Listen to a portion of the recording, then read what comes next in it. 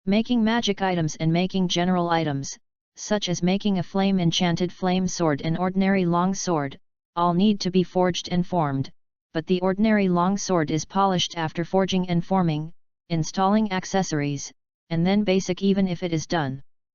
After the magic sword is forged and formed, it needs to go through several tedious steps.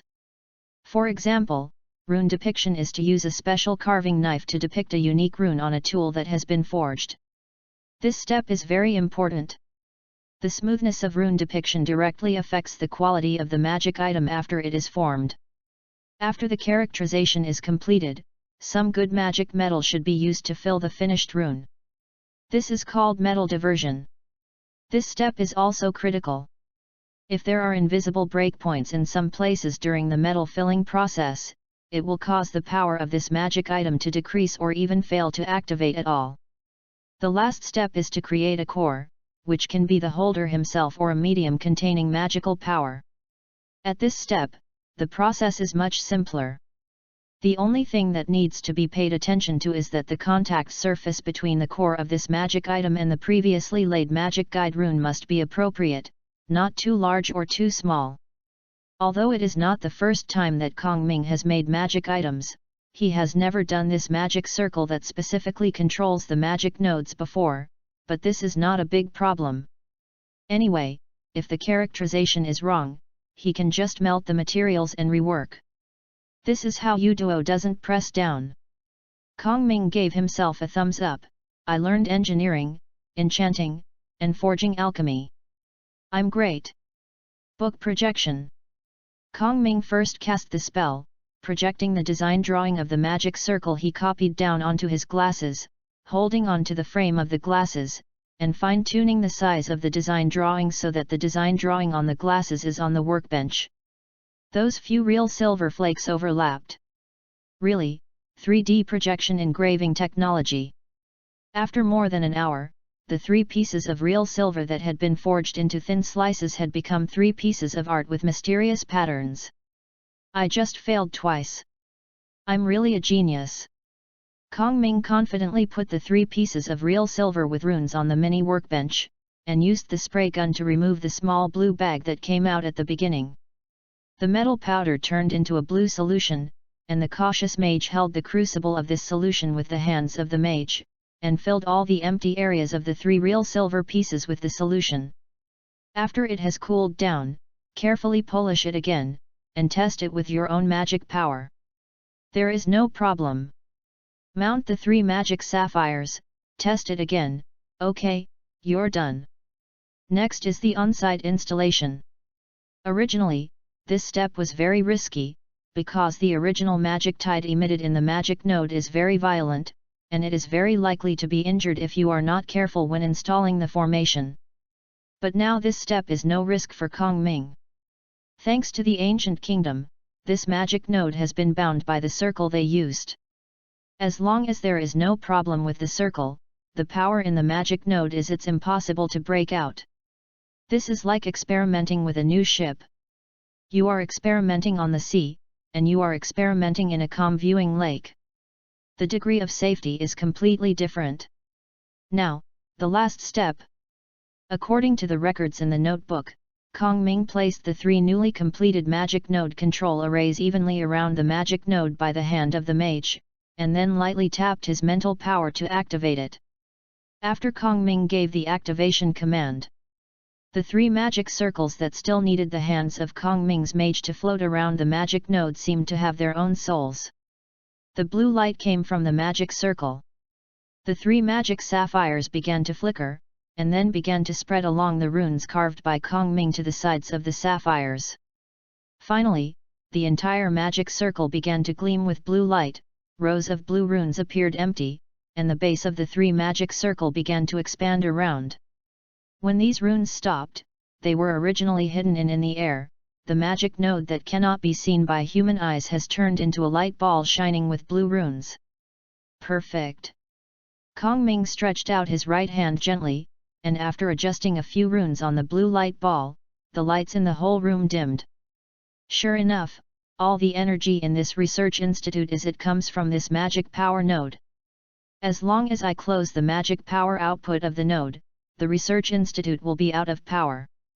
Before Kong Ming finished speaking, he heard the voice of Irita, the second person, behind him. What's wrong? What's wrong? How did this thing stop? Is this a trap? With Irita's voice, Kong Ming immediately unlocked the control of the magic node without hesitation, and re-energized the institute. When? It's still a step too late. Kong Ming held his glasses with one hand and looked helplessly at the slightly deformed elevator door, and Alrita, who was standing in the door holding an iron rod, slammed his own with his left hand. Give your right hand, make you cheap. Boss, there must be a trap here. Alrita took her big iron rod and looked around vigilantly. When I was about to sit down in this small room, it suddenly stopped moving. Some bad guys want to lock me up and smash each of us. Fortunately, I'm smart and broke the door, otherwise you might be the boss. Why should I cut the power? Kong Ming took his right hand again without hesitation. Wait, boss, what's that?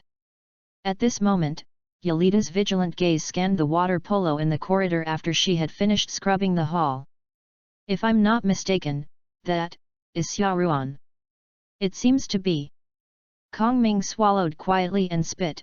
Look, Yalrita, this blue ball of light looks good. Boss. Yalrita looked directly at Kong Ming with a serious face, and the big iron rod in her hand knocked on her shoulder. Can you tell me why you brought it specifically for cleaning Xiaoruan? Come here, do you want me to take the brethren to clean the hygiene here with a rag and broom? This, that.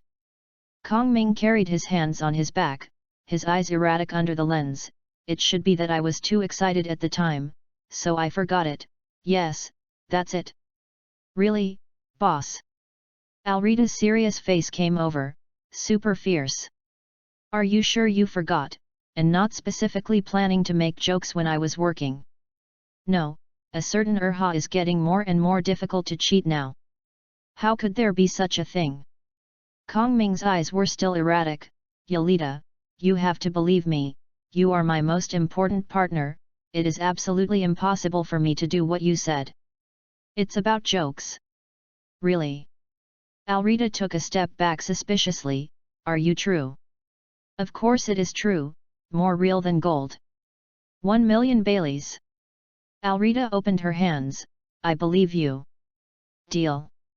Kong Ming immediately took out a stack of banknotes from his pocket and patted it in Alrita's palm.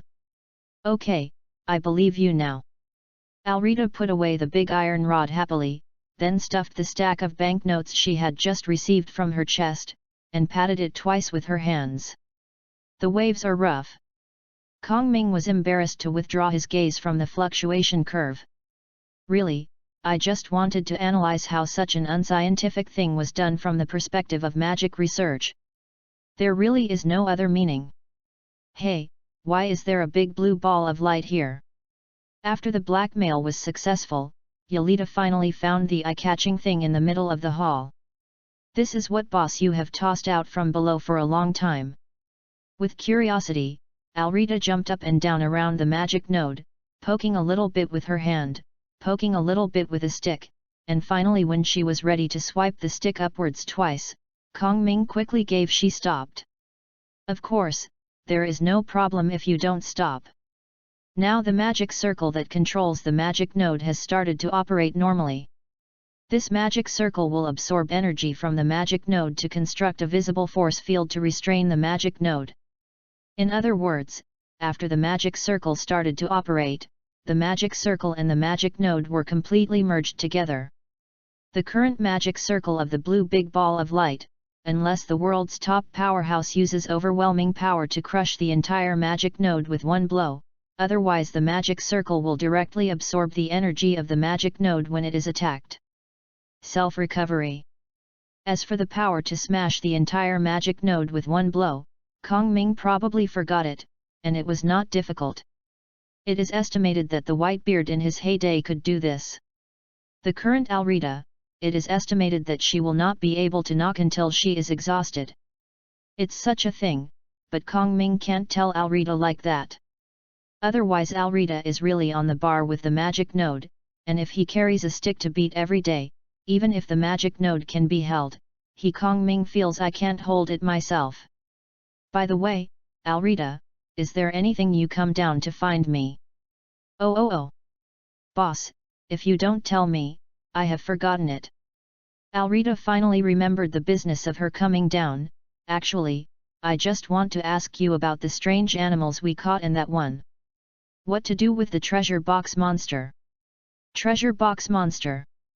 Kongming held his glasses with a dazed expression. What treasure box monster?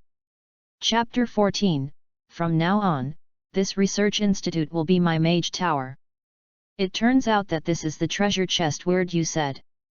Kongming stood in front of the institute, looking at this weird thing in front of him.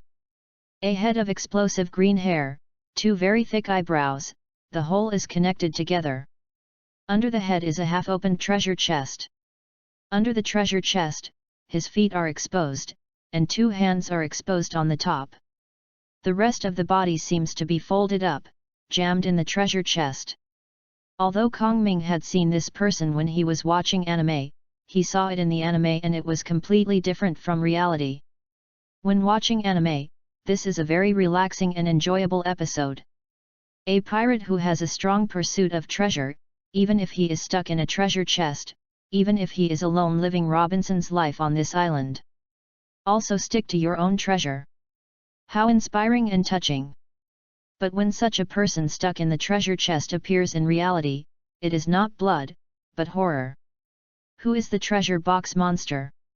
The guy in front of me who is the treasure box monster is paddling his feet, jumping around, two pairs stuck in the treasure box, only the palm of his hand is still waving.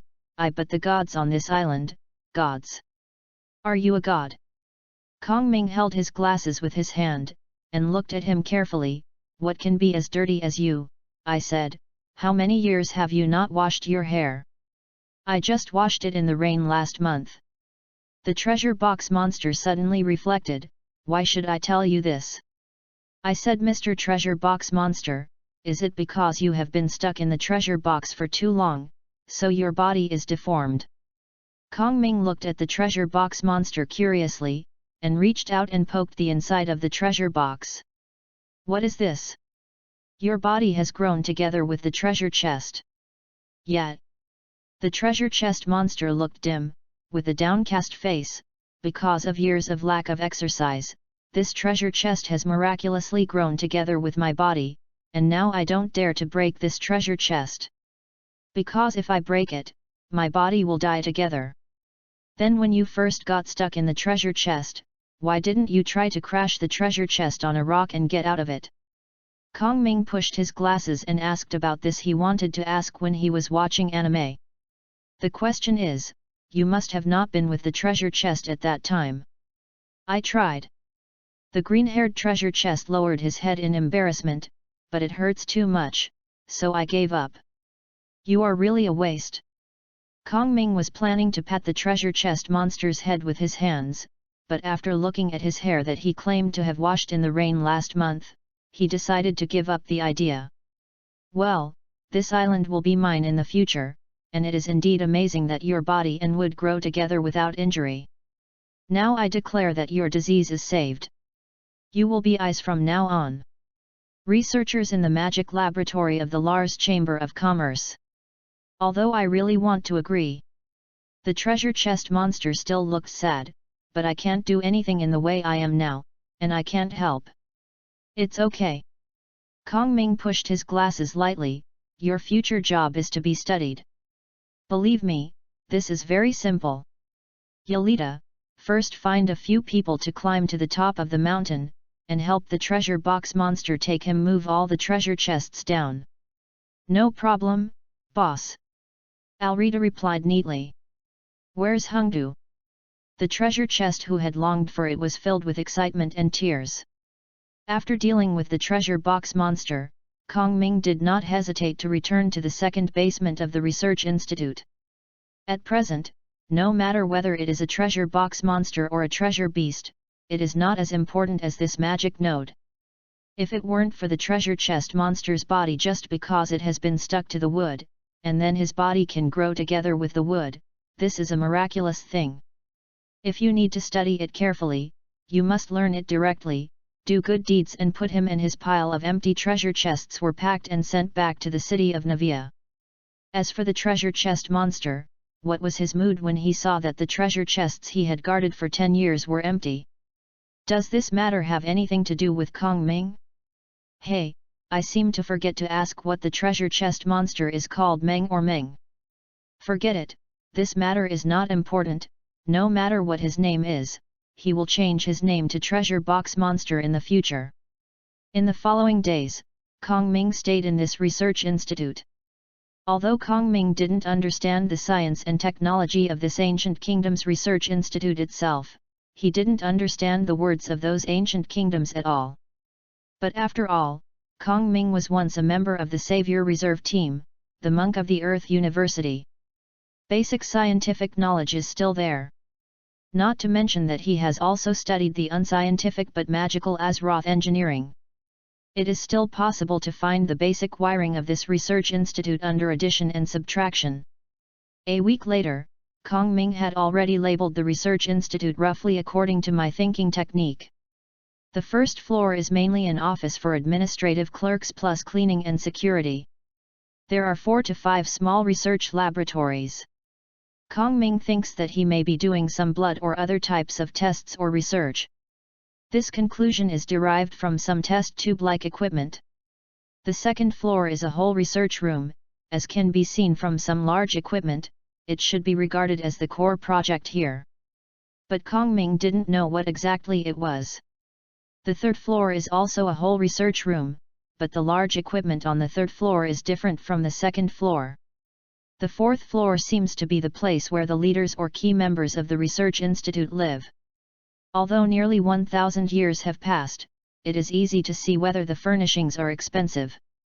The basement floor should be the staff dormitory, because the furnishings are extremely simple and there are few luxury items. The center of the second underground floor is the generator transformed by the magic node, so this layer should be the core of the research institute. In the rooms around the magic node, there are some small research rooms similar to the first floor. It can be seen from the number of electrical equipment that the status of researchers here should be higher than that of the first floor. The third floor underground is very strange. The floor and walls are covered with thick steel plates, and they are empty. I don't know what they are for. The fourth and fifth floors underground are the same places as the prisons, and Kong Ming noticed that the fences of these prisons were still electrified, which should be used to detain some scary things. Moreover, the third, fourth, and fifth floors of the basement of the institute have specially opened up a path that can go back and forth between each other. This road is quite wide, and a jeep can easily get on and off. The kind of mummy with a look of fear that Kong Ming found on the first floor has also been found in other places in the institute. There are more than 100 people in total. Judging from the location of these mummy, Kong Ming estimates this research. All personnel in the institute should be completely wiped out here. But what is a bit strange is that the prisons on the fourth and fifth floors were empty. Kong Ming didn't know if the prison was empty, or if there were other reasons. Judging from the layout of this research institute, what they were researching did not exceed Kong Ming's expectations. It should be the use of biological experiments to create weapons or viruses. But in the end, if they got off and killed themselves, Kong Ming didn't know. Perhaps, the answer to this question has been permanently annihilated in the dust of history with those dead corpses. Alrita had originally suggested finding a place to burn all the corpses clean, once and for all. However, Kong Ming was cautious and felt that he should keep 2 specimens. After picking and choosing, except for the 2 or 3 corpses that Alrita found pleasing to the eye, all the rest were pulled out of the institute and found a place. Burned. When cleaning the mummy, Kong Ming collected all the papers with ancient characters in this research institute by the way. Although he couldn't understand it, there were always people in this world who could understand. After sorting out all the leftovers of this research institute, Kong Ming made a decision. He wants to transform this research institute into his first Mage Tower, not the kind he made in Navia City to make up the number, but the real one, with element pools, tower spirits, and golem-making workshops. The real mage tower that can conduct magic experiments and research. So those crew members on the Egwin were mobilized to do coolies. The first is the prison on the 5th floor. Kong Ming intends to clear it out and build the element pool of the mage tower. Half a month later, all the 5 underground floors of the institute were evacuated, and the iron fences of those prisons were completely removed and shipped out of the institute. Yelida instructed the pirates to use these fences to add a yard to the stone tower, and then transplanted some flowers from the island in it. However, Kong Ming didn't tear down the prisons on the 4th underground floor. He threw in some experimental mice he had caught from the bison pirates. The element pool is the most important core component of a mage tower. In Azeroth, or in any world, the 4 elements of earth, water, fire, and wind are the basic modules that constitute the material universe, but the entire world is not only composed of elements. The world is also full of light and shadow, life and death, order and chaos, and other 6 different forces. They stir up each other and together maintain the balance of the whole world. As a mage, or arcanist, the power that Kong Ming controls is the arcane energy from order. Arcane energy is extremely unstable. To control this power requires extremely precise operation and superb concentration, so few wizards regard arcane energy as their preferred energy for the mage tower. Kong Ming is no exception. He is only a mage apprentice now, and he can't talk about manipulating arcane energy, such high-end things, so he can only honestly use the 2nd underground magic node to get through the pirates on the 5th underground floor. Pass the world to the element world, and then use the energy leaked from the element world to power your mage tower. As for why Kong Ming didn't do this in Navia before? Kong Ming would not admit that it was because his abilities were too frustrated. Without a powerful energy source like the magic node, he would never be able to open up the passage between the pirate world and the elemental world. But the element pool, even the lowest element pool that Kong Ming plans to do now, is not a simple project that can be completed. First, Kong Ming needs to use magical metal or elemental crystals with very good transmission performance to transmit the power of the magic node located on the 2nd underground floor to the 5th underground floor. This thing was not difficult at first, but the problem is that the current magic node is still surrounded by a circle made by the Great Kingdom that converts magic into electricity. In the case that Kong Ming didn't want to remove the ring, how to ensure that the magic guideline and the ring itself would not interfere with each other or even short-circuit, which troubled Kong Ming for 2 days.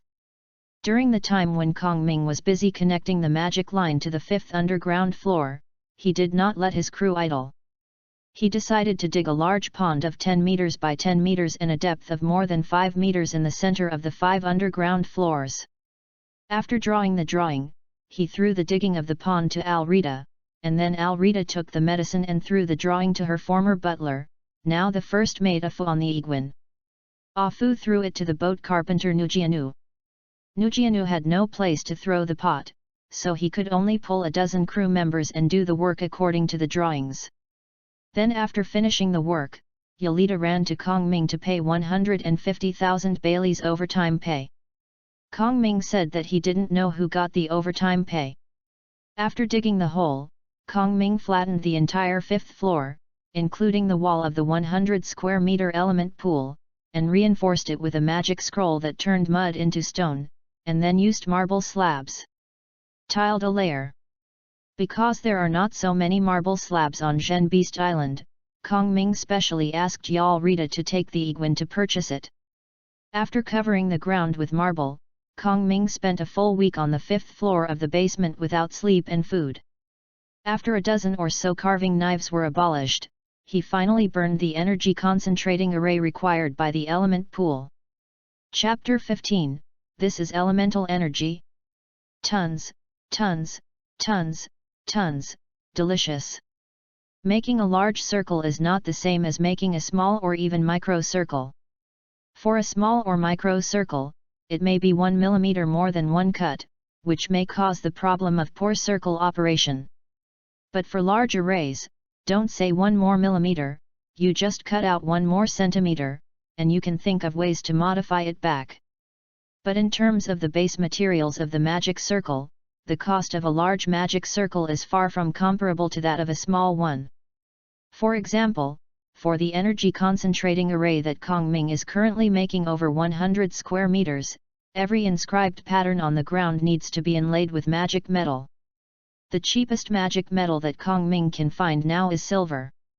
In other words, Kongming needs to use silver to spread a flower-like thing with an area of more than 100 square meters and a thickness of more than 5 millimeters on the 5 underground floors. Thanks to Kongming's development over the past few years, the current Azeroth Chamber of Commerce is no longer short of money. If it were placed 2 years ago, even if Kongming found the magic node, he would not be able to build his own mage tower. After the silver gathering array was laid, Kongming used the energy of the magic node to conduct a test on the gathering array. The results made him very satisfied. The entire gathering array was running perfectly. But this is not the end. Next, Kongming needs to use the power of the magic node to open the passage from the pirate world to the element world around the element pool, and use the power of the magic node to maintain and fix this passage. These 4 magic arrays leading to the 4 element worlds, including earth, water, fire, and wind, require materials that are not as simple as energy concentrating arrays.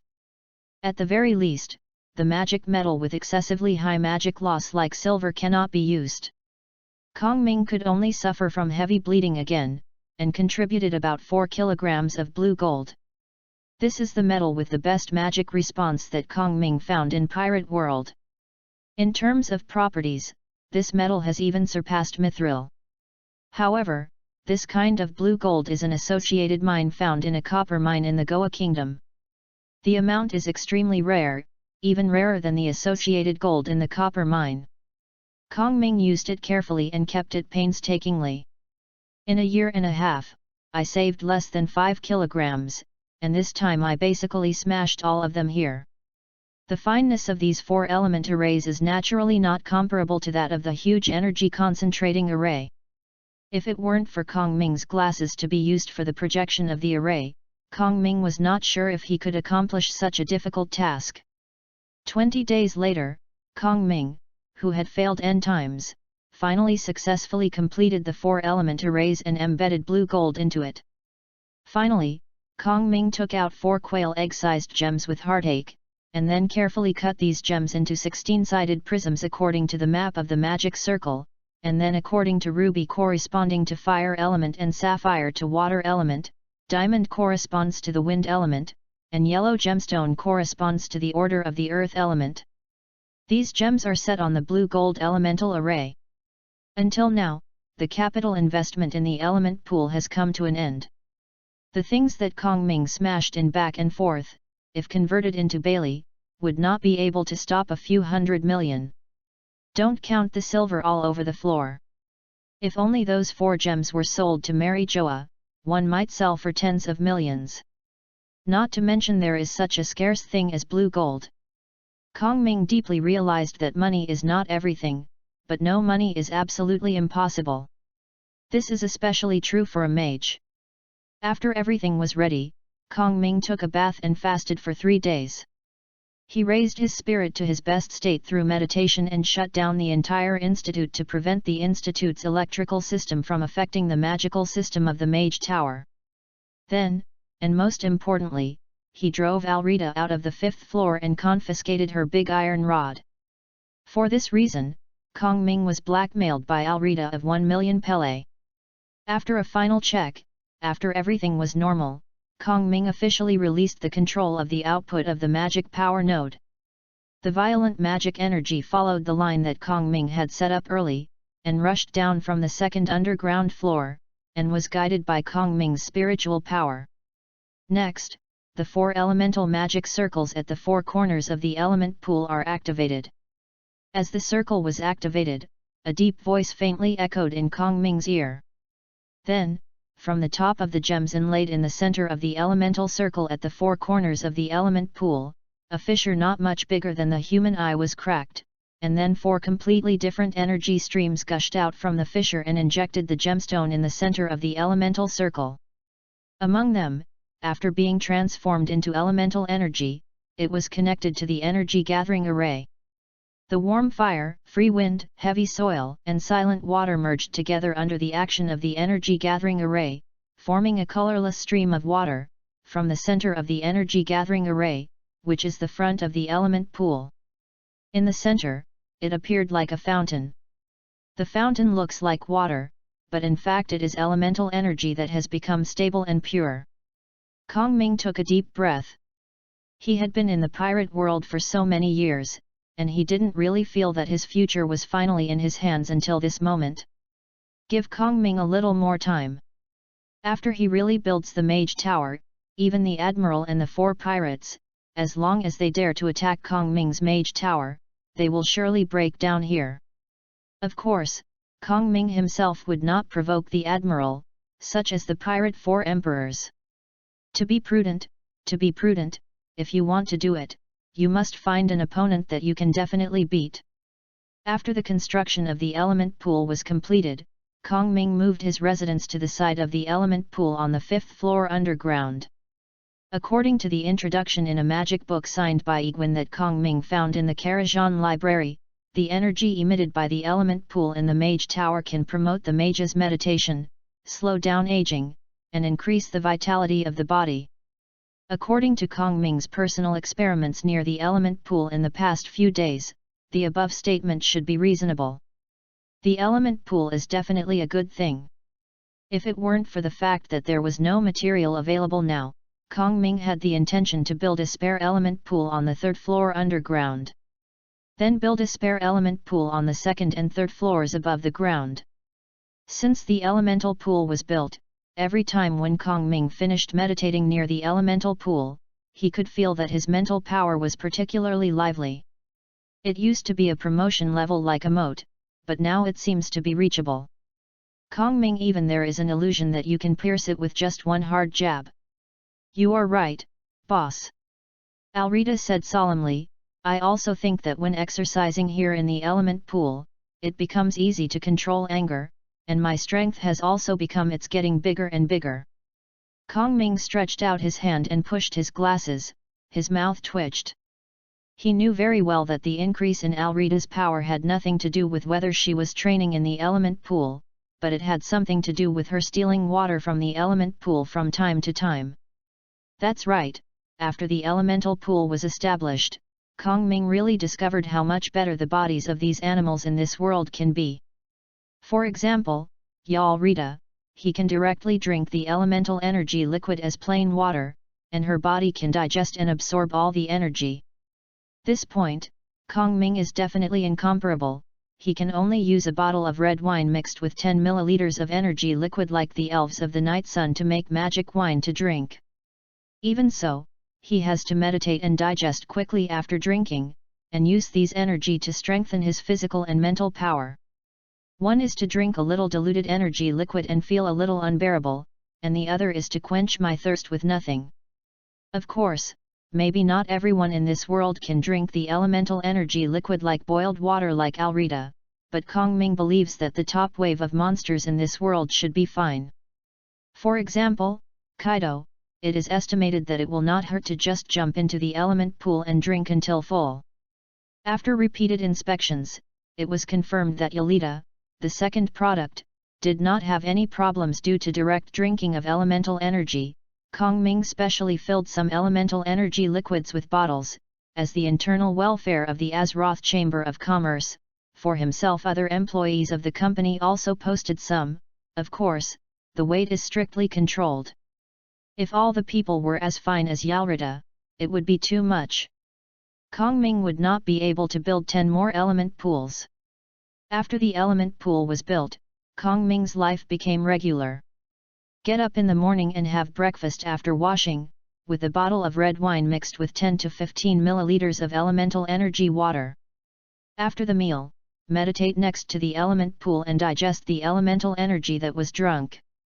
After the meditation is over, some daily affairs of the Azeroth Chamber of Commerce are handled through the phone worm, and then the medicinal ingredients of some rare plants collected by the sailors of the Iguin yesterday from Jeonju Island, and the herbs of Azeroth comparing. After almost finishing all of this, it's time to have lunch, with a bottle of elemental red wine, continue to meditate after the meal, enter the Karajan library to learn new knowledge, and come out after dinner. After dinner, practice the swordsmanship of the mage, move your body, go to the third underground floor to practice magic skills, until the spiritual power reaches the bottom, return to the element pool to meditate, and sleep after recovery. The schedule is very full, but Kong Ming feels very fulfilled. He can learn new knowledge every day and feel his progress every day. For people like Kong Ming who love to learn, this is a heavenly day. Of course, it would be even better if Irida, the second person, doesn't practice martial arts when he is meditating, grabs alcohol when he eats, and laughs when he practices sword. Fortunately, Karajan, the second person, doesn't know and can't get in, otherwise Kong Ming really doesn't know where he can go to hide quietly. However, unlike Kong Ming's step-by-step improvement, her strength and physical fitness have begun to improve by leaps and bounds while taking elemental energy as drinking water every day.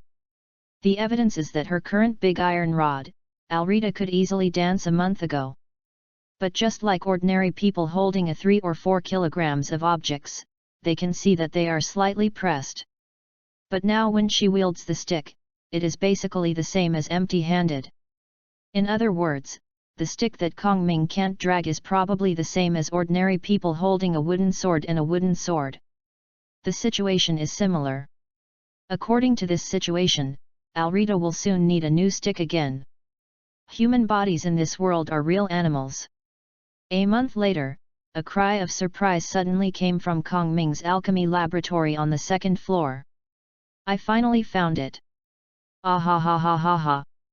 Sitting boringly in the hall, Xiaoruan, just give Xiaoruan an order to wipe the table, and then wait for Xiaoruan to slowly climb up the table along the legs of the table, and immediately put Xiaoruan badly. Arita, who reached the ground and waited for Xiaoruan to climb up again and then brought it down, turned her head curiously after hearing the sound. Boss is drinking too much in the lab again. At this time, Kong Ming still didn't know where Alrita outside was maliciously speculating on him. In fact, Kong Ming has always thought that his alcohol intake is still good. Well, it is good among the people on Earth. Human bodies in this world are real animals. Chapter 16, Bring that little white mouse. No, volunteers. Kong Ming is simply ecstatic.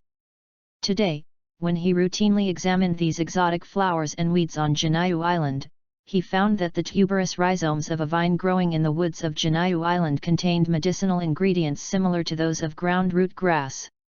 The degree is over 95%. It's a little bit worse, but it doesn't matter, it can be processed by means such as purification. If the magic node discovered here a few months ago can make Kong Ming's control more powerful, then today's discovery can make Kong Ming himself even more powerful. Holding the test and comparison data in his hand, Kong Ming felt waves of turbulence in his heart. Although at the beginning of the journey, Kong Ming said to himself that coming to the pirate world is very good, better than going to World of Warcraft. But in fact, Kong Ming knew very well in his heart that neither of these two is actually a good thing, but the difference between 10 deaths and 9 deaths. Even if the top player in One Piece world is much worse than World of Warcraft, so what? For a human being on Earth like Kong Ming who is fighting against the 5 scums, what is the difference between being hacked to death by a pirate with dozens of fighting power or being swept over by Deathwing with a fighting power of hundreds of millions and then burnt to ashes inexplicably? The difference may be that the former died more painful. Kong Ming admitted that he was terribly afraid of death. He was completely unable to do the other seniors of the Traversers. Once he traversed, his mentality immediately evolved from a fat house in a city to a warrior who had experienced many battles and lived to death. Even after Kong Ming had traveled for several years, he didn't have the mentality of a fighter. What Kong Ming can do is just to pile up all kinds of things that can save his life. He desperately learns knowledge, even when he is a tourist, as long as there is time to sit down and rest, he will immediately enter Karajan and start. Use all kinds of knowledge to stuff his head. When setting up a market stall, he always read a book he copied down in his hand. He learns lingua franca, Elvish language, magic, enchantment, alchemy, engineering, and various traps. He learns to fight iron, learn firearms, learn swordsmanship, learn implantation, learn medicine, learn all the things he thinks can save his life. He didn't dare not learn it. He worried that if he didn't learn this thing, what would he do if he encountered a scene that was just right to use in the future? He forced himself to kill in safety, first by the gangster who tried to rob and abduct him, then by the blackmailing gang, and finally by the pirate who robbed the passenger ship. First he used a rifle to shoot at a distance, then a pistol was aimed at a long distance and fired, and then he was shot on the forehead with the pistol, and finally, when he could face each other, he stabbed the opponent to death with a single knife. His heart did not beat and his hands did not shake. He doesn't like killing people at all, but he must force himself to get used to it. Otherwise, in this grassy world, what if you fall into a life and death scene?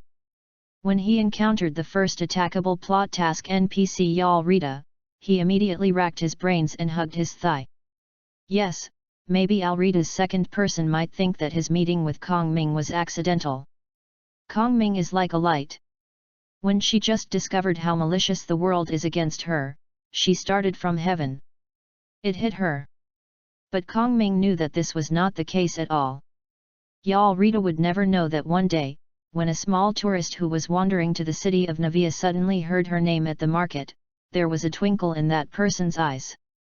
She wouldn't know how much investigation work the little traveler did and how much Pele had been spent in the early stage just for the right encounter with her. She would not even know how the little traveler, who had just become a mage apprentice at the time, squeezed his mental power in order to take out the deceitful orb that could change her life from Karazhan's gallery. Rolling on the ground with painful death and alive. Alrita might think that their encounter was destined by heaven. But Kong Ming knew in his heart that it was actually a carefully planned scam, from the money of Yelita to the people of Yelita.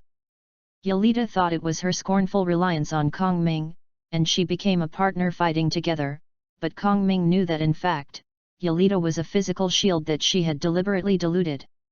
Without him, Alrita might be laughed at, and she might end up on the path of a female pirate, but she would never have started sailing when she was a teenager, and she would never have been out for a short time.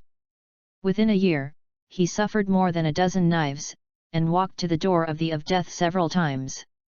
The dozen or so knives should have been cut on the body of the leader Kong Ming. In this world, for Kong Ming, an ordinary newcomer, even if he is fully prepared, there will inevitably be times when he can't take care of it. Therefore, Kong Ming can now unconditionally indulge Alrita, no matter what she does. He can laugh bitterly, and then start to deal with the aftermath. For example, Yelita secretly collects tons of magic water in the element pool every day. As long as Kong Ming confirms that there is nothing wrong with Yelita, he will pretend not to see it. Try it for someone else. I am the leader of the Chamber of Commerce. I have nothing for you. You must not grab it yourself. So although Alrita is now very strong, Kong Ming never intended to let Alrita be the same as other captains of the Azeroth Chamber of Commerce, but always put her in a safe place. Therefore, even though Kong Ming knew that Alrita's current character was too detached and it was not good, he was unwilling to correct her.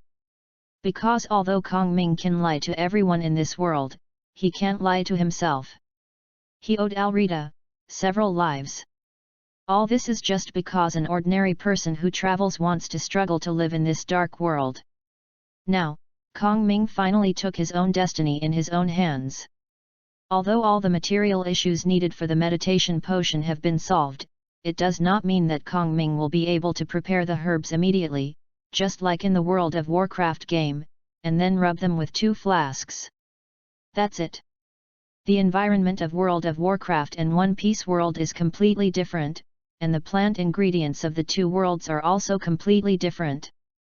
Even though the ingredients of the two medicinal herbs are 95% the same, the other 5% of the difference is not disposed of. The effect of the medicine may be greatly different when the medicine is being prepared. In the next few days, Kong Ming's whole body was stuck in the alchemy laboratory. Except for the daily routine meditation, he put aside all work. The whole body was getting thinner and thinner. In the end, Alrita couldn't stand it anymore and rushed directly into it. The laboratory tried to stun him with a stick and force him to rest. As a result, the trap set by Kong Ming in the laboratory was put down first, and then the harsh siren awakened Kong Ming, who was indulging in work. I am afraid that Kong Ming could work overtime in the laboratory to sudden death. Of course, this is also because Kong Ming himself was too focused, so he didn't even notice that Alrita rushed into the laboratory. If it were normal, he would have put a shield on himself and put the fuse at the door of the laboratory. The trigger-type lightning trap, the stun gun on the wall, the glass partition that separated him from the intruder, the pit on the floor, and the alarm on the roof were all turned off. But since then, Alrita never rushed into his laboratory casually. This is also a good thing, right? A week later, a blue bottle of potion was placed in front of Alrita. This is the potion you said you can become smarter by drinking. Alrita salivated looking at the potion. It looks so good. Are you brainwashed by the water in the element pool? Kong Ming reluctantly covered his face with his hands. Why do you think the blue water looks delicious? Can you give me a try on this bottle? Alrita didn't seem to be listening to what Kong Ming was saying. Of course, no. Kong Ming patted a small paw trying to steal the bottle. This is the first finished bottle. I don't know what the effect will be, so I can't give it to you. Is it really bad? Alrita poked her face with her little paw, but my instinct tells me that this thing is not dangerous at all. Sorry. Kong Ming replied decisively, I only believe in science, no. I only believe in magic, no way, anyway, I just don't believe your instincts. At this moment, an old man in a housekeeper's suit walked in from outside. Behind him were two crew members on the Iguan, and a sturdy man in shackles and handcuffs. Master, Miss. The old man politely nodded to Kong Ming and Alrita. The volunteers you mentioned have already been brought here. This old man is the former butler of Alrita, and now the first mate Alfred on the Iguan. Kong Ming is abbreviated as Afu. Kong Ming didn't know why Afu was not by Alrita's side in the original history. He might have died, or parted ways with Alrita, who became a pirate. But in this time and space, he has always been loyal. Follow Alrita's side. Okay, thanks for your hard work, Afu. Kong Ming nodded slightly in return. This little white mouse, it's not right. The volunteer was once a member of the Batar pirates. After Kong Ming caught them last time, he specially found a few prisoners who were weak and did not look like revenge on society. Guan in his own mage tower. Even if they came to Zhen Beast Island this time, they were thrown into the prison of the Iguan and brought over. No way, it is impossible to engage in pharmaceutical research without the help of the white mice, no, volunteers. Even Kong Ming, a famous entrepreneur in the East China Sea, a world government partner, a famous philanthropist, and a great philanthropist in the East China Sea, can only find volunteers among the pirates who do no evil, instead of giving up human experiments. Kong Ming believes that if these pirate volunteers know what they are doing now and how much they will contribute to the world in the future, they will be grateful with tears that they have given them this opportunity to benefit society. That's right, the volunteer in front of him was already moved to the point of tears. You two, invite me this volunteer to the shelf first. Kong Ming pointed his finger at an ergonomic shelf specially placed on the wall of the alchemy laboratory. Remember, all hands and feet must be buckled to death. Make sure that the volunteer's limbs cannot move at all. Listening to Kong Ming's words, the volunteer made a desperate sound and struggled backwards, but his struggle was completely useless. With the help of two sturdy men, he was still sent to the shelf. Locked into an X shape. By the way, in order to prevent the volunteer from biting his tongue when he is struggling. Kong Ming picked up a mouth stopper from his desk. You two will also install this thing on the volunteer, by the way. We must be people-oriented and cannot treat volunteers as disposable items. Kong Ming was very pleased to see that when this volunteer heard what he thought of him, the whole person was touched, really broken, and Kong Ming could clearly see that his whole person was slipping towards the ground. After the two sturdy men helped the volunteer install the mouthpiece, Kong Ming instructed them to put a gastroscope into the volunteer's mouth, and then put some probes to collect body data by themselves. Give it all to this volunteer. He. The whole body muscles moved by the volunteer began to tremble. Chapter 17, Drinking the blue bottle can increase the existence of strength. Are you afraid? This whole set of human body data collection system is made by Kong Ming based on the medicine of the earth and the magic research of Azeroth, especially the research of undead spells, plus some medical knowledge of pirate world.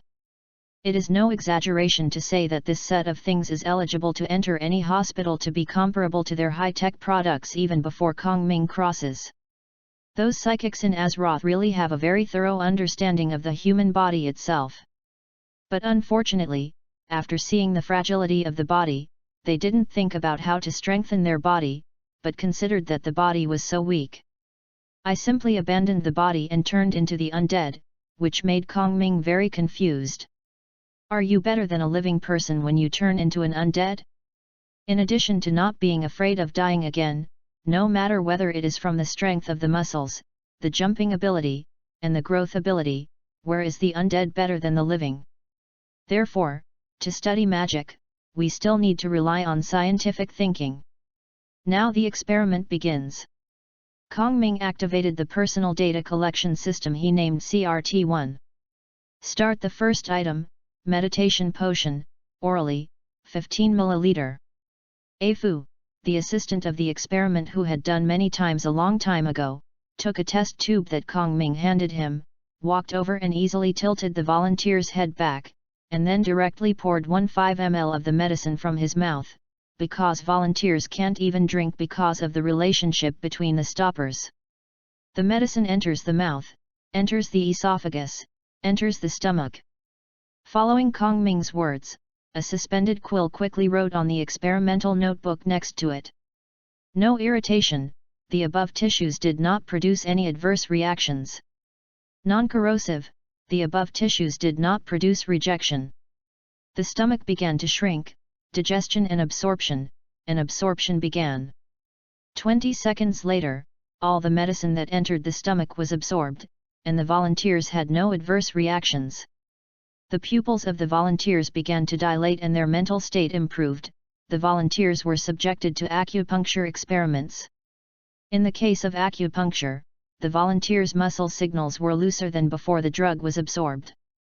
The volunteers were subjected to hallucinogenic stimulation experiments. The stimulation failed, the volunteer broke free from the hallucination.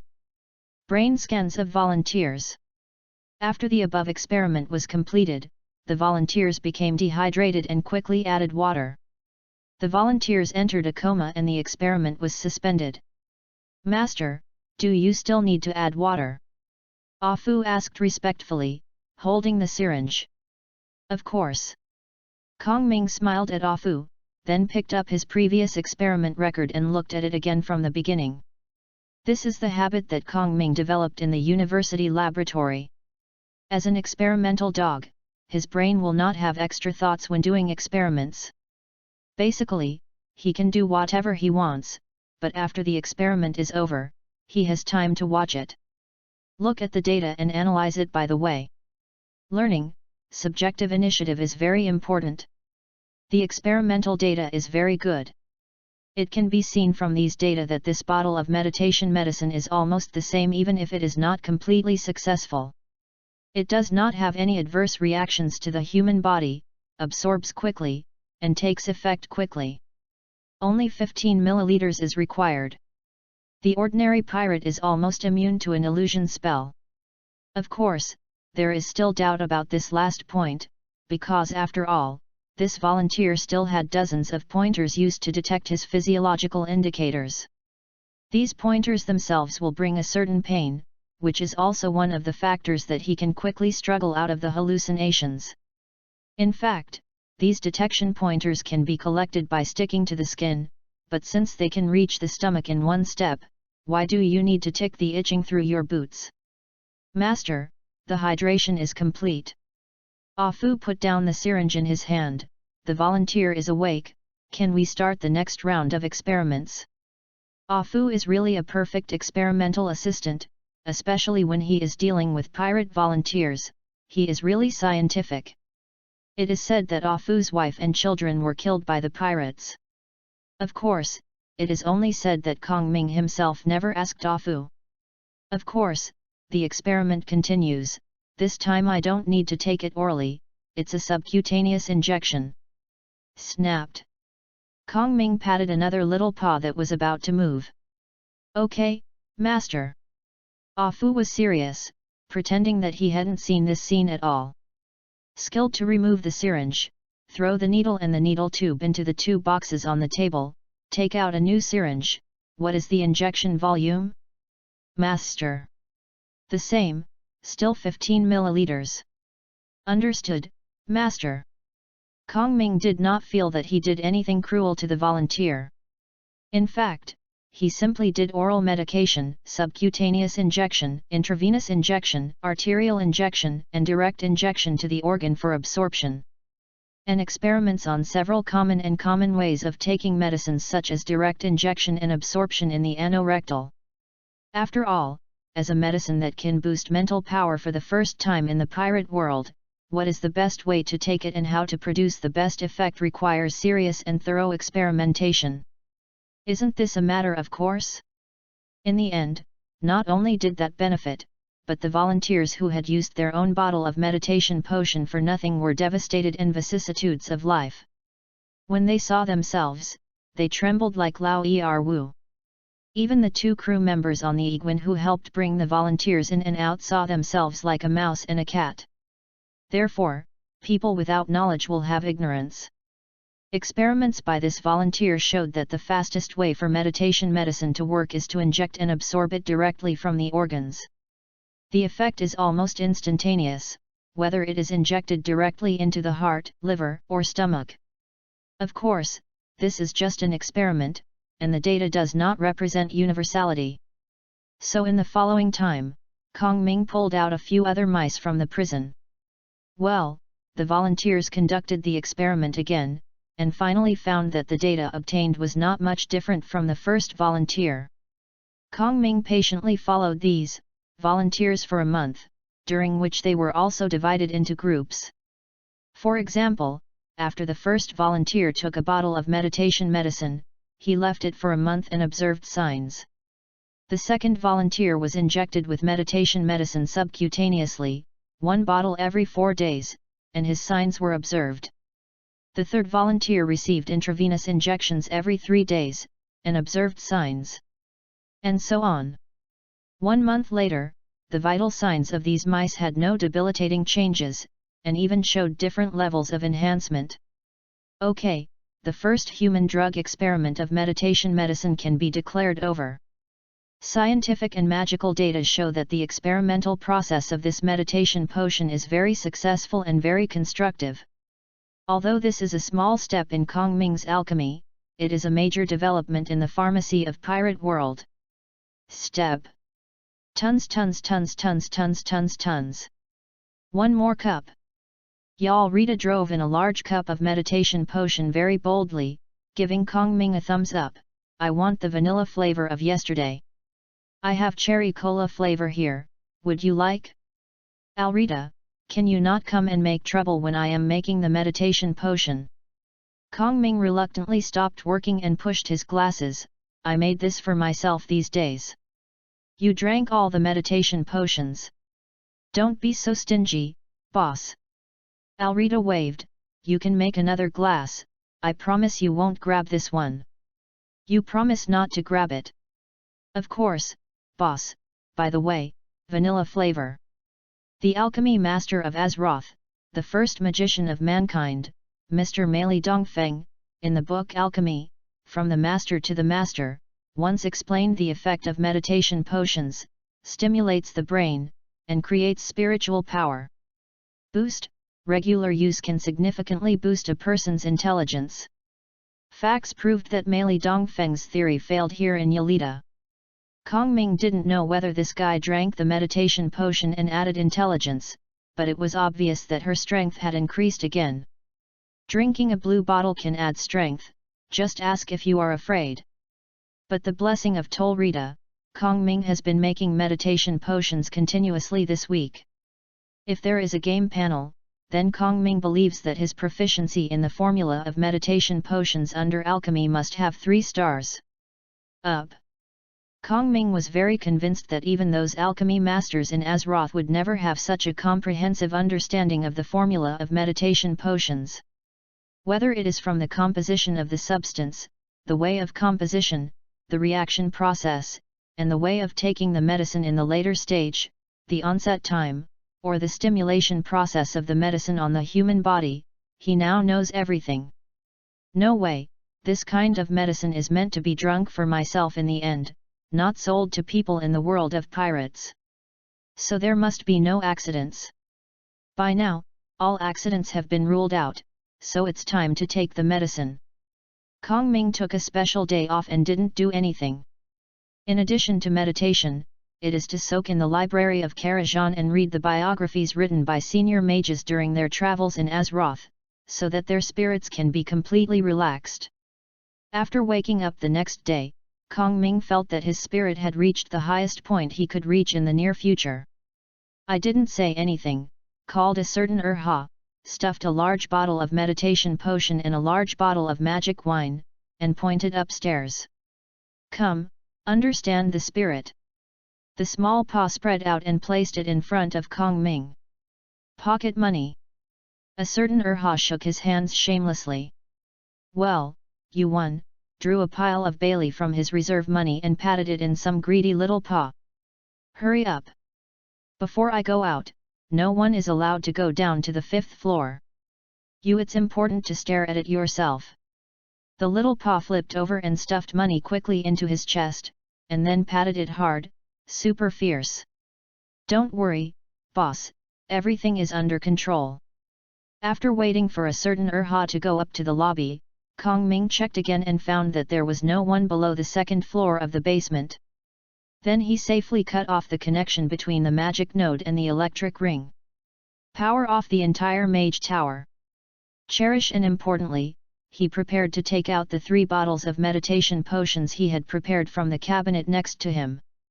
1 bottle was taken, 1 bottle was reserved for fear of insufficient efficacy, and the last bottle was reserved.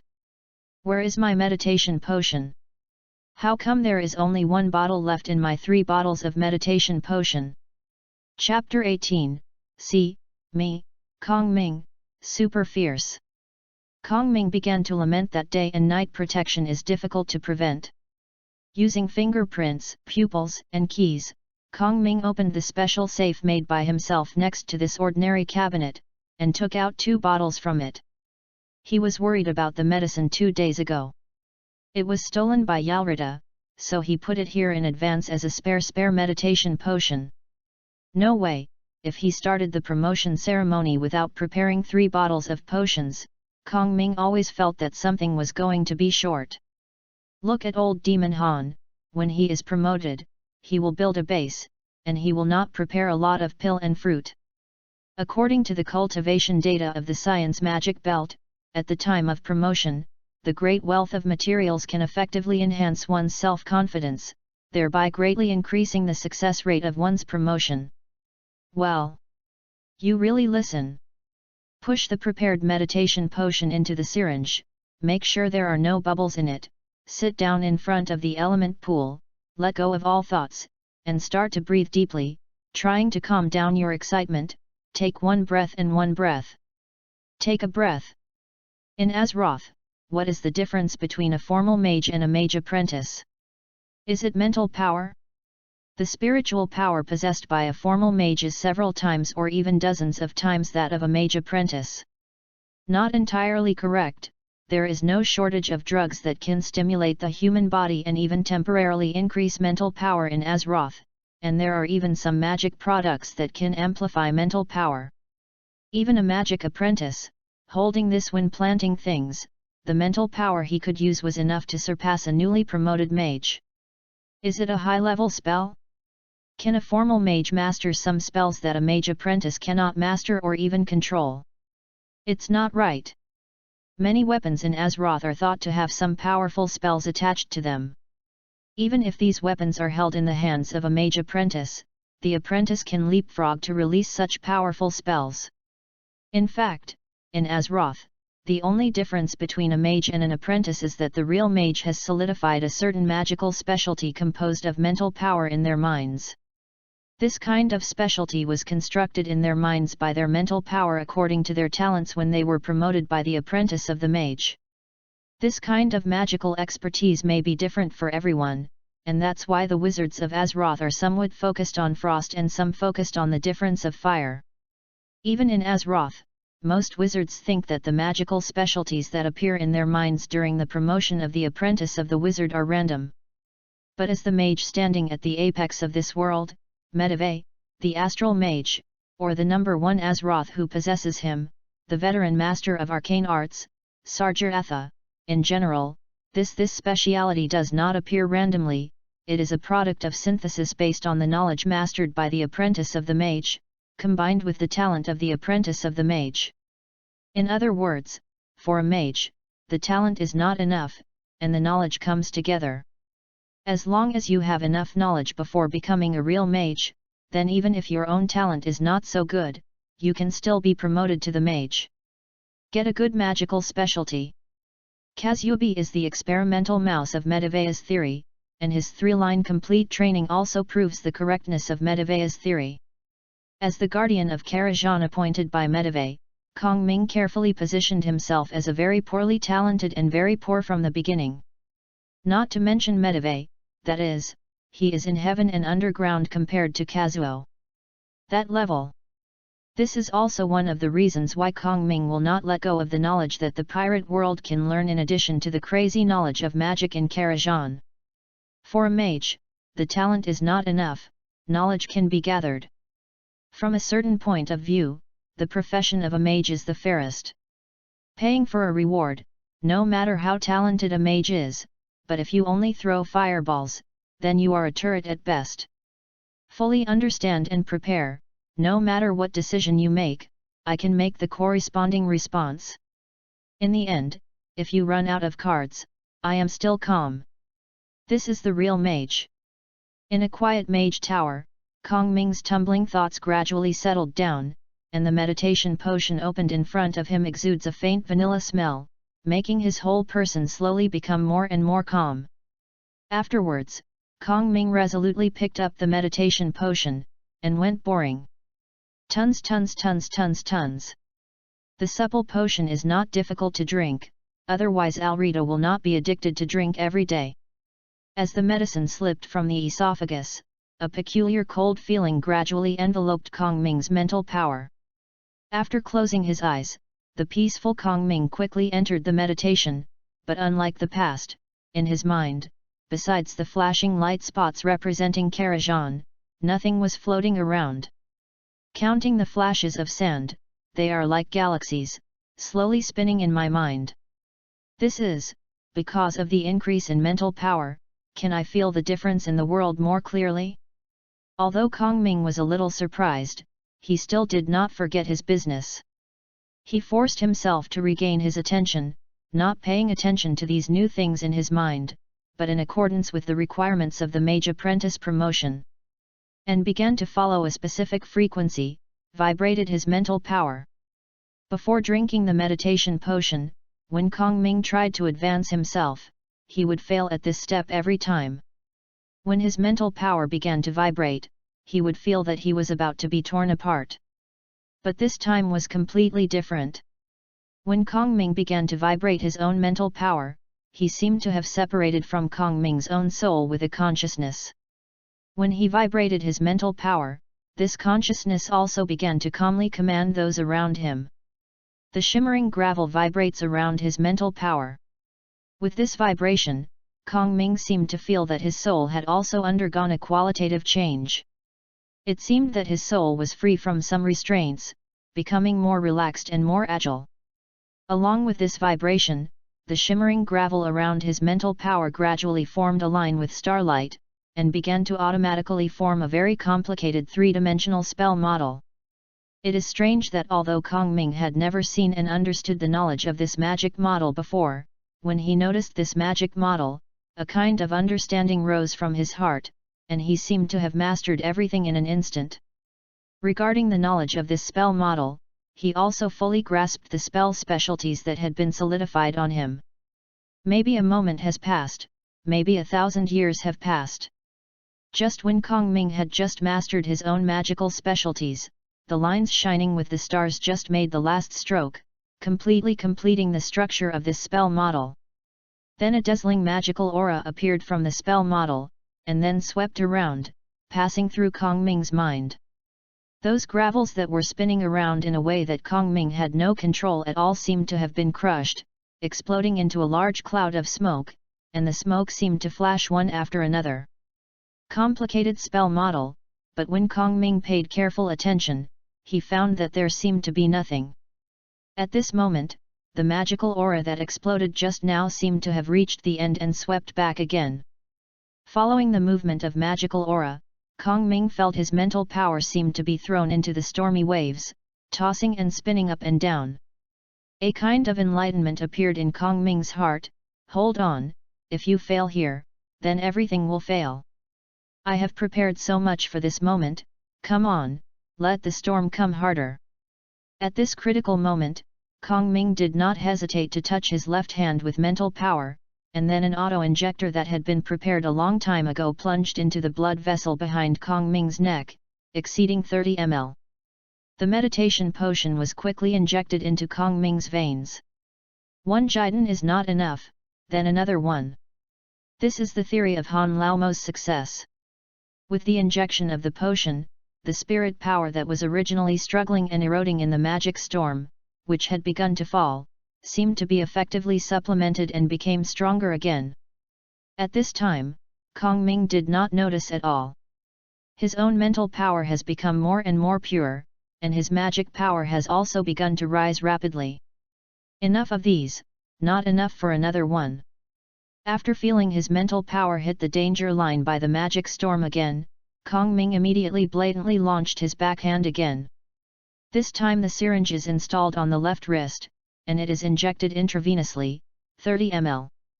His mental power rose again and continued to fight against the magic storm in Kong Ming's mind. Go on. Kong Ming's consciousness clamored in his mind, I still have a dozen syringes on my body, there is a way to continue. I am fierce, even I am afraid. The magical aura seemed to be frightened by the super fierce Kong Ming, and gradually gave up fighting with Kong Ming's mental power, contracted together, wrapped the newly formed spell model, and formed something like a transparent and beautiful crystal.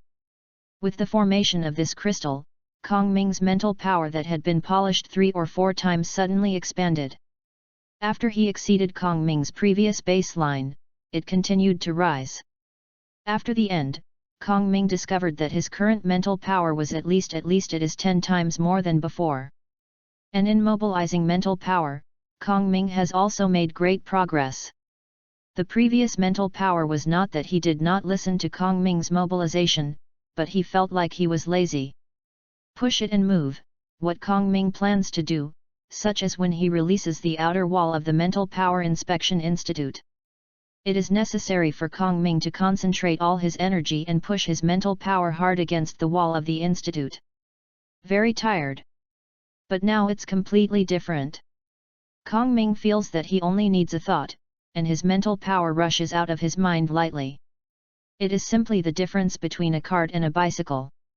But these changes don't really matter. The most important thing is the magical speciality gained during this promotion. When he realized that he had obtained such a special skill, he was as steady as Kong Ming, and he couldn't help but let out a fuck sigh. Chapter 19, What? Black Cat Crow ran away with the goods? Energy control, spell specialty. You have a deep understanding of the mystery of the mutual transformation of energies under order. Your control of arcane energy is increased by 20%. When you control other energies by arcane, you can control increase by 30%. P.S. All energy will serve the needs of Order Norganon. After the promotion was over, watching his magic skills after being promoted to Arcanist, Kong Ming entered a state of stunned dog. This specialty is really too strong. As we all know, arcane energy is the most elusive and controllable energy among the 6 attribute energies in the universe.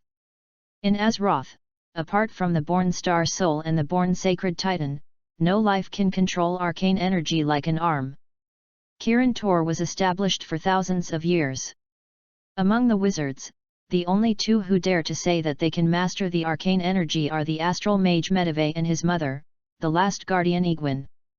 Among them, Egwin took hundreds of years to achieve this, and Medivh was completely intimidated, because he still lived in his body, the biggest boss of Azeroth, Titan Sargeras. But even if Medivh, who was possessed by the Titans, was forced by the Titans, when he was young, he could not control the arcane energy and caused a magical riot, killing his dad Nella's Ellen. And the magical expertise that Kong Ming has now obtained is equivalent to lowering the difficulty of arcane energy control by 2 levels, and this time it has gone from difficult to simple. Not to mention that if Kong Ming controls other energy, he can increase it by another 30%. What is the use of controlling other energies? For example, everyone will understand. Red Goose's lava is elemental energy, Blue Chicken's ice is also elemental energy, and Yellow Monkey's light is even more elemental energy. In other words, when facing Kong Ming, all those who ate the fruits of nature, Kong Ming could rob them of their elemental control rights, and when robbed, Kong Ming's control rights bonus exceeded their own. As soon as I stretched out my hand, your body is no longer yours, so I asked if you were afraid. Of course, this specialty is not omnipotent. It depends on the competition of will between the 2, or if people add armed colors when they are elementalized, Kong Ming estimates that he cannot control it. But even so, this specialty is very powerful. When seeing this specialty, several pictures appeared in Kong Ming's mind.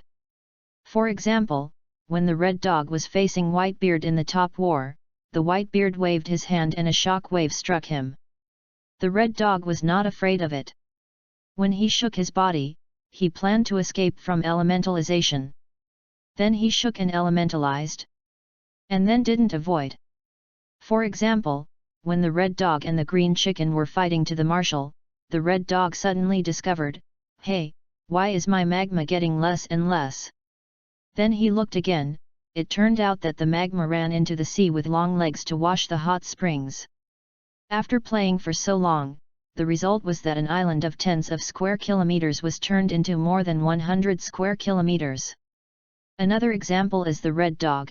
Well, you can't just bully the red dog. There are so many people with natural fruit ability. You can't catch a sheep and smash the wool to death. Let's take another example of the gas fruit ability Caesar.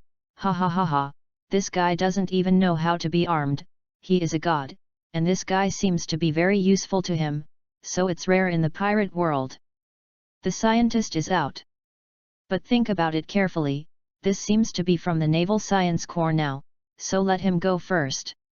After the promotion, Kong Ming, who finally became a first-round arcanist, held his head with his hands, and lay quietly beside the element pool thinking wildly.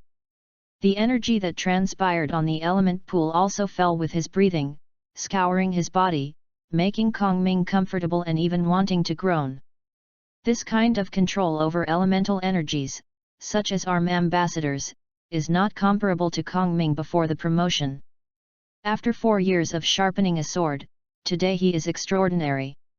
He finally didn't have to worry about one day when he was walking on the road, and he happened to hit 2 masters against each other. As a result, the 2 of them met their opponents, and then he became a scumbag. Of course, today is just the beginning, and Kong Ming believes that one day he can fully control his own destiny. At that time, if you don't want to die, no matter it is the Admiral, or the 4 pirates, or the Hades, or even the Emperor Yumu, no matter who it is, there is no such ability to send oneself to death. I, Kong Ming, will stand on the sky above this sea someday. Kong Ming's gains from being promoted from a mage apprentice to a first-ring arcanist are more than that. After successfully advancing, Kong Ming clearly felt that his connection with Karajan had become closer. Kong Ming knew this was an illusion, because Karajan was actually there all the time, but the previous Kong Ming was limited by his own mental power and could only maintain the kind of connection with Karajan that was just accessible. And now Kong Ming's mental power has been greatly improved, so the connection with Karajan is easier. Kong Ming closed his eyes and thought for a while, then stretched out his hand, a purple shading with golden patterns on it, and a bead about the size of a kiwi fell into his hand. This is the second orb of deception placed in the showroom next to the Karajan library. Kong Ming was not very clear about why Medivh had collected 2 identical orbs of deception when he was collecting it. Could it be said that these 2 orbs are a male and a female? Until now, Kong Ming hadn't noticed it. In fact, the bead he gave to Yalrita was not a deceitful orb, but a Kaldori orb, which was later called the Sindori orb. Something that can transform into a blood elf. And this one in his hand is the real deceitful orb. Kong Ming closed his eyes again, shaking his hand, and the orb returned to where it should have been. Very good, the door between Karajan and I is getting bigger and bigger. After Kong Ming just became a mage apprentice, he keenly felt that Karajan was actually by his side, but between him and Karajan, there was a very hard and strong wall, so Kong Ming could not enter by himself. But although there is no door on this wall, there is a small hole, so Kong Ming can put his mental power into it and form a projection in Karajan. When I was an apprentice of a mage, this small hole seemed to be poked out with my finger, nothing could be taken out, nothing could be put in. And if you have to take something out of it, you have to wrap that thing with your own mental power, and then squeeze it out of the finger-sized hole. That is a very cruel thing. Kong Ming still remembers how he felt when he tried to wrap the deceived orb with mental power and squeeze it out of the hole in order to take the deceived orb out of Karajan. Pulling hard by myself, it seems that a part of my mental power was wiped out by the wall between myself and Karajan, and when I reflected on myself, I felt that I was stabbed in my brain. I just fainted and passed out in pain. Then I woke up and continued to pull the orb of deception. For 3 or 4 days, I didn't know how many times I had fainted. In the end, he fainted. The deceitful orb Rita was using was taken from Karajan. If I first met Alrita, it would be as convenient to take things as it is now. Kong Ming smoothly took out the remaining deceitful orb from Karazan's showroom, and then relaxed again. Go back. Then he grabbed a long sword next to him and tugged. Was blocked. It seems that this door and hole are just my understanding. In fact, it should be that if the quality of an item exceeds the load of my mental power, it can't be taken out. Kong Ming nodded in satisfaction. Next, no need to try again, and then you can go to the laboratory to use weights to determine the exact judgment. Although I can't take out things that are too heavy, this did not destroy Kong Ming's good mood. At least I can take out most of the books similar to Karajan, so that I can use it in some fragmented time. Get up, take out the book from Karajan and read it outside, so that at least 1 more hour of study time a day. Yes, knowledge makes people grow, and learning makes people progress. The fact that Kong Ming became a first-ring arcanist did not have any impact on Kong Ming's daily life, except that the magic liquid mixed in the daily magic wine changed from 15 ml to 30 ml. It is not that Kong Ming can only absorb so much, but if too much is mixed, it will affect the taste of the magic wine. Read books, study, do experiments, meditate, practice magic, make magic props. Kong Ming, who became the first arcanist, did not slow down his pace, but steadily studied and improved. Time flies, 2 months have passed in a blink of an eye. The promoted Kong Ming is rapidly becoming stronger with an amazing speed. 2 months later, his mental power has reached and exceeded the standard of the second ring arcanist. As long as Kong Ming can combine the first ring spell, the spell model is successfully solidified in his mind and linked with his own spell characteristics, then he can successfully advance to become a second ring arcanist. But Kong Ming didn't plan to do it now. After all, there is no obstacle from the first to the second ring. Even if he does not go to the advanced stage, it will not affect him to continue to increase his mental power. It may be because he has accumulated too much during his apprenticeship. The reason is that Kong Ming's current mental strength has grown too fast, and he is not yet ready to advance. What is important for a mage is not his level, but his knowledge.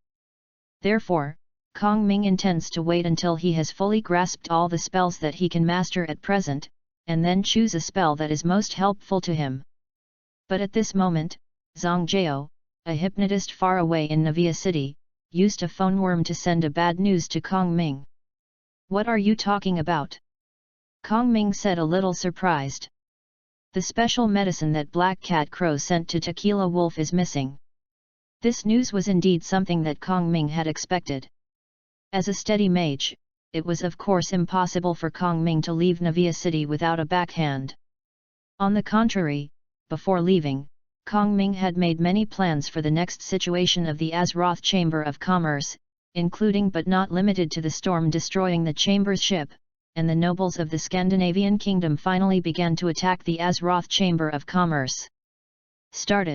The branch of the Azeroth Chamber of Commerce was frequently attacked by pirates and so on. Kong Ming also did something similar to the Black Cat Claw and fled. His subordinates rebelled and took the Black Cat Claw and robbed the Chamber of Commerce and escaped. The Black Cat Claw was killed by his men, and his men robbed and fled, etc. Plan. But Kong Ming hasn't done a plan for Black Cat Claw to escape with a cargo. After all, he pays Black Cat Claw a month's wages more than that cargo. In this case, Black Cat Claw, unless I'm crazy, otherwise I can't do this kind of thing. Sir, there must be something strange about this. Chapter 20, Notify me the captain I can fight the most. Kong Ming believes in the Black Cat Chloe because he knows that the Black Cat Chloe is a rare wise man among the pirates. He even remembers that when he was on the earth, he once watched the author of One Piece come out and said that the Black Cat Chloe is second only to the Red. The wise man of the Deputy Captain Beckman of Fashanks. This is not too much even if there is water, because everyone in the pirate world together, there are not many smart people. In this world, it didn't take long for the Black Cat Claw to get into the sea before grabbing Kong Ming's head. It happened that at this time, Kong Ming had just passed his novice period with Alrita. Not only was lucky to discover the existence of blue gold, but also relying on the magical attributes of blue gold to complete several quite powerful engineering traps and bombs. So Black Cat Crow was in a tragedy. No matter how clever he was, and no matter how much he considered, he never expected that there would be Kong Ming in the world that was so frantic that he filled his boat with traps, and he even took the enemy with him. Asshole, the robbery didn't succeed and was robbed. All the members of the Black Cat Pirates were arrested, and then Black Cat Crow surrendered very witty. This is also the reason why Yalrita has always looked down on Klo, because he had surrendered too decisively. However, Kong Ming couldn't hold back his belief in Crow, so Crow's position in the Azeroth Chamber of Commerce has been steadily rising. Until this time when Kong Ming set off to Zhenzu Island, he handed over the daily operations of the entire Chamber of Commerce to Crow. In Kong Ming's plan, Crow is still there, and every move will inevitably hit his weak point. If the Black Cat Crow betrayed, either he swept all his liquid funds and ran away, or he directly joined forces with a certain high-powered person, such as a certain nobleman of the Scandinavian kingdom who swallowed his Chamber of Commerce. The most likely thing in Kong Ming's plan is that Black Cat Crow not only rolled up his own liquidity, but also dedicated his Chamber of Commerce as a stepping stone to a certain nobleman, and finally revealed his position and joined forces with several powerful the pirate beheaded himself. Although Kong Ming came out this time and did not reveal the location of Zhen Beast Island to Black Cat Chloe, if Chloe did it, it would definitely show that he already knew where he was. Because the black cat Chloe has a clever mind, Kong Ming's plan for Chloe is basically based on that Chloe's brain will not be so bad, Chloe's eyelids must not be so shallow, and Chloe's actions must be very good. Wait a minute. But the answer now is that Black Cat Crow disappeared with a special medicine worth more than 1 million Baileys sold to the kingdom on board. This answer was so absurd that Kong Ming didn't believe it at all. Let me go, boss. Alrita was eager to try in front of Kong Ming. I will definitely catch that traitor cat back. It's not that simple, Alrita. Kong Ming put on the look of Commander Akira with a look of contemplation. I don't believe that Black Cat will betray me because of less than 1 month's salary. That's right, Kong Ming is very sure that it is absolutely impossible for Black Cat to run away just because of 1 month's salary. In his plan, at least 2 years of salary are required. And other temptations have to be added, such as becoming a noble, becoming a noble, becoming a noble and so on. But the cat is gone. Is there anyone in the East China Sea who can make the cat not run away? This is what Kong Ming is worried about now. Black Cat Crow can be worthy of 16 million Baileys rewards in the original history. And Crow in this world not only mastered the Navy 6 style shave in advance, but also combined the silent step with the shadow step of the stalker in World of Warcraft, making it even more mysterious. Now Crow is enough to make a name for himself even if he is thrown into the first half of the Great Root. Such claws can be solved silently, so how strong should the opponent be? Is there such a strong pirate in the East China Sea? Yelita looked puzzled. Even if it is Barasa, the boss of Port Tatuka, it's the red-footed Zepkin from Chef Pirates. Although red-footed Jeepya can be regarded as the top pirate in the East China Sea, I have seen him. He wants to make Crow run and can't escape. Kong Ming shook his head slowly. Impossible. Then what shall we do now? I can't just leave this thing alone. It doesn't matter if that doesn't work. If you don't even react to your own ship and cargo being robbed, then the hearts of the Azeroth Chamber of Commerce will be lost. But when the hearts of the people are scattered, the team will be difficult to lead. Although this cargo of Kuro the Black Cat is a trivial matter, it is a big deal to look at the pirates of the Azeroth Chamber of Commerce in every corner of the East China Sea. If you let these pirates know that their ship and cargo were robbed, and that their own people were killed, then they would recognize that. Then all the pirates in the East China Sea would think that the Azeroth Chamber of Commerce is a soft persimmon. At that time it's not a problem of one cargo. I am afraid that all of my industries in the East China Sea will not be able to keep. This is like a group of sharks following a whale. If the whale is not injured or bleeding, then these sharks will not rush to attack it even if they are greedy. Conversely, if this whale is injured and bleeds, sharks stimulated by the smell of blood will swarm up. As the saying goes, hit a punch to avoid 100 punches. This place must be found back, and there is a lot of fanfare to find the place.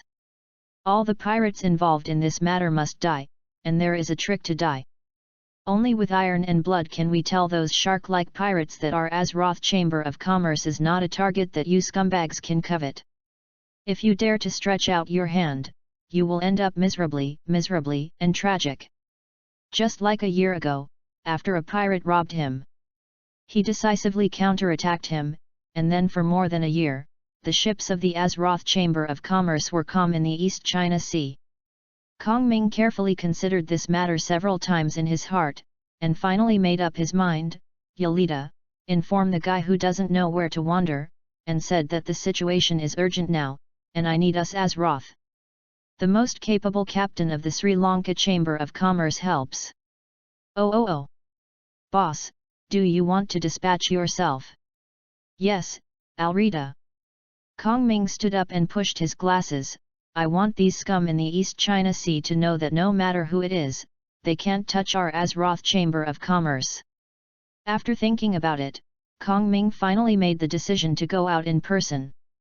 If he can choose, Kong Ming is really unwilling to fight this kind of unprepared and clueless battle. He is more willing to use a soft way, for example, like the Batar pirates, trying to seduce his home court. Be fully prepared and get rid of him comfortably. But in life, you always have to do something you don't want to do. For example, killing someone, another example of going to someone else's territory to kill him, another example of going to a fanfare to kill people who don't know where they are. Alrita. I'm here, boss. Prepare a supply for the Iguan, and leave a dozen, no, leave half of them, and a foot. I will activate the defense function of the Mage Tower, right? Kong Ming suddenly remembered that long ago he forgot the treasure chest monster behind his head. You should also notify the treasure chest monster who is called Meng or something, and help him get out of the treasure chest. I will continue to do it when I come back. The strange thing about that treasure chest can't really be blamed on Kong Ming for not taking care of it.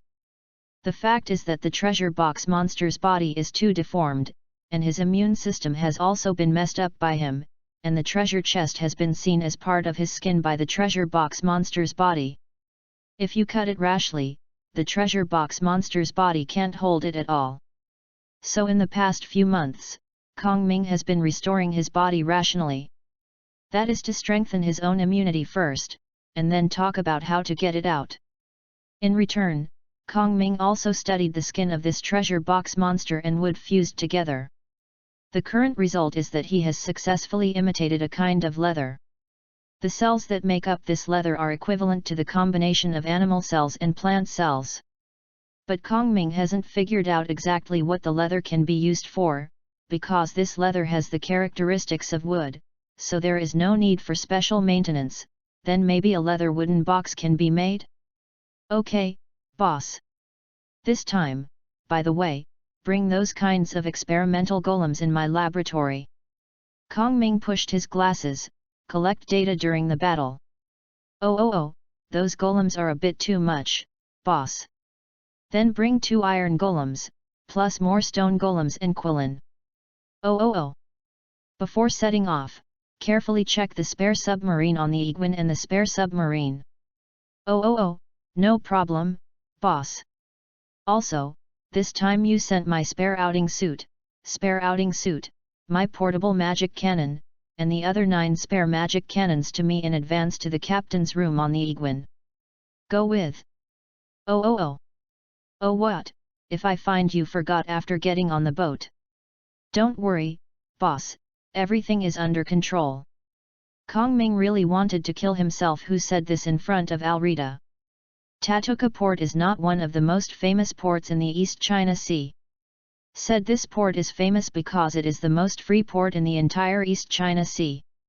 Here, as long as you can afford the price, you can get everything you want. Precious medicines, naval weapons, specialties from great sea routes, and of course, and most importantly, slaves of all races. This is a safe haven away from the naval base. This port is full of villains, pirates, liberals who want to escape from the world government or the navy, and some ulterior motives. Of course, this port is not completely disordered. For example, you think that you just bought this cute little pistol is very good, so you tried it on the street, just to kill a passing alcoholic or scum. Then you have to pay a cleaning fee of 50,000 birr to the Pirate Council in Port Tatuka. After all, it takes money to move corpses and scrub the ground, right? Of course you can save this money, as long as you can beat the 7 captains of the Pirate Council and their thousands of men. That's right, it's so free here, you can do whatever you want, as long as you can afford to pay or die. For Kong Ming, who wants to make matters worse, there is no more suitable goal than this port. Boss, the port of Tatuka is right in front of you. In a captain's costume, the heroic Alrita carried her own iron rod, as if holding a chopstick-like pointing point. Shall we go directly in? First sink all the ships in the harbor. Alrita. Kong Ming helplessly supported her face with her hand. I want to make things big here, not to make them big. You must be cautious in doing things, be prudent, and make decisions before moving. By the way, I have been instilling these thoughts with you for almost 3 years, how can it feel that you have not listened to it at all? Oh, so we have known each other for almost 3 years. Alrita touched her face with her hand. I don't feel it at all. They are still exactly the same as they were 3 years ago. How could your face made by magic grow up? No, is your focus always so strange? Oh. Boss, look at it, it's the Bansana, and they are preparing to enter the port. Let's lean over, Alrita. An arc was drawn at the corner of Kong Ming's mouth. Just stop by it. The captain I can fight the most is here. Chapter 21, Tell me what I want to know. The Bansana is not a heavy ship like Kong Ming's Iguan, but a small sailboat that is very popular in the pirate world, similar to the Golden Mary, which can be manipulated by only a few people. It's just that the Bansana also referred to the shape of a part of the flying shears, which was lighter and faster. This ship is neither a warship nor a merchant ship, but a private yacht specially tailored by Kong Ming for someone. After the boat stopped, a man with blonde hair came down, with a headband on his forehead, a blue coat on his upper body, a white cloak, and the word freedom written on the back of the cloak. The whole person looks lazy and sloppy, and he walks slowly. A very long rifle was covered under the cloak, with the handle of the gun protruding from the left shoulder. There are 4 short guns hung on his belt, 2 of which are 6-round burst pistols like Kong Ming, and 2 handles and triggers are not as good as normal pistols, but the barrel and magazine are better than ordinary pistols. It was several laps older, and it looked as funny as putting the front part of a gun on a pistol. Next to the 4 short guns are 2 daggers. Because they are stuck in their sheaths, they can't see clearly. Behind him was a 5-year-old boy who was very eye-catching with a long nose. Like his father, he also wore a small white cloak, but instead of a gun on his belt, he had a small slingshot inserted. Oh ha ha ha! At this time, shouldn't it be the captain who initiated the plan and told us directly what to do instead of looking for clues? Looking at Kong Ming, who is walking down from the Iguan, the blonde gunman let out a hearty laugh. So this time, Captain, is your foresight miscalculated again? It's just. After hearing what said, Alrita immediately jumped out. You don't know Jesus. Zhang Jiao called the boss and said that when the black cat disappeared with a cargo, the boss is stupid. As he said, Alrita made a stunned expression. Masaka. Oh ha ha ha ha! Buletin laughed wildly, and while laughing, he patted Usopp's head next to him. The world is so big, there will always be something that will surprise you. Kong Ming didn't have the slightest embarrassment on his face, raised his hand and threw a wine bottle toward Cloth. I prepared this specially for you. Special taste. Cloth. Is this a sealing fee? Cloth reached out to catch the bottle that Kong Ming had thrown over, but this bottle is not enough. Our foresight captain overturned the embarrassment of the ship. How can we have a few more bottles? Don't worry. As he said, Kong Ming lowered his head and showed a hearty smile at the long-nosed little bit. Look at who this is, isn't it our brave sea warrior Usopp? Why, your father feels like himself a person is not strong enough, do you need to help him? My dad is the best. Little Usopp said proudly with his hands on his hips. He doesn't need help from others. He can defeat 10,000, no, 100,000 enemies. Of course, Usopp. Kong Ming thought about it. When I came out this time, I didn't know that Usopp, you little soldier, would also help me, so I didn't prepare anything specifically. Come on, I will do a magic trick for you. As he said, Kong Ming spread his hands out, placed them in front of Usopp, and turned them up and down twice.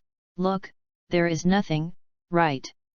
Little Usopp looked curiously, and his little head nodded. Attention, the following is the moment to witness the miracle. Kong Ming flipped his hands up and down again. There is nothing. 1, 2, 3, come. Little Usopp was surprised to see that Kong Ming had everything. After turning the hands up and down, a beautiful goggles were added. Did you see clearly? Kong Ming rubbed little Usopp's head, and put the goggles on Usopp. If you didn't see clearly, let's do it again. Little Usopp nodded vigorously. Now pay attention, there is nothing, right? 1, 2, 3, come. A folding bow about 50 centimeters high appeared in Kong Ming's hand. Did you see clearly this time? No, I didn't do it again. As he said, Kong Ming hung the bow on Usopp's body. Don't blink this time, look carefully. 1, 2, 3, come, come, come, come. This time, after Kong Ming first transformed a folded quiver, he placed the quiver in his left hand, and put his right hand in front of Usopp's eyes. After shouting, there was an arrow in his hand. After shouting 5 times in a row, Kong Ming has grabbed a hand in his hand. Next, Kong Ming received the arrow in his quiver with little Usopp's face in disbelief, and hung it on little Usopp with a serious look. Now, I will put the most precious item of our Azeroth Chamber of Commerce, the big secret treasure, the sky-shaking bow that once shot down the stars, and these 5 cloud-piercing arrows that can shoot to the sun are presented as gifts for the brave sea warrior Usopp to use. Really, really? Usopp held his bow and arrow. Can you shoot down the sun and stars, the most precious treasure of the Chamber of Commerce? Can you really give it to me? I said Buletin. Alrita, who watched Kong Ming fooling his children, poked Buletin. Your son is too good to lie, he believes everything. Oh ha ha ha ha, laughed heartily, no way, this little guy is so innocent. But, Alrita whispered, the boss is going to be cruel when he comes out this time. Is it appropriate for you to bring your son? No way, Cloth scratched his hair. When you called me, I was taking my child and chatting with Millennium Dragon on Gunkanjima Island. I couldn't go home for these urgent things, so just bring it over. As he said, Buletin's voice also lowered. I wondered, according to the captain's style of doing things, even if the fight is really started, the captain's side is the safest place. Then I will let my son protect the captain for me. Oh, you really deserve it, Buletin. Oh ha ha ha ha. Usopp, who got the most precious treasure of the Chamber of Commerce, was very excited. He carried the quiver on his back, then held the bow with one hand and the bowstring with the other hand, and began to aim around. Bayou, Bayou, Bayou. Jesus! Buletin looked at his son with a cowardly smile on his face. Boss, tell me, what are you going to do this time? On the way to Tatuka Port, I have already contacted Hidden Master Gibson. Kong Ming pushed his glasses, a cold light flashed. I said to the warehousing king, grab my ship, the cargo doesn't matter. I don't feel distressed even if I throw it into the sea, but people who move me can't. This matter, I must have a result. There are more than 100 boxes of cargo in that cargo, I believe the Underground King Hidden Division Lord Gibson, there must be a way to help me find clues. Wow! Exaggeratedly showed a look of surprise. Captain, you are so domineering.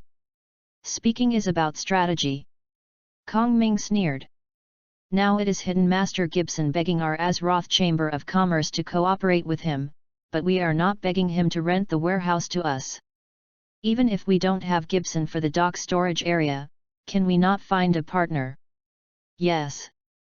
Alrita nodded in sympathy. If you want to work with us, you can step on a few boats. What did Gibson say in the end? Asked. Gibson told me about his dark intermediary in Tatuka Port in the East China Sea. Kong Ming turned his head and looked at the pier. At this time, the Egwin had officially dropped anchor. Alrita, you go find a dozen people to follow us, and let Afu take the rest of the people to be on guard. This is a ruined place, and the people are out of trouble. They were very unfriendly when we came last time. Leave the Egwin. Besides, don't cover the cannons or anything, and be ready to go to war at any time. Kong Ming ordered, and then said to Cloth, let's go, Cloth, let us go with this gutter. The mice inside have a good chat. The dark intermediary is a rare profession in the pirate world, mainly relying on the underground black market to engage in some not-so-legal intermediaries. Naturally, such people cannot work in towns under the jurisdiction of the Navy, and most of them are free ports like Tatuka Port. Therefore, in the mouths of Justice Navy or glorious government officials, these people are collectively referred to as the rats in the gutter. Eduardo is such a mouse. In the dark world, Eduardo is regarded as the subordinate of the storage king hidden division Gibson. Although the title of warehousing king sounds like a serious businessman, in One Piece world, the dock storage area is basically controlled by the gang, even in some Navy-controlled towns. Gibson can become the controller of the largest terminal and warehousing industry in the entire pirate world. Naturally, he does not rely on being gentle and frugal. Under the title of his hider, it represents the absolute security of smuggled goods, population, weapons, drugs, and other goods in the port. All prohibited things are definitely not found by the Navy. As the king of the dark world, the deep ocean current you meet represents the fast and safe transportation of these goods by sea. Eduardo, as a subordinate of Gibson, still has a lot of convenience, when and where in the East China Sea some prohibited things will be kept. This kind of thing, including the Navy and the world government, is completely unclear to Eduardo. Of course, because the work of the dark intermediary has certain particularities, for example, the simplest point is not very legal. So to be safe, every dark intermediary has an exclusive code name, and Eduardo's code name is seller. No matter what you want to buy, as long as Donghai has it, Eduardo can sell it to you. If Donghai does not have it, Eduardo can still sell it to you as long as your money is in place. But today Edward is very worried, because his boss Giberson called him specifically, saying that the current chairman of the Azeroth Chamber of Commerce in the East China Sea, Kong Ming, will come to him today and ask him to cooperate fully. Any excuses? Eduardo still knows Azeroth, the most special chamber of commerce in the East China Sea. Especially a year ago, because Jonathan the Great Axe, a member of the Pirate Council of Port Tatuka, robbed a ship of the Azeroth Chamber of Commerce. It is said that Jonathan was in a bad mood at the time because of something in the Pirate Council, so even if the Azeroth Chamber of Commerce did not resist at the time, he still killed half of the people on the ship, took all the cargo, and finally fired the ship that sank the Chamber of Commerce. For ordinary chambers of commerce, this kind of thing can only be blamed on oneself. But the Azeroth Chamber of Commerce is so unusual. 2 days later, Jonathan was blocked by the Azeroth Chamber of Commerce at sea. No one knew why the Azeroth Chamber of Commerce was able to find Jonathan's trail so accurately, but Eduardo knew. That is the information he sold, and sold 20 million Baileys. And Jonathan, the Great Axe of Pele, who offered a bounty of only 8 million, was said to have his limbs broken alive by a beauty who turned a big iron rod on the spot. Even after him, all the members of the entire Giant Axe pirate group had been tied to their own pirate ship. The president of the Azeroth Chamber of Commerce lightly gave the order. The good swimmer died of water, the good gunner died of the cannon. Come, shoot him off. Do you think it's over? Wrong, so wrong. Chapter 22, We are going to make trouble. After Eduardo heard about the death of Jonathan the Great Axe, he originally thought that the matter was over. As a result, 2 days later, the Azeroth Chamber of Commerce brought 3 heavy gunboats and more than 1,000 gunboats to Tatuka Port to take revenge. The scene really shocked Eduardo at that time. The number of people over 1,000 is not too many, but they are all equipped with muskets, and if they are still the new type of continuous firing gun with armor-piercing bullets, the naval branch on the East China Sea not so rich. And the most terrible thing is that these gangs claiming to be the stuff of the Chamber of Commerce are even more ruthless than pirates. It is said that Jonathan the Great Axe robbed the goods of our Chamber of Commerce, which is where you sold the stolen goods. Take away. By the way, take away the stolen goods from the house. And the warehouse behind. It is said that this is the location of Jonathan's Great Axe pirates. Take away. What? Go wrong? Is the Giant Axe pirates next door? Pooh!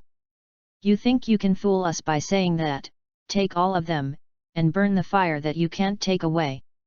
It is said that Jonathan the Great Axe is your brother, beloved relatives, and friends? Take away. What, you said you are not very familiar with him. We believe what you say? Take away. What? What did you say? Add money. It is said that you had a drink with Jonathan the Great Axe? Eduardo really didn't want to think back about that time, it was simply Good Friday in Tatuca port. As for why the 7 pirate captains of the Pirate Council did not bring their brothers to stand up to maintain order? In fact, before that day, there were 13 captains in the Pirate Council of Tatuca port in the East China Sea. In addition to Jonathan the Great Axe, there are 5 pirate captains who became the brothers of Jonathan the Great Axe and loved relatives and friends. After that day, these people disappeared forever in Tatuca port. Barbarossa the Redbeard didn't even dare to fart. Now in the underground world of the East China Sea, who doesn't know that the Azeroth Chamber of Commerce is more troublesome than the Navy? After all, each branch of the Navy has its own law enforcement scope. After you run out, they will not keep chasing you desperately. But if you provoke the Azeroth Chamber of Commerce, then you have stabbed the biggest hornet's nest in the East China Sea. Even if you only robbed them of 10 Baileys, they would dare to give your head a reward of 18 million, and then take your money as a victim, burn your house, and arrest your wife and children. It is said that the Azeroth Chamber of Commerce has built several mass graves on an uninhabited island in the East China Sea. It is true that as a dark intermediary, Eduardo knew that this mass grave was actually a rumor. The captured pirates were actually mining in several mines in the East China Sea, and their wives and children also lived in the mines. But as a veteran of the dark world, Eduardo felt that there was actually not much difference between mines and mass graves. And now, this evil star is actually coming to me, and his boss tells himself not to excuse him? Do you have the courage to excuse him? Kong Ming now feels very swollen.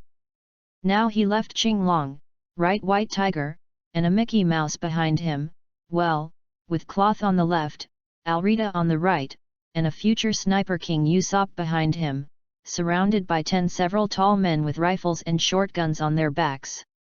Along the way, thousands of birds flew extinct, and thousands of people disappeared. Those drunk villains who were still wandering the streets, they saw Kong Ming's aura from a long distance, just like they were hit by the Overlord's domineering look. This kind of style, that must be the temperament that the world's nobles can have. Fortunately, the shops on both sides of the street are still open for business. If any of them dared to close the door and lock the door when Kong Ming was passing by, Kong Ming could have a good chat with him. When the pirates come, you dare to keep doing business, but when I, a law-abiding businessman, come, you won't do business. You said, Jonathan the Great Axe is your brother, beloved family, and friends? Oh la la la la. Seeing the sight in front of him, smiled unconsciously on the side, I persuaded you the captain last time. If we take revenge, we should take revenge. Don't involve anything that is irrelevant.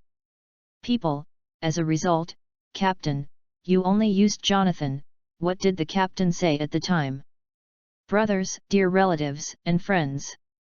Yalrita added while eating. Yes, yes, that's it.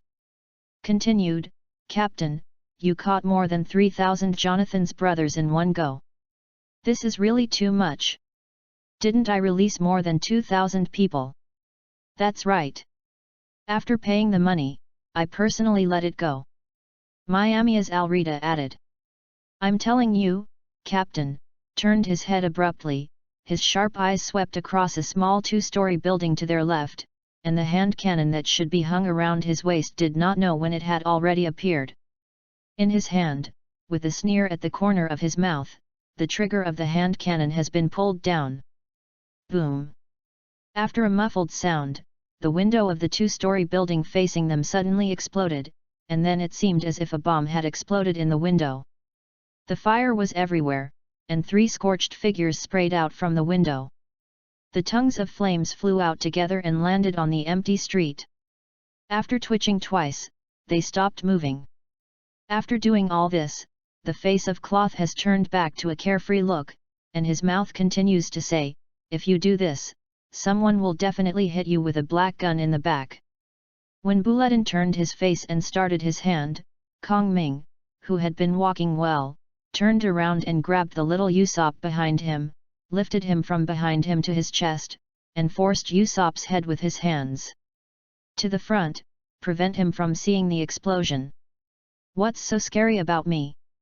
In this world, I don't believe anyone can shoot me with a black gun in front of the strongest ranger," Bulatin said.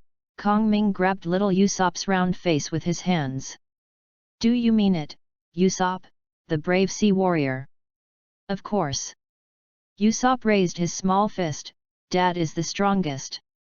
"Oh ha ha ha ha," laughed heartily, "then I am really grateful to the captain that you have such confidence in me." "Of course."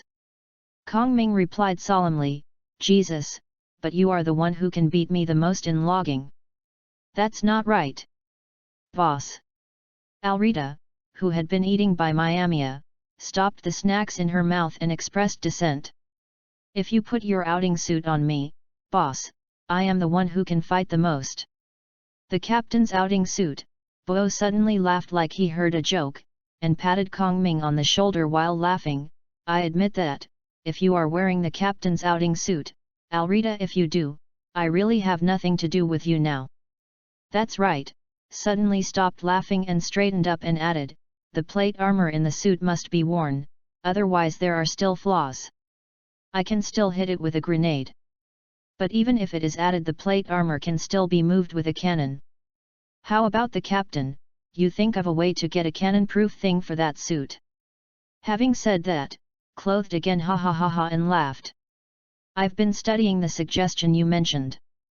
After turning a corner and making sure that the murder scene would never be seen again, Kong Ming handed Usopp to Alrita and held his glasses with his hand. Answered seriously, "Actually, the gap between anti-cannon and anti-bullet is not very big. The only thing that needs to be solved is the problem that the kinetic energy of the cannonball is far greater than the bullet." Bulatin's smile froze. "Captain, you are really thinking about how to guard against the cannon?" "Correct it." Kong Ming replied earnestly, "I'm not thinking, but has made 3 countermeasures. The first one can use the transformation of the force field to return the fired shells. This method is my favorite, which is force field transformation requires too much energy, and there is still a problem with current miniaturization. The second is to form a protective cover after encountering a shell. This is the simplest, but the problem is that if the shell is continuously attacked, the energy cover will be consumed. There is still a certain degree of danger." Haha, felt that he couldn't laugh at all. "Captain, you think so comprehensively." The third is to use space teleportation to escape to a safe place when encountering shelling. Kong Ming continued, "Actually, the second and third methods are in my original suit, but they just activate the required spirit. The power is relatively high, so you and Yalita can't use it, but this time I have improved the transmission device and the protective device, and soon the new equipment will be distributed to you." "Oh ha ha ha ha," Bulatin was in a mixed mood. "That's really good news. By the way, cloth." Kong Ming changed the subject. "It is said that you went to Gunkanjima this time and found the 1,000-year-old dragon." "Of course." Speaking of this, Bulatin's mood improved. "What you said to the captain is correct. That 1,000-year dragon lives in a cave on the back mountain of Gunkanjima, where Usopp and I are. I lived for a few months. You won't believe it if I tell you, my son Usopp learned the skills of communicating with animals within a few days." Speaking of Usopp, Bulatin's face was full of pride. "He is simply a born beast king. We have only been there for half a month." In addition to reaching a contract with the 1,000-year dragon, Usopp also silently contracted an eagle and a small sea king. "Are you talking about Lord Long?" Usopp, who was silently sharing snacks from Yalrita's hands, raised his head. "Long Lord is really poor. He talks about me every day. I want to go back to the Dragon's Den." "Go back to the Dragon's Den?" and then people ask him where the dragon's den is, but he can't remember it again. The dragon's cave is under the seabed around the warship island. Kong Ming said nonchalantly. That place rises from the seabed once every 1,000 years, and then those 1,000-year dragons fly back to the dragon's cave every 1,000 years like migratory birds. Once. The next time it will rise is about 10 years from now. Kong Ming, the 1,000-year-old dragon on Gunkanjima, was found more than 2 years ago. Not only that, but he also found the reason why these 1,000-year-old dragons came to Gunkanjima to lay their eggs in the dragon's den. The dragon's cave is indeed a magical place. Although Kong Ming's mental power scan found nothing. The energy meter confirmed that after the dragon's cave sinks into the sea, due to some special reasons, its surface will gradually gather a thick layer. The thick natural energy is the energy of life. The sea is the cradle of life, especially the sea of Pirate World, which contains more magnificent life energy. It was not that Kong Ming hadn't had the idea of hitting those life energies, but those life energies would quickly disappear as soon as they left the environment of the dragon's cave, which was difficult to store. Kong Ming had limited means at the time and he was unwilling to destroy the magical place of the dragon's cave. So I gave up temporarily. And now that Kong Ming has built his own element pool, it is estimated that the dragon cave is even more dispensable. Kong Ming guessed that before the long years, the 1,000-year dragon was probably just an ordinary bird. Later, it was nourished by the natural energy of the dragon's den, and it grew in size, lived longer, and possessed a certain amount of wisdom. It is estimated that it is also to make the newborn dragon stronger, so the 1,000-year-old dragon will lay eggs when the dragon's lair emerges, so that these eggs have been soaked in life energy for a full 1,000 years, so that the baby dragons will be born. Have a long life. But that's all. In essence, these 1,000-year dragons are still beasts, and there is no life change, just like the ancestor dragons of Azeroth. Perhaps with the development of the years and the subtle influence of natural energy, these 1,000-year-old dragons will cross the barrier between beasts and intelligent life in the distant future and become like 5-color dragons. But that time is really too long. Even the planet where Pirate World is located is not sure if it can wait until that day. To sum up, this is the situation in Longxiu.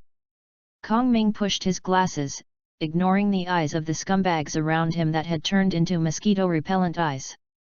The scope of the egg. Captain raised his hand high and pointed to a house that looked like a warehouse. Although we want to hear it, we seem to have reached our destination. Kong Ming turned his head. Looking at it, sure enough, there was a very inconspicuous sign on the door of this house with a word scribbled on it, cells. It's really here. Kong Ming slapped his lips and gave up the plan to continue popular science with a pity, showing a gentle smile. Well, then we have time to talk about the 1,000-year dragon again. Now I hope Kibi-sen's dark agent of the East China Sea can bring us some good news. Chapter 23, Xianxin. I am here. Xianxin. Alrita, knock on the door, and ask the seller to come out and talk to us. Kong Ming clicked the door with his hand, and he had no intention of entering. After all, Kong Ming came to Tatuka port this time to make things worse and let all the pirates know that our Azeroth Chamber of Commerce is very fierce. Those who dare to rob my ship or kill me must wait. Our revenge. Xianxin. A weak voice sounded. Since the trouble is going to be big, you have to stand upright at the door so that the pirates in Tatuka port can see it. That's right, that's it. It has nothing to do with worrying about traps in the other party's house. No problem, boss. Alrita stepped forward and knocked on the door, and then was stopped by Kong Ming. Alrita, knock the door. Kong Ming put the accent on the word, why do you always forget? Xianxin, here I am, the weak voice continued. Oh. Alrita understood in a second, and then she pulled out her big iron rod with her backhand, and threw it at the door of this room with her hand. After a loud noise, the entire door fell into the room with the door frame. Wow! Usopp, who was eating snacks, stared blankly at the scene in front of him. Sister Yalrita, you are so amazing. It's nothing, ha ha ha ha. Yalita leaned back with her hands on her hips. Look at what this is. Kong Ming, who had opened a shield for himself, set up a pergola with careless hands, and looked into the house. The painted wood-grained iron door can hit Alrita on the door. No hole has been broken. This door is at least 1 centimeter thick. What a terrible place, this house can be used as a safe. Xianxin, that's a safe. Alrita, start counting. If you count to 3 and the cellar is still hiding inside, let's set a fire. Okay. Alrita didn't hesitate. 3. Just when Yalita spoke a good word, Kong Ming had already raised his hand, and when Yalita had spoken the 2 words perfectly, Kong Ming had caught a round fireball in his hand. After Yalita's 3 character words were left, Kong Ming had already stepped forward, like a baseball pitcher, and the fireball he was holding in his hand smashed into the doorway that Yalita smashed open.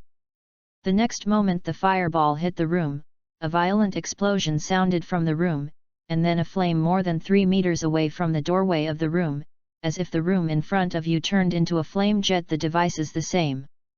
Ah! Usopp was surprised that even the jerky in his mouth fell to the ground. What kind of weapon is that? It's amazing. That's magic, not a weapon. Alrita generously handed Usopp a piece of dried meat. Come and try this, it's super spicy. Magic? It's really amazing. Little Usopp was very shocked, didn't even look at it, subconsciously took the dried meat and stuffed it into his mouth, and then jumped up and down on the ground the next moment. Shway shway shway shway. Here, here. Alrita took out a red bottle. Tons tons tons tons tons. Xianxin, I said I'm here. The weak voice continued. Aren't you coming out?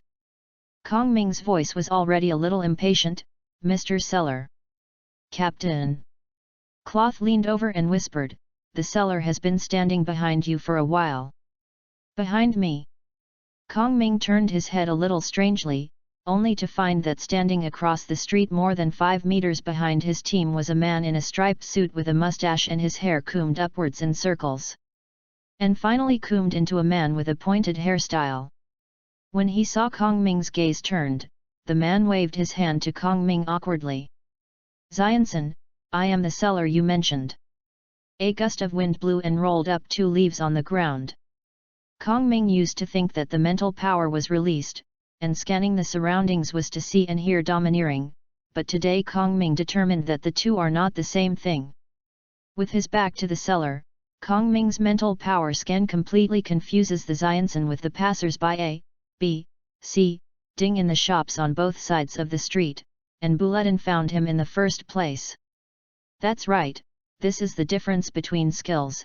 Ordinary mental power scans are not as domineering as seeing and hearing. It must be like this. So the skills in this world are still very powerful. Look at this unlucky mental power scan, you haven't found the secret of the Millennium Dragon and Dragon Nest before, and now you have lost such a big person here in Xianxin. That's right, this is a pot of poor skills, and has nothing to do with Kong Ming himself. It's not that our army doesn't work hard, but it's not that we can drive up to go first. That's it. Are you the seller? Kong Ming did not hesitate to beat him up. Why are you behind us? Are you trying to attack us? Not at all, Xianxin. The sharp-haired man waved his hand again and again. I actually have been waiting for you at the door. As a result, you didn't notice me after you came and went straight to the other side. What? Does it look like this? What's wrong with me going to the opposite side? Kong Ming was righteous and pointed at the hollow doorway with his hand. Isn't it your house opposite? That's my studio. The pointed-haired man said embarrassedly, but you also know that accidents happen frequently in our business, so I don't usually stay in my studio. This is the case. Kong Ming looked at the still-burning studio, and then nodded. What this guy said is reasonable, it is indeed prone to accidents in their business. If this guy hadn't been cautious this time, he might have had another accident. And being cautious is not a shortcoming. Okay. Kong Ming nodded, accepting the seller's explanation. You know why I came to you, right? Know a little bit. The seller is worthy of being Donghai's most famous dark agent, speaking very cautiously. Xianxin, do you want to come in and sit down? Although this is not my home, we can still provide tables and chairs. No, just say it outside. Kong Ming refused Mr. Seller's proposal without hesitation. Just kidding, you let me in and I'll go in, then I'm so shameless. Well, Xianxin. The seller said kindly, first introduce myself, my name is. I am not interested in knowing what your name is. I am here to ask you a few questions. If I can get a suitable answer, I will turn around and leave. Kong Ming said straightforwardly, first of all, do you know who the robbery is? My boat. Actually, my name is Ed. Looking at Kong Ming's face, the sharp-haired man immediately finished introducing himself and answered with a serious face. I really don't know this, Xianxin. The next question, Kong Ming continued without hesitation, those pirates in the East China Sea who are capable of doing this, how many people were near that sea area on the day of the accident? I don't know this. The pointed-haired man was a little embarrassed. Are you sure? Kong Ming narrowed his eyes. Xianxin. The sharp-haired man was about to cry, how could I know this kind of thing, you know, where many pirate ships go after going to sea. It is completely the captain who chooses a place where he thinks there are many people according to the route. That's it. Last question, if you still don't know the answer, I will be very upset. Kong Ming smiled at the seller, trust me, when I am upset, you will not be in a good mood. I know what you want to ask. The sharp-haired man said without hesitation, there are only 5 warehouses that have temporarily stored a large amount of the special medicine you produced during the period from the time your ship was hit to the present. Here are the addresses of the 5 warehouses and the information of the temporary depositors. With that, the sharp-haired man handed out the materials that he had prepared long ago. Kong Ming didn't stretch out his hand to pick up the document, but turned his body sideways. After scanning the document quickly, he sat up straight again. Are there only these 5 people? Kong Ming asked again. Xianxin, don't worry, this is true. The sharp-haired man replied categorically, unless the person who robbed your goods keeps putting things on his ship, or he has his own stronghold and puts the goods on in the stronghold, otherwise, we will definitely find it. During this time, there are only these 5. That's it. Kong Ming stood up, I will check first, and you will continue to help me pay attention, if there is any discovery. Kong Ming threw a phone worm over. Xianxin, don't worry. The sharp-haired man carefully held the phone worm in both hands, as soon as I find anything, I will notify you as soon as possible. Let's do it then. Kong Ming nodded and shouted to Yelida who was not knowing what to do with Usopp, Yelida, take our brave warrior Usopp, we should let's go. Xianxin. The sharp-haired man weakly handed the paper to Kong Ming. No need for this. Kong Ming refused without hesitation, I never take other people's things. Boss, what shall we do next? Alrita didn't know when she had already brought back the big iron rod that had been thrown out, and was knocking it in her hand at this time. Let's go talk to Redbeard. What are you looking for him? Alrita asked suspiciously, do you suspect him? Of course not. Kong Ming shook his head, if I doubt him, I won't let most of the crew stay on the ship. Finding the Redbeard Barbarossa is really easy, because the Redbeard pirates are very familiar with Kong Ming, the resident of the city. That's right, this is the location of the original Giant Axe pirate group. What, you said that the next door is the location of the Giant Axe pirates? No, you must have made a mistake. Look at the scorched tree at the door. This is obviously our own signpost. Hey, why is the tree at the door next door also black? Just before Kong Ming and the others had reached the door of the Redbeard Pirates station, the guards of the Redbeard Pirates had been driven away by Kong Ming's domineering look. As a result, just as Kong Ming walked to the door of the Redbeard Pirates, he was surprised to find that these people in the Redbeard Pirates had even placed barricades in their premises. Not only the barricades, but these people in the Redbeard Pirates group are fully armed, with long guns and short cannons in their hands, hiding behind the barricades and looking toward the door. Red-bearded Barbarossa took the lead, holding a long sword in one hand and a short gun in the other, wearing a heavy plate armor, hiding behind the first barricade. If it weren't for his iconic beard betrayed him, Kong Mingdu can't recognize him anymore. Barbarossa! Kong Ming yelled at Redbeard in confusion, "Who from the Pirate Council did you do this with?" Kong Ming was really puzzled. According to the strength of the Redbeard Pirates, how could this gang of wastewood pirates in the Tatuka Port Council have the courage to rebel, not to mention that these rebels also occupy absolute strength? You take a look, the Redbeard that hits has retreated to his station. What? You said Redbeard is afraid of me? Don't talk, I am a completely harmless ordinary businessman, what is scary about me? Didn't I even dare not go out without a master like Cloth? It doesn't matter who you are doing it with. Although the words were very hard, Kong Ming could hear the degree of Redbeard's guilty conscience. Say, what are you doing here, what? It doesn't look like everyone in the Pirate Council has rebelled, otherwise Redbeard would not be so guilty. Originally, I wanted to talk to you about pen sales.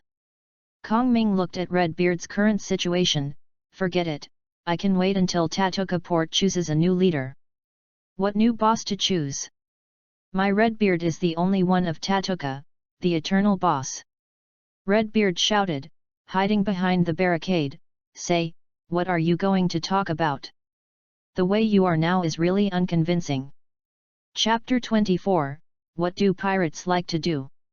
I said Yalrita.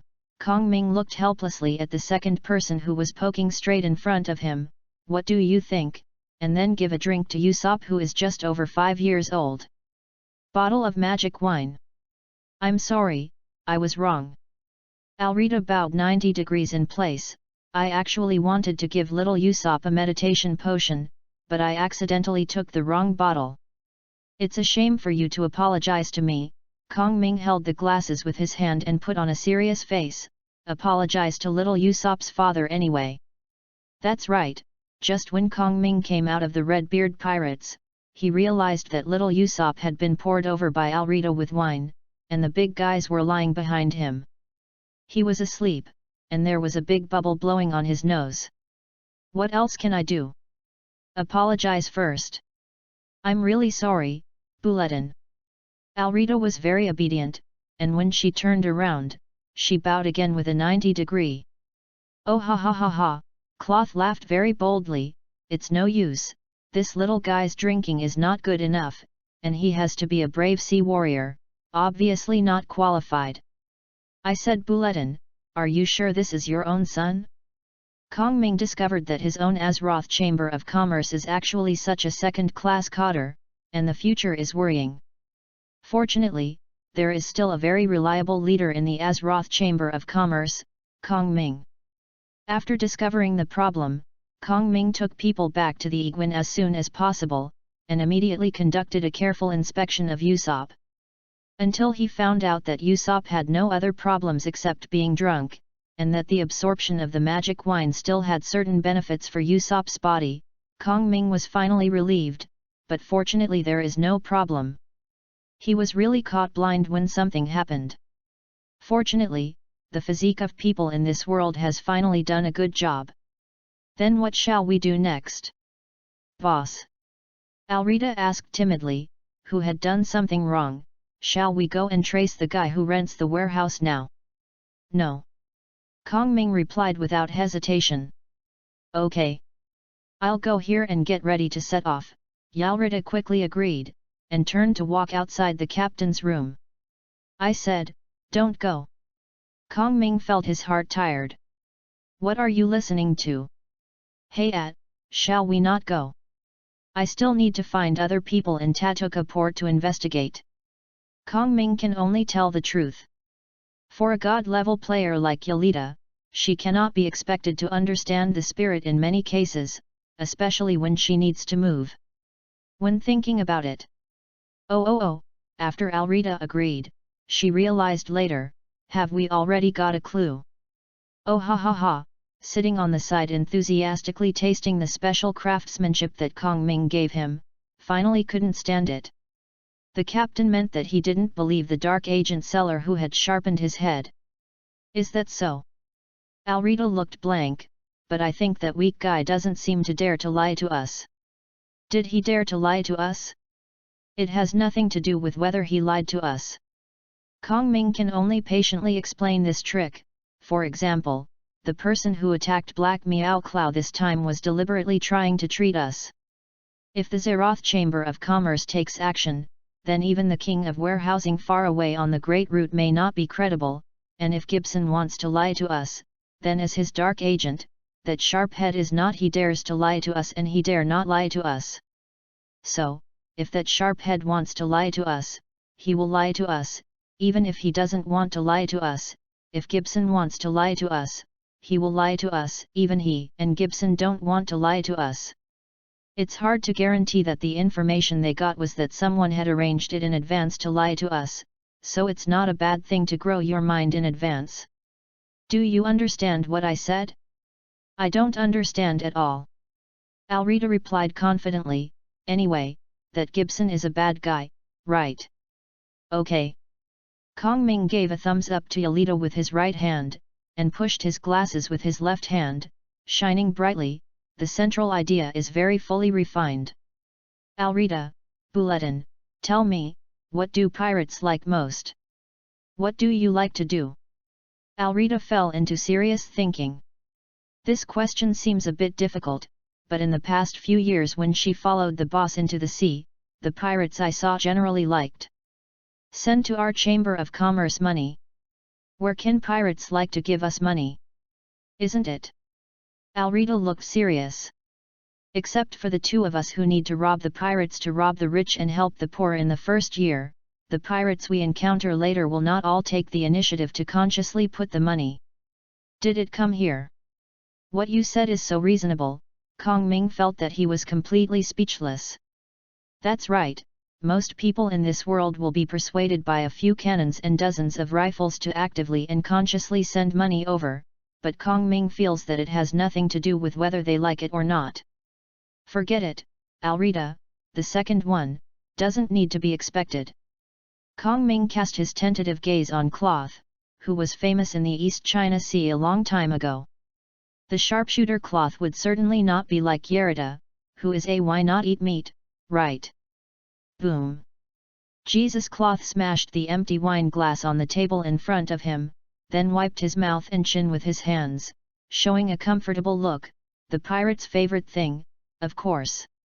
Snapped. Jesus stood up excitedly and stepped on the table with one foot, raising the pirate flag of freedom, running on the sea, betting on his life, and bravely pursuing his dream. Okay. Kong Ming covered his face with his hand. Although you really don't want to interrupt you, except for the 3 characters pirate flag, does the rest have a Pele relationship with the pirate? If you replace the pirate flag of freedom in the sentence above with the naval flag of justice, does it not violate peace at all? In fact, in the great nautical era around the 15th century on Earth, the European pioneers of navigation did nothing good one by one. For example, the Portuguese, because they found that Africa had nothing valuable, so they simply doing endlessly to tie up those African black uncles and pull them back to Europe to sell money, starting the black trade that lasted for hundreds of years. But even this group of slave traders knows to clean themselves. They will never call themselves pirates, slave traders, and other bad names, but a person who calls themselves an adventurer. In the world of One Piece, the opposite is true. There are a lot of things like Cloth, who obviously look like adventurers and do things like adventurers. They are the masters of adventurers, but they have to work hard. He discredited himself, drilled into the circle of pirates, and offered a reward from his forehead, and felt very honorable. Can't understand. It is not them who can only say wrong, but the whole world. I see. Kong Ming began to announce the correct answer. Most pirates like to do, there is only one thing, that is. As he said, Kong Ming held his glasses and swept over the people present with majesty, saying word by word, spend money. Oh. Alrita seemed to have found a soulmate. I like this too, and I am very good at it. I know you are good at it. Kong Ming glared at Alrita and continued, except for the few people who have problems in their hearts and can get joy in fighting and killing, most of the pirates gamble their lives to steal money, just to spend it out boldly. That's right, if you say that the pirates in the Great Voyage Age of the Earth, because the personal bounty is too high, they dare not go to some big cities to spend a lot of money, and the small villages generally parked and hide have no place to spend money, and rob. I couldn't bear to sell the precious metals at a low price, so I could only save up the wealth obtained from the robbery. If I saved too much and put it on the boat, I couldn't worry about it. In the end, I could only dig a hole and bury it, and it would benefit future generations. The pirates do not have this worry at all. From the 4 seas to the Great Sea route. Except for the naval ports, all remaining ports are allowed to moor for any ships. As long as you collect the pirate flag, you can even stand upright beside the warship. Even if you don't accept the pirate flag and you find a horn to stop the boat, no one will care about you. And the precious luxury items such as gold jewelry you robbed can be found in any prosperous town. For example, the Azeroth Chamber of Commerce in the East China Sea. Therefore, in the world of One Piece, except for a very small number of pirates like Nami who have treasure-collecting habits, they may bury some treasures and leave a treasure map. Most of the pirates are currently drunk. Today they may have hundreds of thousands of Baileys in their pockets, and then tomorrow they will spend it clean.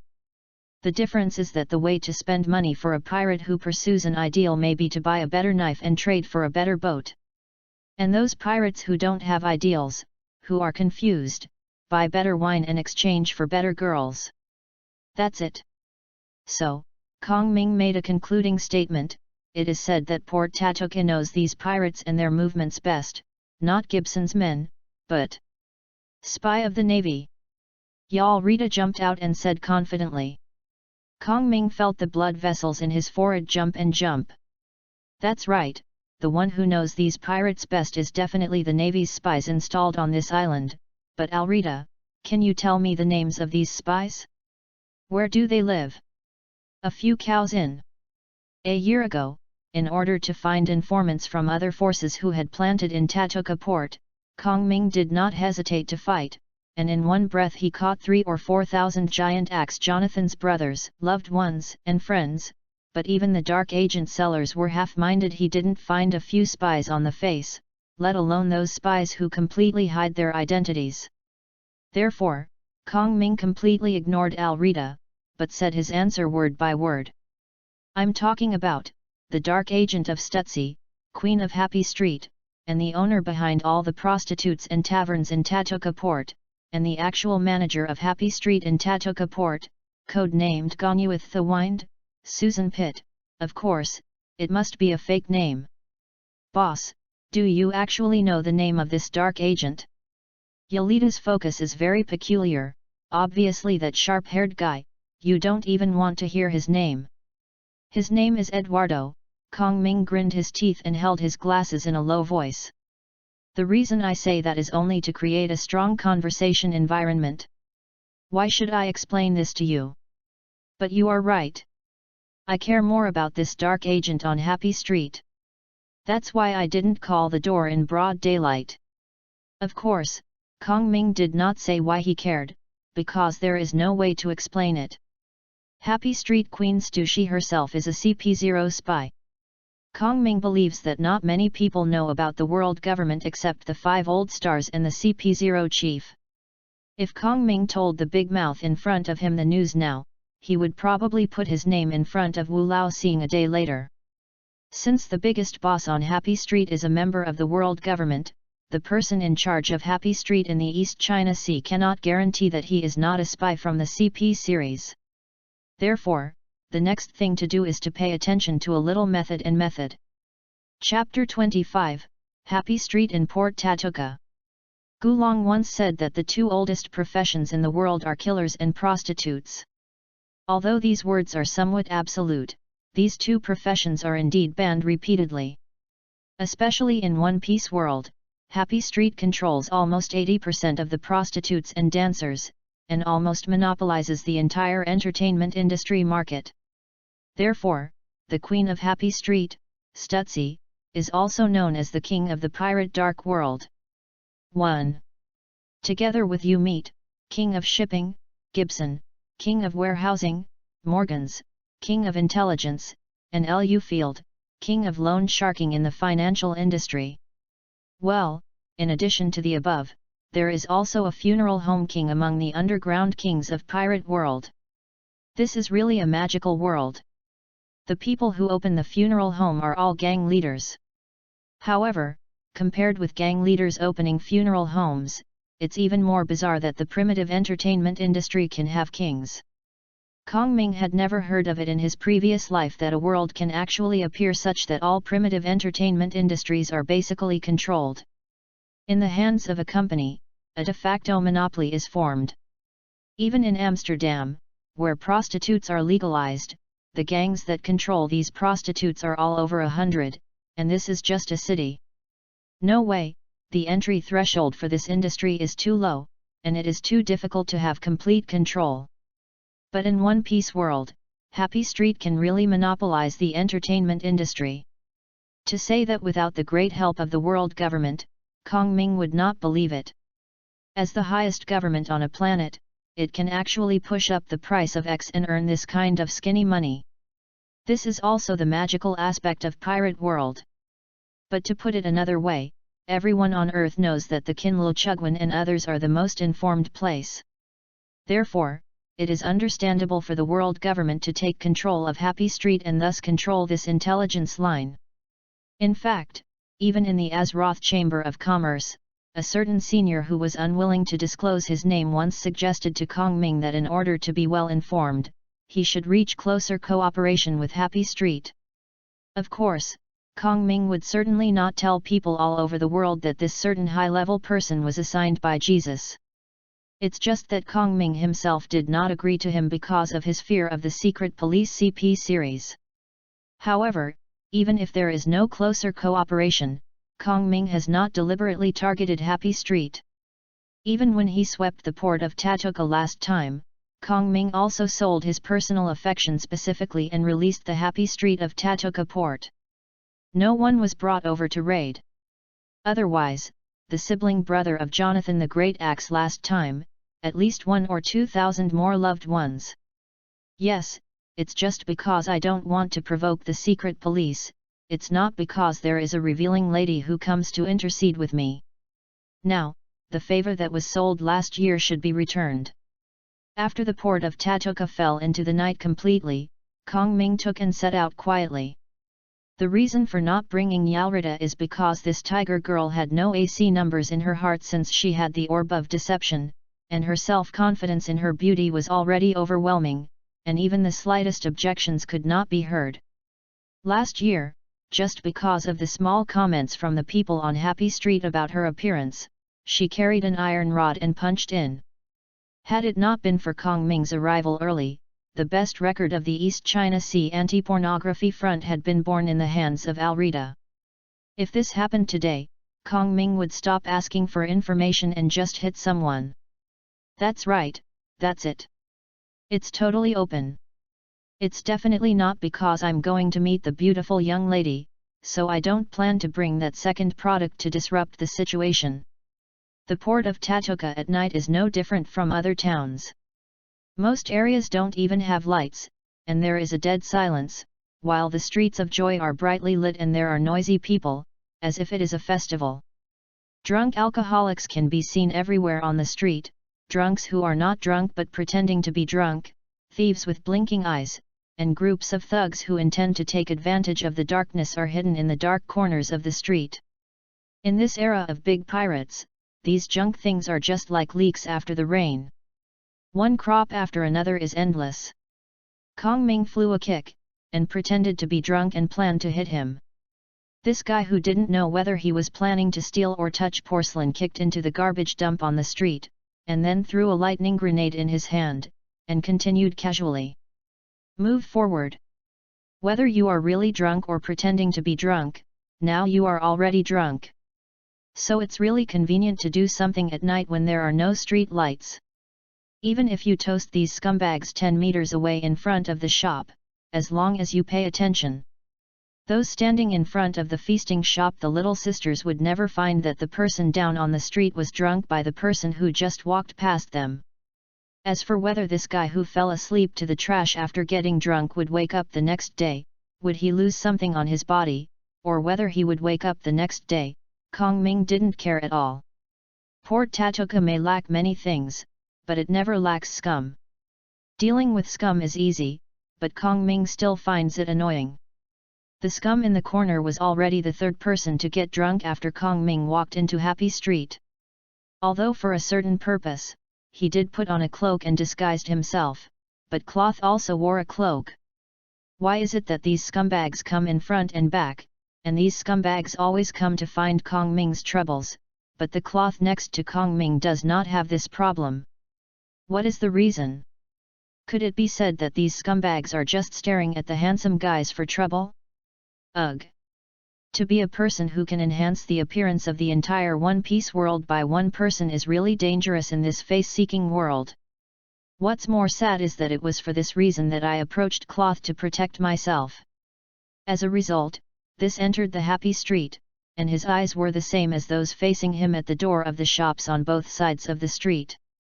The young lady who winked Zhang Shui's face was like that on her body, completely forgetting what she was supposed to do. Are those exposed ladies so pretty? Oh, this one is so white. Kong Ming himself is definitely different from Cloth. He looked at it with sympathy. Look at these poor people, because they are poor, they can't afford clothes, and there are a large area of their body exposed, which is too pitiful. Ugh! As the most famous great good person in the East China Sea, I really don't see others suffer. Oh, this leg is so long. Okay, Cloth, don't read it indiscriminately, we are here. Kong Ming Shun took a handful of cloth that was staring at a poor woman who was wearing only a fur coat because of her poverty, and pointed his finger at a shop next to her. This is, looked up at the sign of this shop. Gone with the Wind? Captain, what did you do here? Fortune-telling room. A place for fortune-telling. Oh ha, patted Kong Ming's shoulder with his hand very boldly, I didn't expect that, Captain, you are so interesting. Is this the cosplay you told me about? How come I have never before I thought I could still play like this, Captain, are you a physical divination? Or the Mogu you said? I let you down, Kong Ming replied helplessly, this is an ordinary divination room, the kind that uses a crystal ball. Oh ha, Bulletin's eyes lightened even more, I also bring props, how can I play this crystal ball? Kong Ming found out that he had nothing to say, but then again, how did the male and female loving masters like Cloth spend many years on the boat of the red-haired pirates? Don't think too much, think carefully. Ignoring Bulletin's cranky thoughts, Kong Ming took the lead and entered the fortune-telling room. Just as Kong Ming said, this is a very authentic and formal divination room. The space in the room is not large. There is an incense burner on a small table in the corner, and a faint blue smoke comes out of it. He whirled near the roof and disappeared. In the center of the room is a small table with several cushions around the table, and a crystal ball in the middle of the table. Kong Ming raised one hand and held his glasses, as if he felt that the room was a bit dark. At the same time, the other hand, which was behind his back, swiped twice, and the two instant spells were lost to Kong Ming He. The body of Cloth. Magic breath technique. To be more precise, this spell should be called infinite breathing. Its specific function is to allow the cast to filter the environment around the cast through the spell, and provide a certain amount of fresh air to the caster, thereby ensure that the subject can breathe freely in any environment. For example, underwater, or in the universe, or other messy alien planets. This spell is one of the few that Kong Ming discovered from the Book of Medivh.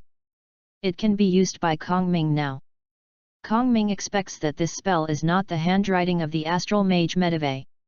It should be Sa Zong in order to make his Burning Legion adapt other different worlds, in order to purify the entire universe and deliberately invented things. In the game, this spell also appeared in the spell list of the sorcerer, and the identity of the sorcerer was the Legion minion from the beginning. Of course, Kong Ming released this spell only because the air in the divination room was too turbid, not to prevent the CP spies from poisoning himself. Is he Kong Ming this kind of person who has to guard against everyone? He is not Li Chongshao. There was no one in the room, but Kong Ming didn't care. After putting a shield on himself and casually, he sat down on the cushions around the table. When the two of them were seated, a man dressed as if an Indian dancer appeared at the door opposite Kong Ming. She wears gorgeous hair accessories on her head and 2 big earrings on her ears. The clothes on her upper body can barely wrap her breasts. The skirt on her lower body is quite long, but it is translucent. Intriguing.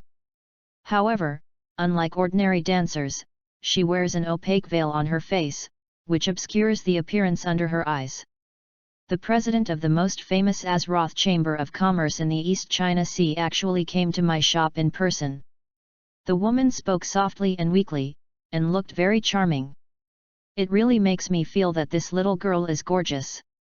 I don't think so. Kong Ming also showed a bright smile. One of the 4 heavenly kings under the Queen of Happy Street, Stutzi, and the master behind the entire Donghai Happy Street, is much better than me, a little businessman. 4 heavenly kings. The face under the veil of the beautiful lady was full of daunting. What 4 heavenly kings? It's the 4 of you who control the entertainment industry in the east, west, north, and south of Happy Street. Kong Ming replied with a smile, you are called the 4 kings of Happy Street. Is there any more to say? The woman in front of her smiled gently, covering her mouth with her hands. It's really unfortunate that there is another cotter under our sister Stutzi in the paradise of the Great Sea Route. So we are 5 people in total. This is not a problem. Kong Ming waved his hand. The 4 heavenly kings have 5 such things as common sense. Chapter 26, I, Kong Ming, a decent and honest person. Chairman Kong Ming, your words are really humorous. The Indian dancer dressed up and walked up to Kong Ming's face, and then swayed sideways and sat on the cushion opposite Kong Ming.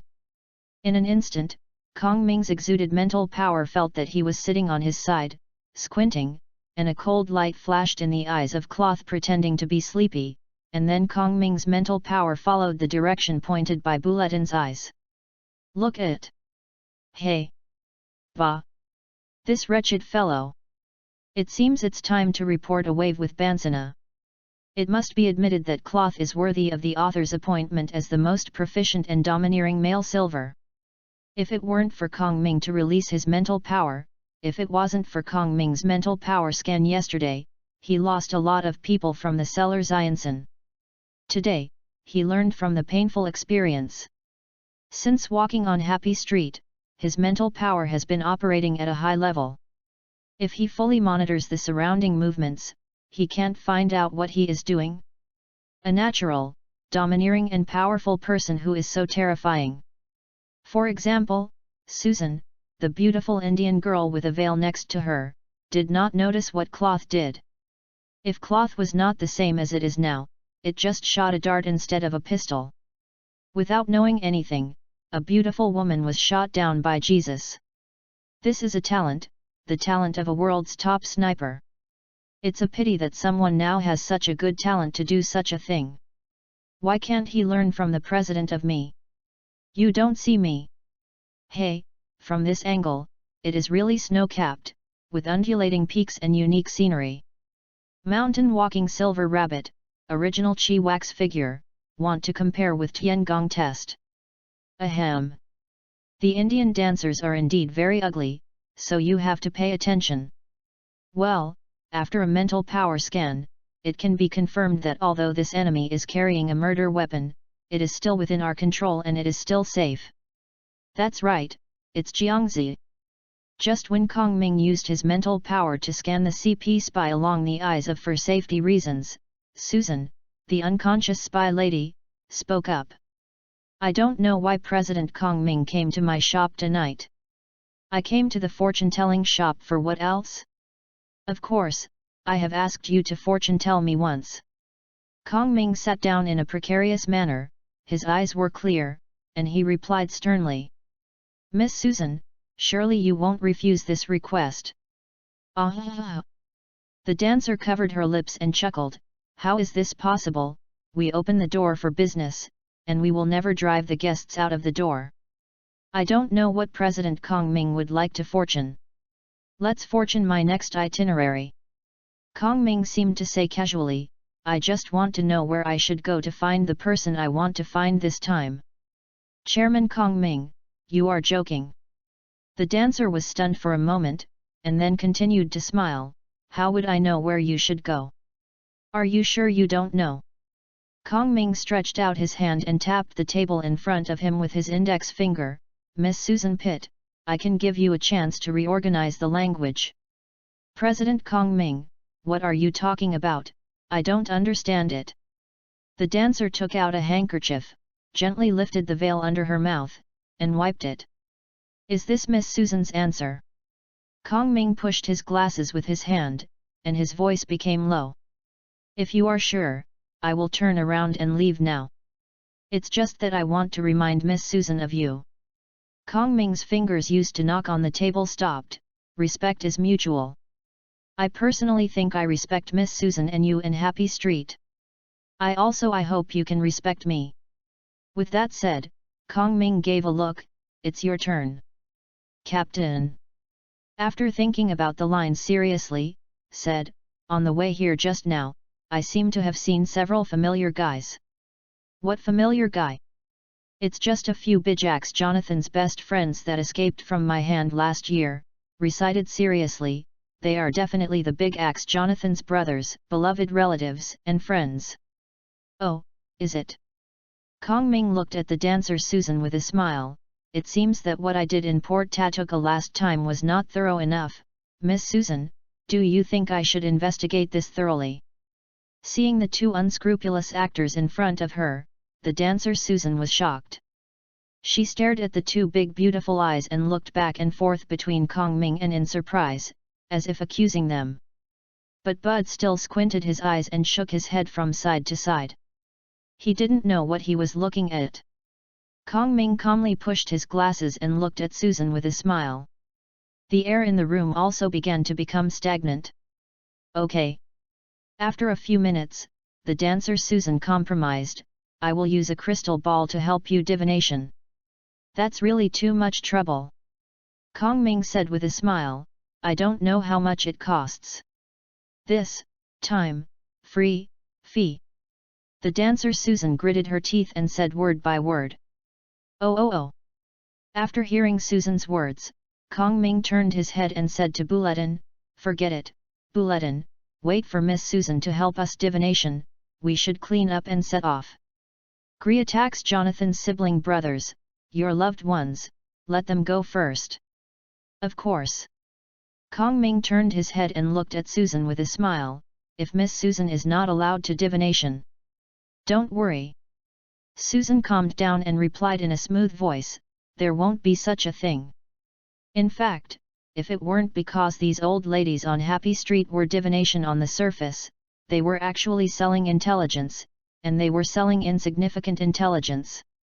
If they would never sell some truly valuable things, Kong Ming would go to the countryside and follow the customs. Spend money to buy honestly, fortune-telling. After all, I'm not afraid of the thief stealing, I'm afraid the thief is thinking about it. It's not a good thing to be targeted by the secret police of the world government, especially if Kong Ming is such a stable and insecure person.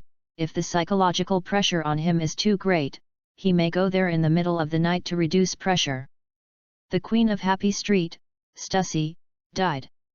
Don't look at Stussy as a master of CP0. Both the Navy Type 6 and Life Return have been trained to the point of perfection. If the front is hard, Kong Ming, a small body completely different from Pirate World, absolutely can't handle it. But as a mage, an intellectual, and an educated person, Kong Ming might be like a barbarian, rushing to fight with Stussy? Obviously not. Wouldn't he give himself the grace of a cat, the power of a bear, or petrification plus local transformation? Kong Ming means go in invisible and give her some poison or something. Isn't she fragrant? Secretly collect a bit of Stutsy's hair or something, and give her a curse. Isn't she sour? In a few years, my magic power will be stronger, and when she is not paying attention, she changes into sheep art, and then watches her being taken into the kitchen, secretly helping her to escape, and then being taken in, and then escaping again. Isn't it fun in the afternoon? Secretly send the news that she is a CP0 agent to the ant. Won't the ant die her tenderly? There are many ways to decompress. Kong Ming now only hopes that these old ladies in Happy Street will regard their lives as precious, symbolically and according to their own will. If you really have to go to the last step, you may have to suffer a little loss, but they will definitely suffer heavy losses. Just when Kong Ming began to wonder how CP0 should deal with himself because of his own incident. When responding to the other party, the dancer Susan sat up with a serious face, and put her hands on her. On the crystal ball, his mouth began to sing something that Kong Ming could not understand at all. But it doesn't matter. Although I don't understand, Kong Ming guesses that Susan can't understand either. The form still needs to be a form. Since it is said that divination is necessary, it must be divination. The current fact is that even though Kong Ming knows that Susan's divination is to use the information collected by CP0's intelligence network, it is sold to the opponent in the name of fortune-telling. But what Kong Ming showed was that I did everything that I knew, but I knew you knew that I actually didn't know some things. And the way Susan, the dancer, responds is, I know some things you know, but I also know some things you don't know, but I want you to think you know them all. So everyone is good. After a while, Susan took her hand off the crystal ball and said, the crystal ball tells me that the people and things you are looking for are now in the kingdom of Goya. That's great. Kong Ming stood up happily, took out a large stack of money from his pocket, and grabbed the hand of the dancer Susan very seriously, slowly pressed the money up, and then used his hand. Close Susan's hand. When doing these things, Kong Ming's eyes have been watching Susan seriously, appearing very seriously. It doesn't need to be free. Business is business. Miss Susan should know what kind of attitude I have towards our partners in the Azeroth Chamber of Commerce. As he said, Kong Ming took his hand back seriously and helped his glasses. I hope Miss Susan can ignore our offense this time, and hope that we can get along more harmoniously in the future. Go, cloth. When Kong Ming and Bulletin got up and walked to the door, they heard Susan in the room say another sentence. The crystal ball told me that this time the matter has something to do with the nobles and the navy. Thanks, Miss Susan. Kong Ming turned his head and bowed slightly to bow. If Miss Susan is free to visit Navia, please be sure to notify me. After the two people walked down the streets of Happy Street, Bulletin suddenly asked. Captain, how does it feel to touch Susan's hand? It's pretty good. Well, I mean, it's very calm and not weak. Miss Susan doesn't seem to be a weak woman, she must have been trained. Oh ha ha ha ha, laughed cheerfully, Captain, your face is blushing. Impossible. Kong Ming held his glasses with his hand, and replied without hesitation, how can a decent person like me touch Miss Sister's little hands, cough, because they are holding her on official business. Blushing after shaking hands, this is absolutely impossible. Am I that kind of person? Chapter 27, I can give you a pariah a chance. Although Miss Susan's information was very simple, Kong Ming was very satisfied. A single clue may be wrong, but after judging all the clues, the conclusion drawn will be more objective. The current strength of the Azeroth Chamber of Commerce can be said to be in the East China Sea. It cannot be said that the East China Sea is the strongest, but it is also qualified to be in the top 3. Naturally, it is impossible that the captain of his own family has disappeared with the ship, but he can find any useful clues. Less than. But after all, the Chamber of Commerce is a Chamber of Commerce, and everyone is a good person, so we can only inquire about some things that are good for face. However, these face-conscious things can also reflect a little, especially when there is other information that can be used to correspond. After returning to the Igwan, Kong Ming put all the clues on the table in the captain's room, and after an hour of careful comparative analysis, he finally reached a final conclusion. The Black Cat Crow's incident is definitely not accidental, but someone intends to deliberately engage in themselves, or that the other party's target is not themselves, but the entire Azeroth Chamber of Commerce.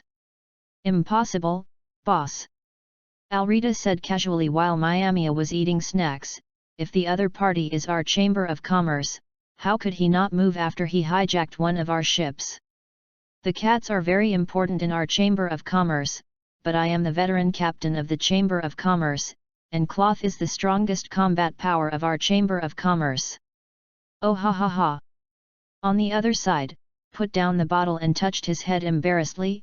Alrita, you are so unaccustomed to me, oh ha ha ha. The most important thing is that the president of the Chamber of Commerce is okay. Alrita continued to eat at Miyamia there. The other party also arrested one of our cotters. Why didn't he move next? I just figured this out.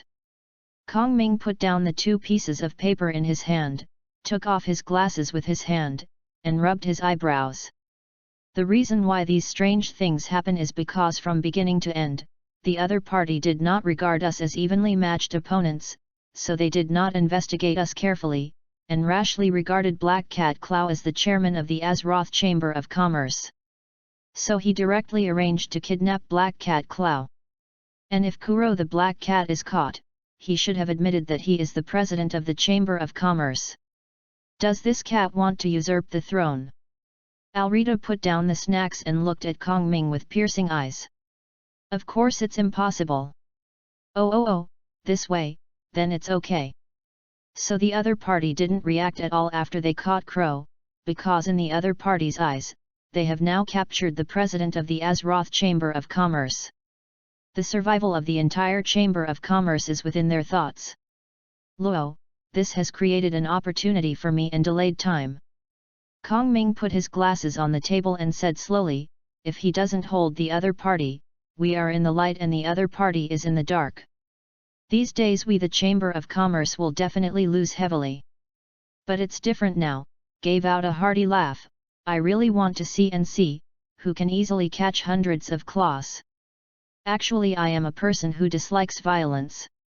Kong Ming didn't care about Alrita and who were next to him, looking at his gaze, while wiping his glasses, he continued, you know, I want ourselves, and the people we care about, to live freely and to have a better quality of life. As he said, Kong Ming put the wiped glasses on the bridge of his nose, and gently pushed with his hand. A cold light flashed, but there are always so many in this world for various reasons for assholes. Put the pause on us. A year ago, I thought that the raid on Tatuka port was enough to let these scumbags in the East China Sea know the fate of doing the right thing with us, but I found that with just a light push, there will be people like Batar. The scum jumped out and attacked our headquarters. Boss, you didn't just push it slightly. Battle hesitated for several months and tried at least 7 or 8 times. In the end, if it wasn't for the boss, you gave him confidence and he found another brave man. Guy, he has absolutely no guts to attack you. Yelita did not hesitate to stand up and expose Kong Ming. Understand the spirit. The tone was fierce. Well, now these scumbags in the East China Sea are scared, but there are also a group of scumbags who claim to be masters.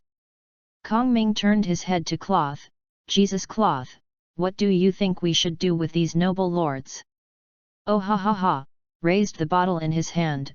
This kind of thing is good, what do you say, Captain? I will do it. What about you, Alrita? Mia. What do you see me doing, boss? Oh ha ha ha ha.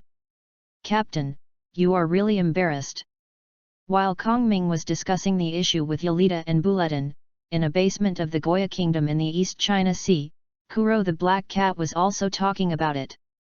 At this time, the black cat Chloe didn't look very good.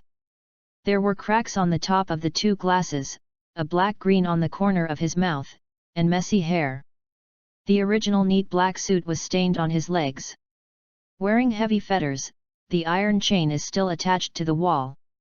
Fortunately, the handcuffs on both hands did not do this. At any rate, he can move around and hold his glasses or something.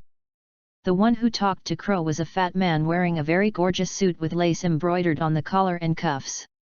What is strange is that although his belly is fat, his 2 legs and 2 hands look some are thin, just like a gourd has 4 short legs, giving people the feeling that he can break his legs as long as he falls. The fat man was still holding a thick cigar in his mouth. At this moment, he was talking to Crow in a vague tone. Crow, you are smart, I like to deal with smart people, because smart people don't be stupid in my head, just like those vulgar guys. I don't know what is most important in this world. You think you are a decent businessman and hire people everywhere. Even the Navy and the world government have to buy things from you. Are you a person? The fat man grabbed the cigar from his mouth, threw it to the ground, and stamped it out with his foot. I'm telling you, your thoughts are outrageous. The power in this world is controlled by the gods of this world, the world's aristocrats, Tianlong people, and appointed by the world's aristocracy. It is us aristocrats who manage you untouchables. Without saying a word, Crow pushed his cracked glasses with his palms. No matter what you do, you can't change the nature of your untouchables. The fat man lowered his head and looked at Crow with a grim expression. Like now, I just said a word and you were taken to me, you understand? Already? Nobles will always be nobles, and untouchables like you will always be untouchables. Even if you have money, you will still be untouchables. But now I'm willing to give you a chance. The fat man took out a cigar from the side again, struck a match on the table, moved to the front of the cigar and lit it. As long as you take your which Chamber of Commerce gives me in doing things, I can generously let you share the power of my nobles, but in the future, I will make 80% of the profits of your Chamber of Commerce, understand? It's okay to serve you. Klaus pressed his glasses again with his palms calmly. I am a businessman, and I do all good things.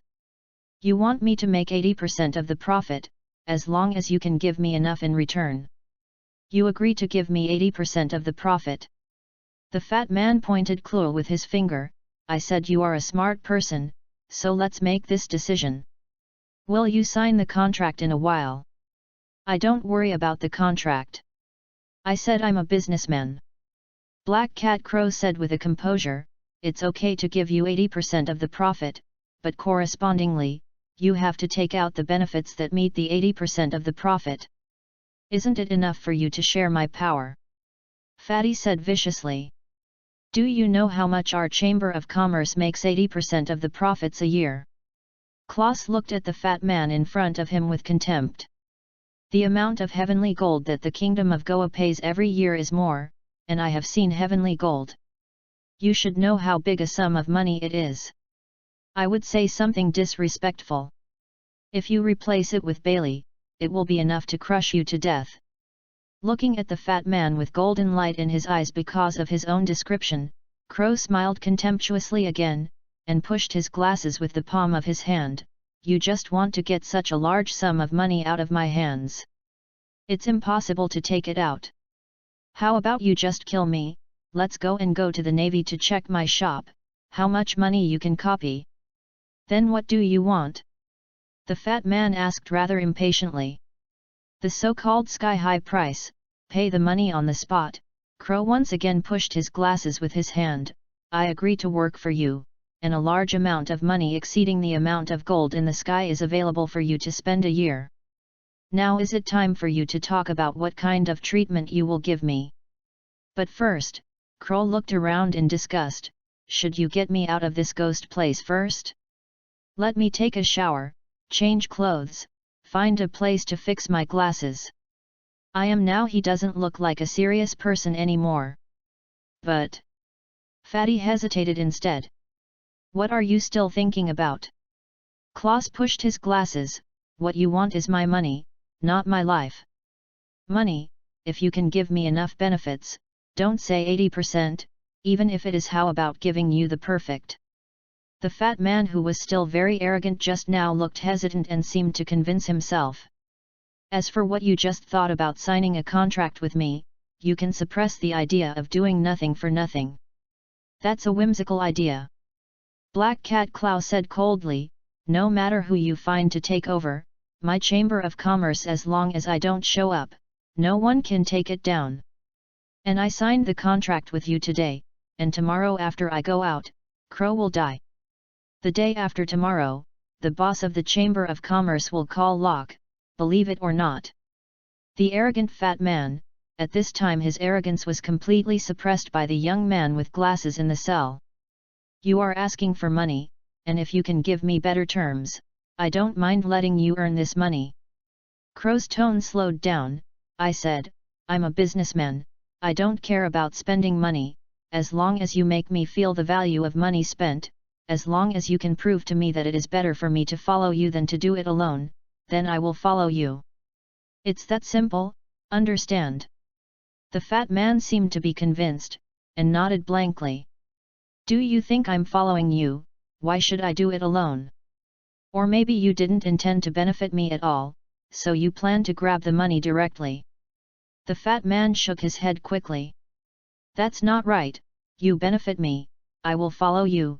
You see, I have promised to follow you now. Crow continued, what are you worried about? Why don't you quickly find someone to unlock me? Of course it's okay, it's okay. After hearing what Crow said, this gorgeously dressed fat man thought for a while, and felt that there was no problem, so he turned his head and shouted to the outside, who outside? Come in quickly, hurry up. Under his urging, two men in coarse clothes rushed in from outside. Hurry up and unfasten his handcuffs and fetters. The fat man touched Chloe with his hand, then take him out for a bath, change his clothes, yes, what else, take him to find a place to take his fix your glasses. Seeing these two men coming over to untie his fetters, Chloe gently pushed down his glasses, an expression of excitement flashed in his eyes, but the expression on his face was still calm. Then I will retire first, my lord. Crow bowed deeply at the fat man. You can now seriously think about what benefits and status should be given to me, so as to meet my dedication to you. Chapter 28, We Are Brothers, Major Mouse. So you just let the people go. In a two-story small building near the basement where the black cat Crow was held, a strong, dark-skinned man was standing in front of him with an angry look. Round fat man. Are you an idiot? I finally caught him. You let him go now. What if he just runs away? The face of this talking man is somewhat similar to that of Fatty Ball. He wore a noble costume that was as gorgeous as Fatty Ball and laced with lace, except that there was a navy cloak over the ridiculous clothes and a big justice on the back. 2 words. I think what he said also makes sense. The fat ball, who was still very arrogant just now, was restless and replied in a low voice, even if he signed the contract with us, he suddenly fell into the sea today and drowned when he went out tomorrow. The Chamber of Commerce changed a chairman, and the contract was signed as if it was not signed. In short, we still want him to serve us willingly in the end. Who said that? The dark-faced man glanced at the fat man coldly. Do you think the contract I brought back from the Great Sea route is the same thing as the contract you just found a few pieces of paper? I'm telling you. The dark-faced navy stretched out his hand, grabbed the fat man by the collar, and directly pulled the fat man in front of him. This contract, I paid a lot of money, and got it from the world government. A person who has eaten the fruits of the contract uses his ability to make a contract. As long as the president of the Chamber of Commerce is willing to sign the contract, even if he repents, he has no way to break the contract. Ah! Is there such a precious thing? The fat man was stunned. Why did that precious thing be used on that untouchable person? I will enter the palace tonight and ask Richard Nandakanat to sign it directly. It would be nice to give us the position of king of the Goya kingdom. Is there all water in your mind? The Navy lowered his head, almost face to face with the fat man. The effect of that contract can only control the king. Now the king still has 2 or 3 children. What about these people? Do you want me to take people to kill them at night? If that's the case, and what contract is signed, wouldn't it be easier for me to take people to the palace and kill them with the king? Ah, can this be done? The fat man was overjoyed. Then brother, let's do that. I'm going to gather the people. Get out. The dark-skinned navy threw the fat man out. Get me out and find the president of the Azeroth Chamber of Commerce. If he runs away, I'll take your skin off. Yes. Yes. Brother. The fat man crawled around like a ball, and ran out of the house. I will find him for you. Boss. Obviously she was sailing now, but Alrita, who was the captain, blatantly slipped away during working hours, unceremoniously carrying a large glass of juice, and occupying Kong Ming's special deck chair under the umbrella. And it was very bad to grab snacks from the plate next to the little Usopp recliner. Sucking, shouldn't we go to the kingdom of Goya now? Why are you going back to Navia City first? Since I know that there is a navy involved in it, I naturally want to find someone to inquire about this matter. Kong Ming held his head in his hands and looked at the blue sky above his head leisurely. While dealing with Alrita casually, he reached out to the small table next to his reclining chair. What? Kong Ming's hand grabbed empty. Fumble around. It's not right. Kong Ming turned his head to the empty table next to him. Sug. Alrita's vague voice came from the side. Boss, who are you going to find out? In the East China Sea, there will always be some outstanding navy who love the people and care about the military-civilian joint construction of fish and water regimes. Kong Ming answered casually, and looked around the small table. Didn't fall to the ground. Boss. Alrita probed over, still holding a straw with juice in her mouth. What are you looking for here? Where's my iced juice? I obviously put it here. What about such a big glass of iced juice? Whoosh. Alrita's head quickly disappeared from Kong Ming's eyes, and Alrita's slightly panicked voice came from behind. Juice? What kind of juice? No one has seen any juice without juice. Sister Yalrita. Little Usopp, who was eating a round belly and rubbed his belly comfortably on the recliner, asked strangely, aren't you drinking iced juice now? I am not, I don't talk nonsense. After a quality triptych, before Kong Ming turned around, Alrita had already jumped up. Boss, I found that the wind direction has changed. I have to arrange these slackers to change sails. Call. A gust of wind blew, and Alrita's figure had disappeared from the stern tower. Oh ha ha ha ha! Jesus, who was drinking on the other side, leaned forward and closed with a smile, lying on the recliner and thumping desperately. When he was about to return to the city of Navia, Kong Ming temporarily changed his course and did not return to the city directly. Instead, he drove the Egwin to a bay on an uninhabited island in the nearby sea and took off the sails. An hour later, a navy warship also appeared here and dropped anchor not far from the Kong Ming ship. After the two ships set up the springboard, one was wearing a navy uniform, including the navy cloak, which was not worn as a cloak like the other navies, but was worn on the body properly with buttons. The only thing that was out of the ordinary was the navy. 2 round ears were added to the hat, together with the person's sharp chin and mouse-like beard. An alive animal with devil fruit, rat fruit, and voles. It's not an exaggeration at all. Kong Ming thinks that his appearance is more like that of battle. Major Mouse. Kong Ming stood up, with a happy smile on his face. I am really a avatar for your promotion ceremony. I can only ask my subordinate Klo to help me bring the gift to you. It is true. I'm sorry. Kong Ming is really not calling him by his nickname, but because the Major's name is Mouse. Of course, his name is in English, which is Mouse. It's okay, it's okay. Major Mouse also showed a bright smile on his face. I know that President Kong Ming is busy with your personal affairs, so you definitely didn't mean to neglect me. How is it possible to be negligent? Kong Ming leaned over and said with a grin, Major is not your end point. In my opinion, in a few years, maybe you will be the Brigadier General of the 16th Division. It must be impossible for a few years. Major Mouse shook his hands like a windmill. Impossible, impossible. The two guys with grinning faces exchanged greetings for a while, and then sat down on the deck chairs arranged on Kong Ming's deck. Come and try this. Kong Ming picked up a golden wine bottle from the small table in the middle of the recliner, and said that Kong Ming lowered his voice, this is a high-end product I got, not even Mary Joya. High-end goods. Really? Major Mouse's eyes narrowed. Then I'll try it hard. While talking, Kong Ming already took the bottle and poured a glass for Major Mouse and himself.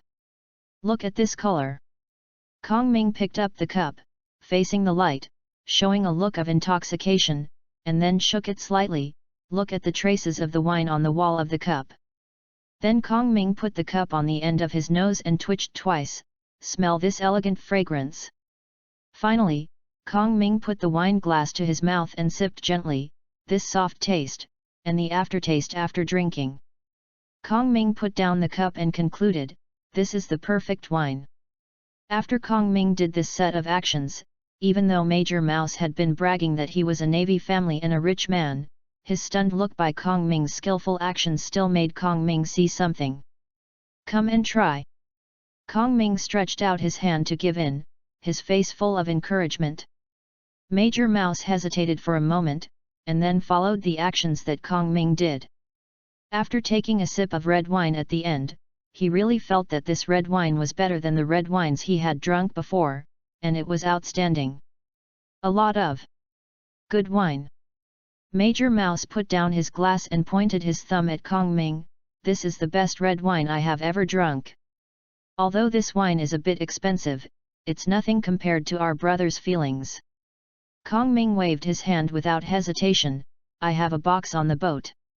When you leave, Major Mouse, take it all away, don't be polite with me. How embarrassing is this? Major Mouse touched his beard. Such an expensive thing. How expensive can it be? Kong Ming waved his hand, no matter how expensive it is, can it be as valuable as our brother's? Then I'm embarrassed. There was no embarrassment on Major Mouse's face. But reactive power is not rewarded. I happen to have something to ask Major Mouse about you. Kong Ming's voice lowered a little. I heard that the Goya Kingdom, the navy was in. Caught, is there anything like this? Major Mouse showed a look of guilty conscience on his face, and looked to the left and right, as if he was afraid that what he said would be heard by others. Since you already know it, then I won't hide it from you. Wrong, it's the same as you said. I know some. Kong Ming said with a smile, but the look on his face seemed to say, yes, I know it all. But the details are not very clear. Kong Ming directly took out a pile of Bailey from his pocket and patted it in front of Major Mouse. I don't know if you can tell me the details of this matter, brother.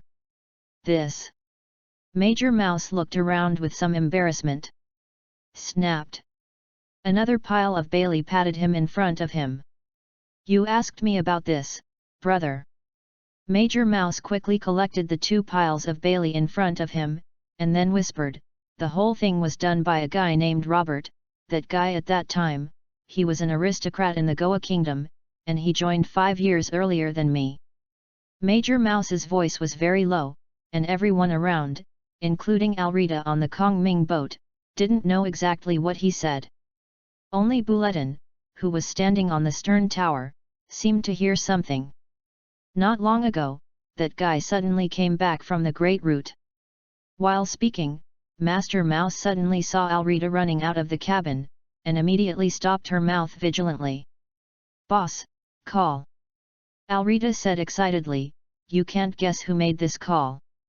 As he said, Alrita leaned close to Kong Ming's ear and said a few words in a low voice. "Oh. That's it." Kong Ming looked impatient. "Major Mouse is not an outsider, there is nothing here that he can't know about me."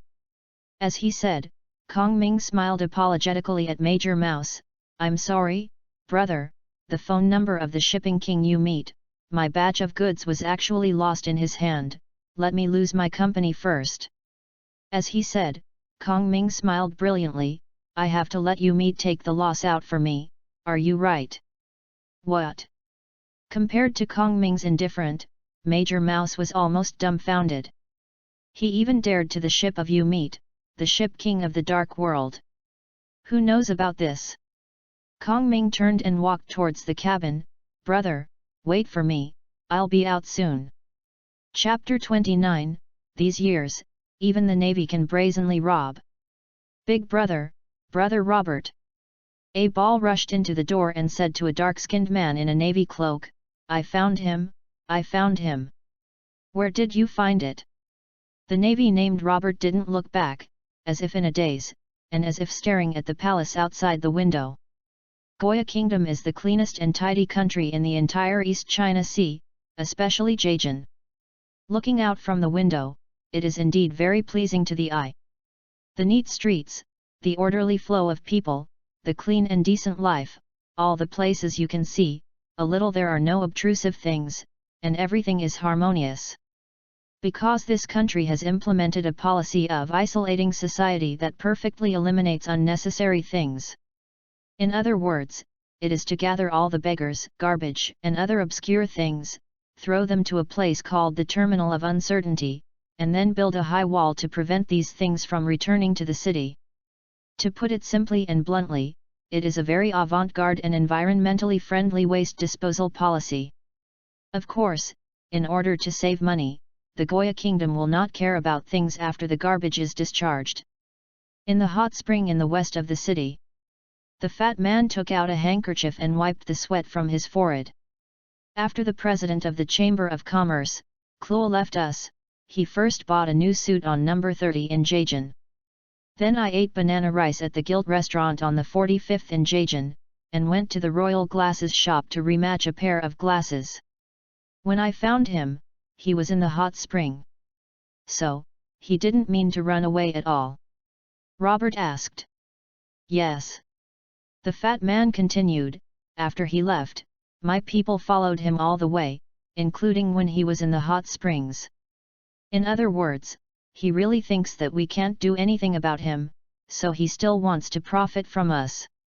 In fact, I still think that it is a pity that that precious contract was used on him. The fat man said boldly, Big brother, you came from the Great Root. Is there no other benefit for him? Other benefits, what you said is light. Robert turned around and looked at the fat man fiercely. Pele, who has exceeded the amount of gold in the sky in the kingdom of Goa in a year, what benefits do you want me to exchange? Do you know or not? Devil fruits, this number is enough to buy a few. Really? The fat man was trembling. Furthermore, Robert straightened up, the young man Klaus is very strong. If you didn't touch me, you would never catch him. It was okay when I was here. Wait for me to come back later. How can you control him when you get to the Great Root? Listen to me, let him sign. Robert's face showed a gloomy look. If his Chamber of Commerce is really as rich as he said, the big deal will be when I will spend money to clear the relationship and buy another one.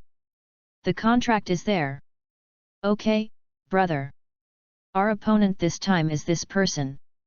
In the cabin of the Iguan, Kong Ming casually posted a hand-painted head on the wall of the captain's room. Robert Schultz, a member of the Schultz family, a nobleman in the Goya Kingdom, was called because of his dark complexion. Black Baron. When he was a young man, he joined the navy voluntarily. It is said that he spared no effort in catching pirates. He participated in a naval training course 5 years ago. Now he is one of the major generals of the Navy headquarters and is proficient in physical skills. Speaking of this, Kong Ming stretched out his hand and knocked on Robert's portrait. This man has a deep knowledge of the 6 Navy styles. At least he can be sure that there are moon steps, arbitrage feet, and iron blocks. He will definitely do the remaining 3 styles. No one knows whether he has practiced to return his life or not, but we will treat the enemy strictly, and we will treat him as good. Boss, what is the return of life? The studious Yalrita asked. Life return is still a kind of advanced physique in the Navy.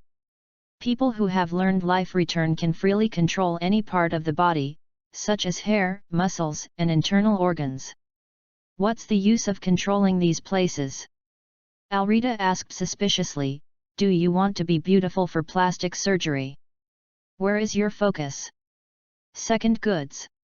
Although the return of life can achieve the effect of plastic surgery, and even make one person's appearance completely transformed into another person under control, this is not the point. The meaning of return of life lies in the complete control of one's body, especially use with Navy Type 6. Kong Ming continued, I'll give you a very simple example. You all know that the role of the Navy's 6-style foot is to slash a sword-like flying slash with your feet. Because a person has only 2 feet, so at the same time only 2 slashes can be kicked out. But if Lan's heels cooperate with the return of life. As he said, Kong Ming touched a long hair in the portrait of the Black Baron. If he uses his life to return his hair to control, and then he controls each hair to have the effect of sloping feet, in this case, as long as he flicks it, hair can cut tens of thousands of slashes, and the destructive power is amazing. Oh. Alrita was obviously taken aback. Is it possible to do this? This brain hole was seen in the pirate's fan fiction before Kong Ming crossed.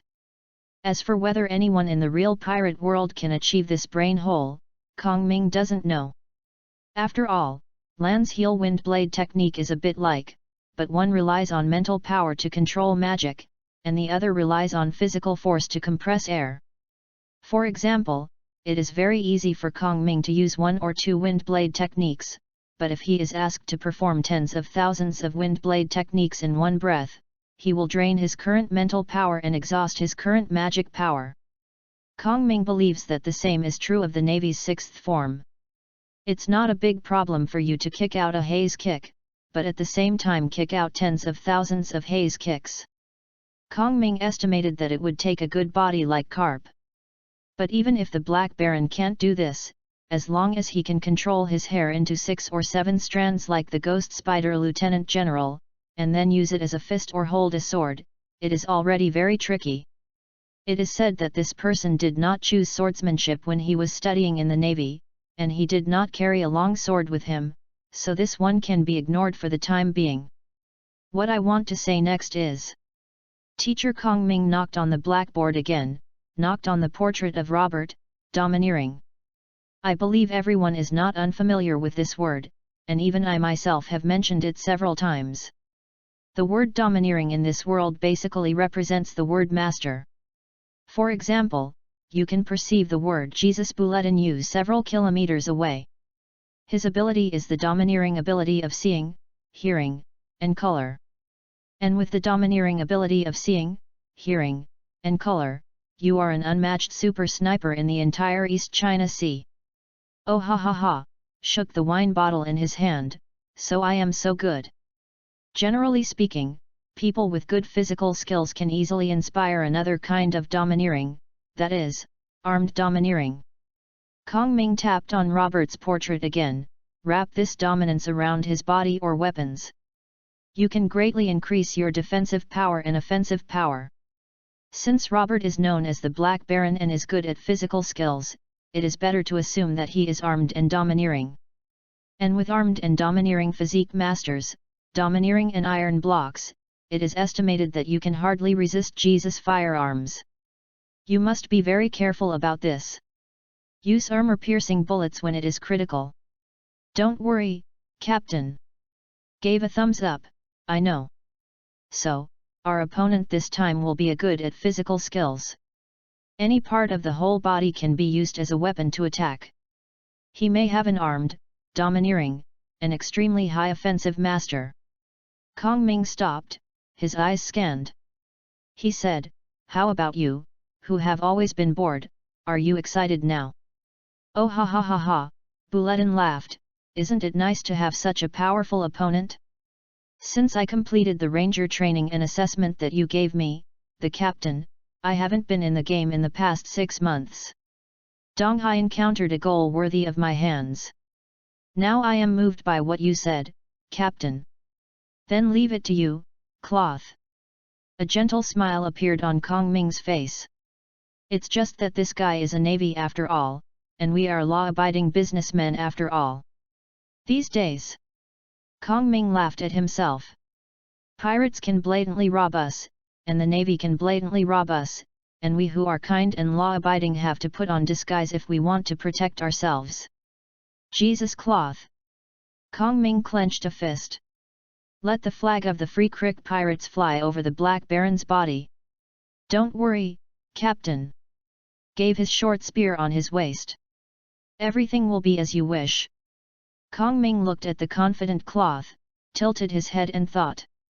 "Well, if you can play easily, bring me back alive, and I will send you a helper."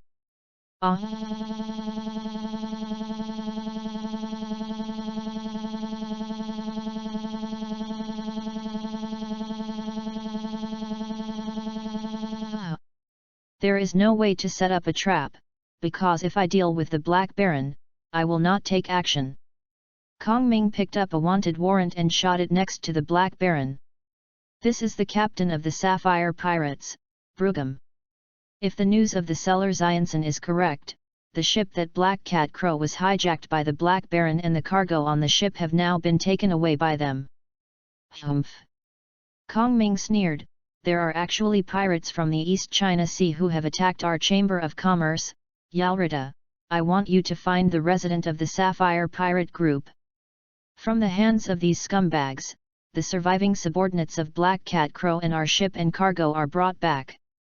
As for the scum of the Sapphire Pirates, I don't want to see them." Oh. Alrita patted her chest, super fierce. "Don't worry, boss, see how I crush them. This is the last one."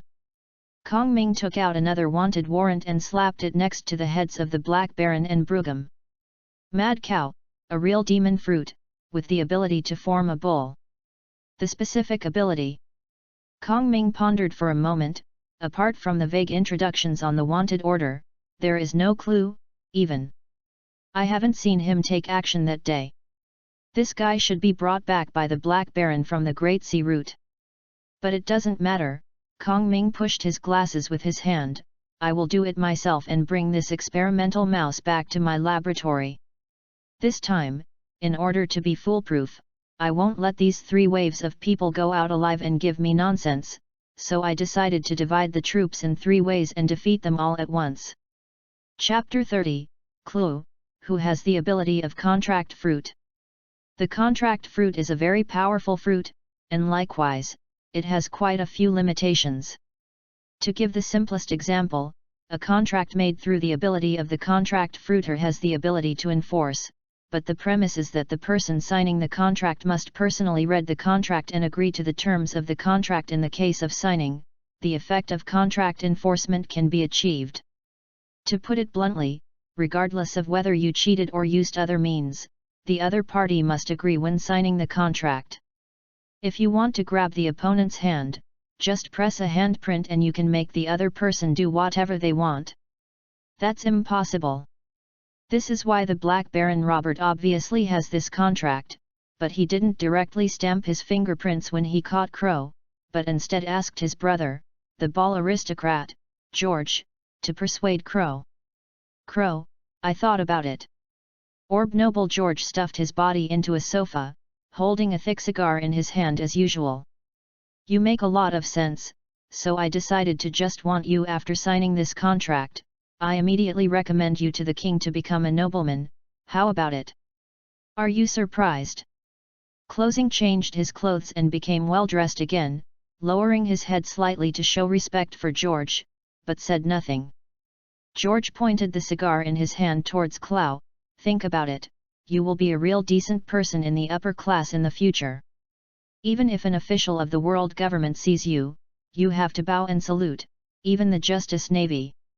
From now on, it will be the same as your dog, whoever you let him bite, he has to bite whoever. Suddenly, there was a majestic cough from next door. Okay, let's talk about the Navy's affairs separately. George's body trembled slightly. How about it? Hurry up and sign the contract. I'm sorry. Crow raised his head, held his glasses with his hand, and said, neither humble nor humble, although I have always wanted to be a member of the nobility, this condition is not enough. Not enough. George's surprised face was distorted. I made you a pariah, one of the nobles. It is already a gift from heaven. You don't think it is enough? Of course it's not enough. Crow moved slightly, letting his body lean forward, showing an eager look. If I just wanted to become an ordinary nobleman, I would have become a Scandinavian. I believe that any king of the East China Sea, as long as he knows that I am willing to help him with the task of contributing heavenly gold, can give me the title of noble. As he said, Crow raised his head and made an expression of completeness. In fact, I have passed my partner in the world government. In the name of enshrining heavenly gold, please let the people of Tianlong allow me to establish a country in the East China Sea and join the world. The government. I believe that this request is highly likely to be passed. In other words, if I delay with you for a few more days, maybe I will be the king of the 177th member country of the world government. I will naturally be a noble by the time. A noble recognized by the world's noble Tianlong people. This. Fat George got stuck. He scratched his head, raised his head, and looked at the next door with a plea for help. Waste. Following the voice, Robert walked in a navy cloak, picked up his brother George from the sofa, and unceremoniously threw it aside, and sat down on the sofa. CLO, let's be honest, what do you want? As for what makes the Denon people admit that you created a country and become a member of the world government, don't say anything. Are I talking nonsense? Clow bowed slightly, acting very humble. My lord, you have also seen the world's nobleman, Tianlong Ren, what do you think? Nonsense, it's because Robert had met the Drago Knights that he knew that what Crow said is very likely. No, not very possible, it will definitely succeed. For those Drago Knights, just give them benefits and sell a franchise. What is the quota for? Anyway, for them, the kings and nobles of the countries that the world government joins are just untouchables. Naturally, Robert would not know that after more than 10 years, there was a king who was overthrown relying on business, and finally became the king of the new world government. That's right, it's Valbo who married Miss World. It's easy for you to build a new country, but people, your country will never be the only king, right? Robert waved his hand. Tell your true purpose, and I will see if I can agree to it. If it is possible, I directly agreed. If it doesn't work, I will kill you, and then check your branch in Goya Kingdom. Okay. Crow straightened up. I want to be the Minister of Finance of the Goya Kingdom. What did you say? The fat George in the corner jumped up suddenly. How dare you? I promised. The Black Baron agreed swiftly, and then pushed the contract on the table to Crow's face. As long as you sign it, tomorrow you will be the nobleman of the Goa Kingdom and the Minister of Finance. But the contract doesn't specify that I can become the Minister of Finance of the Goa Kingdom. Clow held his glasses with his hand and answered calmly. You have been a businessman for too long. Robert grinned. How could I leave a crime in the contract for this kind of thing? Since I said, you can become the Minister of Finance after signing the contract, then wait for you after signing the contract. The current Minister of Finance of the Goa Kingdom will definitely die of a sudden illness tonight. There are some things that can be done and cannot be said, and some things can be said and cannot be done. Robert pushed the contract strongly in front of Crow. You don't even understand these things, or say, You still any other ideas? As he said, Robert's eyes were staring at Crow. That's it. Crow hesitated, but I always feel that there is no guarantee. I'm still worried about you taking the opportunity to escape after signing the contract. Robert tapped the contract with his thick finger. Let you sign this, but after you breach the contract, I can find a reason to deal with you. Let's talk. You agree or disagree, sign or not? Okay. I agree. Crow sighed helplessly, picked up the contract, and after reading it again, he reluctantly picked up the pen and signed it with neat handwriting at the bottom of the contract. AI the words of Crow, President of the Zeroth Chamber of Commerce. Just when Crow signed the last sum, the entire contract was lit up. Robert knew that this was what the capable person of the contract fruit said. The contract has captured the sign agreed by the other party, indicating that the other party is at least signing a contract.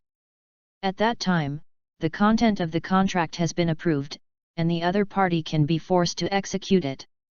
Now that the signing of the contract has been successful, the future can't be helped by this pariah. CLO, let's talk. How many deposits do you have in the Azeroth Chamber of Commerce now? At this time, something horrified Crow happened. Although he didn't intend to say it, he opened his mouth and spoke out uncontrollably. Currently, the Azeroth Chamber of Commerce has a total of 4 billion circulating funds. In addition, there are about 3 billion of funds deposited in the underground vault on Fortune Island. How could it be? Crow said in horror, what did you do? Ah ha ha ha ha. At last the fat George was finally shaking. Do you think you are signing an ordinary contract, so you can break the contract with you as an untouchable? I tell you this untouchable, you only need to sign if you agree to sign the contract, it will be enforced. It is made by someone who has the ability to eat the fruit of the contract. How about it, untouchable, do you think it's great if you have money? Now you know that there is a huge gap between the nobles and you untouchables. There is a gap. Is that so? Clow pushed his glasses with his hand and said calmly, in other words, I have to implement all the terms of the contract, right? As long as we let you execute it, you have to execute it. George laughed in front of Crow, shake the signed contract with his hand, because it is stipulated above, you must transfer the Azeroth Chamber of Commerce. The position of the President is given to me, and it is also stipulated that you must unconditionally obey the words of the President of the Azeroth Chamber of Commerce, and even if you are not the President, you cannot deliberately make mistakes in your work to reduce the profit of the Chamber of Commerce. That is, since you signed this contract, you can only honestly give money to our nobles as a pariah. How about it, is it desperate? Do you want to cry, ha ha ha ha? In other words, I was deceived, am I? Crow's mood didn't fluctuate at all because of George's words. Then let me be a nobleman, and the Chancellor. Is this on the contract? George proudly took the contract and jumped around in front of Crow. Why didn't I see it? Oh, is that true? Crow pushed his glasses again. Don't be fussy. Black Baron Robert urged beside him. Hurry up and talk business. Okay, big brother. Fat George agreed. And then looked at Crow, say, what do your chambers of commerce produce, what special effects, that is, when you met my eldest brother, the drugs on the ship were in where is it produced? It's a factory on an uninhabited island under the jurisdiction of the 16th branch of the East China Sea. Clow was expressionless, but his mouth was answering questions. How many people are there in that factory? There are more than 500 people with family members. Are there any masters in the factory? Robert asked this sentence. It is guarded by my subordinates, the Cat brothers Sam and Bush. Are they good? I can easily kill them in seconds. One question and one answer, the speed is extremely fast, whether Crow is willing or not, he has automatically said all the circumstances. Look, isn't this very good? Black Baron Robert smiled slyly at Crow, tomorrow you will take me to Fortune Island and take over your underground vault. Okay.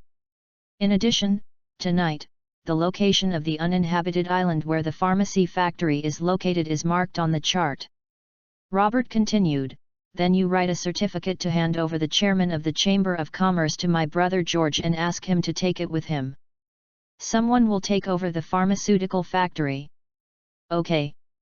The black cat Chloe agreed without hesitation, and then his hand pushed his glasses again.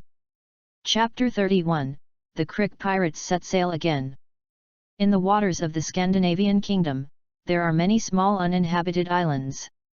Some of these small islands cannot be inhabited, while other small islands have other reasons, such as hiding some uninhabitable islands. What others see? On one of the islands, there is a big secret of the Azeroth Chamber of Commerce hidden. This is a huge pirate ship. Its size is big enough to compare with the 10,000-ton giant ship on the Earth, 5 floors up and down, more than 200 meters long and 70 meters wide. Even in the world of One Piece, this ship is also a real behemoth. Its prow resembles a huge black panther head, looking hideous and domineering.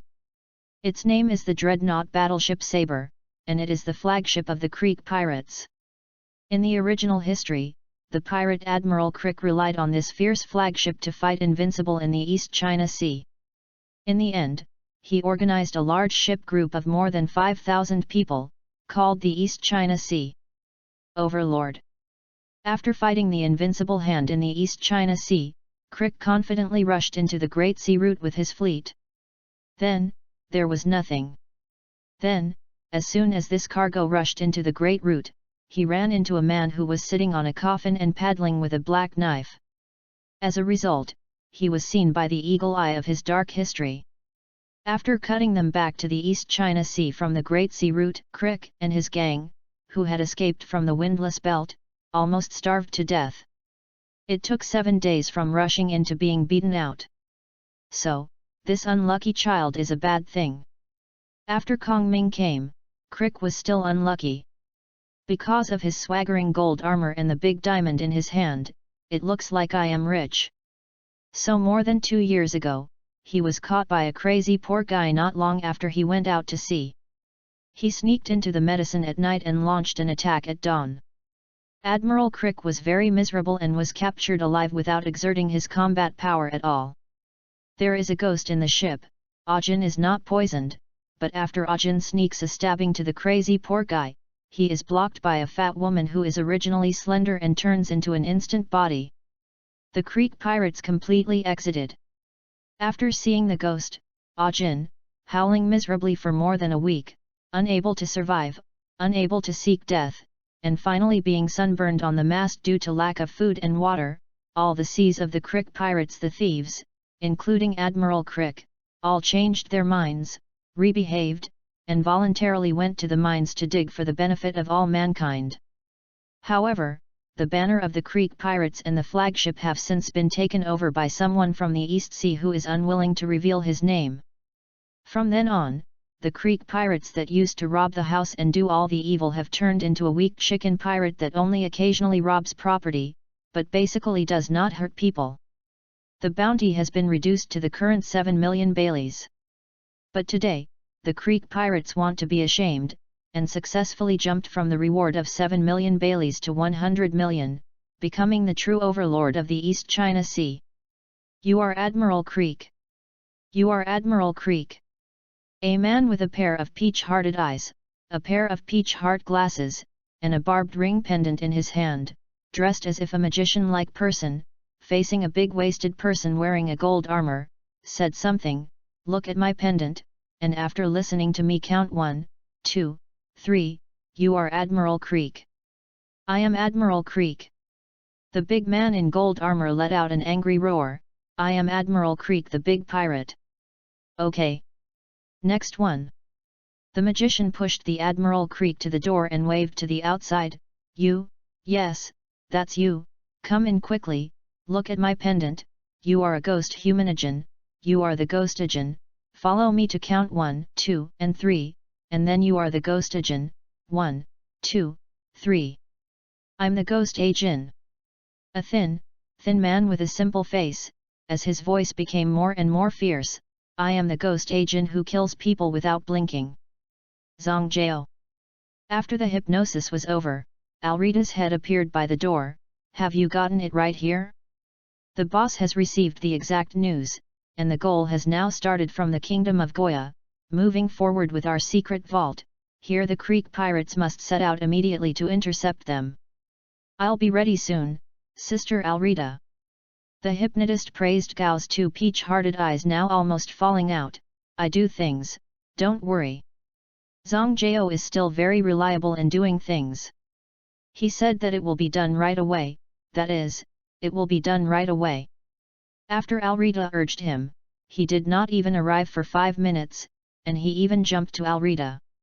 Next to him, boss, big sister, all members of the Creek pirates are ready and ready to go. Very good, Zhan Gao. Kong Ming approvingly patted Zhan Gao's shoulder. Your talent is definitely more than that. Come on, I am optimistic about you. Yes. Zhan Gao slapped his chest. Boss, watch my actions.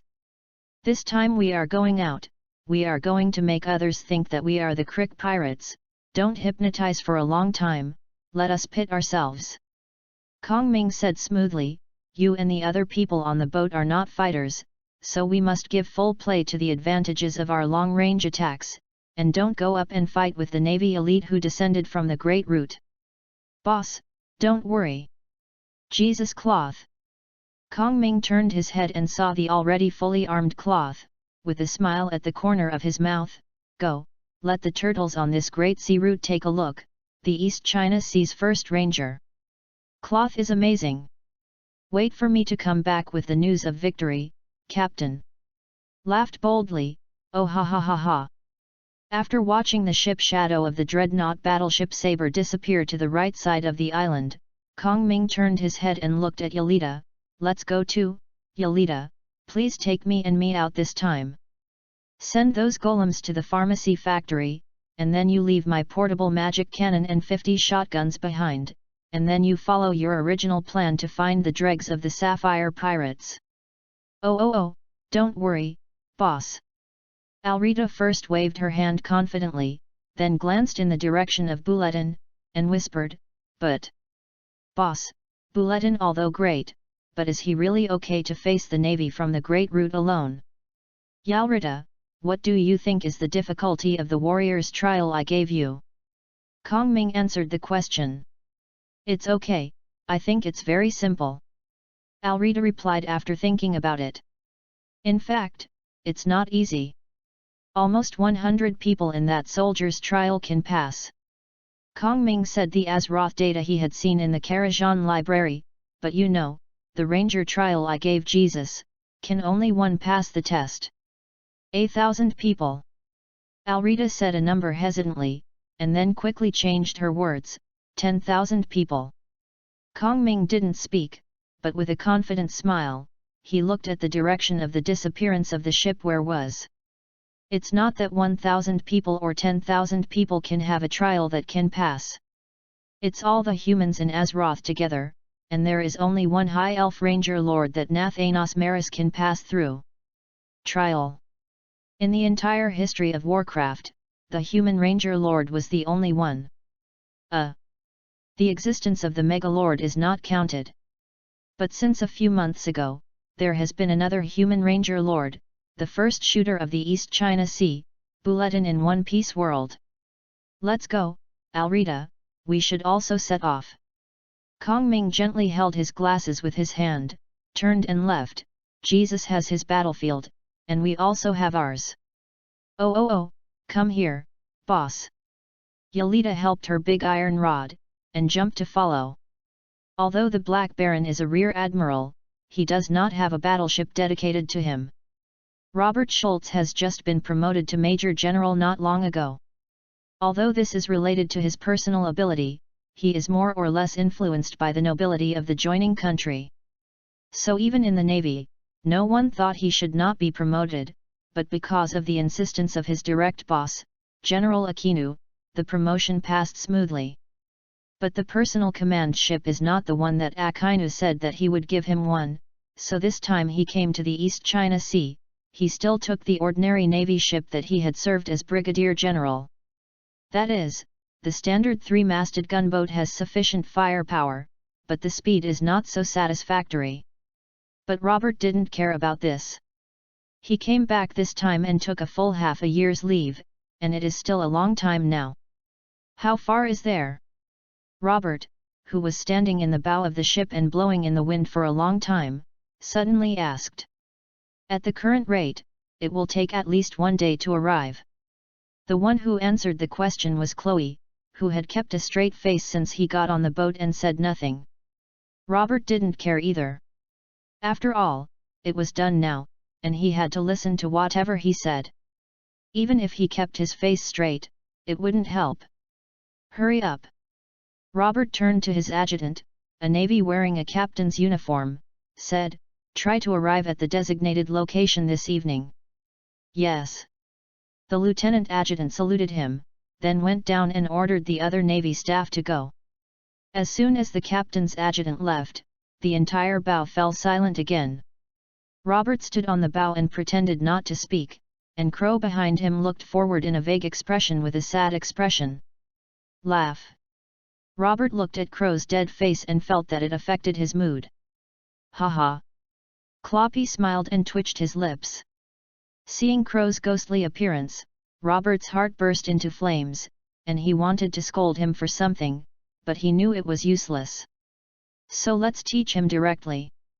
This ship is full of navy and he wants to continue his promotion in the navy. Yes, reputation is still useful. This is very congested. At this moment, the lieutenant's adjutant who had just left suddenly hurried over, reported that the pirate ship was found ahead. Judging from the ship and the flag, it is the Creek Pirates Group offering a reward of 7 million baileys. Has the nearest navy branch been notified? Already notified. That's enough, since this guy with a bounty of 7 million can't wait to die. The Black Baron, who was angry because of Crow's face, shook his cloak. We will fulfill them for justice. For justice. Justice? Haha. Chapter 32, East China Sea's First Ranger Cloth vs Rear Admiral Robert. In the duty room of the 16th branch of the East China Sea, the Navy on duty just put down the phone worm in his hand, and saw the big figure of the 16th branch, the newly promoted Major Rat, walk in. Did something happen? Major Mouse asked happily. Report. Seeing that it was Major Rat at the base, the Navy immediately answered the truth. Major Admiral Robert Schultz of the Navy headquarters just now sent a message that they met at sea with the pirate Crick, who is offering a reward of 7 million bailey. This is a big deal. Major Mouse frowned. The Major Admiral of the Navy headquarters was attacked in our waters. It's not a trivial matter. Let me watch it for you, so you can quickly report the news to our base officer. Yes. After the Navy agreed, quickly ran out the door. After the Navy went out, Major Mouse's face immediately changed to a different look, and his whole person became gloomy. You can't blame me for this, Black Baron. With that, Major Mouse took out a strange phone bug from his body and stuffed it secretly into the corner of the duty room. Do you know how much money the Azeroth Chamber of Commerce will give to our brothers in a year? If you do it, just grab it. You can just grab the money from our brothers. After the phone worm was put away, Colonel Mouse called a button on the worm's keyboard was pressed. But you are so courageous that you even dare to grab you meet's ship, you East China Sea turtle. Do you think that the Sea King you meet is the stupid pirate you caught? Colonel Mouse clapped his hands and stood up. Relying on a little bit of force, I just yelled 5 and 6 in front of our brothers, and at the promotion ceremony of Lao Tzu, trademark was like a club. What kind of thorough justice did you say? Not to mention whether you have the ability of Lieutenant General Akagu to complete it. Just talk about your robbing of the Chamber of Commerce, and you are worthy of justice. Humph. This time you meet sent someone to deal with you personally, I will see how you died. Kong Ming, who instigated Major Rat, didn't know that, in fact, he didn't have to spend so much money to get things done. After doing all this, after rubbing his face, Major Mouse sat down again with a smile on his face, pretending that nothing happened, and even after the reporting Navy returned, Colonel Mouse kindly asked a few more questions. Sentence follow-up. Upon learning that the chief of Base 16's reply was, "Isn't it just a pirate with 7 million Baileys? Can a Major Admiral of the Navy's headquarters still not be able to deal with it? What's the fuss?" After that, Major Mouse comforted the unprovoked betrayal. The approved Navy, Shi Shiran left the duty room. While Major Mouse was quietly doing these things in the 16th Division of the Navy, the naval ship that the Black Baron was on had already entered the range of the dreadnought battleship Sabre of the Creek pirates. From the Navy gunboat, it can be clearly seen with binoculars. On the bow of the Sabre, a strong man in golden armor has pointed his hand at his ship. With a wave of his hand, the bow of the Sabre, the rows of things that looked like ornaments turned upward, revealing the cannons hidden underneath. He he he he he. The hypnotist Zhang Jiao laughed triumphantly. "Little ones, fire me at will and send the Navy warship in front to the bottom of the sea." Following his order, the artillery on the bow of the Sabre began to fire one after another, and the shells flew toward the Black Baron's ship one after another. It was just that the distance was too far, and it was the first round of fire. Except for a lucky shell that grabbed the ship's stern tower, all the remaining shells fell into the nearby sea, causing blossoming waves. "Major General," the captain's adjutant reported calmly, "the enemy's artillery fire is too fierce. I suggest that we attack from the other side's side and engage in battle." "It's fine for you to decide on such a small thing." The Black Baron waved his hand casually. "I only have one request. Try to send me to a place 100 meters near this ship." "Yes." The captain's adjutant answered without hesitation, and then turned around and ordered the Navy's sailors to turn. He he he he he. Zhang Jiao, who was hiding on the deck, watching the battle through the binoculars, let out a burst of laughter. "Do you think you can rush up from our side? Too small to look at us, dreadnought battleship Sabre, but our Creek, bah! The flagship of the Azeroth Chamber of Commerce Combat Forces, the most powerful warship in the entire East China Sea and the entire world." There is nothing wrong with Zhang Jiao's words. When in the hands of the Creek pirates, the dreadnought battleship Sabre was already known for its powerful firepower. Without the ability of devil fruits, no physical skills, no swordsmanship, no domineering, that is, the pirate Admiral Crick, who fought with the Five Scums, relied on the powerful firepower on this ship to become the overlord of the East China Sea. After this ship arrived in the hands of Kong Ming, based on the theory that more is beautiful and big is good, he made a frenzied modification of the ship, and completely doubled the number of artillery on the ship, making this ship completely became a turret hedgehog. However, no matter how modified it is, this boat is just a useful toy. In this world where great power belongs to itself, it is never the weapon, but the strong that determines the victory. If someone like Kaido starts to fight guerrillas shamelessly, how many warships in the Navy can't stand the ruin? Although you are right. Standing next to Zhang Jiao, without a telescope at all, Buletin, who could see the battle clearly, laughed. "But my flagship is the Bansana, not this." "Oh ha ha ha! I didn't mean that." Zhang Jiao woke up immediately. "Of course, the flagship of our Azeroth Chamber of Commerce combat troops is naturally your Bansana."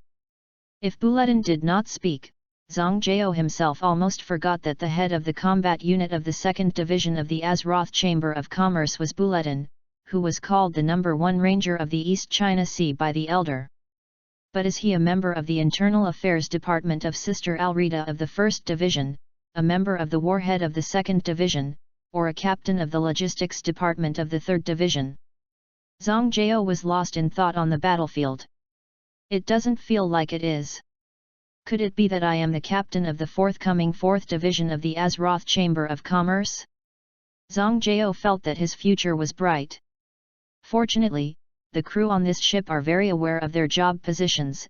Even without him giving orders, the ship is still operating normally.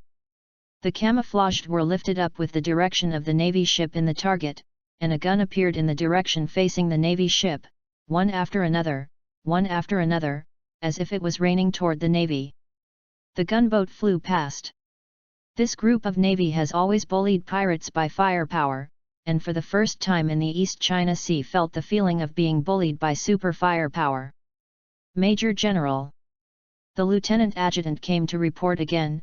The opponent's artillery fire is too fierce, and can only attack from behind the opponent's ship, in the direction of the steering wheel. Don't have to be so troublesome. Black Baron Robert grabbed the cloak behind him and tore down the adjutant.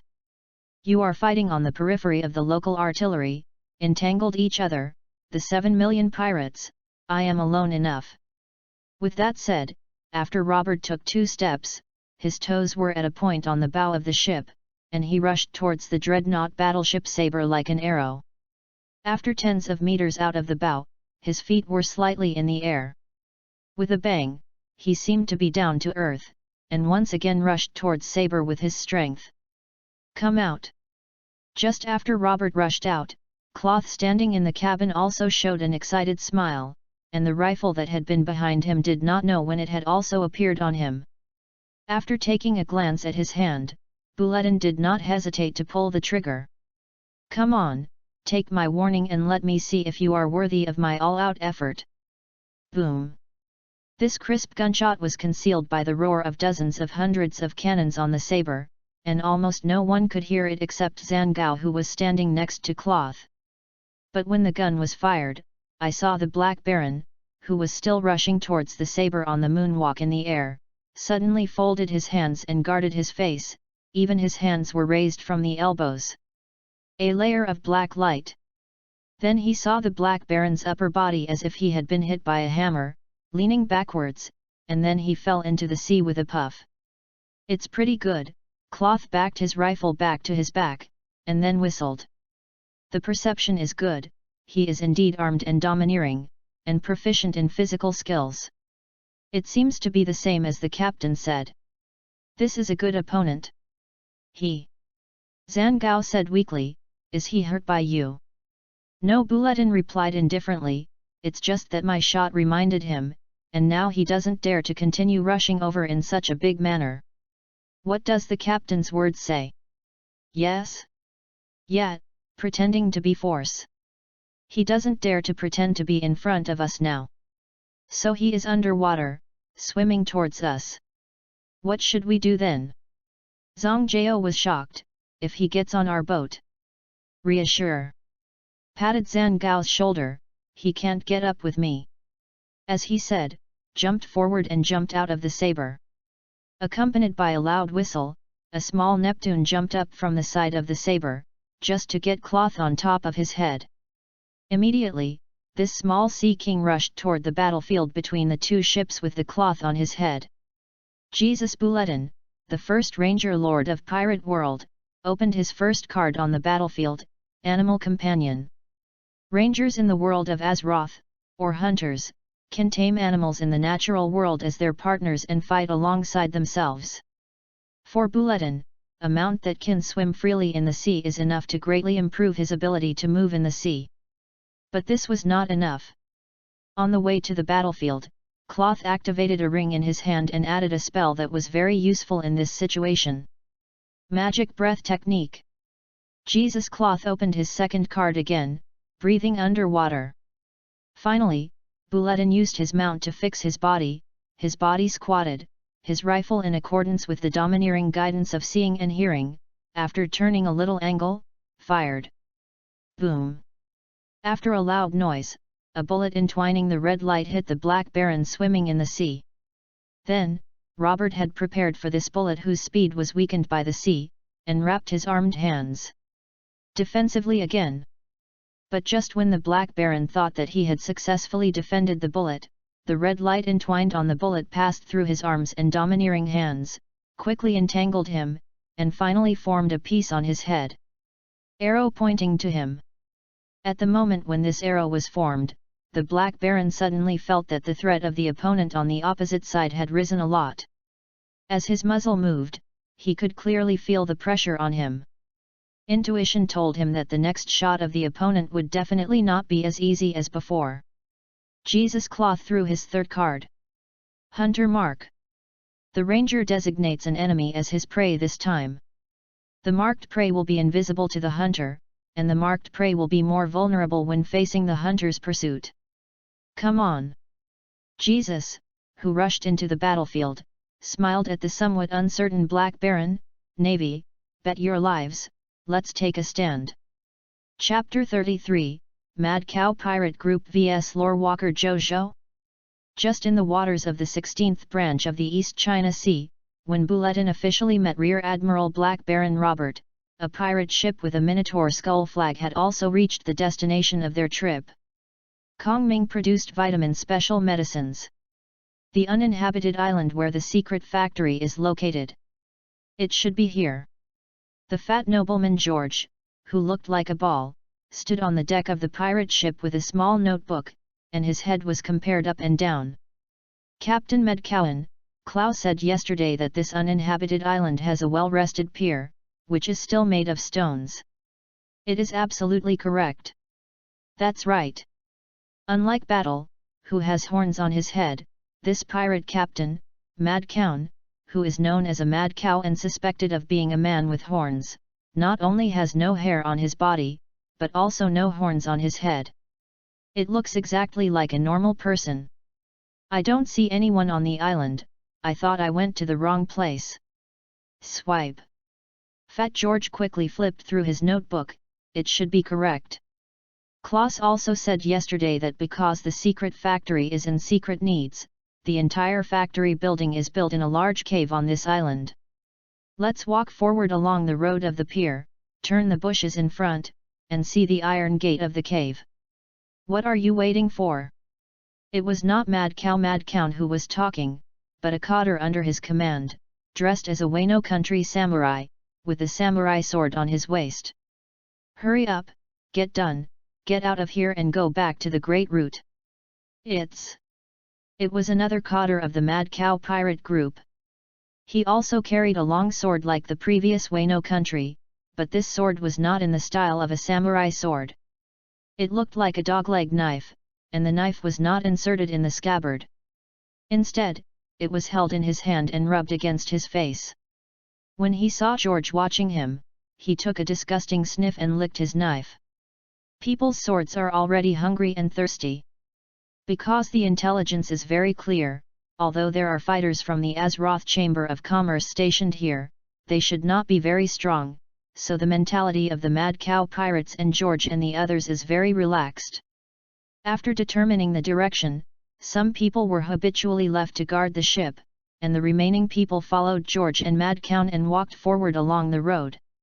After turning a bend, they saw a small cave, 1 meter away from the entrance of the cave, with an iron gate. That's it. Mad Cow McDermott didn't hesitate. He stepped forward and pushed open the iron gate with his hand. The people behind him did not hesitate to follow behind him, encumbering the fat man. George, hugged in together. Just after they all entered the iron gate behind them suddenly moved on its own. With the squeaking and banging of two different sounds, the iron gate was tightly closed together, shutting all of them. The pirates are locked in this dark cave. What happened? What happened? Who turned off the lights?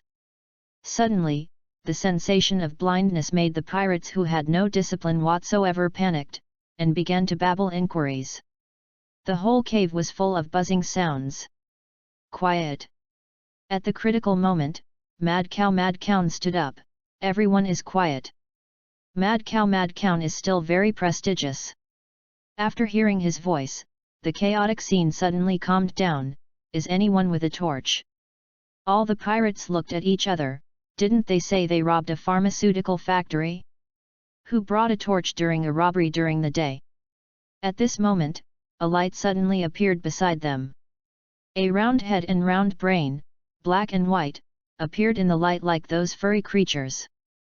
The orc didn't wear a coat on his upper body, but just put a piece of cloth on the outside of the vest that I don't know what was written on it. Around his waist was a waistband of the thickness of a wrist, and a round waistband was attached to the other side of the belt. The belt buckle has a paw print on it. On the orc's chubby chin, there was a small mustache. "Hello, travelers from far away." The orc folded his hands and bowed. "I am a Pandaren lore walker from Pandaria, and my name is Jojo."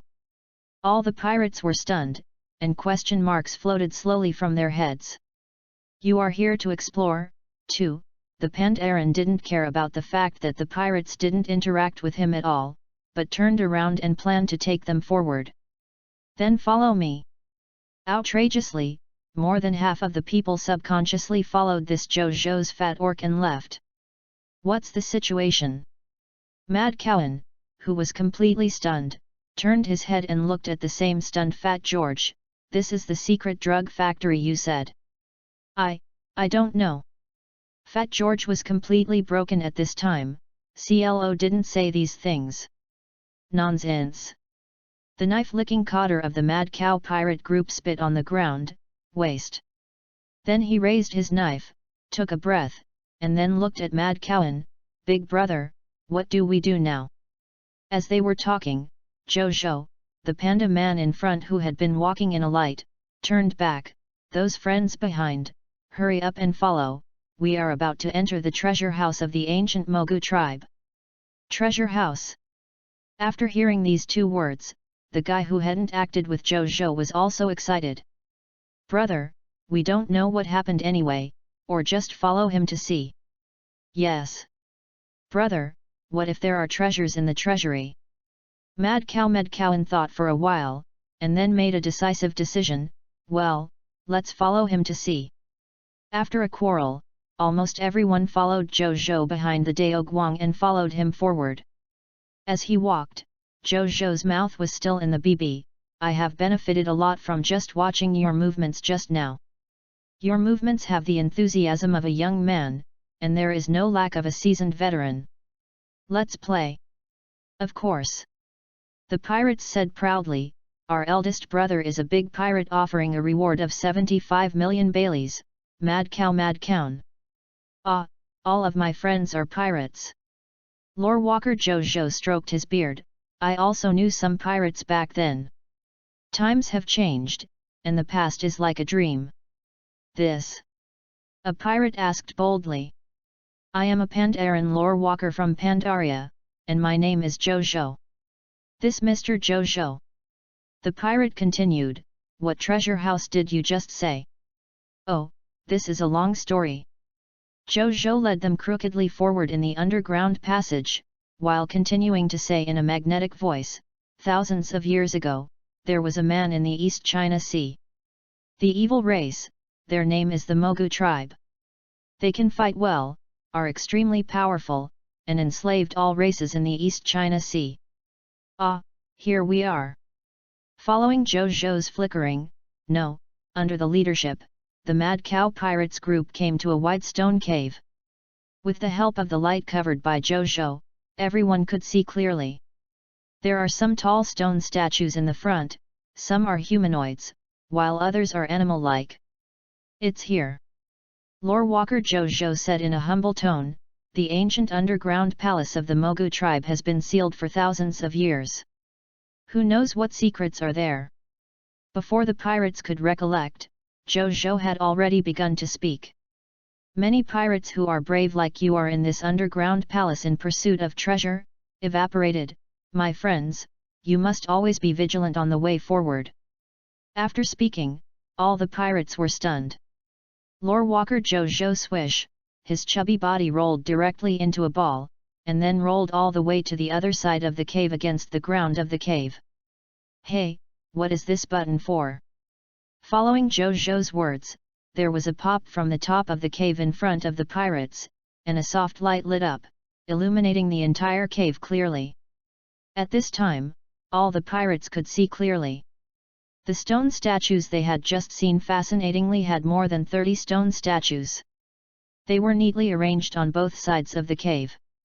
Most of them were hideous faces, wearing armors, and holding hands. The stone men with huge weapons, the rest are round and round, they seem to have some lovely stone beasts. "No. A pirate said in surprise, "This guy runs so fast." "Okay, that guy has passed, then let's go too." Some pirates who were fascinated by the word treasure still urged others. "Big brother! Let's go there too." Mad Cowan waved his hand, "Follow him." Just when the crazy new pirates group walked to the center of the cave, they heard Zhou talking. "Hey, what is this button for?" Before Zhou had finished speaking, he heard a huge sound of wind. Before these pirates could reflect, 7 or 8 screams had already sounded in the cave. At this time, I heard Zhou continue to say in a magnetic voice, "Be careful, friends, the powerful Mogu and Quillen are protecting this place. You must be very careful not to disturb them." Just when Zhou was speaking, everyone in the Mad Cow pirate group discovered that all the stone people and stone beasts around that they thought were stone statues had all come back to life, and they were brandishing huge stone weapons. "Attack them!" In a hurry, although the crazy cow pirate group was elite, it was caught off guard. "What are these?" "This is the Mogu people." Lore Walker Zhou stood at the end of the cave with a beam of light, and said, "Speaking of these Mogu people, because their bodies are too fragile, they abandon their bodies. Put the soul in the hard stone statue and become the most powerful weapon." Lore Walker Zhou is right. These stone statues are unusually hard. The flintlocks used by ordinary pirates will show no damage except for a spark. Even if they are cut with a sword, they can leave one behind. It's just a white seal. "Brother, save me." Chapter 34, a member of the Sapphire Pirates, Mr. White. The Sapphire Pirate Group is not a famous or powerful pirate group. In fact, they are the standard pirates that Kong Ming often said. That is, the kind of culture is not good, can't do technical work, don't want to work hard, can't do hard work, and haven't got a good baby, so I don't have the money to be lazy. In the end, they had to go to the sea and rob some coastal villages on a regular basis to be able to live like this. Why do you comment on the Sapphire Pirates? First of all, in the original history, Brugam of the Sapphire Pirates wanted to become a noble of the Goa Kingdom, so he was used by the Goa Kingdom's royal family and used as a knife in the hands of the nobles to burn them for those nobles. The obnoxious trash mountain in the Goa Kingdom was dropped, and the end point was uncertain. In fact, lighting is not a problem. The problem is that the fire they lighted actually burned themselves in. Therefore, to say that they have no brains is not wronging them at all. Of course, there are more brainless people in pirate world, and there are not a few of them, but in the original history, their combatant Bergamia was tortured by Luffy. As a result, Ace and Sabo joined forces. Defeated. How old were Ace and Sabato at that time? 11 years old. An adult who was tall and mammoth, and at least 3 or 4 times the size of Ace and others. At that time, the 8-year-old Xiao Lufei grasped in his hand like a fruit, and then was so tall, so burly, and so powerful. The thief Bergamia was beaten up by 2 11-year-old children who stood up not much higher than his knees. Can you believe this? This can no longer be described in terms of shame. If the article is not successful, Wu is not enough. If you want to have no brains, or a body, you are talking about this group of Sapphire Pirates. Dealing with this kind of garbage is not a problem at all. In fact, the biggest problem is how to find them. If it is for Kong Ming to change himself, then it is very likely to determine the scope first, from the few villages they often looted, the size of their ships, and whether they looted food and water during the looting to judge their maximum each voyage. Distance. In this way, you can basically determine where the lair of the Sapphire Pirates is. But this time it was not Kong Ming who came to deal with the garbage, but the brave female warrior Yalrita and the brave sea warrior Usopp. That's right, Yalrita brought Usopp with him when he set off, but Bud actually agreed, because as a brave sea warrior, it was time for Usopp to face the battlefield. Kong Ming now really wants to know if Usopp is Buledin's birth. The fathers of other children didn't mind, and there was nothing to say about the combat effectiveness of the Sapphire Pirates, so Kong Ming didn't stop the matter. Although 5 or 6-year-old children were a little bit early, the world was in this way. When Luffy was 6 or 7 years old, he experienced life and death more than once. However, Kong Ming still privately instructed Yolita, the second person, to tell her not to do 2 things in front of Usopp, such as holding a big stick and giving someone a headshot, fucking, blast xiao ding ding. Ah what? Alrita, the second person, agreed very easily, so it should be no problem, right? According to the information of the buyer Zianson under the hiding master Gibson, in the Warehouse 30 in the Warehouse District of the Central Street Wharf in Goa Kingdom, Alrita and the others successfully found the batch of vitamins they lost this time. Film, but the Black Cat Crow's Beiji Brocco and the crew on the ship were taken away by the Sapphire Pirates. Then the guy who rented the warehouse came forward, and the dock gangster White cried and was dragged to Alrita. Big sister. Little Usopp couldn't bear to cover his eyes with his hands, and looked out through his fingers. Do you think he knows where the people from the Sapphire Pirates are? Of course. Alrita waved her hand, extremely confident. The scum of the Sapphire Pirates group can give this guy such an important thing as renting a warehouse, indicating that they are definitely in a group. Now this guy is just stiff. Don't worry, little Usopp, everything is under my control. In front of Alrita and Usopp and a bunch of round-waisted crew members was a guy who fell on the ground with a blue nose and a swollen face. At this time, he hugged his head with his hands and begged for mercy. Don't fight. I really don't know. The Sapphire Pirates are there, please, don't fight. But he looks so pitiful. Relax. Alrita waved her hand relaxedly. I see a lot of people who pretend to be pitiful and want to get through. Last year, thousands of people in Tatuka Port were like him. I pretended to be pitiful and said that I had nothing to do with Jonathan the Great Axe, and then not all of them confessed. I'm telling you, little Usopp. Yolita shrieked, drew out her big iron rod, and slammed it to the ground. This kind of cheap leather is very easy to deal with. You just need to let him know and carry. Luckily, it's useless to lie in front of us. He will tell the truth. The big sister is so awesome. After seeing that Yolita can easily carry a ton of things, little Usopp is now very convinced of Yolita. Ha ha ha ha, this is nothing. The eldest sister, how can he tell the truth now? It's simple, I'll show you a demonstration. Alrita gently waved the stick in her hand twice. Have you seen that guy's toes? As long as I bang this way, I can relax him. Smash one. This guy with a blue nose and swollen face listened to Alrita's words, looked at the huge iron rod in Alrita's hand, and couldn't help swallowing. Of course, at this time, these cheap leathers still have a fluke mentality, so I don't ask him at this time, but directly lift the stick and drop the stick. Alrita said while holding the stick. Bang bang on the ground, every time it hits, the ground vibrates. After the stick is picked up, there is an extra hole on the ground. Smashed his 5 toes in one breath. At this time, most of the scumbags spoke up. But there are some very stubborn guys who will continue to survive. As he said, Alrita looked at her eyes. This guy who is already a little bit indifferent, look at this guy, he seems to be the kind of person who will continue to resist, and treat this kind of person. Alrita stretched out a long speech, and slammed it in front of White. Ah! White let out a scream, my feet! Your feet are still growing on your legs.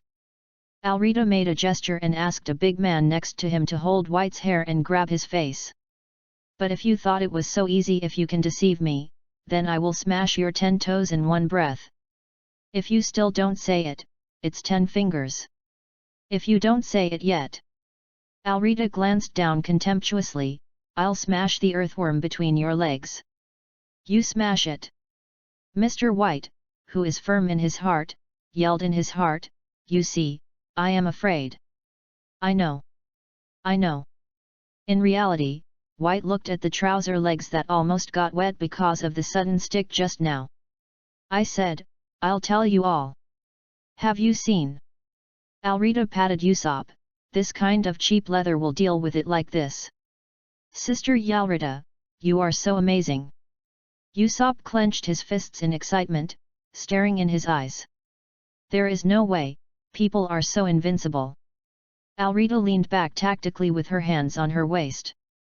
White does know a lot of the Sapphire Pirates situation, because he himself is the eyeliner of the Sapphire Pirates in this port, and he is responsible for passing out the clues of the merchant ships that often haunt this port, and then the captain of the Sapphire Pirates, Brew, based on his intelligence, Gem will determine whether to grab a vote from his mother.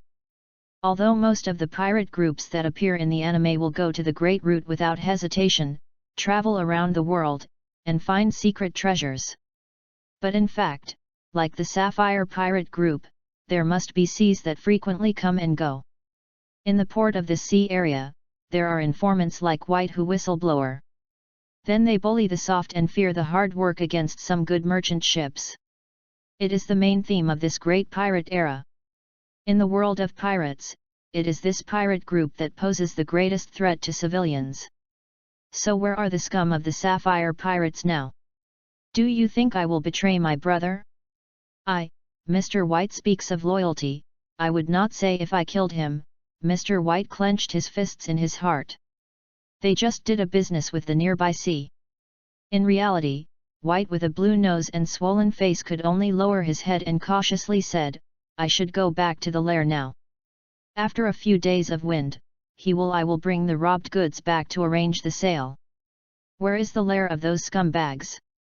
I won't tell you, kill me. Mr. Whiteswell raised his head high in his heart. It's about half a day's voyage from this port. In reality, White was almost lying on the ground. Just northeast of the port, there is an island nearby. It's very easy to recognize. Well, then we will set off to find those scum. Yelita ordered without hesitation. Sister. Little Usopp pointed to White, what about this guy? Bring it to the boat. Alrita said without hesitation, if we can't find the scum of the Sapphire Pirates. You can't find it, ha ha ha, who do you think Mr. White is? I'm a pirate. Mr. Whiteswell is crying out for freedom. In the west. White with a swollen nose changed his mouth immediately. Their nest is to the west of here, very close to the Trash Mountain. You drive along the coast, and you can find them in 2 hours at most. Snapped. Alrita's backhand was just a slap in the face. White, who was pumped, turned around 2 or 3 times in the air before falling to the ground. If this slap is put on an ordinary Earth person, it is estimated that even the cervical spine can be broken. But people in this world are in good health. After White fell to the ground, he actually vomited a few teeth, nothing else. I knew you were playing tricks with my mother. Alrita grabbed White by the collar and lifted him from the ground. You must think you are very smart. You see what will happen to you if you are so smart. As he said, Alrita threw White easily. With a scream, White struck a parabola and fell onto the gate of a nearby warehouse, knocking down the entire gate directly, and people rolled in. Little ones. Alrita ignored the White who was thrown into the warehouse by her. Go in and move all our goods out and send them to the Iguan. After the move, we will set up anchor and set off.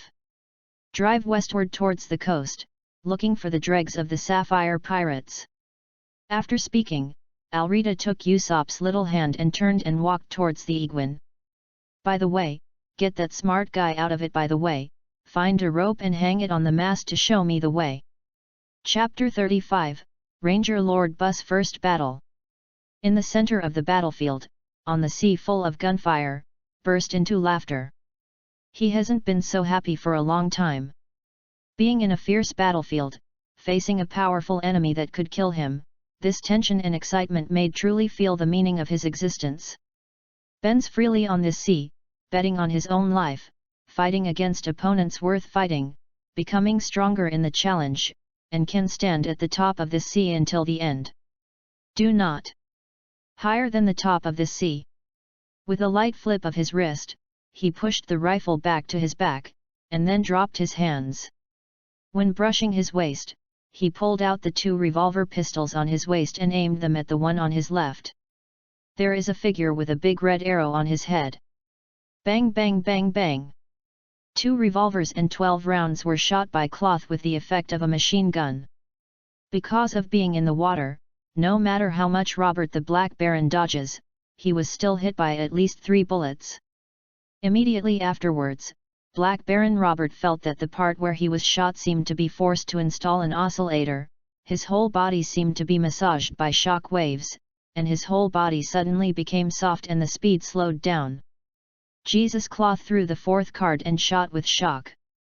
When hitting the opponent, a shock wave will be emitted at the shot, causing the opponent's muscles to soften and the speed to drop. Come on, Bulletin's eyes were shining with raging fighting intent. I specifically gave up my advantage of sniping you from a distance, and come to fight close combat with you, a master of physical skills. Don't let me down, Navy. At this time, the Black Baron, who had recovered from the shock shooting, finally determined one thing. If he did not defeat the enemy standing on the top of the Sea King, it would be impossible to walk to the opposite Crick pirates intact. On the boat. Since you want to find death so much. The Black Baron gave up and continued to swim forward, and rushed out directly, using the moonstep technique, stepping on the sea and rushing towards cloth. Then I will fulfill you. Oh ha ha ha ha, Bulletin laughed, it should have been this way, rush over. Following the words of Bulletin, the Neptune who was stepped on by him also turned around with Bulletin and rushed towards the Black Baron.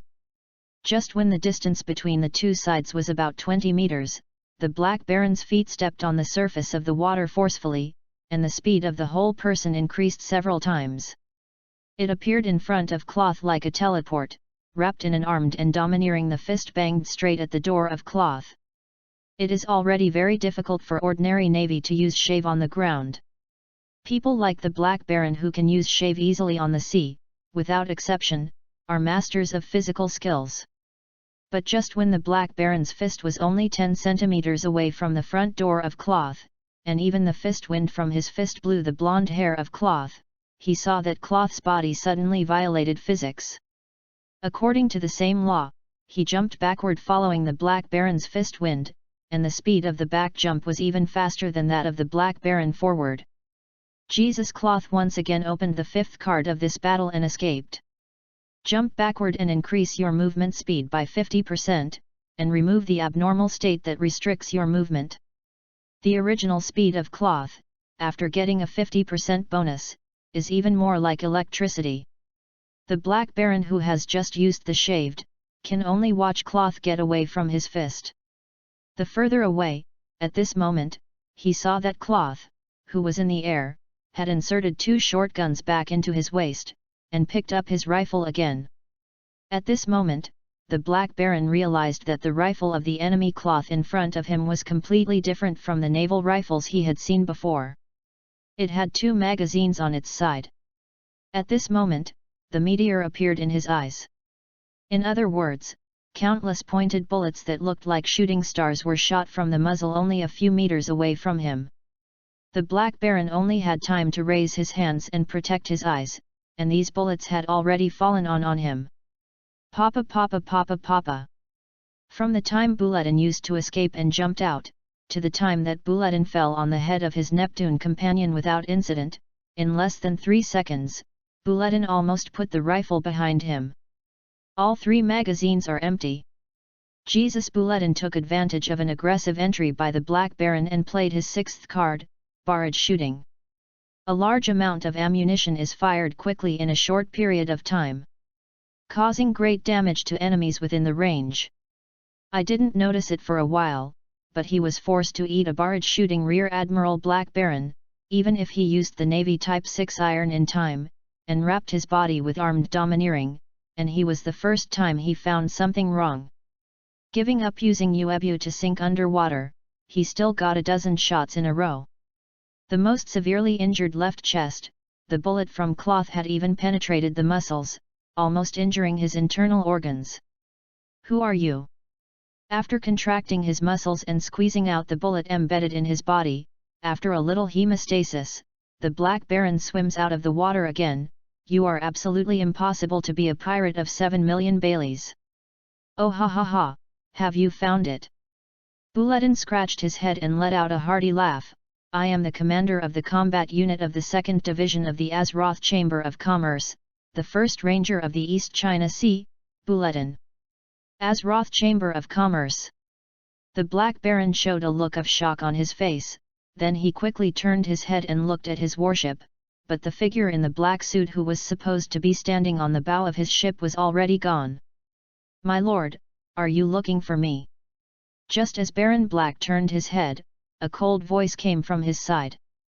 Black Baron Robert turned his head and looked over, only to find that he did not know when, a submarine had quietly drove to the vicinity of the battlefield between him and Cloth, and the man he was looking for was standing erect on the submarine's deck. CLO. Robert suddenly realized, are you not controlled by the contract? Of course I'm under control. Black Cat Claw pushed his glasses with the palm of his hand. I believe you can see this, Major General. Since you are controlled by the contract, how can you still do something unfavorable to us? The Black Baron felt incredible. It's actually very simple. Claw still replied blankly, I can explain it to you in one sentence. As he said, Crow bowed slightly towards the Black Baron, because I am not the president of the Azeroth Chamber of Commerce, but the Azeroth Chamber of Commerce, the head of the logistics department of the 3rd Division. What? This sentence was really like a bolt from the blue. The Black Baron felt incredulous. This is impossible, I obviously saw you at the promotion ceremony of Major Mouse. That's because our president never goes to such a boring ceremony. As the logistics minister of the Chamber of Commerce, I can only go. But when I went to your headquarters, you were the only one who handled the affairs. That's because our president doesn't know where to hide.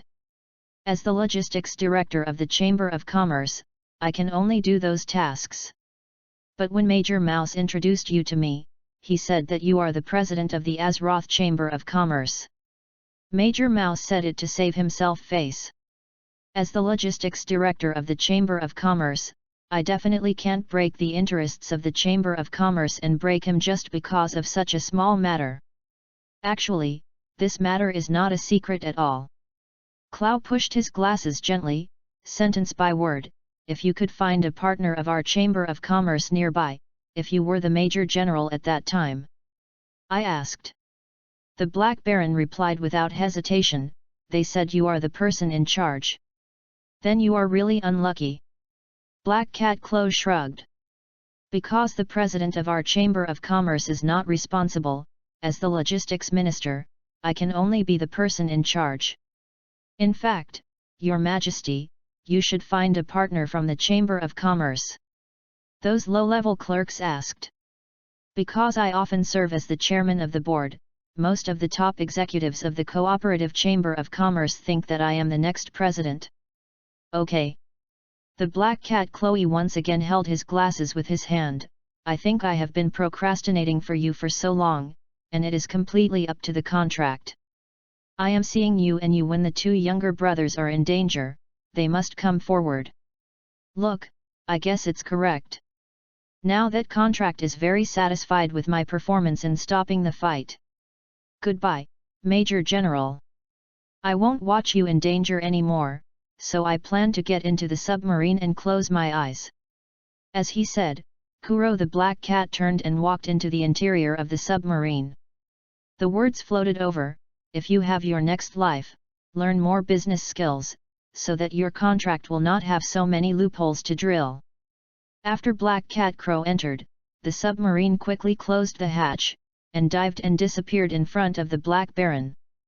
Damn! Black Baron Robert scolded bitterly, and then looked around. Want to escape? This can't do. Bouletin's voice came over at the right time.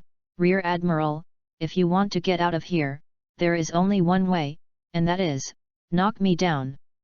Following the voice, Bud was already riding his Mount Sea King, rushing towards the direction of the Black Baron again. this time he was holding 2 revolvers again. Bang bang bang bang. Even when the Black Baron was intact, it was impossible to avoid all of Jesus's double spears, let alone the current Black Baron's body was at least opened by Jesus. Still a familiar posture, still a familiar feeling. As long as he was shot, the Black Baron could feel a shock from where he was shot, and then the shot was numb. The opponent has such a strange skill, it seems that he can't escape. The Black Baron could only sigh, and summoned his courage to rush towards Cloth, but this time he learned the lesson from last time. Instead of using shave early, he was prepared so that once he found Cloth, he used it again. With that kind of shooting star-like spear skills, he can dodge and evade, or rush directly behind Bulletin, while he is zooming in on his moves, and give him a lure behind him. But this time, Bulletin did not repeat the same tricks, but unexpectedly rushed over, but when he charged on the road, his hands quickly sealed and replaced the Guardian of the Eagle that he had been active with Guardian of the Monkey. Guardian of the monkey gives you agility and reaction abilities that surpass ordinary people, and the chance of avoiding melee combat increases by 40%. Seeing that the gunman, Bulletin, really planned to fight him close, the Black Baron would naturally not miss this good opportunity. When the 2 people were still 3 meters away, the Black Baron's hair trembled suddenly, and then formed 3 looks. It's something like a snake head, plus his 2 hands. Point the gun. 5 in a row. Chapter 36, entered the dungeon of the Mad Cow Pirate Group. On another battlefield, the pirates of the Mad Cow Pirates who thought they had entered the Mogashan treasure house are still fighting hard against the so-called Mogu and Quillen. But are they really Mogu and Quillen? Obviously not. Even if Kong Ming is really good at it, he can't summon the people in World of Warcraft to the pirate world. As for the Astral Mage Medivh, this technique of placing their souls in stones by the Mogu is a bit valuable, but those Mogu who have become stone men should decorate the showroom with 1.5. It's all right, it's useless if you have more. These stone men, to be precise, Kong Ming developed the Golem 2.0 version by himself based on the Mogu specimens in the Karajan showroom and the stone golem production technology. Because Kong Ming had no element pool in his hands, the power system of the Golem 1.0 version could not be solved, so Kong Ming didn't have much effort. Now that there is an element pool, because it can be driven by elemental energy, Kong Ming conveniently set up a golem making workshop in the Mage Tower on Jeonju Island. The first product is the Mogu Improved Golem 2.0 version. These are the things that the pirates of the Crazy Cow Pirate Group have encountered now. The people of the Mad Cow Pirate Group are fighting desperately. They will never know that all the scenes of their battle were taken by a person in the depths of the cave who was running a monitoring phone bug. The unexpected surprise of the Mogu Golem achieved a brilliant result. In this short period of time, the Crazy Bull Pirate Group had reduced its staff by more than 1/3, and most of them belonged to the kind that could not be saved. But that's it. After sacrificing some of the accomplices, the Mad Cow Pirate Group has now recovered from the panic. Most of the pirates will not be reckless after discovering that their attacks are not effective against these stone men. It gave these stone men heads, and at this time the weakness of these golems was revealed. While watching the surveillance, a certain black hand muttered words there. Mogu 2 is too slow and has no long-range attack weapons. The target pirate can easily understand it.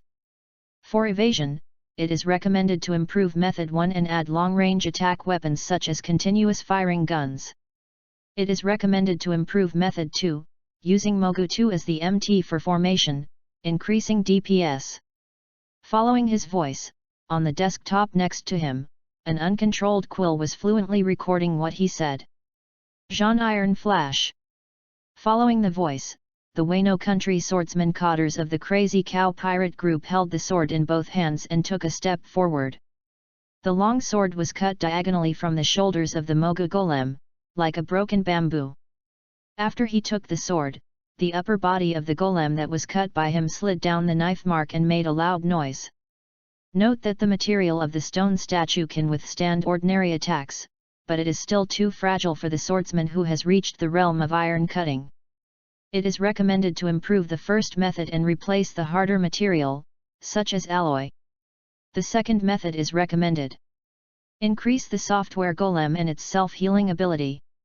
And another coder of the Mad Cow Pirate group, although he always holds a big knife, and licks it disgustingly from time to time, he is also a melee master, but now he is hiding among the crew of the Mad Cow Pirate group, holding a long-handled rifle and shooting bang bang there. Not to mention, this guy is quite accurate, because he can often hit the stone statue's wrist accurately, causing the stone statue's attack to deviate from the direction, thus saving many pirates. So, this pervert who has a big waist and a round waist, always carrying a big knife in his hand, is actually a sniper. He is actually a sniper, do you dare to believe this?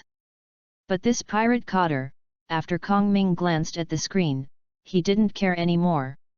Restricted by the development of this world, that is, the reason why the power of devil fruit and domineering is too strong, the development of guns in this world cannot keep up with the development of the times. Because if a sniper can comprehend armed domineering and entangle his bullets, then using a rifle that is not so top-notch is enough to threaten a top-notch powerhouse. On the contrary, if he is not domineering, then no matter how accurate the sniper is, there is no threat to those top powerhouses. In a word, with domineering, good guns are useless; without domineering, good guns are useless; in short, good guns are useless. Of course, in fact, this statement is somewhat absolute. Even a good gun can achieve a lot of bonuses against top snipers, but compared with the domineering, the achievements of Najia are slightly weaker. Just like the bitter perverted sniper in front of him, Kong Ming had no doubt about his strength. If he dared to appear in front of him without any protection, it would be a shot for him. But in the face of these golems, he was useless. Kong Ming dared to exaggerately say that if he were to be one-on-one with the golems, it would be impossible for him to cause any substantial harm to these golems. In this world, not all snipers are like cloth. There can be an engineering master-level figure who can help him customize firearms. Of course, in the battlefield, the most eye-catching thing is the leader of the Mad Cow Pirates, Mad Cow. His style of play is simple and unpretentious, just simply wrestling with the golem, such as Golem 1. The hammer hit him, and he did not hesitate to reach out to take it, and then after catching the weapon of the golem, he directly swept the whole golem from the ground and smashed it against other golems. It's such a strong power, even if it is Alrida's current power, I am afraid that it will not be as good as. Looking at his future experimental mouse, Kong Ming's eyes flashed with a gleam of knowledge.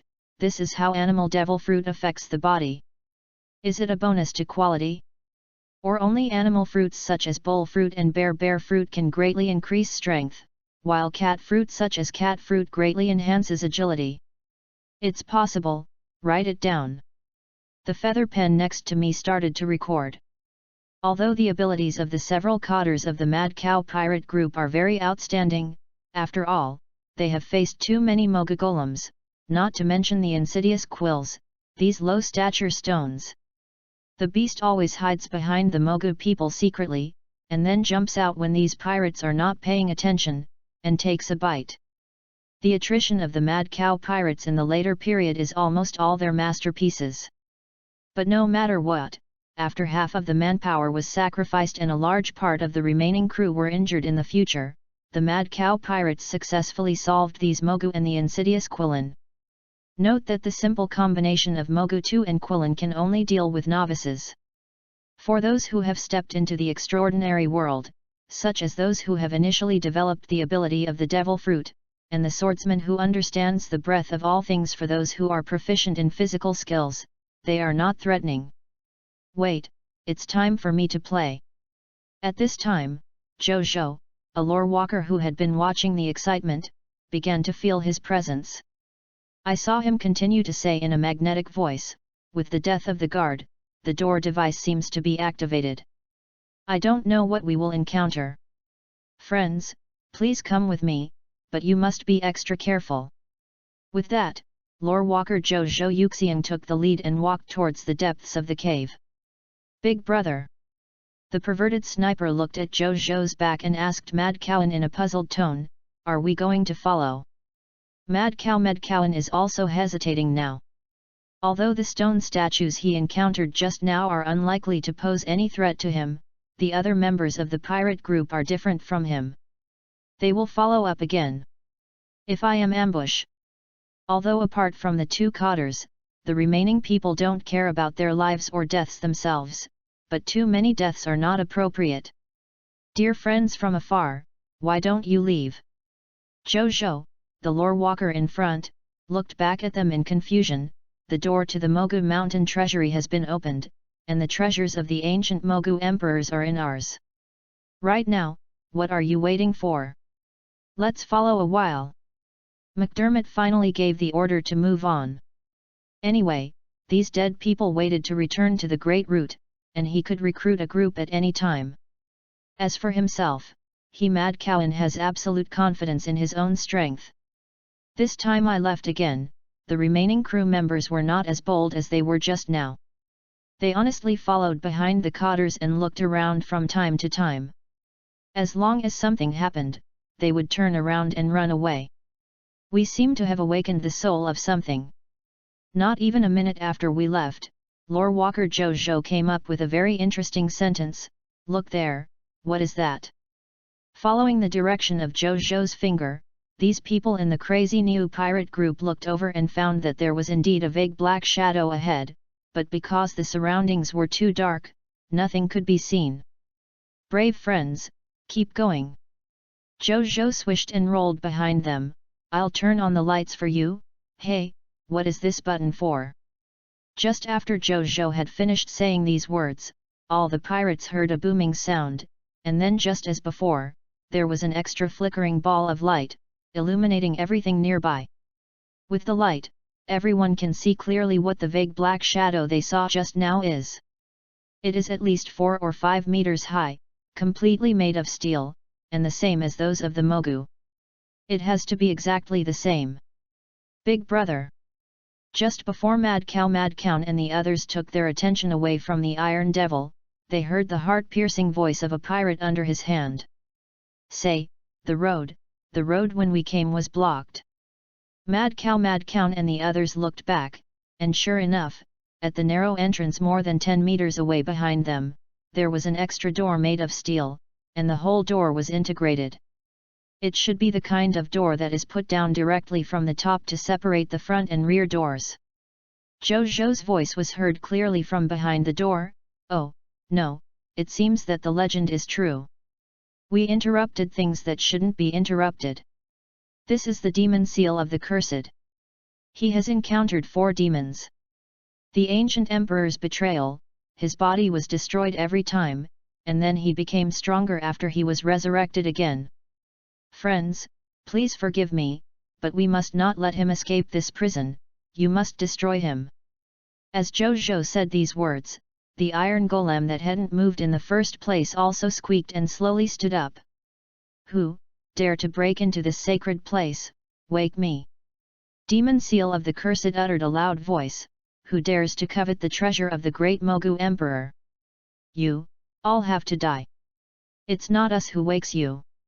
An honest pirate issued an honest cry. Chapter 37, whose pirate group will have such a small child? With full sails, the Egwin sailed on the sea in the wind. A hapless boy with a swollen nose and bruised head and feet was hung from the mast by a rope and drove with the bulging sail of the Egwin.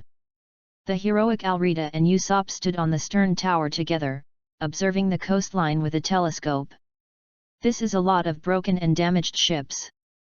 This is the trash mountain. Little Usopp put down the binoculars in his hand.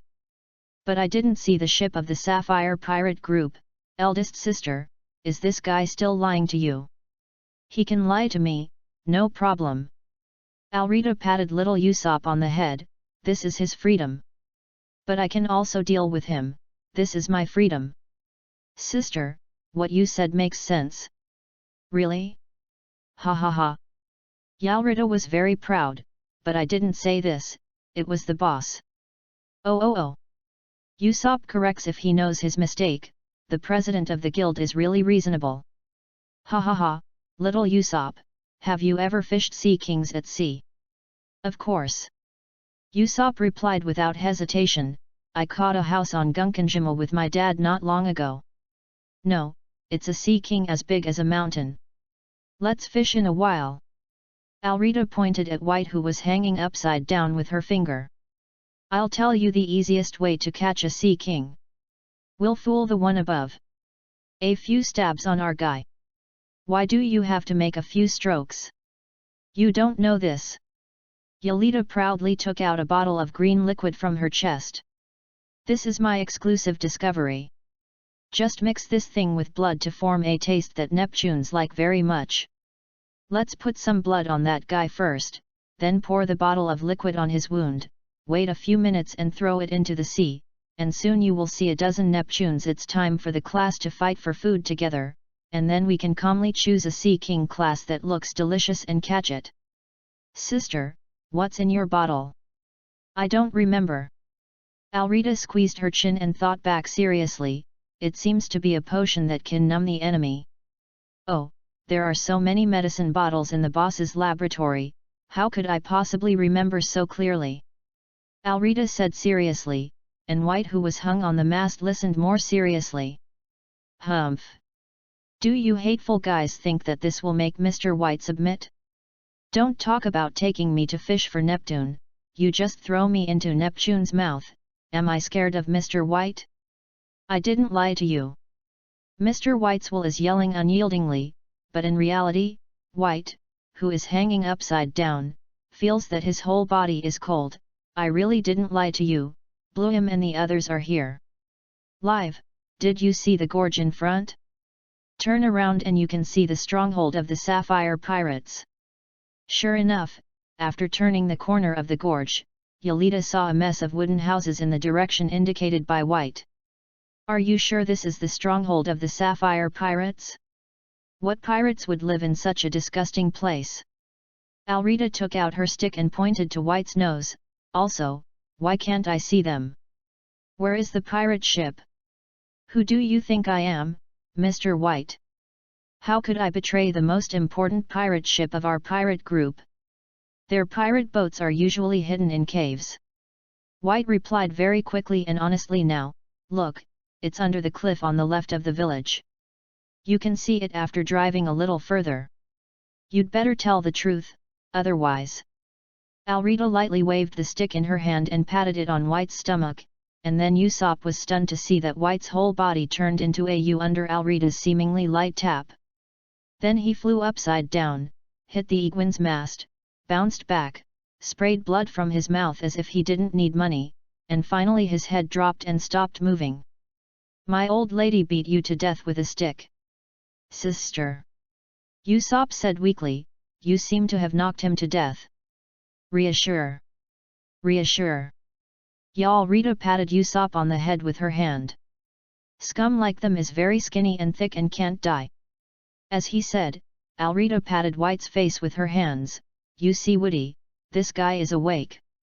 Alrita gave Usopp a thumbs up. Big husband, cute big breasts. Little ones. Alrita turned around with an iron rod. Go to the weapon store and take out all of your weapons. Let's smash the scumbags of the Sapphire Pirates. Remember, no one is allowed. Let go, the spoils. The crew raised their arms and shouted, you can't miss one Bailey. 10 people were divided into small boats to go to the cave to deal with the Sapphire Pirates who left behind in the pirate ship. Alrita led the rest of the crew to the shore and went straight to the Sapphire Pirates station. Some of you go to the left, some of you to the right, some of you go around to stare at the back. Remember that none of you can let go, understand? Understand. Start to work when you understand, little ones, go for the duck. The resident of the Sapphire Pirates group looked broken from the outside, and went inside to see. I felt it was better to look outside. Crooked walls, randomly nailed windows with a few boards, and randomly laid 2 thatched roofs. A house that can meet the above 3 conditions is considered a mansion here, and most of the remaining houses do not even have these three conditions. Yes, there are some boats that were simply towed over in half-broken pieces, even houses. This is definitely the poorest pirate I have ever seen. Alrita took the lead, and after rushing into the Sapphire Pirate Group's quarters, she looked around with contempt. Isn't it that they often rob? Why don't you even have money to clean up your own house? Little Usopp also looked around in shock. He might not have thought that the free sea fighters and brave pirates that his father said in his mouth would actually live such a life. Who is Bruham? Yalrita shouted, standing at the gate of the Sapphire Pirate Group's resident. You have a problem, get out of my mother. A gust of wind blew by, and there was no sound around him. Sister, a crew member lightly pressed to the wall of a nearby house, and looked inside against the window. No one in this house. There is no. This room too. I was deceived by White's bastard? Okay, there is a kind. Alrita's face suddenly turned gloomy. You, and you, go to the boat and drag White to me. Yes. Big sister. The two crew members ran away quickly. Don't you stand here, search for me to see if there are any living people here. The remaining crew hurriedly dispersed. Big sister. Little Usopp tugged at Alrita's clothes weakly. Which flagpole do you look at? Flagpole? What flagpole? Yalrita looked up at a flagpole erected 5 or 6 meters away in front of her. Well, in fact, it was supposed to be the mast of a pirate ship, but now it is estimated to be used by waste. There is a pirate flag hanging on the top of it. Little Usopp, you are so smart. Alrita patted Usopp on the head happily. How did you find out? In fact, it's nothing. Little Usopp lowered his head a little embarrassedly. I just think that might not dare to lie to you, so. Before little Usopp finished speaking, I heard Yalrita say excitedly, I'm still thinking about how to clean up that kind of bastard. Little Usopp, just point me out. If I do that, I will hang up the guy who lied to me after a while. If I don't let that guy know the consequences of lie to me, I will give up drinking, and candied haws. Actually what I want to say is. Little Usopp scratched his head. Sister, we brought White. Good job. Alrita turned around and praised, and then pointed her hand to the mast behind. Follow the idea of little Usopp, hang up this guy for me first, and then I will clean it myself. Actually I didn't mean that. What's wrong with me? With a dazed expression on his face, White was hung upside down on the mast by two crew members. You kid is great. Alrita tapped White's head with her big iron rod. Just lie to me once, but dare to lie to me a second time. What's wrong with you? Can't my Mr. White lie to you? Wait, I really didn't seem to lie to you. My lord, I haven't lied to you. It's still hard, Alrita nodded, it's a guy. Big sister. Little Usopp weakly grabbed Alrita's clothes, I think. Don't worry, little Usopp. Yalrita gritted her teeth. I'm sure I won't break this guy's head. He will keep us for a while to catch the Sea King. I really didn't lie to you. Okay, don't admit it if you have a seed. Before Alrita could finish her words, she saw several crew members coming out from the next room. Sister, 2 children were found in this room. 2 kids. That's right. The crew member who was walking at the front side turned sideways, leaking out 2 small figures walking behind him. These are 2 7- or 8-year-old children, the black hair walking in front, some freckles on an unruly face, wearing a blue vest and a green coat. He also held a stick that looked like a water pipe. The child behind him has blonde hair and a sunny face. Although the blue coat on his body is very shabby, Alrita, a senior buyer, can tell at a glance that the material of this dress is at least 1 square meter.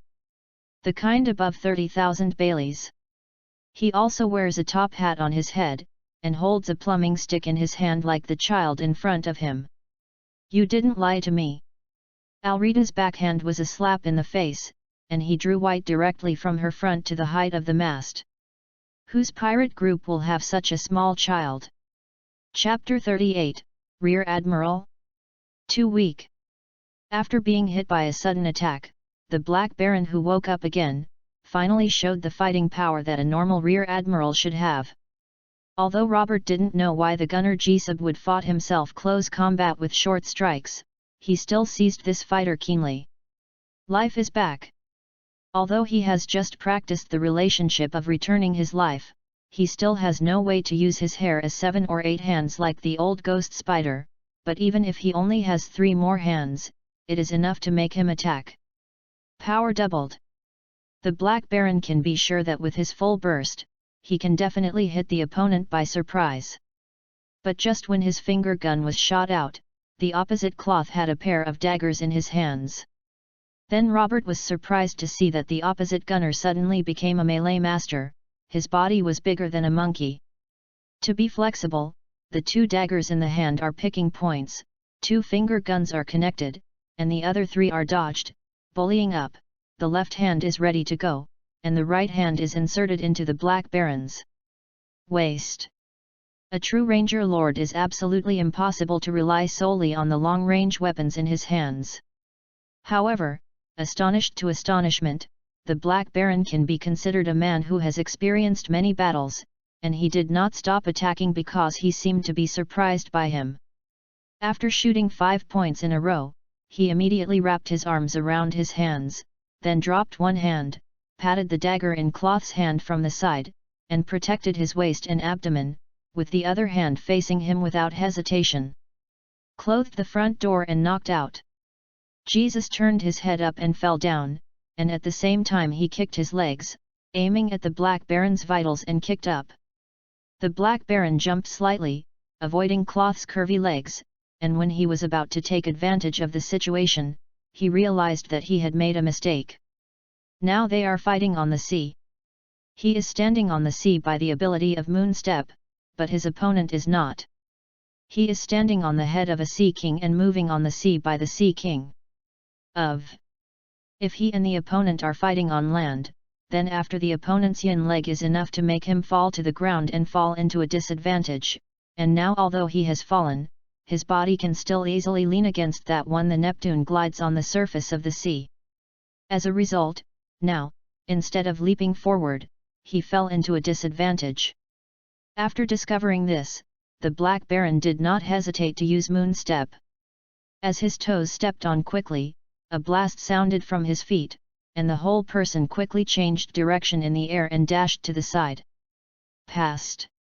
Just when the Black Baron used the Moonstep, countless meteors were ejected from the rifle in the hands of Cloth lying on the sea.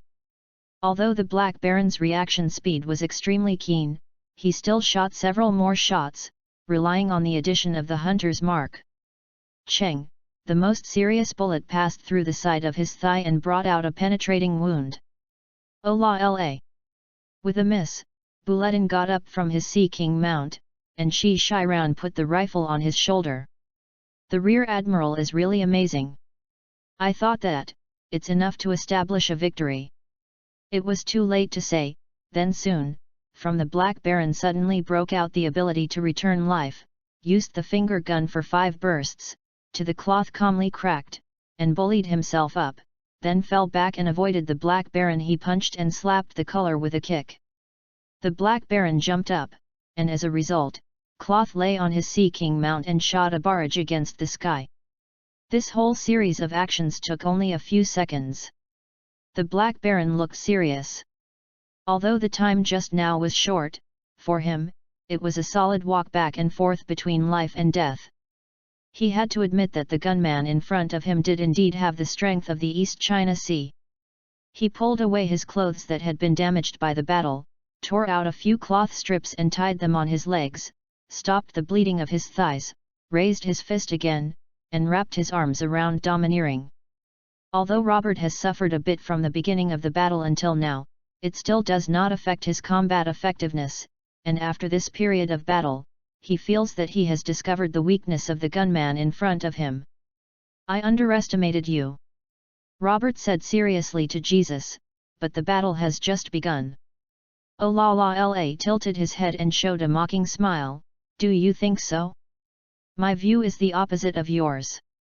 Then give it a try. The Black Baron didn't directly use moonwalk to sprint in the air this time, but landed on the sea and ran towards Cloth. Jesus Bulletin did not rush up to fight the Black Baron this time, but stood firmly on the spot, raised the rifle in his hand, aimed at the Black Baron, and then shook his hand slightly. The Black Baron used his feet harder and sprinted to the left, only to find that the gun did not go off. At this moment, the gun went off. Boom! A bullet clip with a purple light hit the Black Baron's armed arm. Different from the last time that the Black Baron easily blocked the bullet of Cloth, the purple light on this bullet and the domineering armed color wrapped around the Black Baron's arm seemed to offset part of each other, and then the bullet really fell on physically. Splashing blood. What are you? The Black Baron stopped. He was panicked for the first time. He was sure that the bullet blessed by the opponent was not armed with domineering, but a kind of other energy, a kind of energy he had never heard of energy. Jesus Cloth turned over another card, Arcane Shot. The ranger uses arcane energy to attach to his bullet, causing damage far beyond the bullet itself. You don't need to know this question, Major General. Cloth's hand holding the rifle is still extremely stable, and his almost inborn look and domineering have locked the key to the Black Baron. Guess with me it's the same. Your armed look and domineering can certainly block my attacks, but when blocking my attacks, there will be losses. I don't know how many more shots you can take from me now. Bang bang bang. While talking, he used the domineering sight and color to lock the opponent's cloth and pulled the trigger continuously, and shot 10 bullets in one breath. The Black Baron summoned all his armed and domineering, wrapped them around his arm, took the 10 bullets of cloth in one breath, and took advantage of the situation to rush out a dozen steps in the direction of Cloth.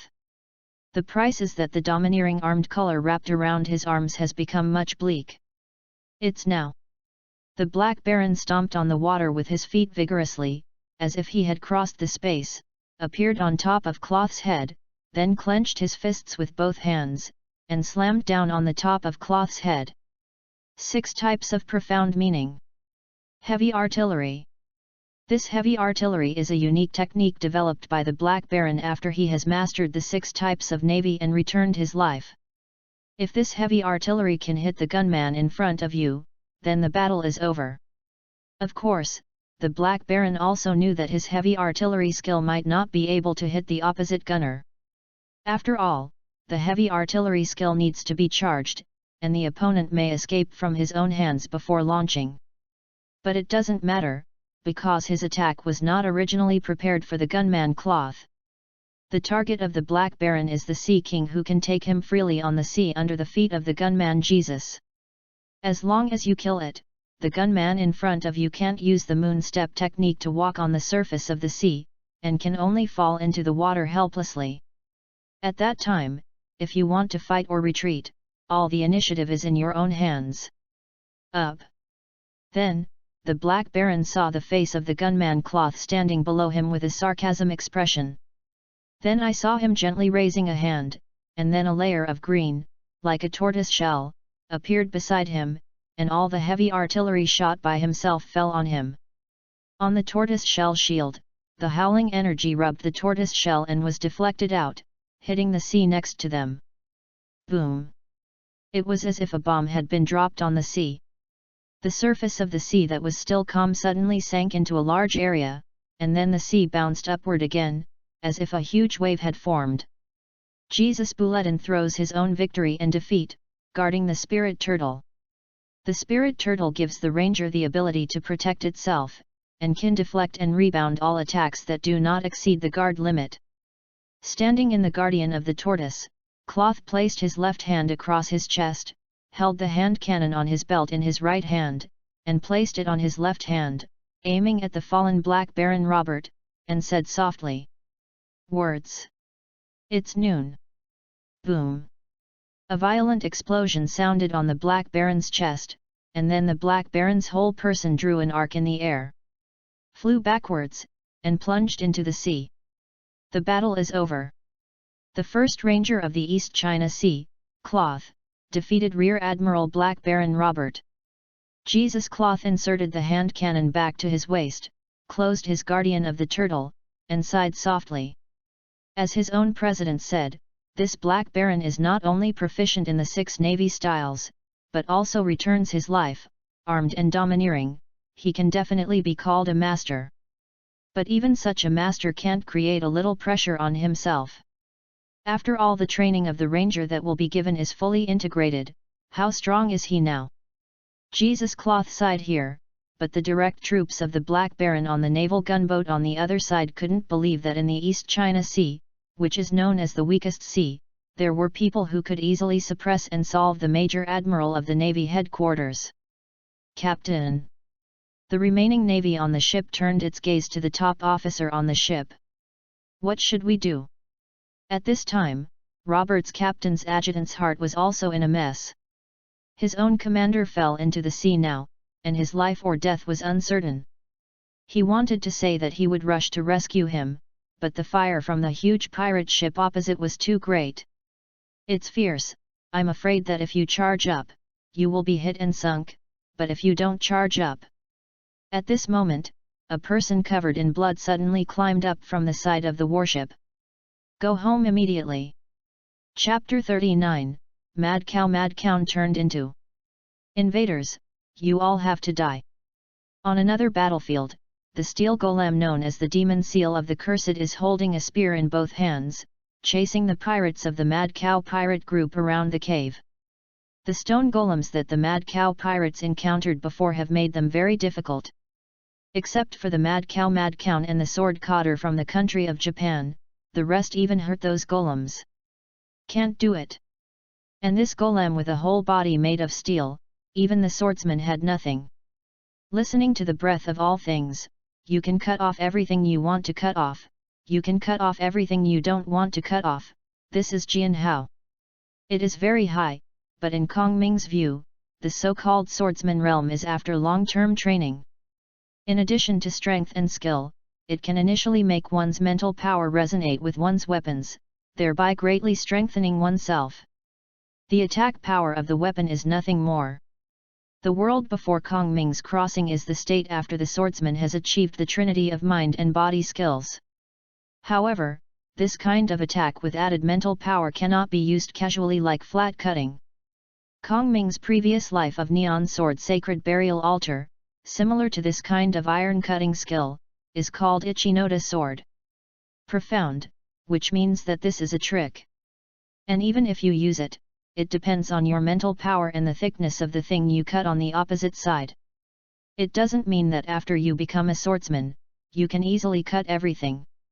As for the sword tycoon of Wano country in the Mad Cow pirate group, Kong Ming could tell at a glance that his mental power was originally not high, plus he had just hacked down 7 or 8 stone golems.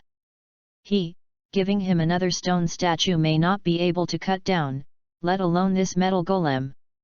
In the entire Mad Cow pirate group, the only one who can do 2 tricks with the iron golem is only the head of the Mad Cow pirate group, Mad Cowan. But Mad Cowan has no good way to deal with the iron golem. The iron golem is very powerful, and its movements are much more flexible than those of the stone golems, and it is also very strong. At least the weapon in his hand does not work well. The most important thing is that this iron golem is still very insidious. After playing with him for a minute, he found that he was not very easy to deal with, so he turned around and started chasing the pirates under him. The problem is that he has no good way to stop it. So what Kong Ming sees now is that his iron golem is clambering and chasing a group of pirates. Behind the iron golem, Mad Cowan is using various skills to delay the iron golem. The pace of chasing, such as hanging the throat, holding the waist, and really pulling the hind legs. The scene was very lively, and Kong Ming watched with relish. Takedown. The first stage of the iron golem test is completed, and the armor is 98.3% intact, almost no damage. Following Kong Ming's voice, the automatic quill next to it began to brush again. Record, the second phase of the test begins, and the iron golem will turn into a long-range attack state. Mad Cow and the others certainly couldn't hear what Kong Ming was talking about, but they could see that the statue called Demon Seal of the Cursed who was chasing them with a spear suddenly stopped, and then he threw the spear in his hand as a javelin at them. This went beyond their expectation, and 3 hapless guys were worn on the spot. "You invaders angered me. Get ready for your doomsday." Following the voice, the gang of pirates saw in horror that after a dazzling operation of the iron golem, their 2 hands had become 2 strange machines with 6 pipes. "Shake in front of the anti-infantry assault gun, intruder." "Oh, no." The Panda Man's voice suddenly rang in their ears. "This is the highest technology of the Mogu Empire, the anti-infantry assault gun. Come on, friends, you need cover now. We want to find cover too. The question is, where is there cover in this bear cave? You fellow, can't you open the door outside?" The pirates didn't complain for a long time, because soon, the 2 anti-infantry assault guns in Mo Feng's hand began to roar. Da-da-da-da-da-da-da. The bullets flew around, and some hit the wall and bounced everywhere. After a round of shooting, corpses were everywhere in the cave. "Let me see." Kong Ming pushed his glasses with his hand and looked at the monitoring screen carefully. "Experimental mouse survives, Jianhao survives, perverted sniper, hey, this guy is also a coder anyway. Was it so unlucky in the end? A is alive, B, hey, this doesn't look like a pirate, oh, isn't this the brother of the Black Baron? Such a fat guy has survived now, do you want to kill him easily?" Kong Ming was lost in thought. At this time, Mad Cow, the leader of the Mad Cow Pirates Regiment, finally found that his perverted sniper had been unlucky enough to be shot headshot in the previous round of shooting, and he finally couldn't bear it. "You guy, I didn't want to change, you forced me." The captain is about to transform. The remaining survivors of the Mad Cow pirate group, including the Jianhao, let out a panic cry when he heard his captain say this. After that, they all rushed to the corner without hesitation. In the middle of the field, only Mad Cow and the Iron Golem were left, and 3 Fat George. Just when the pirates of the Mad Cow pirates rushed to the corner, Mad Cow had already completed his transformation amidst the roar. Now there are 2 more horns on his head, which should not be glued. The head has also become like a bull's head, and the feet have become like hooves, with the tail hanging down from the back. At first glance, it looks exactly like a tauren.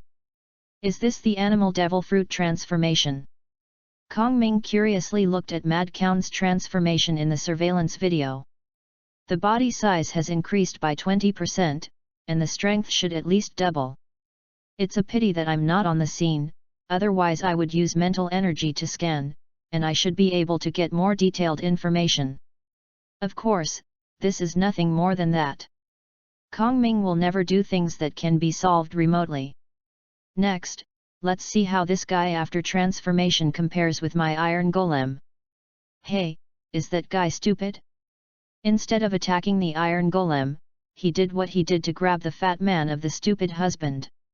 That's right, after Mad Cow transformed, he ignored the Iron Golem standing motionless beside him, but went straight to a place 10 meters away behind the Iron Golem, and grabbed the shivering one. Fat George. Then when George didn't react at all, he slapped George on the ground, and kicked it down. Kong Ming covered his eyes, the scene was so old, he couldn't bear to watch. Then next, Mad Cow's head began to turn around, seeming to be looking for something, but after turning his head several times, he didn't find what he was looking for. At this moment, Kong Ming suddenly spotted a pirate on the surveillance system against the root of the wall, crept around behind the Iron Golem, and then took out a pistol. Snapped. One shot hit Mad Cow's body. Roar. Mad Cow let out an angry roar, and then rushed towards the Iron Golem without hesitation, hitting the Iron Golem with a punch, and then the Iron Golem smashed and was killed by the Iron Golem. Da Cowan was knocked down with a punch. However, Mad Cowan himself was obviously not doing well either. From the monitoring, Kong Ming could clearly see that the hand that Mad Cowan used to strike the iron golem was bloodied, and it looked very painful. Am I being misled? Kong Ming looked at the pirate who had completed the task in amazement and returned to the corner to continue pretending to be dead. Does Pirate World actually have this skill? Roar! The blood on his hand was dripping with the beating, and the very painful Mad Cowan raised his foot, hoof, facing the iron golem fell on the ground. It was a headless kick, all at once. The sound of croaking echoed in the cave. This guy, couldn't it be that he lost his mind after transforming? After observing for so long, Kong Ming finally came to a conclusion that he didn't quite believe it. Reminiscent of Mad Cowan's nickname Mad Cow, and the actions of the pirates when he transformed, Kong Ming felt that 8 achievements were such a thing. This is really a big forest, all birds have. One Piece anime. Kong Ming is very familiar with it, and there are a lot of animal demon fruit abilities, but none of them lose their minds after transforming. Could this guy eat bad devil fruit? Or the kind of artificial devil fruit?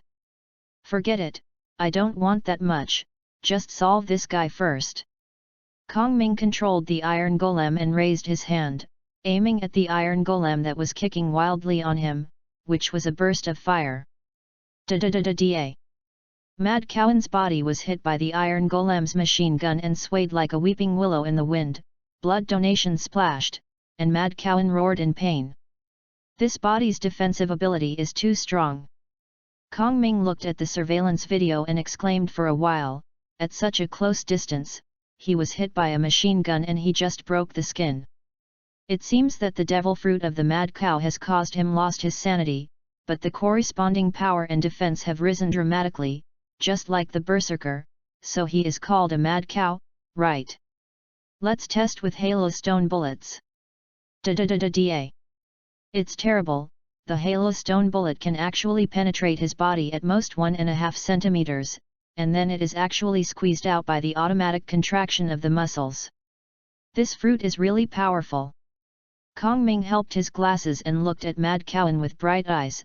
Strong body, without a brain, it is a perfect guinea mouse. Hey!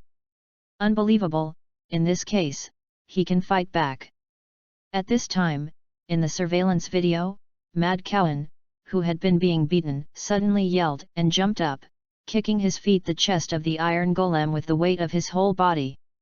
This blow can be said to be it was Mad Cowan who had accumulated a full body power crit, and even the strong iron golem of high was kicked twice. After the iron golem's body made a clicking sound, the light in his eyes dimmed, and then he lay motionless on the ground. This lunatic actually broke my iron golem. Kong Ming touched his chin. This is really a miracle with great force. I thought that my iron golem would surely kill them all. It seems that the armor of the iron golem still needs adjustment. Big Brother 1. A pirate hiding in the corner saw this scene and called out excitedly, but immediately, he was gagged by 3 or 4 people around him. If you want to die, you rush forward alone, don't hurt us. But it was a bit late. Mad Cow, standing in the middle of the field, had heard the pirate's excited shout, and the 2 Red Bull's eyes had turned in this direction. At this moment, the saviors of these pirates appeared, and along with a beam of light, Lore Walker Jojo appeared in front of them. Thank you, friends, you have defeated the demon seal of the cursed, but for the demon seal, it is only a matter of time before returning to this world. This will not be the last time we see the demon seal. Hey, you what to do? With the appearance of Jojo, Mad Cowan immediately found a new target. Just as he was speaking, Mad Cowan had already rushed to Jojo, and then he punched him without hesitation. Chapter 40, The Resident of the Sapphire Pirates, take it away. White felt that he was completely stunned. He tried to open his slightly swollen eyes, and looked around when he was swinging. That's right. This is the place where Brugum and the others are located. So what happened to these 2 children? Could it be that Bruce M started abducting children? I swear, this is the place of Brugum. White shouted hoarsely, I really didn't lie. You didn't lie. Alrita sneered. Then you mean that these two 7 or 8-year-old children are also members of the Sapphire Pirates? Before White could speak, the two children jumped up. How can it be? Certainly not. Listen. The super fierce Alrita then slapped White again, who had just finished swinging. Do you think Alrita is an idiot like you? Big sister. Little Usopp said weakly, I think this is really the residence of the Sapphire Pirates. Listen. Alrita slapped White again, who was swinging in front of her on the swing. You can't even fool a 5-year-old child. Wait. What did you say, little Usopp? I said. Little Usopp hung White's pole with his little finger. That should be the pirate banner of the Sapphire Pirates. Alrita looked up at the flag on the mast. Well, no impression at all. At this time, the black-haired freckled boy among the two children stood up. Yes, this is the residence of the Sapphire Pirates. Really? Alrita looked at the two children suspiciously. Then who are you? We are. Just when the black-haired boy was going to continue speaking, he saw the blonde boy in a bowler hat squeezing the black-haired boy away, and then came up and gave Alrita a standard hat off very politely. The most beautiful big sister, we are just two ordinary children living nearby. The black-haired boy looked at his companion in surprise. Are we ordinary kids? Who are you telling lies with your eyes open like this? Ordinary children of whose family will appear in the pirate group. Ha ha ha ha. Alrita akimbo her hands, tactically leaning back. Do you really think they are the most beautiful?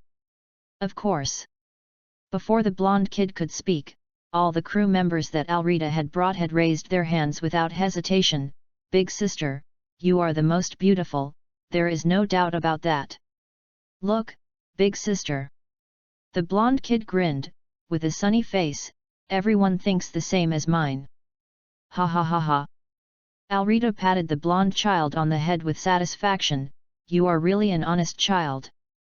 The black-haired child stared at all this blankly, and a question mark floated slowly over his head. What happened? Why did the two unidentified suspicious children who were clearly found in the pirate group's premises turned into honest children in a blink of an eye? Since this is the resident of the Sapphire Pirate Group. Alrita waved to her crew bravely. Brothers, old rules. Take away. Next, in front of the two children who inexplicably changed from captives to their own people, no, a little Usopp should be added, that is, in front of the three children, Yelita led the crew to stage a transfer. The three of them were dumbfounded. All the things in the house were evacuated and piled up near the mast. Special personnel are responsible for inspecting and screening these things and dividing them into two piles according to their value. One pile is to be taken away, and the other is to be burned. All the houses are demolished from top to bottom. Check for interlayers, dark walls, and other places. The removed wooden boards are also divided into two piles. A pile of rare and valuable wood is ready to be brought back to the ship. Boat carpenter, another pile is placed elsewhere, ready to burn. All ground that was demolished into a flat ground was directly splashed with water, and checked for basements or places where property was buried.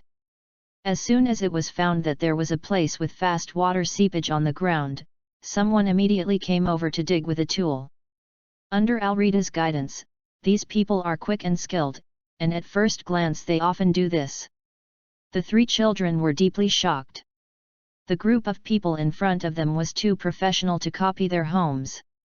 Just under their noses, the tattered resident of the Sapphire Pirates group was in a short time. Inside, they were scraped 3 feet from the ground. Not only were the treasures that Blue Gem buried in the ground found, but they also found many things that they didn't know who buried them. Ace. The blonde boy wiped the sweat from his face with his little hand. Do you know what these people do? No idea. The black-haired boy answered without hesitation. They are the direct troops of the president of the Azeroth Chamber of Commerce. At this time, little Usopp standing next to them replied with a proud tone, they are the best sea fighters in the Azeroth Chamber of Commerce. The black-haired boy turned his head and glanced at little Usopp, then stepped aside without saying a word. The blonde boy was just the opposite.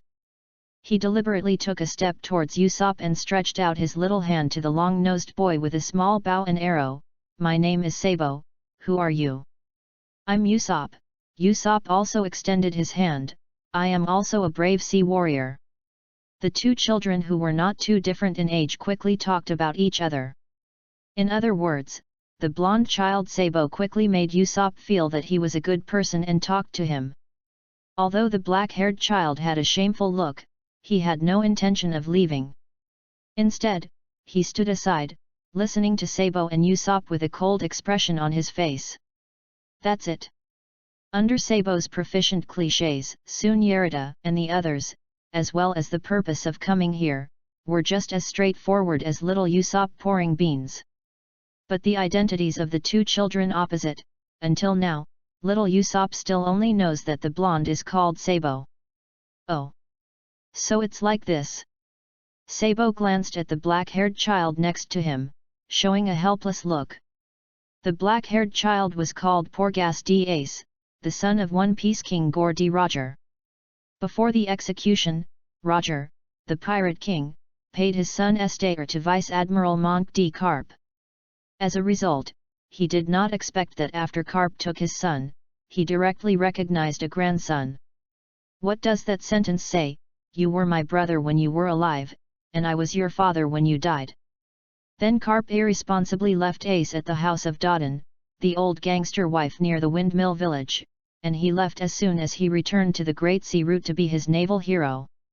The great man of Kong Ming's previous life once said that if you do not occupy the field of ideology, the enemy will occupy it. Switch to pirate world, that is, your grandson of Carp. If you don't brainwash them, someone will wash it. If you Carp didn't advertise the benefits of being a navy to your grandson, the red hair just took advantage of it. So, why are the children of naval heroes all embarking on the path of crime? This is completely the pot of family education. In short, because of the lack of Carp's company, the lonely Ace met Sabo, another boy who had run away from home, at the Uncertainty Containment Station, which is the Trash Mountain. The two met to go to sea together and live a free life together. In order to achieve this dream, they decided to start by robbing others of their wealth from their own poverty. And the places like Garbage Mountain are all real poor ghosts. In comparison, the Sapphire Pirates and some of the people they control are considered rich. So Ace and Sabo often rob those gangsters at night, but the problem is the matter of squeezing the wool, and they can't squeeze a sheep into death. Come and go, when those go out without money. Ace and Sabasi thought about it and decided to do a big vote. That was when Brugum, the Sapphire Pirate group, took people to the Garbage Mountain to collect protection fees, sneaked into the Sapphire Pirate group's resident, and gave him a pot. The plan was very good, and the execution was good. After Brugum left, Ace and Sabo put down a few pirates who were left behind after a bitter battle, and then successfully invaded the Sapphire Pirates' resident. As a result, what Ace and Sabo did not expect was that the Sapphire Pirates' gang of poor bees' tricks to hide money was too powerful. Until Alrita rushed in with someone, neither Ace nor Sabo could find it. The money that Bluem hid. They also came in looking for treasures. Seeing how skilled these people were, Ace and Sabo felt that they had learned again. Just when Alrita and her group had basically completed the raid, they were finishing off and were about to take away the things they found to ship. The person she sent outside to guard the guard sent back the news, and Brugum took his "The pirates are back." Oh, are these guys finally back? "Yeah," Alrita said happily, "it just happened, and after we get rid of the scum, our task will be completed." As he said, Alrita raised the iron rod in her hand. "Little ones, go for the duck." Brugum of the Sapphire Pirates has been in a very good mood for the past 2 days. He has been dreaming of becoming a nobleman of the Goya Kingdom. Now he has a relationship with the nobles of Jajan, and he is also helping the nobleman did a little thing. I believe that soon, he will realize his dream and move into Jajan. Because he was in a good mood, Brugum decided to celebrate. Today's protection fee is doubled. As a result, these untouchables in Garbage Mountain could not realize his joyful mood at all, and they did not intend to pay the money, and finally forced Master Bruham to actually move his hands, so that all the protection fees were collected. Therefore, these untouchables just don't know how to promote, and when they become nobles. Just when Master Bruham was seriously considering that he became a nobleman, how to clean up these untouchables in the trash mountain, the other members of the Sapphire Pirates group were completely stunned. "Where is my house? I'm obviously here, what about such a large pile of houses?" Chapter 41, The End of the Black Baron and the Mad Cow Pirates. Major General. Black Baron Robert's adjutant looked at him in surprise. "I thought. Don't take it for." The Black Baron interrupted him without hesitation. "Go home immediately, immediately." "Yes." The captain's adjutant agreed without hesitation. "I will make arrangements." "That's right." Robert then asked, "Did you report to the Navy headquarters that the people who attacked us were not the pirates, but the Azeroth Chamber of Commerce?" "I'm sorry." The lieutenant adjutant lowered his head. "The president of the Azeroth Chamber of Commerce Crow. He is not the president of the Azeroth Chamber of Commerce." Robert said bitterly, "I was fooled." "Yes, Major General." The lieutenant adjutant continued, "When he left, he attacked the staff on duty in the liaison room and took away all the phone bugs." "Phone worm, I remember you should have one." "Yes, Major General." The adjutant answered seriously, "The phone worms that can connect across seas are too precious. They are usually kept in the liaison room. The Navy headquarters on the Great Route cannot be contacted from the East China Sea. Only the nearest 16th branch of the Navy can be contacted."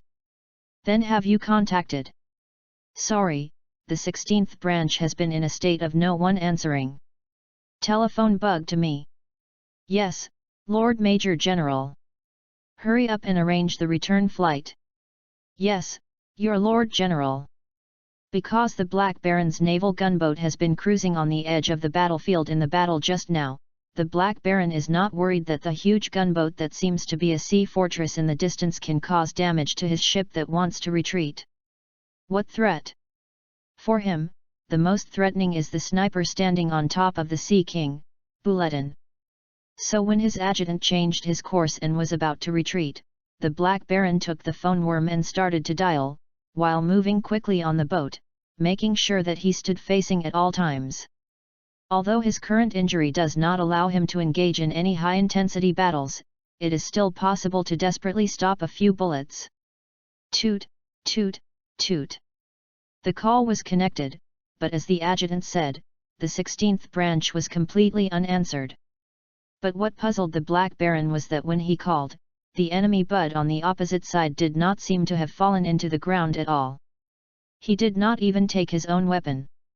When the Black Baron looked at Bud, he still watched. When was still in the mood, he raised his hand with a smile, and made a gesture of raising his gun to aim at him, then he shook his hand and made a pop in his mouth. The next moment, the Black Baron felt a deafening sound coming from under his feet. With a huge sense of threat, the Black Baron did not hesitate to use Moonwalk again and rushed out of his warship. Behind him, from the direction of the warship's ammunition depot, he exploded a mass of more than 10 meters. The high flames and huge shock waves swept across the deck and swept all the Navy into the water. Although the Black Baron escaped decisively, he was still caught in the explosion of flames. Beep, beep, beep, ah! The phone worm who was innocently involved in the explosion made a scream. "Go!" Patted the head of his Sea King mount lightly. "Let's go over and see." At this time, the entire gunboat had been completely torn in half by the violent explosion just now, water had begun to enter the cabin, and the surviving Navy on board was crashing around like a headless mouse. But knew that if he did not lend a helping hand, almost no one in the Navy of this ship could survive in the vast ocean. Although the physical fitness of people in this world is much better than that of people on Earth, there are not many people who can swim through the windless zone in one breath, like Pluto Raleigh. After controlling his mount and circling the Navy shipwreck, still ordered Zhang Jiao to bring the dreadnought battleship Saber to search and rescue the navy. Anyway, the Black Baron who was injured and unconscious has also been easily caught by Jesus. The captain has already done what he told him. The rest of the navy captives and other troublesome things can just be left to the captain to worry about. When brought the Black Baron back to the dreadnought battleship Saber, he realized that Zhang Jiao was no longer in charge of the house, and the returning Black Cat Crow had taken over the ship for the first time. Although it's a bit unruly to say that the head of the logistics department took over the ship of the combat unit, has long been accustomed to not worrying about it, and the Black Cat Crow has long been used to worrying about everything, so no one mentioned this matter at all. Thank you very much. The Black Cat Crow bowed to Cloth seriously. Because of my mistake, I'm causing you trouble. Oh ha ha ha, Buletin let out a hearty laugh. Don't say trouble is not troublesome, just like the captain said, we are companions, we are a family, who and what? Tired of logging? Black Cat Clow gently helped his glasses. Yes, it's this, Cloth laughed again, and even if I don't come, you can leave easily, can't you? You see, I played with the Black Baron for a while, you not only escaped, I went back to the Saber. I took the submarine and went back 2 more times to put bombs on the Navy ship, and there was time to laugh at the Navy. Crow pushed his glasses without speaking. Okay.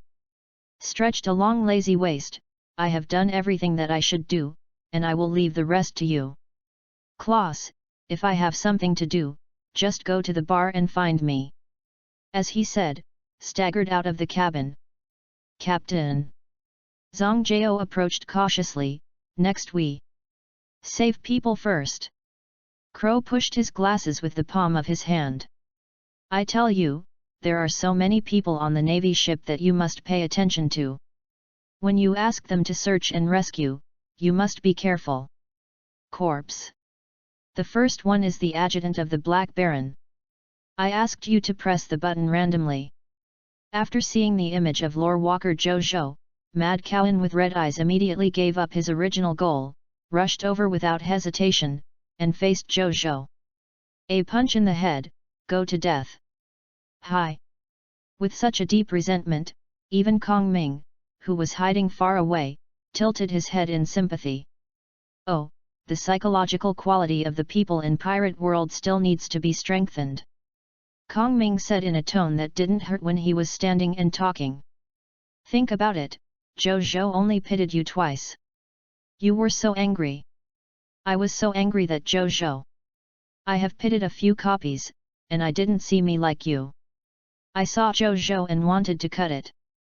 However, what was beyond Mad Cowan's expectation was that the guy in front of him who had pitted his pirates so miserably was just a phantom thing. His fist that was enough to smash the boulder easily came from this fat orc. I passed it through my head, and I didn't even feel the slightest blow. If Mad Cowan hadn't transformed and was awake, he would definitely have stopped attacking, but now the crazy bull, he didn't care at all about his fist failure. After a punch, he followed a fierce whip kick, the target is Jojo's head. The other members of the Mad Cow pirate group were hiding far away at this time, and the atmosphere did not dare to gasp, fearing being discovered by their captain. Oh! Lore Walker Jojo sighed in the punches and kicks of Mad Cowan, the world is so beautiful, but you are so impatient, my friend, it's not good, no. Hey! What is this button for? Use. After hearing this sentence, Mad Cowan had some slow movements, as if he had been supplemented with stimulants at once, and danced wildly again.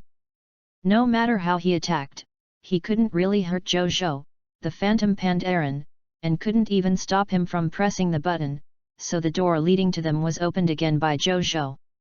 In the era of the Mogu Empire, Jojo continued to explain with his magnetic voice while being beaten, the Mogu emperors controlled an otherwise free creature and placed it outside their tomb as a defense intruder. With that said, Jojo stepped towards the front door, and the red-eyed Mad Cowan chased him without hesitation, continued to punch and kick, and the Mad Cow Pirates group fell behind. Although the members of the group were worried about the trap, none of them wisely spoke to remind their captain. When the two of them walked past the door that was just opened, with the phrase "Hey! What is this button for?" the door that was just opened closed again. At this time, these talents from the Crazy Cow pirate group took a breath, and then began to rescue their companions, looking for a way out. Although they are very worried about their captain, at this point, they should worry about themselves first. In front of Mad Cow, the Mad Cow who followed Jojo through the door, was a huge cave. From Mad Cow's perspective, one could clearly see the blue sky and white clouds. 30 meters away in front of them is a flat wharf made of granite. On the side of the wharf, you can see wooden cranes, boxes and other items piled together. Now, Lore Walker Jojo's figure flickered, turning into an image of a young man in a robe and glasses, but for Mad Cowan, who is already mad, this image is nothing like the previous one. The difference, anyway, his fists did not stop at all. I expected a lot of things, but I didn't anticipate it at all. You who can walk here are actually in the state of a berserker. The young man wearing glasses pushed his glasses with his hand, and continued, although my current practice is a little glamorous to show the blind, it doesn't matter, Mr. Mad Cowan, please take a good look. The most outstanding creation I prepared specially for those with devil fruit ability. In fact, I originally planned to use it to wipe out everyone in your pirate group. Who would have thought you were so good to cheat? Kong Ming felt in a very good mood. Although there was a small mistake in the plan, it didn't matter. He set up a lot of traps. The other side bravely broke through, standing in front of him with bruises and bruises. Hesitantly released a big move. The other side was immediately stunned when he saw this scene. This is a good script, like Buffalo Battle. What, you said? The other side was not shocked. Is that the point? Cough, cough, cough. The young man paused, clenched his fist, gagged and coughed, and then shouted in a second-degree tone, "Come out! Duke of Water Element, Hidekaya!" With his voice, the originally calm water suddenly formed a vortex about 10 meters wide. Then, the vortex became faster and bigger, and finally, a full 30 meters high filled the entire cave. The large internal water element just appeared in front of Mad Cow, and looked down at him. "Invader, you, where, into, go?" Well, this sentence is not said by the water element, but by the phantom Kong Ming standing next to it. Chapter 42, Are you from the Sapphire Pirates? Take away. Added on Children's Day. In front of the people of the Sapphire Pirates group, the original pile of messy, kennel-like houses has now disappeared without a trace, replaced by a pile of burning wooden boards and a pile of burning furniture. Behind these two fires, there was a large group of people packing the last bits of gold and silver treasures into a package. Are we robbed? You guys are the scum of the Sapphire Pirate group, right? Just when these people in the Sapphire Pirates group faced the pits and pits that had been demolished into a piece of white ground and dug, and looked bewildered, Yalrita had already rushed up with someone. I have to say that although these people in the Sapphire Pirates are not very effective in combat, they look very bluff, especially Bruham, standing there are almost as high as two Yalritas, and one arm is Bayer. Rita's waist was thick, of course. It was Alrita who was transformed with the Orb of Deception. Who are you? Bruham, who has been intoxicated in his own fantasy, just discovered at this time that his residence was demolished by this woman and led by someone. How dare you? Brucem is back. Sabo shifted his steps and whispered to Ace, "Let's go first. Are you going to face the battle and run away in disgrace?" Little Usopp, who was standing beside them and already holding his small pulley bow in his hand, asked innocently. Ace, who had already decided to escape, fell into a dilemma after hearing these words. Before Ace thought about what she should do, Alrita had erected an iron rod and blocked her in front of her, and then she rushed up at a speed of 100 meters and ran straight into it. Brugam's body. Charge! The fearless warrior can sprint in front of the enemy quickly and stun the enemy. Bloom, who was still talking, was dizzy when Alrita was hit by a charge, and before he could react, Alrita waved the iron rod without hesitation. To the top is a backlash. Boom! With the wind, the iron rod smashed accurately between Brugham's legs.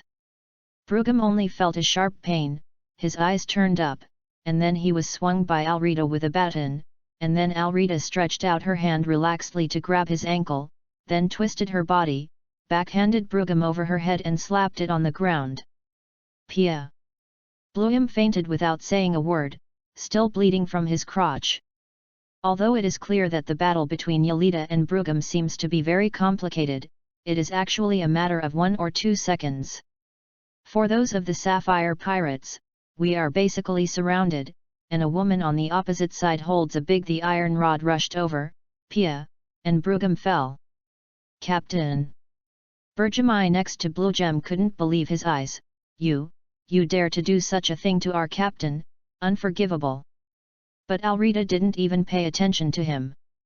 She turned around and looked at the crew member behind her with the wanted warrant in her hand. Are you sure this waste is the group of the Bluegem pirates Long, and he actually has a reward? You woman! Bergami raised his knife behind Alrita. I don't think it should be. Alrita seemed ignorant of what was behind him, and hooked the crew member with the wanted warrant. Come over and give me a good comparison. Go to hell, woman! Bergami rushed out suddenly and cut down from behind Alrita. Sister, be careful! Usopp's anxious cry came from the side. Just when Bergami rushed out, Alrita still did not look back, but the whole person took 2 steps backwards quickly, raised her right elbow, and at the same time twisted her body and retreated, avoiding her. Aljami's knife hit Bergami's stomach with an elbow, and his movements were extremely consistent.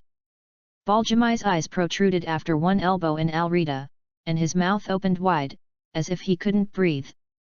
Swish! A short arrow shot accurately into Bergami's mouth and came out of his head. After Bergami made 2 unidentified calls, his eyes were distracted, and he fell to the sky, and after a twitch, he stopped moving.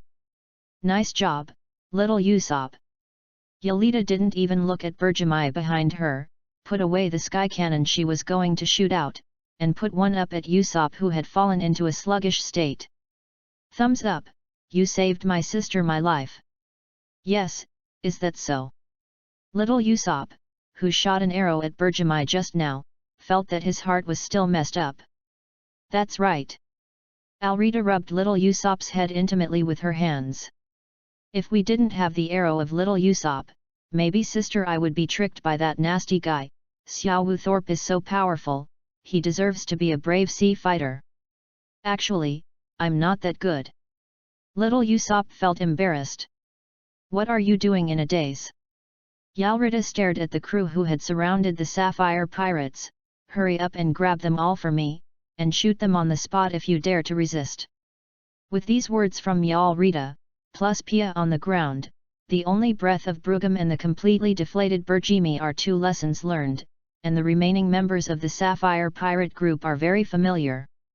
One by one dropped their weapons, put their heads in their hands, and squatted down honestly. Very skilled. At this moment, the crew member holding the wanted warrant had turned his head over and compared it with the photo on the reward order for a long time, and finally confirmed it. Big sister, yes, it's him, Brugham. These wastes that can be caught by the Polish Navy, on Earth, have been mixed in the East China Sea for so many years. Not only have they not been caught, but they have also been rewarded. Pretty big sister. Sabo grinned, and leaked the semicircular tooth. The reason why Bloom hasn't had a navy to catch him for so many years is because the nobles of the Goa kingdom need him. It's not because of how strong he is. It's no wonder the boss gave me such a difficult task. Alrita looked sullen. I should have thought of it. But this is not all the manpower of the Sapphire Pirates. Sabo did not hesitate to sell a cute to Alrita. They still have some manpower in the gathering area of Trash Mountain, if they are beautiful and big. If my sister needs it, I can help. Is that so? Alrita patted Sabo on the head. That's a great help. What's the matter? Sabo grinned again. It's something that any gentleman can do to help your beautiful big sister. Ha ha ha ha. Alrita akimbo her hands, tactically leaning back. Am I really beautiful? Of course. Sabo replied without hesitation, I have never seen anyone more beautiful than your eldest sister. You are such an honest boy. Alrita patted Sabo on the shoulder and smiled triumphantly. Next, the scene that once happened in Port Tatuka happened again in the gathering area of the Garbage Mountain in the Kingdom of Goa. Big sister, that's him. Sabo pointed to a bastard, he is a member of the Sapphire Pirates. Take away. Big sister, and him. Sabo pointed his finger at the guy who seemed to be idle. He is also a member of the Sapphire Pirates. Take away. Big sister, this. Sabo pointed at a fat man, he is also. Take away. You untouchables dare to catch me. The fat man was completely stunned, I am the Schultz family. What did you say? The lazy Alrita suddenly became interested. Are you from the Schultz family? Yes, you untouchables are scared. I'm so scared. Alrita slapped the fat man without hesitation and gave the fat man a 360-degree spin. I'm really afraid of you, the Schultz family. Take this guy away. Big sister, and. Take away. Big sister. Take away. One afternoon, originally entrenched in the Goa Kingdom Uncertainty Terminal, the murderous pirate group headed by Blue Gem disappeared, and all the gangsters controlled by Blue Gem were buried with them, and a large number of white gloves of the nobles of the Goa Kingdom who have business dealings with Bruham. Little Usopp, who accidentally killed someone, was in a complicated mood, but after turning around like this, he completely left the previous things out of the sky. Speaking from birth to now, little Usopp has never seen such a majestic thing. No matter who the blonde brother is pointing, the eldest sister will take away the head with one sentence, and then someone will go up and slap it and shoot the person directly. And then skillfully tied with other people with a string. When I left here, there were at least 100 people behind him. Well, beautiful big sister. Sabo and Ace, the lead party, were also satisfied. Many of the people arrested today are targets that they have long been optimistic about. Then today Sabo is responsible for taking people to arrest, and Ace is responsible for confiscation of deposits in places that have been identified long ago. The hard work of this afternoon has surpassed the gains of the two of them half a year ago. Smiling and sunny, Sabo took off his hat and saluted Alrita. Thanks to your beautiful sister today, we have taken care of you. Now that your business is finished, we should also say goodbye to your big sister. Then how? A very responsible Alrita waved, this place is so dangerous, how can I rest assured that your two children will go home by themselves? I must send you home. Don't be so troublesome. Sabo's smile felt a bit bitter. That's it. Alrita said involuntarily, go ahead, where is your home? Chapter 43, the matter is basically over and two big troubles. The Black Baron Robert Schultz died, and as a Major Admiral of the Navy headquarters, died in the weakest East China Sea. In Pirate World, the Major Admiral of the Navy headquarters is no longer an ABCD without a foothold. In the Navy mixed to the Black Baron, you can say without humility that you are the backbone of the Navy. The entire Navy is qualified to instruct him, except for the Admiral Kong, and the two generals of the Warring States period and the Black Wrist Zifa, only the direct leadership of the Black Baron, the alternate of the Chief General, and the Red Dog Lieutenant General Sakaski up. Therefore, Major General of the Navy headquarters, Black Baron Robert Schultz, encountered the Crick pirates with a bounty of 7 million baileys in the East China Sea during his vacation. After the news of the defeat and the killing, it shocked the entire East China Sea and even Navy headquarters. Office of the Marshal of the Navy. The Marine Marshal Steelbone sat in an empty office chair, sitting right in front of him. In front of him were the two current Navy generals, the warring states of the Buddha, and Black Wrist Sawafa. On the sofa next to him was Karp with his legs up and staff officer, Lieutenant General Crane. Ah ha ha ha ha. Karp suddenly laughed. What are you laughing at? Kong looked at his unfueled subordinate with a headache. Now we are in a meeting, be more serious. I just saw something interesting. Karp threw the information in his hand on the table with a snap. A group of guys who don't know physical skills, swordsmanship, domineering, and have never eaten devil fruits, can actually do it. To die a rear admiral who has learned how to return his life and mastered the domineering armed forces. This kind of information is a good joke. Although Karp can't speak, Lieutenant General Crane said, but he was right. Judging from this information, I can't imagine how these people from the Creek Pirates killed Robert. Look, Zaya, he agrees with me. Lieutenant General Crane didn't talk to Karp at all, but continued to say, at present, it seems that either the Creek Pirates group has experienced a rapid rise in strength during the period of disappearance from 2 years ago to now. The Rick Pirates has joined a master who can rival the Rear Admiral. Marshal Kong nodded, and then looked at the warring states, who hadn't said anything. Compared to Karp, this unreliable guy, he believed more in the opinions of his most reliable wise general, the warring states of Buddha. Compared to how the people of the Creek Pirates killed Robert, the warring states period slowly said his own opinion. In fact, I am more concerned about why Robert was killed. According to the intelligence, the Creek Pirates group suddenly disappeared 2 years ago, and then in the past 2 years they only looted occasionally, and basically did not kill. The warring states period then asked, what is it that makes Creek change? With my own style of the past 2 years, did I deliberately attack and kill Robert? Marshal Sora, is there any information on the world government? No. Marshal Kong shook his head. The only news we know now is that Robert used the phone worm to inform him that he had encountered the Creek Pirates and the pirate carry. The news that Kay claimed that they had killed Robert in the East China Sea port of Tatuka. The intelligence agencies of the world government don't know anything. The warring states period of Buddha was lost in thought. Warring states, you think too much. Karp said carelessly. The intelligence agencies of the world government will not be much stronger than the secret navy forces. Marshal Sora ignored Karp's words, but turned his gaze to another general who hadn't said a word since he came in, Black Wrist Zifa. No matter what the reason. Hiwan Zifa, who has rarely spoken at the conference in recent years, said this time. Robert's death is a fact. Such pirates who dare to attack and kill the navy must be severely punished. The existence of the Creek Pirates that killed Rear Admiral Robert is also a potential threat to the peaceful East China Sea. My suggestion is to do a two-pronged approach.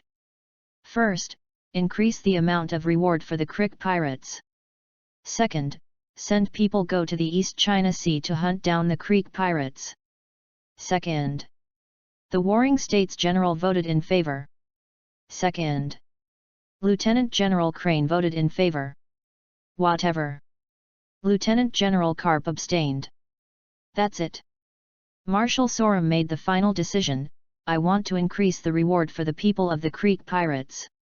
Please discuss this and report it, A&D. Marshal Sora looked at an irresponsible Lieutenant General. Kapu, haven't you been calling for a vacation?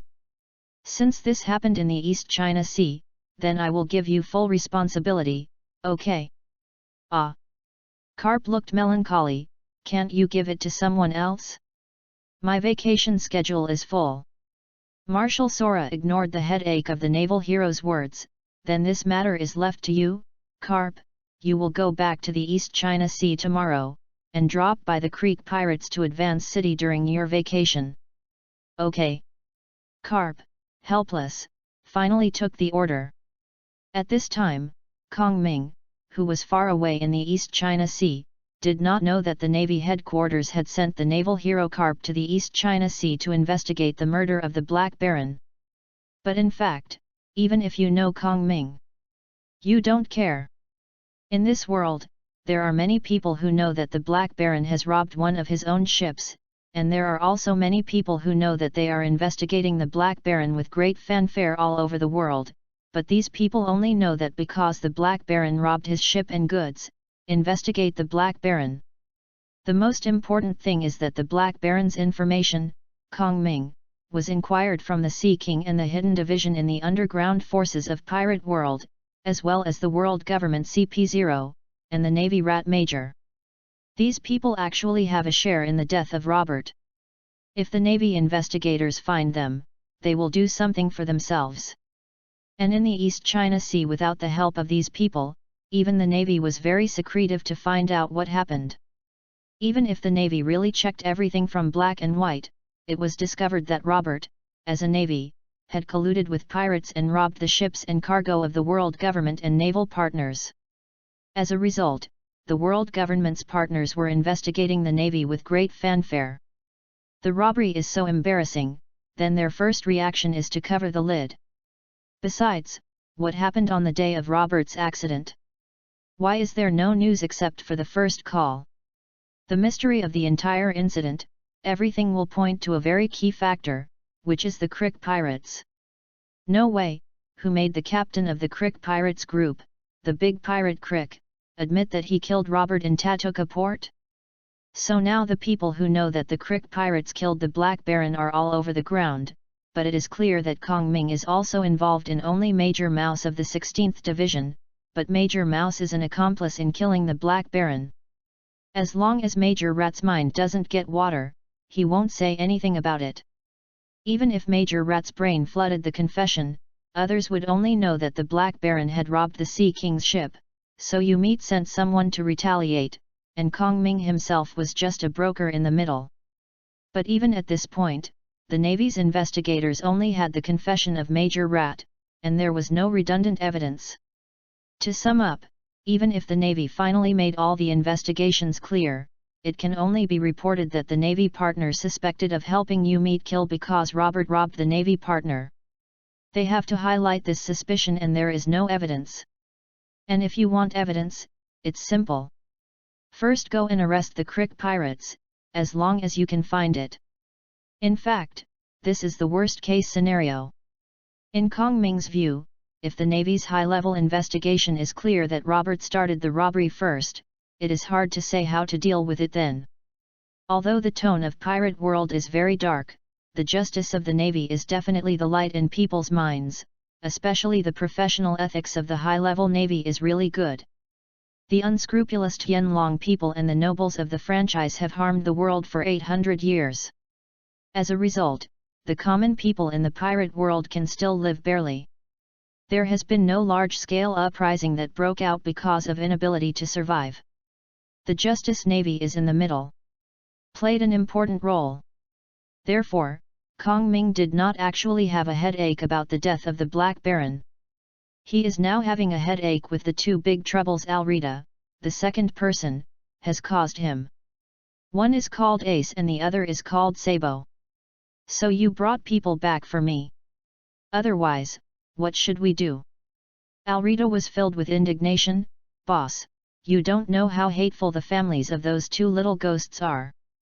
You don't care about the children, and you throw them away. Help the bandit, can you imagine? The boss, he just throws a 1 or 2-year-old child to the bandit without care. Stop it. Kong Ming raised his hand. Yelita, the bandits did not offend you. Such a young child should be educated. Isn't that what you told me, the boss? Alrita rolled her eyes and began to explain the matter from another angle. But I have already asked the two children. Sabo recognized the braille. That Ace is completely illiterate. Boss, don't you think these two children are pitiful?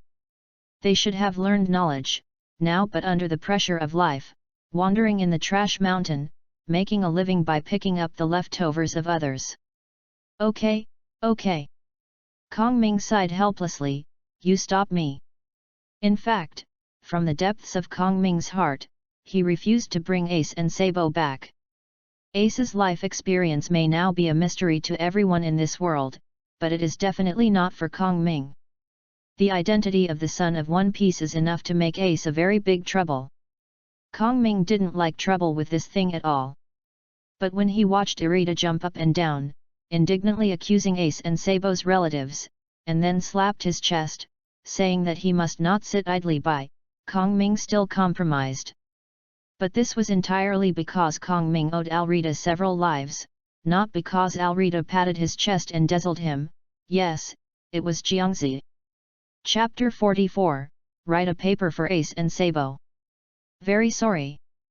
The next morning, Kong Ming asked someone to take Ace and Sabo into his cabin, and first apologized very sincerely. Yelida took you two without the consent of your family. Come here, as her captain, I must apologize to you for him. What then? Ace sneered at the corner of his mouth. Are you going to send the two of us back? Then hurry up. Sabo in the hat lowered his head and said nothing. This. Kong Ming stretched out his hand and pushed his glasses. It's impossible. These words of panting directly choked the two little ghosts in front of them. I just said that I am the captain of Alrita. Kong Ming said with a smile, as her captain, I will unconditionally support any decision my partner makes, since she thinks you two should learn knowledge, instead of becoming an illiterate like you are now, then I will help her realize her ideas. Then you are looking for the two of us? Sabo asked carefully. I'll let you know. A gentle smile appeared on Kong Ming's face. In the following days, I will give you 2 classes in person every morning. Class. 2 stunned faces. That's right. Kong Ming pushed his glasses, coldly. The course is very simple, basically there are only 5 courses: literature, mathematics, painting, physics, and chemistry. So much is not much. 2 faces doubting life. Seeing that you two are so confident, I'm relieved. Kong Ming showed a fascinating smile. Don't worry, you don't have a lot of homework every day, at least it won't delay your 2 exercising. There is still homework. 2 unlovable faces. That's right. Kong Ming still looked at Ace and Sabo with a gentle smile. I will give out an examination paper in a moment and let Alrita bring it to you. It's a rough test of the basic situation of the 2 of you, remember to finished. Good. 2 listless faces.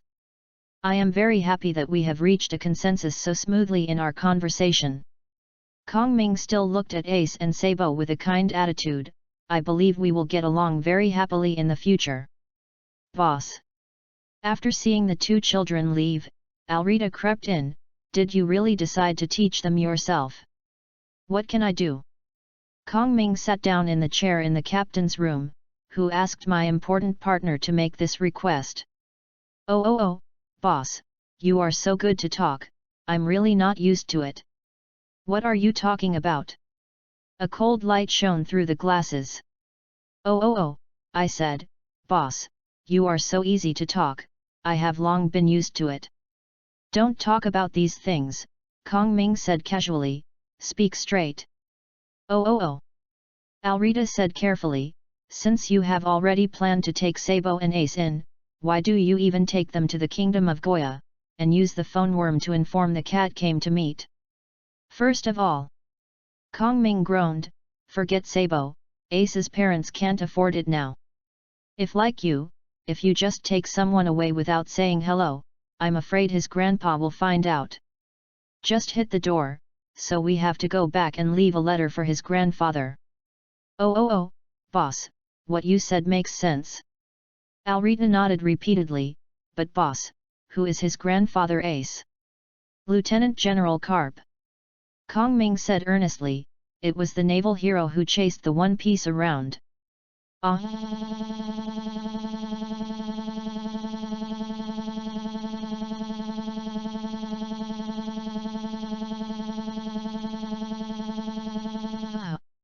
This matter. Kong Ming pushed his glasses and said seriously, with your IQ, it is difficult for me to explain clearly to you. Oh. Boss, how do I think that you are mocking me? Not at all, Alrita. Kong Ming pretended that nothing happened and continued, secondly, when I saw Sabo, I suddenly thought of a good plan. If everything goes well, we can start from the Black Baron, get something in it and make a little loss. Loss? Alrita looked confused. We have recovered the ship and medicine lost by the cat, as well as the crew members who were imprisoned. Because of the insistence of the Black Cat clue, the crew members did not die. Yes, there is no need to pay a pension, and an additional gain of more than 20 million. Boss, what have we lost? I left the Mage Tower and ran out to do such a boring thing, isn't it a loss? Kong Ming slammed Alrita coldly. Oh, looking at it from this angle, it's so white. Oh, I see, boss. If you understand, go and sail for me. Oh. Alrita turned around and walked out, and when she reached the door, she stopped. I'm going out to sail, what are you doing there? The two troubles I brought you out of the paper, why? Are you going to have one too? Oh. Alrita's figure disappeared immediately, and her energetic voice came from outside the door. Whoever pulls the mainsail so big, don't you look at the wind. Quickly put down 2 squares for me. After seeing Alrita leaving, Kong Ming took out a piece of paper from the drawer beside him and began to sketch. As the saying goes, everything is done in advance, and nothing is done beforehand. Kong Ming took this sentence deeply, so he usually made various plans for some loopholes that he might have. As a result, he ran into Robert the Black Baron this time, which made Kong Ming extremely embarrassed. To say what experience and lessons this incident brought to Kong Ming, it is that Kong Ming finally learned that he cannot always make plans from the worst direction, and he cannot always overestimate the enemy's IQ, some not so serious things. In other words, it's unbelievable. For things that normal people would not do, you must also prepare for the plan. For example, what if all the staff of the Chamber of Commerce ask to go to Happy Street for inspection? Should I agree to it, or not? Should I let them go in batches, or find a day off? Do I need to ask Susan for a discount? Kong Ming decided to start these plans when he returned to Jeonju Island. What he is doing now is the plan that he thought of after seeing Sob yesterday. It's just that yesterday was just an idea. What Kong Ming is doing now is to gradually fill up this idea to make him feasible. If this event succeeds in the end, then your own Azeroth Chamber of Commerce will truly have a firm foothold in the East China Sea. From then on, even the world government and navy will no longer pose any threats to your Chamber of Commerce. But that should be a matter of years later. What I have to do now is to do the first step and kick out a stumbling block early. Kong Ming first wrote a name on the paper with a pen, Robert Schultz, and then after thinking about it, he continued to write the next name, Sabo. Next to Sabo, Kong Ming wrote the words Outlook 3. Then Kong Ming filled in the paper with the names of Black Cat CLO, Richard Nandkanat, Sally Nandkanat, and others. After writing the names, the next step is to analyze the personalities of these people and possible measures. After the piece of paper in front of Kong Ming was basically filled, Kong Ming took the piece of paper in his hand and put it in Karajan with satisfaction. It's good to improve your mental power. Now that there are many secrets, Kong Ming doesn't have to worry that there's no place to store them. After writing, he had to remember and burn them down. Now he doesn't have to be so troublesome. However, how to do this plan to achieve the best, still lacks some first-hand information. But it doesn't matter.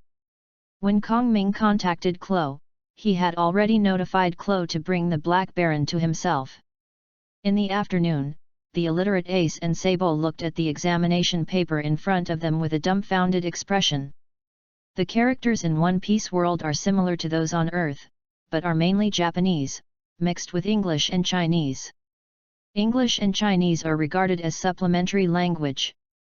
To make it simpler, it is the current state of writing in the Neon country before Kong Ming crossed. For example, in the office of the Admiral of the Warring States period, there was a banner hanging on the Admiral's own understanding of justice. The above was written like this: Justice in the Kingdom of Kings. To tell the truth, Kong Ming knew for the first time that the word justice can be linked to the word King's Landing. But this is also a good thing.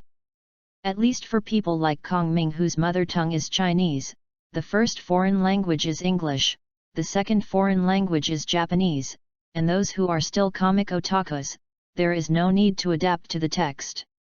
Wait, Kong Ming suddenly thought that it was wrong. 800 years ago, the characters in Pirate World were not in Japanese. This can be confirmed from the remains of the Great Kingdom.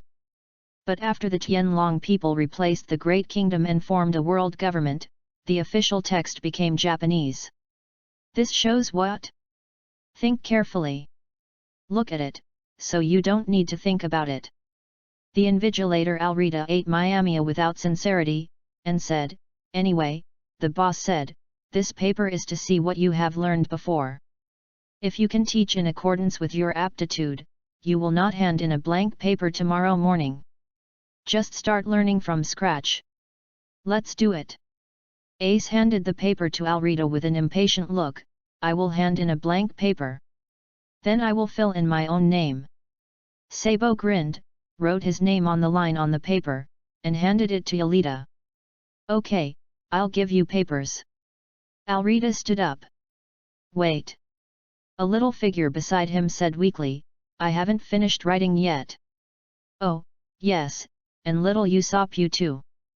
Alrita sat down again, hesitated, and divided half of the snacks for Sabo and Ace, and then said to little Usopp, "Don't worry, just write as much as you can." "Okay."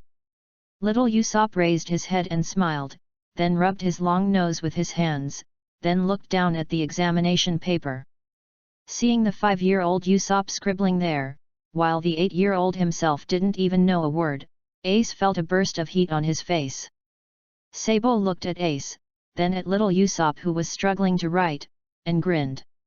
Chapter 45, Take Ace Back to Windmill Village. The results of the exam were a bit unexpected, but it is not that the papers of Ace and Sabo were beyond Kong Ming's expectations. In fact, Ace's blank papers and the blank papers that Sabo deliberately handed in were all within Kong Ming's expectations. What really surprised Kong Ming was little Usopp. He was only 5 years old this year. At least in mathematics, he was comparable to a 4th-grade elementary school student. And this is just the result of Usopp's casual learning with Kaya's home teacher while playing with his good friend Kaya in Psylob village. Although compared with the situation in Usopp in the anime, this is unexpected, but it is reasonable. If Usopp wasn't so smart, how could he invent Nami's weather awesome and such a black technology thing? But now it seems that some courses of Ace and Sabo and little Usopp have to be taken separately. Ace and Sabo need to start with literacy classes, while little Usopp does not use them at all. Therefore, Carp is completely ignorant of children's education. His sons and grandchildren have all embarked on an anti-social path. This is not a reason. So, text is the carrier of knowledge. Since you are both illiterate, we can only start with word recognition and simple mathematics. The official language of the world government consists of the following parts. Snapped. A chalk head accurately hit Ace who was wandering. You must concentrate on listening in class. This is a respect for teachers. What if I don't respect you? The awkward Ace twisted his head and his face was awkward. It's simple. Kong Ming smiled mysteriously at Ace and hooked it with his hand. Come, look here, petrification. Ace's tumultuous body immediately calmed down. This petrification technique does not turn people into stone, but Kong Ming's self-adapted spell based on the creativity of all petrification magic in Harry Potter. Its basic principle is to temporarily isolate the control ability of the head to the body. The performance is that people who have been hit by this spell can't move except for the facial features. You can disrespect me, but you must respect knowledge. Kong Ming looked at Sabo and Usopp next to him with a gentle smile on his face. What do you two think? Under Kong Ming's gaze, the two cute newbies were trembling. Let's continue the class. Just now, we said that the official language of the world government consists of several parts. One is called hiragana, the other is katakana, the third is kanji, and the fourth is romaji. 2. The fourth part is relatively simple. I hope you can master it proficiently within 2 or 3 months. What about the third part? Sabo asked weakly. Chinese characters are the most complicated part. This is a kind of hieroglyphics. There are about 2 or 3,000 Chinese characters in common use. Kong Ming pondered, this matter takes your time. Then why does the world government have to prescribe such a troublesome language? Sabo asked weakly. Because the author Oda is a neon person. This is a good question. Kong Ming said with a smile, but it is very complicated to explain. Many things are not something that your age can understand. I will leave this question to you now. I hope to wait for you. After growing up, you can rely on your own strength to discover the answer to this question. Okay. Although Kong Ming didn't answer Sabo's question directly, he was fooled. Next, I will take you to learn hiragana and katakana first. After Kong Ming did not hesitate to take control of the stabbing head ace, the next course became very smooth. In a morning class, in addition to hiragana and katakana, Kong Ming also explained Arabic numerals and addition formulas. Then after Kong Ming assigned Ace and Sabo homework, he began to give little Usopp the concepts of fractions and decimals. Seeing the 3 children doing their homework honestly, Kong Ming seemed to see that in the next time, under his own supervision, the 3 children finally lived through the books and questions of the pupils of the earth. Happy life. This made Kong Ming very pleased. The most effective way to treat bear children is homework, which will not change in any world. On the morning of the 3rd day, the Iguan returned to Donghai Windmill Village. Let's go, Ace. Standing on the dock, Kong Ming said to the awkward Ace, let's go to Dodon and leave a letter to your grandfather Cap, telling him that you are going to my place, lest your grandfather will return. I was worried about you in Donghai. How did you know that my grandpa is Carp? Have you forgotten? Kong Ming stretched out his hand to hook Ace. I am a magician, in this world, there is nothing I don't know. Although Ace still didn't believe it, but awkwardly, he got off the boat with a proud face. Boss. At this time, Alrida's head poked out from the cabin. I am very worried about your safety, do you need to take me with you? I'm just going to Dodon to leave a letter to Lieutenant General Carp, do I need to mobilize people like this? Boss, can't you? You should stay on the boat and watch little Usopp and Sabo. It's easy. Alrida jumped out from the door, and waved his hand to the back majestically, okay, come out. Behind her was the little Usopp wearing goggles, carrying a small bow and arrow, and wearing a white cloak, followed by Sabo wearing a top hat and grinning at Kong Ming. Okay, there is no problem now. Okay. Kong Ming helped his glasses and nodded helplessly. The place where Dodon's group lives in Fengch Village is not too far away, and judging from the peaceful environment of Fengch Village, Dodon's group should have never robbed Fengch Village. So, what exactly are these pirates and bandits in the pirate world? Boss, that cotton candy looks so delicious. Then you go buy. The shameless little paw began to twitch. Kong Ming reluctantly covered his face with one hand, while the other hand looked like he was in his arms. In fact, he took out a pile of Bailey from Karajan Kong Ming's bedroom and patted it on the little paw. Oh. I'll go now, boss. Don't buy it for me. Don't worry, boss, I will help you eat your share. Although Yarita said that it was because of Kong Ming's safety issues that he followed up to protect Kong Ming, it can be seen from his jumping up and down in the commercial street of Windmill Village that this product was purely on board. The time is too long, so I want to come out. It's a shame not to be able to get a rope around the neck of this guy who just let it go. However, this second product still made progress. Kong Ming saw that although she was distressed to divide the snacks out, Alrita still divided the 5 snacks she bought into 3. It is really a welcome improvement. As a result, Yalrita was leading the 3 little ones to go shopping, and Kong Ming is not in a hurry, so he just wandered around behind the 4 of them, watching Yalrita and the others from Cotton Sugar starts to eat, then popcorn, fried squid, octopus balls, tempura, ramen, Odin. Wait, isn't this the pirate world? How come out Odin? Where is this Kanto in pirate world? Don't ask, is that there is an island called Kanto in this world. Rita took the three little ones to eat in the windmill village from the morning to the afternoon until the three little ones who ate all had a round belly. This round belly is not a metaphor, but a description of the situation. The three little guys are also very happy. Needless to say, Ace and Sabo, living near the trash mountain, occasionally eating a bowl of ramen can be regarded as a rare delicacy. Even little Usopp's family background is very ordinary, that is, in the past 2 years, Bulletin has followed Kong Ming to get better, like today's behavior of eating whatever you want, unscrupulously full of food, never before. Kong Ming, who followed behind, was expressionless. Any one of the 4 people ate far beyond his ability. Even the 5-year-old Usopp had more appetite than the current Kong Ming. 5-year-old kids eat more than him. People in this world are real animals. Okay, get up and digest when you are full. After seeing that the 4 of them were really unable to eat, Kong Ming walked up and said lightly, "There is still a distance from here to Doden's home. Boss, why are you unhappy when you come out to play?" "Humph. You have lost so much time, how could I be happy?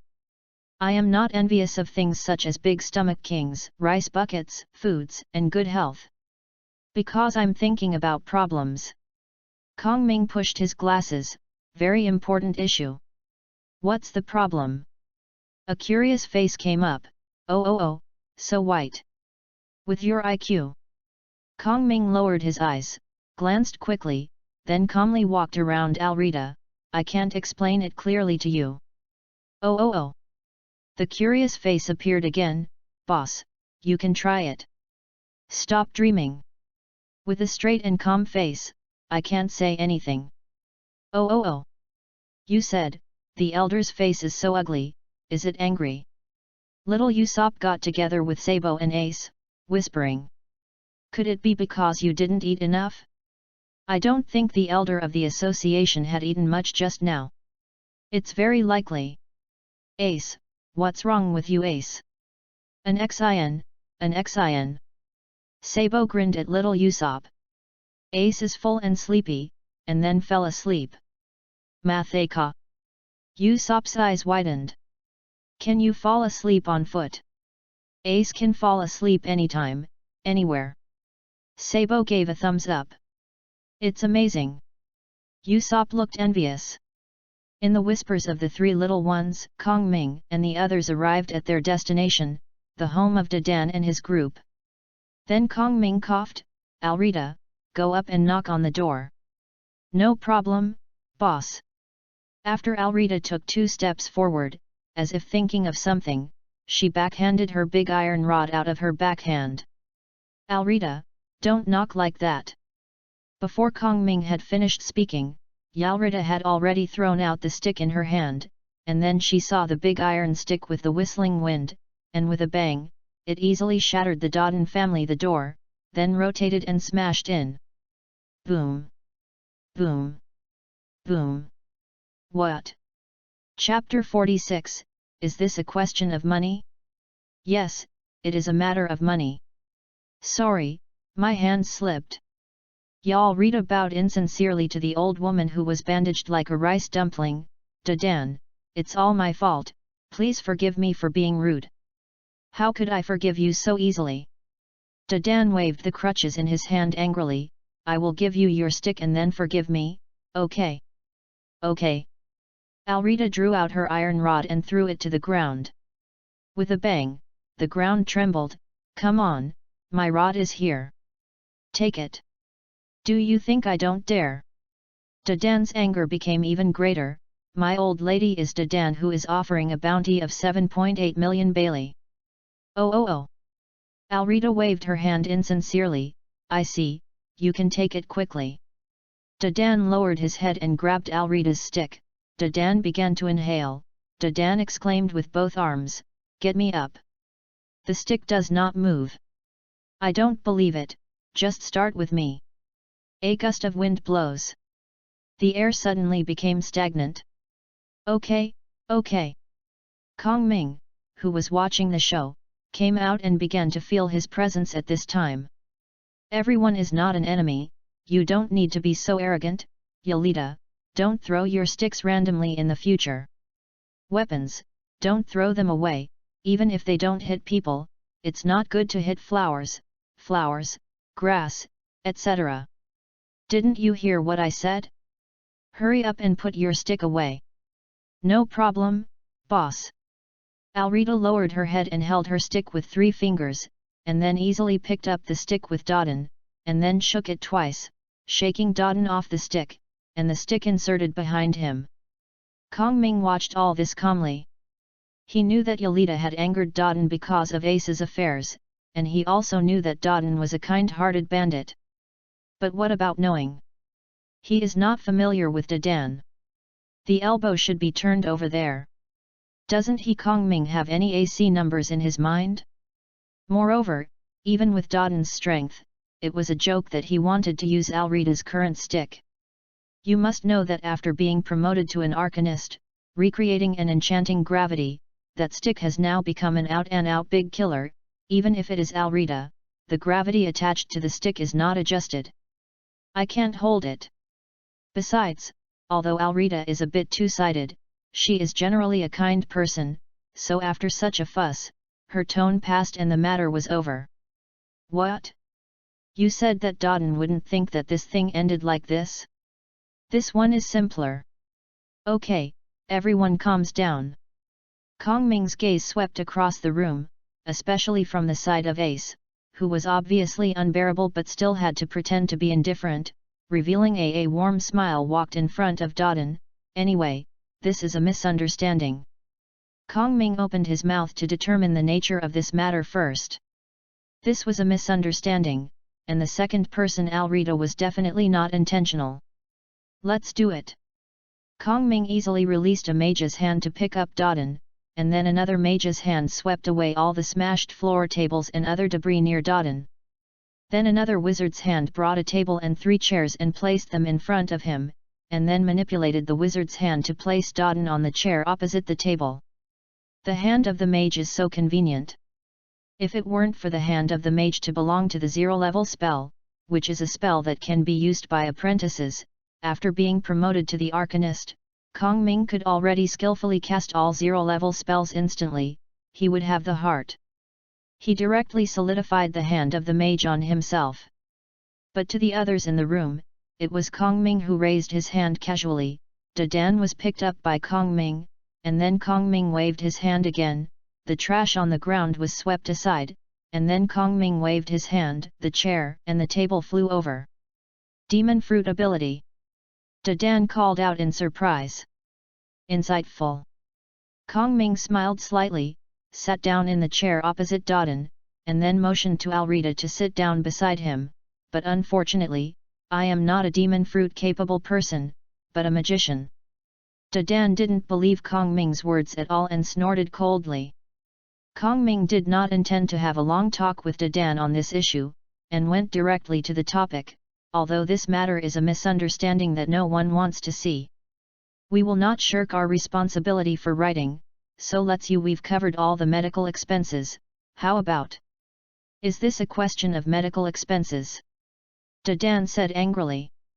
That's right, this woman is very powerful, and that man is a devil fruit capable person, but is Dadan the kind of person who bows to a powerful evil force? Snapped. A stack of banknotes slapped in front of Dadan. 100,000 Baileys. I said, is this a medical bill?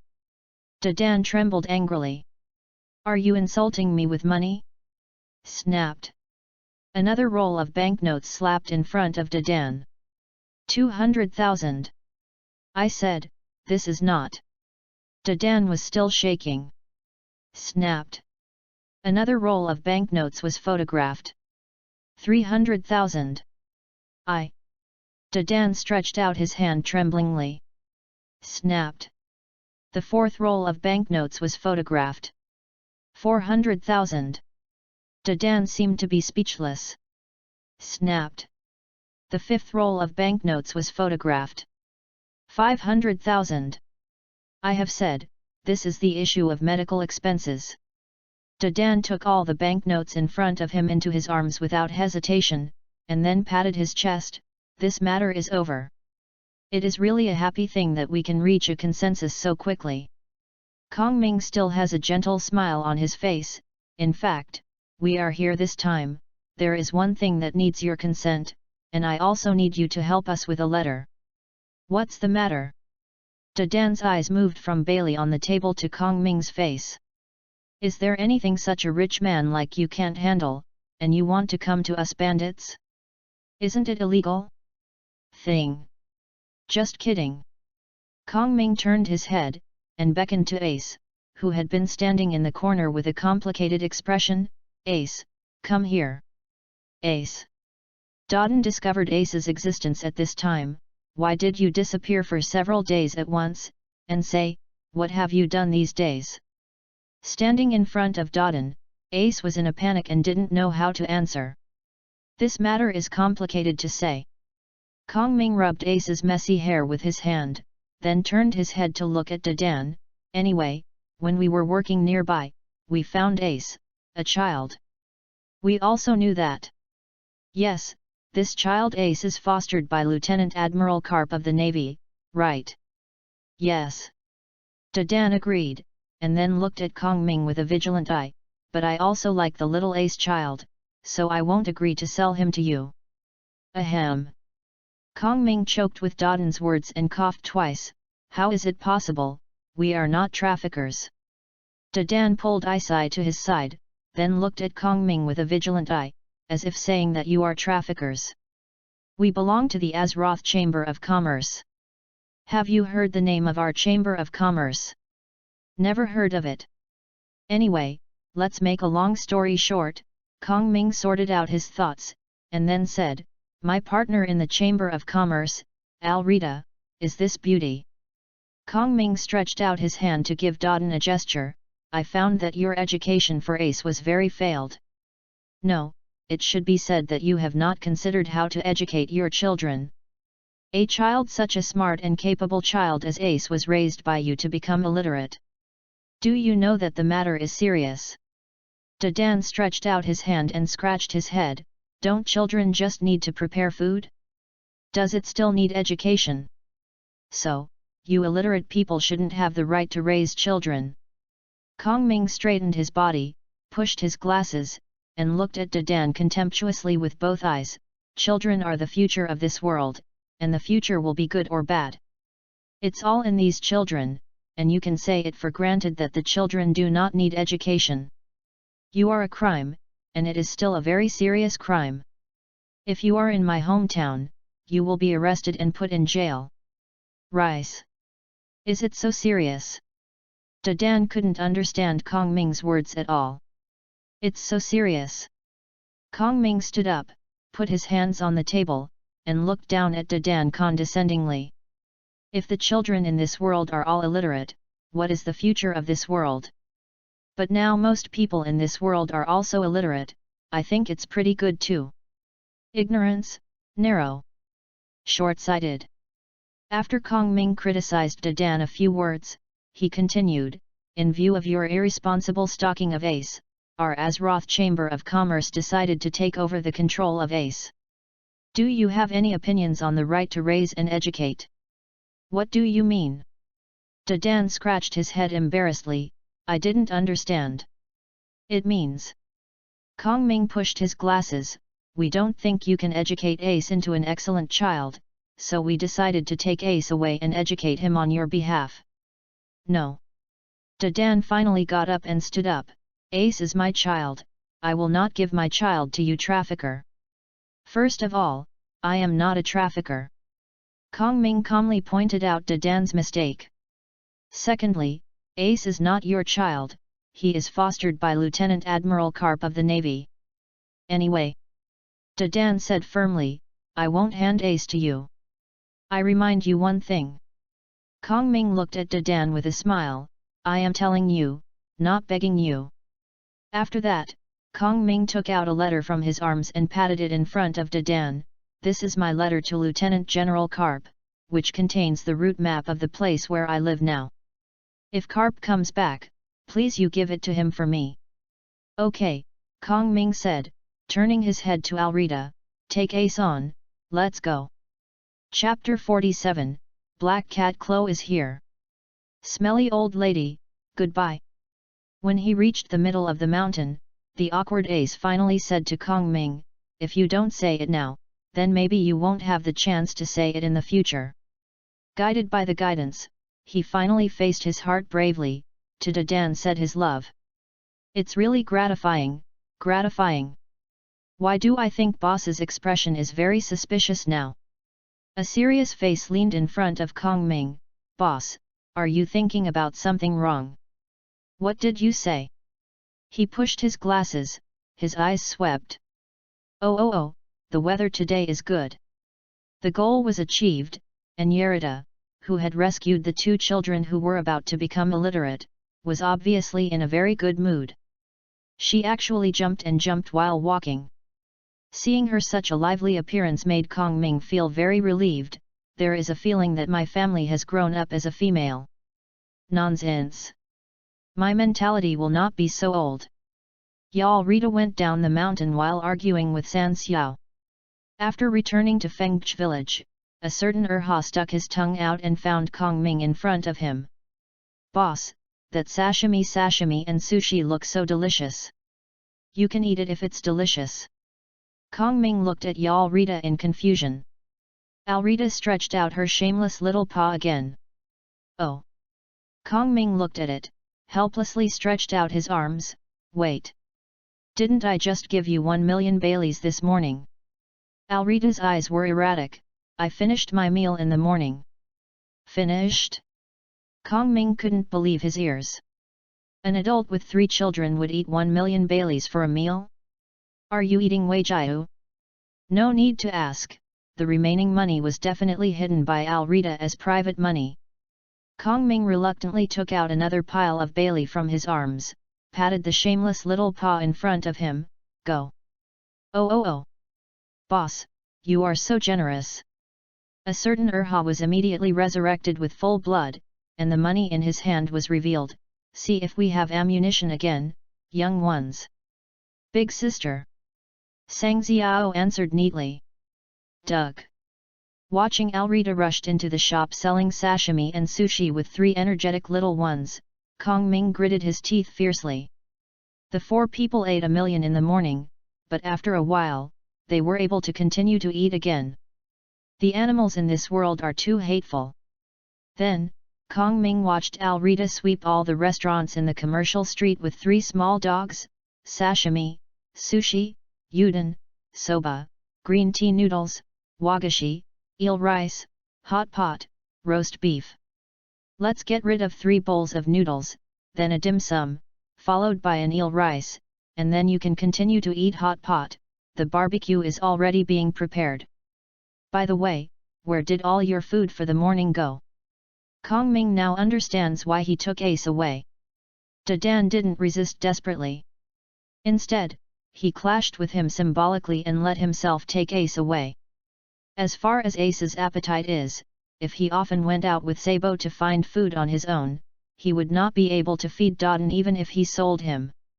Even if Alrita had a lot of money in the family at the beginning, but just like this way of eating, Kong Ming felt that Yerida would be able to eat the poverty of his family in at most a few years. Wait, Alrita is the second product in the original world. Was it because he had no choice but to go to the sea to be a pirate after eating the food in his own home?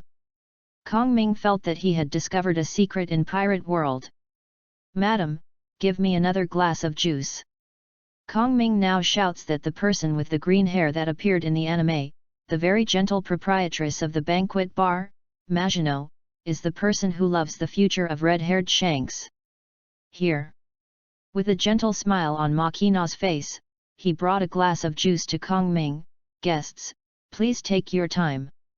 The voice is also very nice, and the red-haired eyes are really good, but just like the bulletin, he doesn't care about raising children, but then again, in the world of pirates, is there anyone who has educated his son well?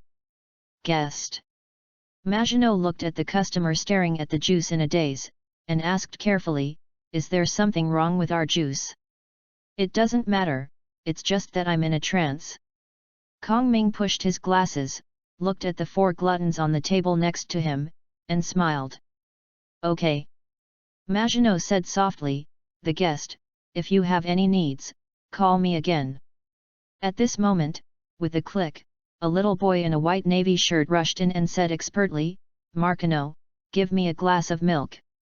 Okay. Maginot smiled softly, and gave the little boy a glass of milk from the side. Why are you here so late today? Luffy. Because today I went to the back mountain to exercise. Xiao Lu Fei bent his arms, I am very strong. Mackinaw, you didn't see it. Xiao Lufei told Mackinaw vividly about his story about a vicious goat in the back mountain, I just punched. Then the milk cup in Lu Fei's hand flew out and hit the back of Ace, who was eating and drinking. Don't talk about Lu Fei and Mackinaw about this matter, even Kong Ming was surprised. Is this the of Pirate World who wants to link Ace and Luffy? Hand of the Mage. In the eyes of the panicked Luffy and Mackinaw, the milk glass that was about to hit Ace suddenly stopped in the air, and then the glass flew back to Luffy's hand as if it could fly. Wow! Luffy cried out in surprise, this cup will fly by itself. Then he threw the milk cup out without hesitation, and the corners of Kong Ming's mouth twitched as he watched. Yes, this is Luffy. But this time, the cup didn't give Luffy any face, it drew an arc and fell to the ground and broke. Why can't it fly this time? Lu Fei with a bewildered look was puzzled. Kong Ming pushed his glasses gently, and hid himself and his name silently. Alrita and the others started their dinner at 3 o'clock in the afternoon, and it ended after 10 o'clock in the evening. Kong Ming took advantage of this time to review the spell structure of arcane missiles. Now he is still a bit of a headache to upgrade. There are too many useful spells. Which is really killing obsessive-compulsive disorder. When Kong Ming returned to his boat with the 4 guys who were almost unable to walk, he found that the Black Cat Crow had come to Windmill Village to join him. CLO, I've wronged you this time. Kong Ming stretched out his hand to Crow, it's the Chamber of Commerce that hurt you. Please don't say that, Master. Crow stroked his chest with his right hand and bowed deeply. Before I originally set out, I had found something wrong, but I overestimated my ability, so. Crow did not speak, but bowed deeply again, it's all my fault. What kind of mistake is being robbed by others? Kong Ming stretched out his hand and patted the Black Cat Claw on the shoulder twice, you don't use others' mistakes to punish yourself. This time, it could have been avoided. Only Kyunri is a pirate, there is no reason for Kyunri to defend against pirates. Kong Ming took his hand from Crow's shoulder, but even after being caught, your performance is still remarkable, I am very satisfied, Crow. I'm just trying to make up for it, Master. I am calling you here this time, not to punish you. Kong Ming looked at the Black Cat CLO, and smiled with satisfaction. But there is something that you must not take responsibility for. Of course, to say so, Kong Ming summoned Crow, who was in charge of the aftermath, to Windmill Village for no reason this time, just to see Crow's attitude, but everyone knew this well. Your will, Master. Claus pushed his glasses with his palms, and answered without hesitation. Don't be nervous, this is a very suitable task for you. Kong Ming smiled a little mysteriously. Don't let me down this time, Crow. Yes. Master. Did Black Baron Robert bring me? Yes, Master. Crow nodded and replied, has been sent to the special cell of the Iguan. Have you done any restrictions? Kong Ming asked, he is a master of physical skills, so it is not easy to restrict. In addition to the conventional handcuffs and shackles, I also put an electric shock device on the Black Baron's head, neck, waist, and limbs. As long as he intends to exert force, I will immediately perform it on him. Electrotherapy. Good job, But Kong Ming groaned, but it's not very safe yet, but it doesn't matter, leave the rest to me. Yes, master. After Crow left, Kong Ming immediately rushed to the cell where the Black Baron was being held. Looking at the Black Baron in the cell with handcuffs and fetters, a shackle on his neck, and his chain still fixed to the wall. At the same time, his head, neck, belt, and limbs each have a stunner like a belt. At that time, Kong Ming nodded. That's right, just as I thought, this kind of guarding method is still not robust enough. For such a master of physical skills who learns to return life, no matter how careful the measures are, it should be unnecessary. In fact, if it weren't for the fact that the Black Baron still had some important information in his head, and he needed him to live well, so that he could have the fluke mentality of being able to leave all, the safest way now is to go directly. He dropped the limbs of this guy and put an explosive collar around his neck. A few of you. Kong Ming ordered 2 familiar crew members beside him, as if they were the ones who helped deliver the mice when he was doing human medicine experiments. Then he took out a syringe and a bottle of medicine from his bag, and skillfully poured the medicine into the syringe, flicked it twice, and pushed out the air. Come and help me hold this guy. By the way, this guy has several electric shock devices. When you press him, remember to put on leather gloves. Kong Ming's reminder was very accurate. When the 2 crew members held down the Black Baron really used his strength, and then the 7 electric shock devices on his body began to work together, and he was shaking all over, and Kong Ming took advantage of this time. He decisively pushed through the veins, and shot the Black Baron in with the medicine in his hand. The potion took effect very quickly. After 10 seconds, the Black Baron was weak and fell softly. Living next door to him, Mad Cow, who had recovered his sobriety, and the Jianhao Cotter of the Mad Cow pirate group, had their bodies firmly pressed against the wall, and they dared not say a word. Chapter 48, Offer a Reward? When will I offer a reward? It is said that the spies of the CP will learn an anti-torture course before going out to perform their missions.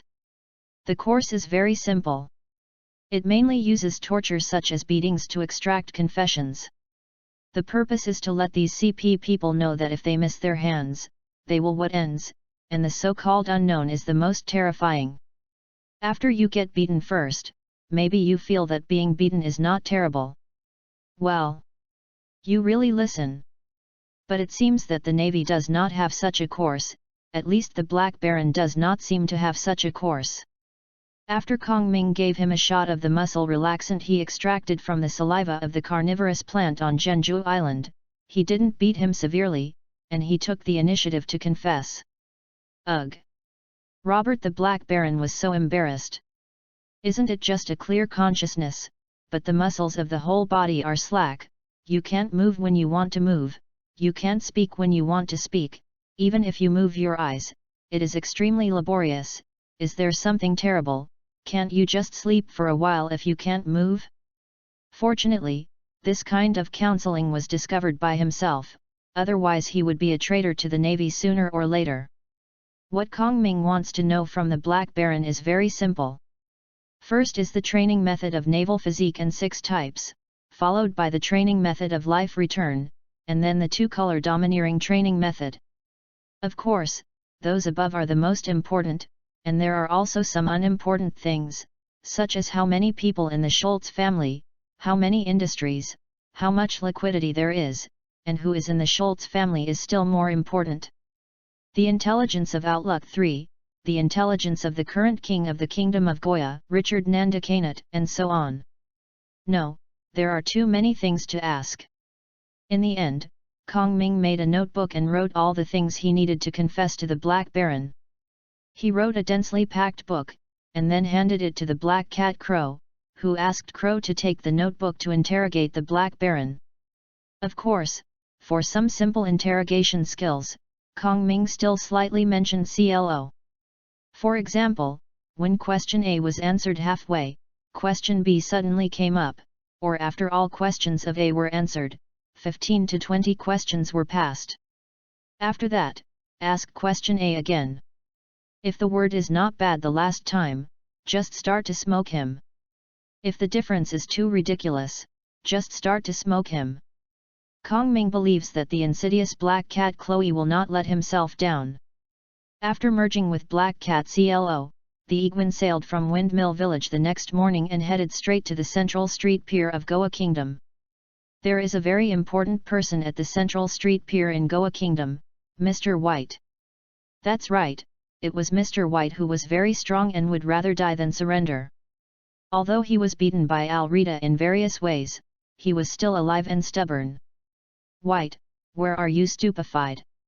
A dogleg of the Azroth Chamber of Commerce standing behind White gave White a push, and then Mr. White slapped him a few times in his heart.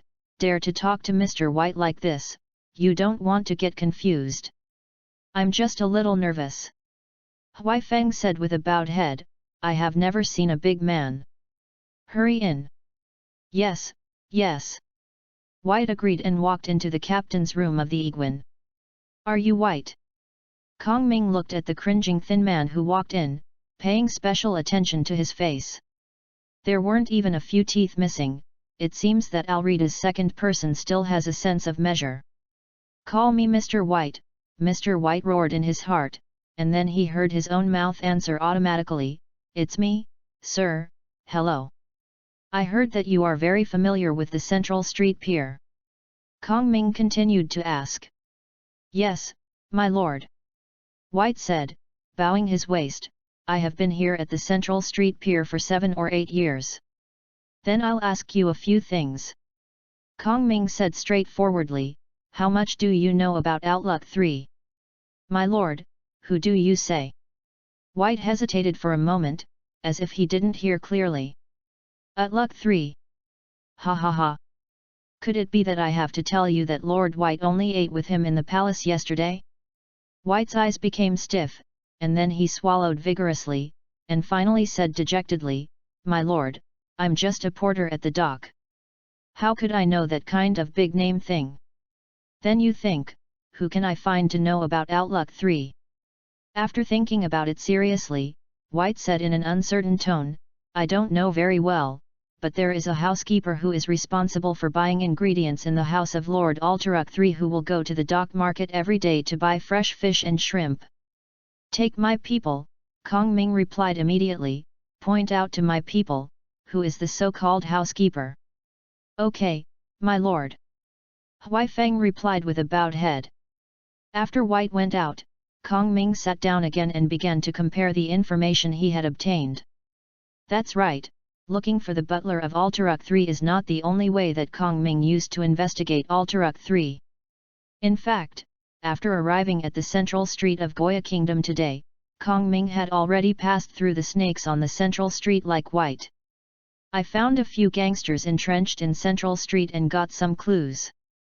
For example, the main source of income of Outlook 3, and the shops under the name of Outlook 3. Of course, the most important thing is the financial situation of Outlook's family. Not to mention, these gangs are really conscientious companies. The talents sent by Kong Ming said that he was a member of the Azroth Chamber of Commerce. The opposite party actively and enthusiastically cooperated, asked what to say, and immediately investigated if he didn't know. The Goa Kingdom is known as the most beautiful in the East China Sea, and its folk customs are simple. What? You said that the Goya Kingdom has driven the domestic gangsters to the trash mountain? What are you kidding me? The Goya Kingdom drove away the poor bee who couldn't afford a house and could only sleep on the street. Gangs opened shops and prosperous economically law-abiding citizens. What is the need for the Goya Kingdom? What do you say that the thing opened by the gang is illegal? How is it possible that the world government has opened brothels in person? Is it too much for the gang to open a casino? Excessive? With these information, coupled with Black Baron Robert's confession to the Kingdom of Goya and Outlook 3, the plan on Kong Ming's paper has become more and more detailed, and he feels that he is more confident about the next thing. Okay. In this kind of leisurely afternoon, looking at the information, closing your eyes and taking a nap, it is really joyful. Boss. At this moment, Alrita dragged an unknown object and rushed in from outside. Kongming looked up helplessly and raised his eyes. "Yalrita," I said. "Oh oh oh." Alrita dropped what she was holding on the ground, and then began to pinch her fingers. "I'm not talking about counting. Forget it, I'm talking about counting. 10 times to complete." Alrita lifted the unknown object from the ground vigorously and shook it in front of Kongming. "It is said that the boss gave this guy a reward." Kongming looked at the unidentified object that Alrita was carrying in her hands, with silk clothes on her upper body, linen pants underneath, high-waisted leather boots, and a messy guy. "Who is he? Isn't this the boss you are offering a reward for arresting?" Alrita shook the guy in her hand twice, trying to awaken Kongming's memory. "They told me the boss you sent someone to arrest him." "I sent someone to arrest?" Kongming thought for a while. "Is this the housekeeper in the house of Outlook 3? It's him." With a bang, Alrita threw the guy on the ground again, and then spread her paws at Kongming. "I'm here to receive the reward, boss. When did I offer this guy a reward?" "Okay." Kongming looked at the twitching little paw in front of him, and helplessly stretched his hand into his arms again, took out a pile of Bailey and patted it. "Thanks, boss." After Alrita took Bailey, she disappeared from Kongming's cabin like a wind, and there was still a vaguely speaking voice outside. "Ace, Sabo, where is the delicious shop you said? Sister, do you want to treat again? Really worthy of the eldest sister. Can I go together?" "I knew it."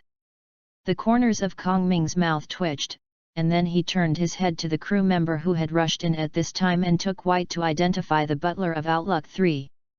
"Go ahead, what's going on?" "Yes, Mr. President." The crew member replied embarrassedly. "White led us to find." The crew looked at the butler who fell on the ground. "Then we went up to show our identity and said that you have a big deal to talk to him, just as you said, implying that we will give a big kickback." He was really happy and followed. We came back, but when we walked to the dock, we happened to run into the head of the big sister.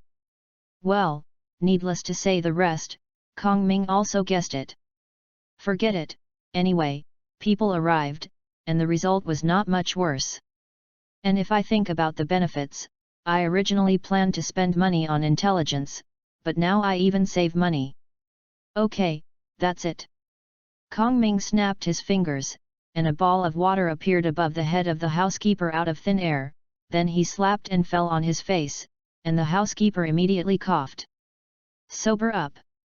I don't know if it's because the water element world of Pirate World is too powerful. Water creation is a skill that needs to be read in World of Warcraft. In this world, Kongming can almost instantaneously control that huge one a few days ago. When the water element is constructed, it feels easier than controlling things like iron golems. That's right. Finally, I caught the large water element of the Mad Cow Pirates. It was not the kind of elemental life with its own consciousness, but the water element structure that Kongming made by referring to the body structure of the water element. It is considered a golem one kind. In fact, Kongming hadn't opened a portal that could connect the water elemental world with the pirate world. "Get a chair for the housekeeper." A big-waisted crew member took a chair and then picked up the steward like a chicken and threw it on the chair. "I'm really sorry, Mr. Butler." Kongming pushed his glasses. "Someone paid for the life of Alteruk 3. Our insider in his mansion said that you are loyal to Alteruk 3. Betrayal is absolutely impossible, you must get rid of it first. So although I personally appreciate your loyalty, I still have to tie you to a rock and throw you into the sea." "Who said it? Who said it?" The housekeeper who had just woke up immediately jumped up. "This is absolutely slander. In fact, I was expecting the fellow Outlook to die. You don't believe the little people in our house, they are all nonsense." I said, "I will say whatever you ask." I remember, Outlook 3 raised a lover outside with his wife on his back. Under the pretext of Master Sabo's disappearance, he brought his illegitimate son into the mansion, saying that he was an adopted son. Is this real? Of course, It's true. Mr. Butler almost swore a curse. This is an interesting thing. Chapter 49, Crow, take the Goya Kingdom for me. The pirate world is a hodgepodge world. Eastern names are mixed with Western names, Neon customs are mixed with Europa customs, and Eastern dishes are mixed with Western dishes. Seriously, the social environment of pirate world is like the Neon now. The name Alteruk 3 is the standard Western naming rules. The son takes the same name as the father. For example, if the father is Charlie and the son is also Charlie, then the son's name will be changed to Charles II or Charles II. The name Alteruk 3 means that his family precedes him, and there are two people also called Alteruk. Although it is said that in the Western world, it is not only aristocrats who can name such names, but it is true that aristocrats prefer to name their children after some family elders. Alteruk 3 himself has a standard noble template. He cares very much about his identity. He usually only interacts with other nobles with equal identities in Jajan, and does not have too much contact with lower class people, except for his own family. Except for the continuation and promotion of status, I don't worry about other things. Judging from the data collected by Kong Ming, Alteruk 3 is far from being a bad guy in the pirate world. In fact, among the nobles in the Goa Kingdom, for example, compared with the younger brother of the Black Baron, he can be regarded as a good person. If compared with the nobles in the world, he is simply a rare great good man. In short, dealing with such a person is very simple. As long as your identity is equal to him, he will talk to you. If you can bring some benefits to him on the basis of identity equalization, then you are his good friend. If you can not only bring benefits to him, but also improve his family status, then you are his reborn parents. Kong Ming stopped and stretched out his hand to help his glasses. CLO, what do you think is the first thing to pay attention to when getting along with him? A document that can prove that he is a nobleman, even an upper nobleman whose status is higher than him. Talking to you is peace of mind. Kong Ming showed an appreciative smile, and threw out a document. Here is a document proving that you are the birth nephew of Robert the Black Baron. It includes Robert's uncle Roberts and your mother. The proof of your marriage, the proof of your baptism when you were born, and the letter written to you by Robert the Black Baron. What do you mean? Black Cat Clo pushed his glasses with his palms and asked calmly. From now on, Beiji Clo has disappeared from this world. Kong Ming still has a smile on his face, and you will be Claude Artel Schultz, the nephew of the Black Baron from today, the only heir to the Schultz family now. The Black Cat Crow didn't say a word, but continued to calmly look at Kong Ming. First of all, as someone who learned about his uncle's death and came to plan to inherit the family business. Kong Ming stood up and walked out from behind the table. You need someone who can introduce you among the nobles and recommend you. For King Richard Nandkanat, this person must have a certain prestige and be familiar with the Schultz family. That's Alteruk 3. Black Cat Clow continued. Yes, it's him. Kong Ming went on to say, of course, the fight for the Audiobook 3 is left to me. What I want you to do is to get a little grace every few times to win over a group of people without real power, but after successfully becoming a member of the noblemen. Nobles with voting rights, is there a problem with this? Simple. Black Cat Clow replied without hesitation, according to Master, you can run a clubhouse. Smart. Kong Ming stretched out his hand and snapped his fingers, but the usefulness of this clubhouse is not so small. Besides this clubhouse, you can also ask them to pay a small amount of money, crowd-fund a boat, and then you are responsible for doing things like buying low and selling high, using dividends to tie them together, but these are all minor issues. What you really need to worry about is...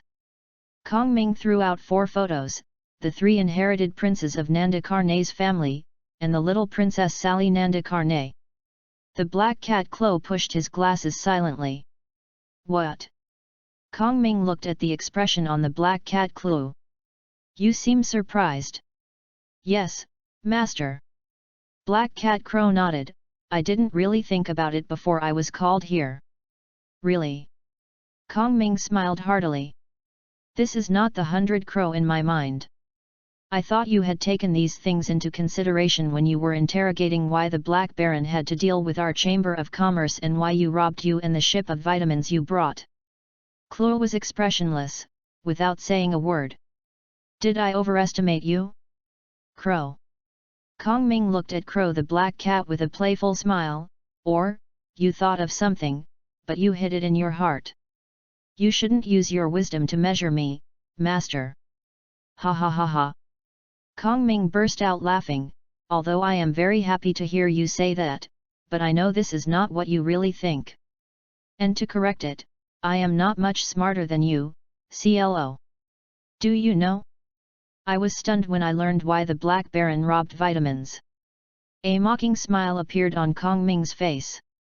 I never knew that the Black Baron discovered it with such a keenness. Vitamins, a good thing, can be used for poisoning, and I haven't found it in the manufacturer. But his plan is still a little problematic. First, because of the human physique, vitamin poisoning is not reliable. Second, even if it succeeds, King Richard Nandkanet and the little Princess Sa Li Nandkarne still needs to keep these two people. After all, a stable situation is what everyone wants to see. But the Black Baron is a rear admiral after all. Maybe he thinks he can do things more extensively, but we still have to be more stable. With the help of Richard Nandkarne, we can be completely inconspicuous. And controlled the Goa kingdom in our hands with gentle wind and drizzle. With that, Kong Ming turned his head to the black cat Crow. How about it, Crow? Do you feel very excited to think that you will become the king of a country that joins the world government? Master. The black cat Clow gently pushed his glasses with his palm, and asked gently, why me? What did you say? Black cat Crow didn't speak, his eyes under the glasses looked at Kong Ming without blinking. If you want to say it, it's because of dreams. Kong Ming put away the smile on his face, and looked at Clo solemnly. In our Chamber of Commerce, Yelita is the simplest, because her dream is before going to sea. I have helped her complete it. And Buletin's dream is the most complicated, and I still need to go on step by step, but you. Kong Ming stood in front of the black cat Crow and put his hand on Crow's shoulder. I have seen your dream a long time ago. My original idea was to directly use money to buy a franchise position from the world government and let you become the king of the franchise. But after the Black Baron's incident, I suddenly felt that letting you occupy the Black Baron's house and becoming the king of the Goa kingdom might make your dream more fulfilled. You said I was right. Is it? CLO. I know I can't hide your eyes, master.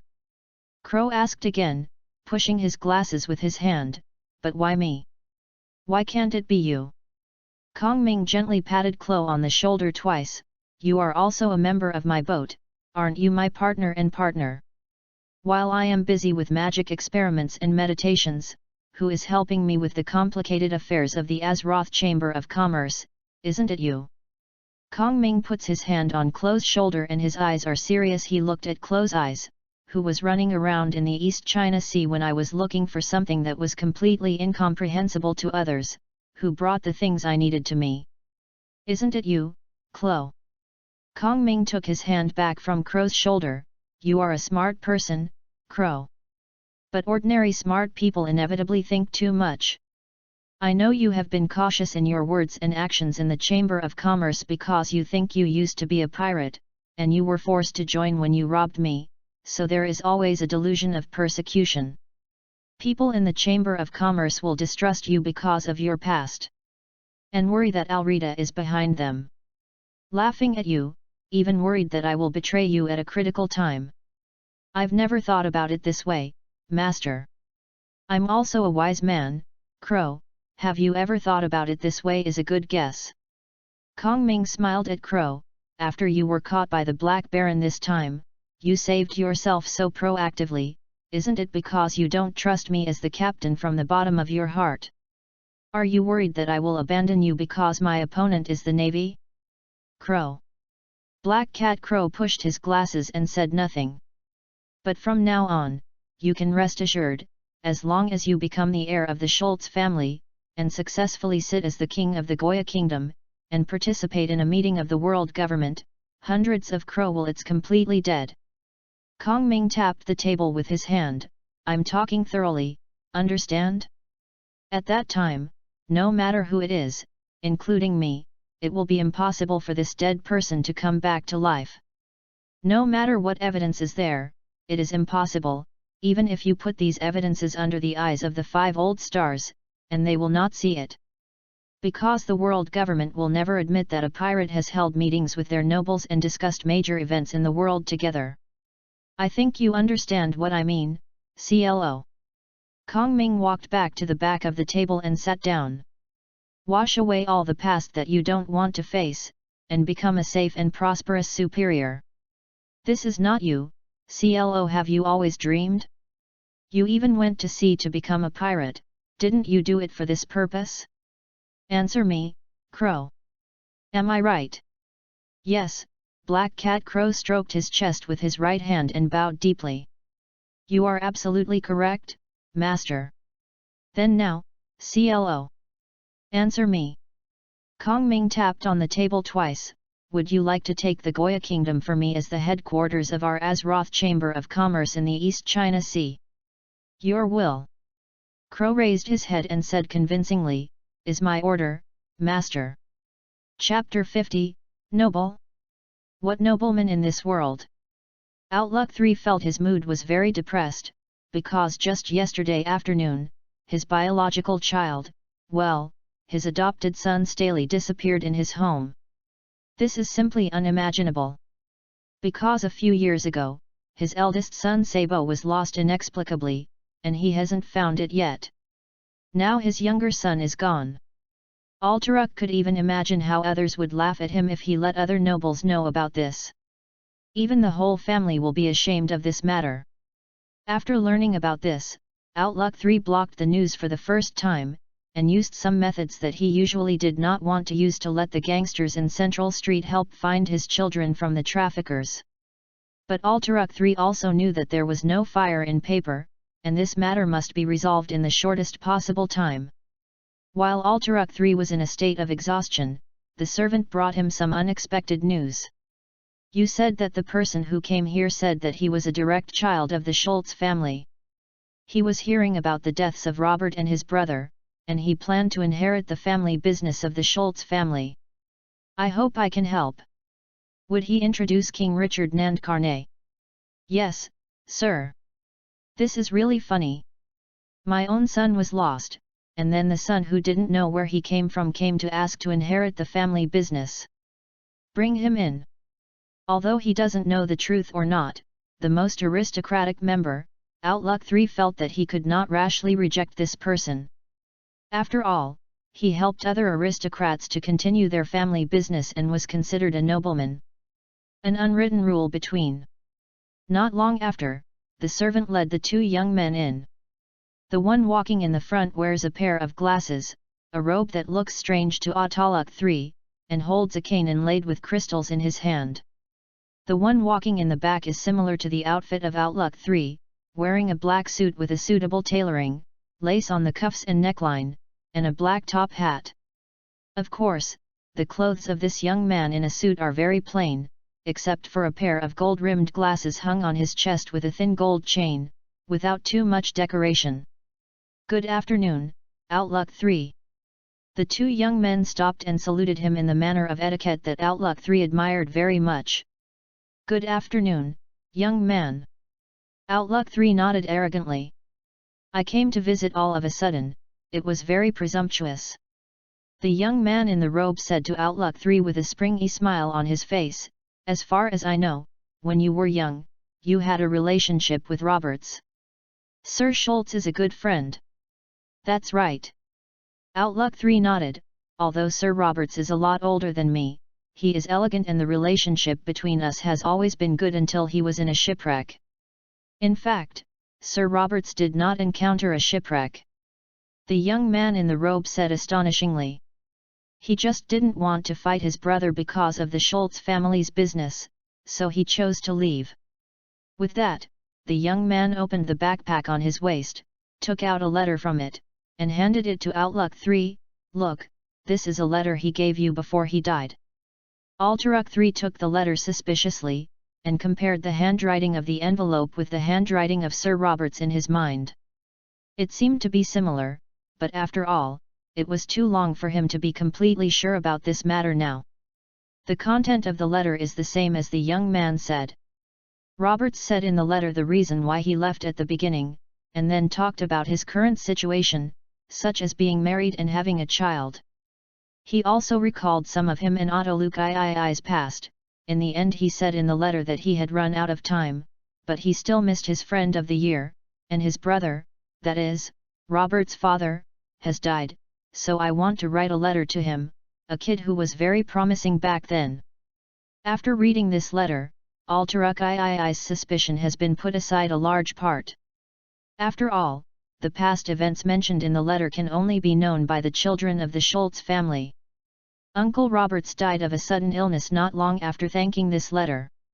The young man continued, "It was because of me and his child Clobetle."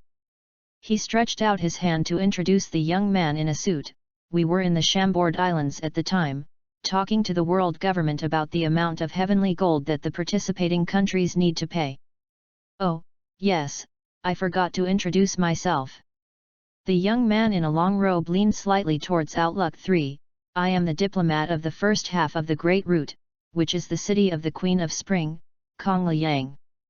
In fact, after Uncle Roberts left the Kingdom of Goya, I went to many places and finally decided to settle down when we arrived at the Queen's City of Spring." "Unexpectedly, you are already a diplomat of a country at such a young age." Outlook 3 said in surprise, "You are really young and promising." "It's nothing." The young man waved his hand slightly. "So this letter was put together with the relics of other Uncle Roberts. We didn't find it until recently. Just when Clobetel and I were on the way to the East China Sea to find relatives, we suddenly got news, saying."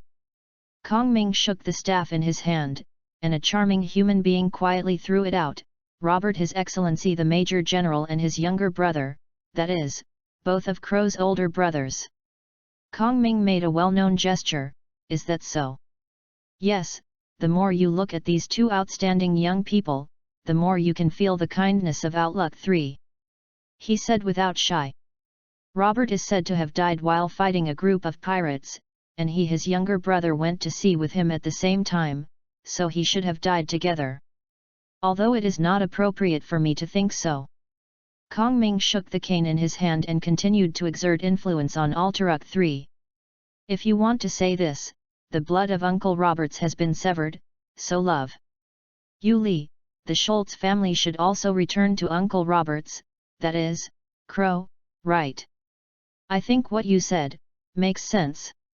Outlook 3 seemed to resist a little bit, but he quickly gave in. He nodded seriously, "If it can be proved that Crow is indeed Robert's child, then should be." "Of course." Kong Ming took out a few documents from his backpack again.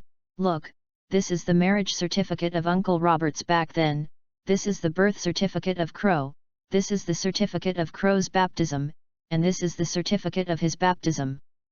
Luo took a photo with Roberts and the others when he was a child. "This is the file when Crow started working. Look, do you have any questions?" Audiobook 3 checked carefully, especially after looking at the photo of the whole family, and then nodded, "I don't think there is any problem. I will introduce Clo to His Majesty the King. I believe the current Schultz family. There is also a great need for a patriarch to stand up and clean up the already confused people. You are an example of a nobleman." Kong Ming unceremoniously praised Audiobook 3, then stood up, "Then we will leave it to you." "Okay." Although Audiobook 3 had some doubts why he promised this matter so easily, he still made a positive answer. "According to the custom among the nobles, since the Schultz family can only be continued because of you, then the etiquette must be indispensable."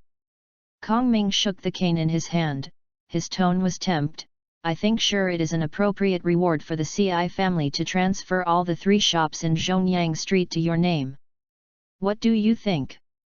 Is it a bit too much?" Not much at all. Kong Ming said with a smile, I think this is also the bond that strengthens the connection between the Schultz family and you. What do you think, Crow? No problem. The young man named Klo raised his hand, as if he was planning to push something with his hand. After a pause, he naturally reached up and grabbed his hair. I hope you can accept it. Then I'm ashamed to accept it. Outlook 3 accepted it without much excuse. Where do you live now? It's in the Golden Rose Hotel at the gate of Jiajin. Kong Ming waved his hand. Although we also want to live in the old house of the Schultz family in Jiajin now, we still have to go through the confirmation of the noble house. I see. Outlook 3 nodded, I will go to see His Majesty the King, and when His Majesty and the noble house decide to summon you, I will ask someone to inform you with a gold rose. Then I will trouble you. Kong Ming nodded slightly, and then bowed his head again, and led Klo out of the residence of Outlook 3. Master. When coming out of the mansion and confirming that no one nearby could hear them, Klo whispered to Kong Ming, aren't you afraid of others to investigate these things you said? An XIN, CLO. Kong Ming shook the staff in his hand, who can these East China Sea turtles find someone to check? It's not that I underestimated them. Most of them know the Great Route. It's just 4 words. The only channel they can check is the big news Morgans, but I know the Morgans bird very well. If you don't have money, don't inquire about anything. As for spending money, Kong Ming smiled contemptuously, let's not say whether these turtles are willing to spend their own money for others, even if these turtles are willing to spend money for others, can they be richer than me? Understood, Master. Crow asked hesitantly again, but you are sure? I just changed my hairstyle and took off my glasses, no one would recognize who I am. Relax, Klaus, I promise that's enough. You changed your hairstyle anyway. Superman didn't even change his hairstyle. No one would recognize him when he took off his glasses. Kong Ming shook his cane and whispered to the black cat. Crow said, and as long as we betray some of the benefits of the Schultz family, even if someone puts evidence in front of these poor bee nobles, these poor bee nobles will pretend to be invisible. Noble, what noble is in this world? Va. Chapter 51, What's the situation with that doghead battleship? In the next few days, what Kong Ming had said to Crow was fulfilled one by one. First of all, Outlook 3 came forward and affirmed Crow's status as the younger brother of the Black Baron. There were a lot of opposition from the noble house, and then followed Kong Ming to the noble house to preach once, and took out a part of the Schultz family. After the land was used as the annuity of the noble house, the high-level people on the noble house almost affirmed Crow's identity. In this, it's not that there are no contradictions, but just like the words of Kong Ming and Klo, before the visible benefits, no one really cares about what the facts are. In fact, even those contradictory after Kong Ming visited once and produced a thick pile of evidence, they all turned back.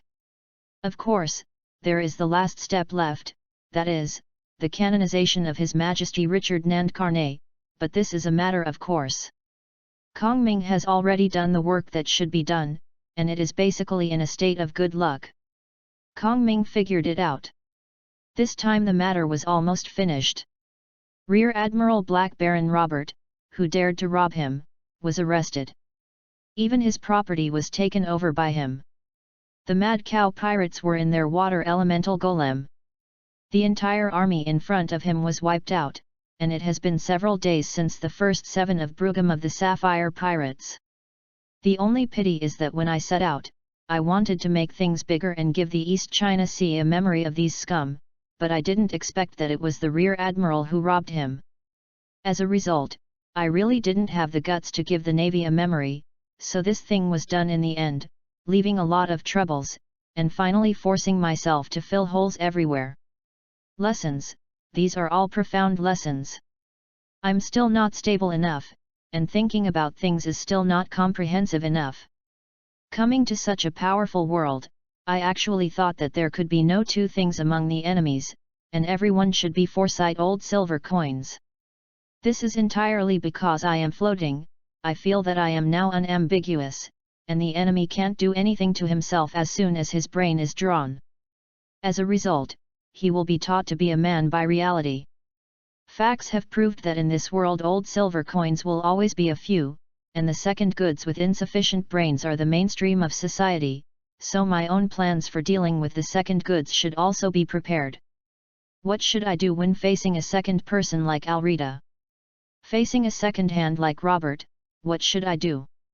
Faced with a second hand like Luffy, what should I do? What should I do when facing a large number of groups embarrassing my own second hand? Kong Ming was thinking about the countermeasures in his heart, and he decided to perfect his various anti-two goods plans immediately after he decided to go back. It must be considered comprehensive and not leaking. No matter what perspective Erhuo comes from, he can make a counterattack with ease. After such serious calculations, Kong Ming discovered that his mental power had actually increased. So, this is an epiphany?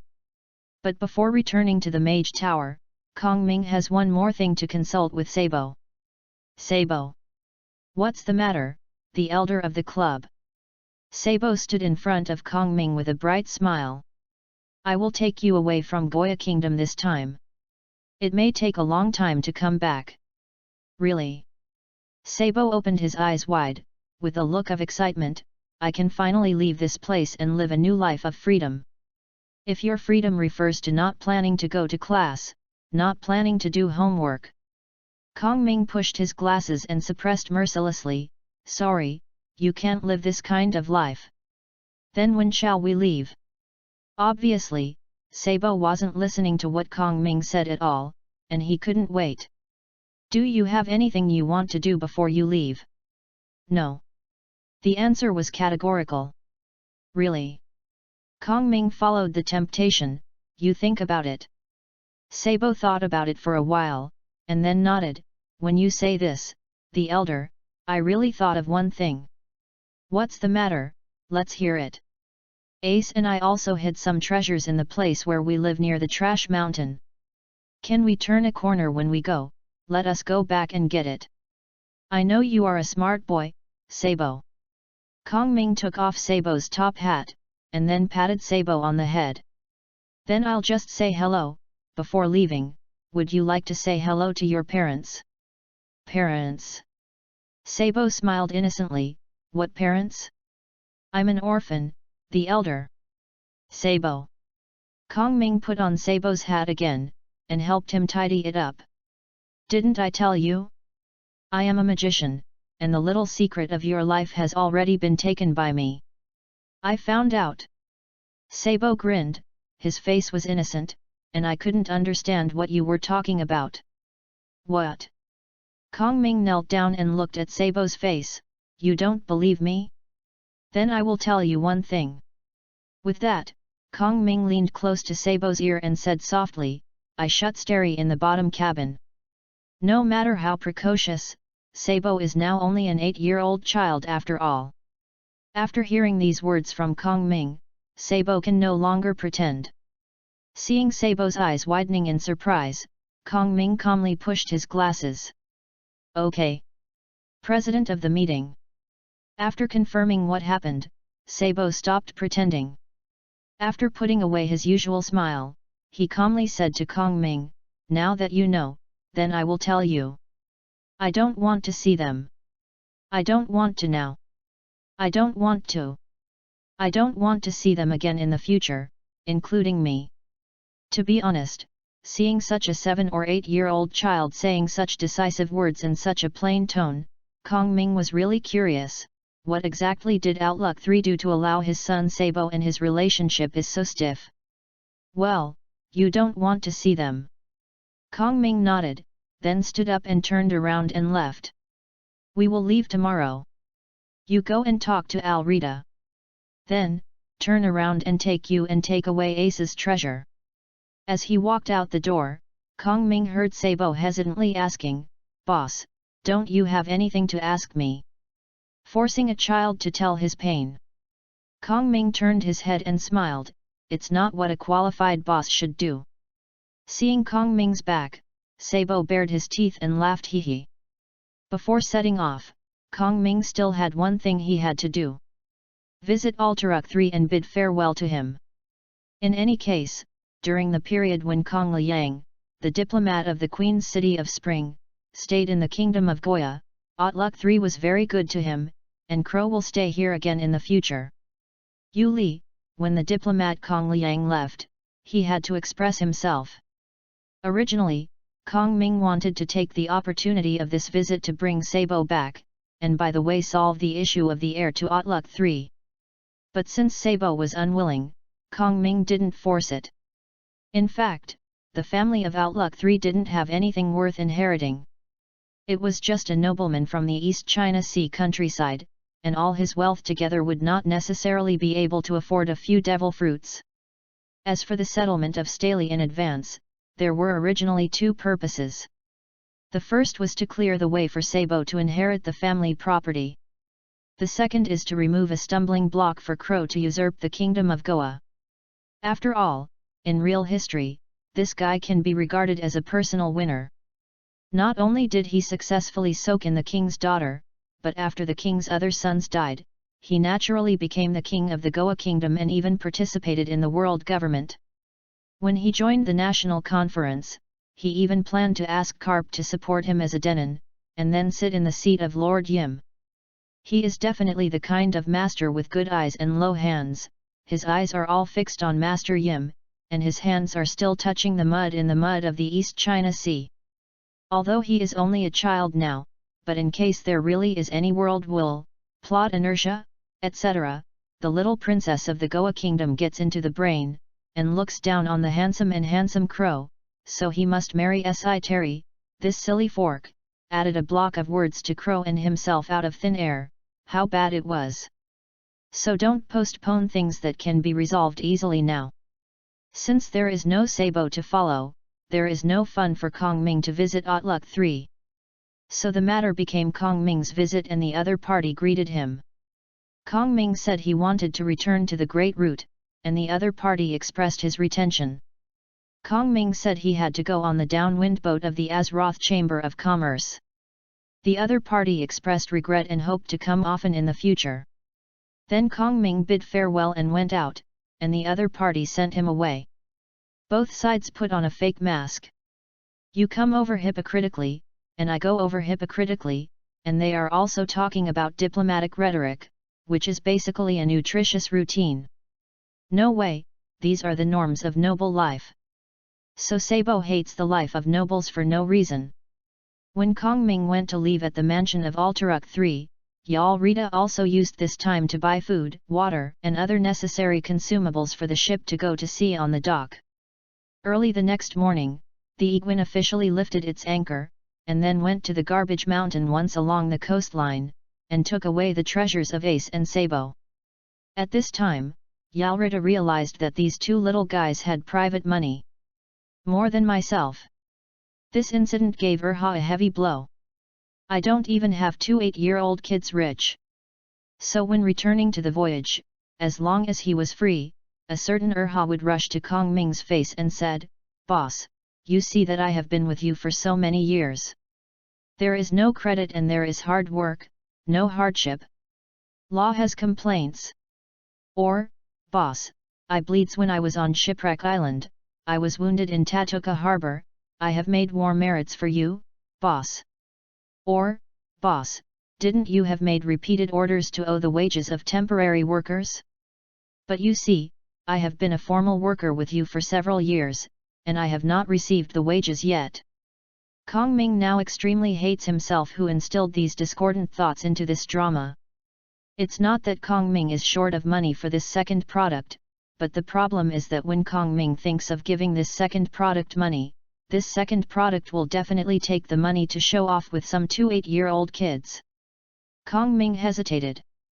Two adults, working together to find self-esteem in front of 2 8-year-old children, are different from that duo. Kong Ming can't afford to lose this person. After floating at sea for more than a week, the Egwin returned to Jeonju Island again.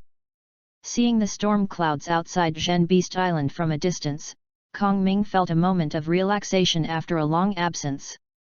He secretly made up his mind that after returning this time, no matter what it is, don't want to fool him out of him. Mage Tower. Wait, what is that dog-headed naval battleship? Chapter 52, Carp who brought Luffy to the door. If Kong Ming's impression is correct, this naval battleship with a dog head should, probably, 80%, probably a naval hero. Lieutenant General Carp's battleship is correct. But why is Carp here? Is the Navy coming to catch itself? Impossible. In Kong Ming's prediction, the Navy has no idea what happened to the Black Baron. Even if it is to investigate, it will first investigate the Black Baron's trace or the trail of the Crick pirates. Investigate yourself. Kong clearly believed that even if someone in the Navy ate the Conan fruit, it would not be possible to find himself as the real murderer so quickly. Could it be that the Navy found itself through the Black Baron's life card? This is impossible.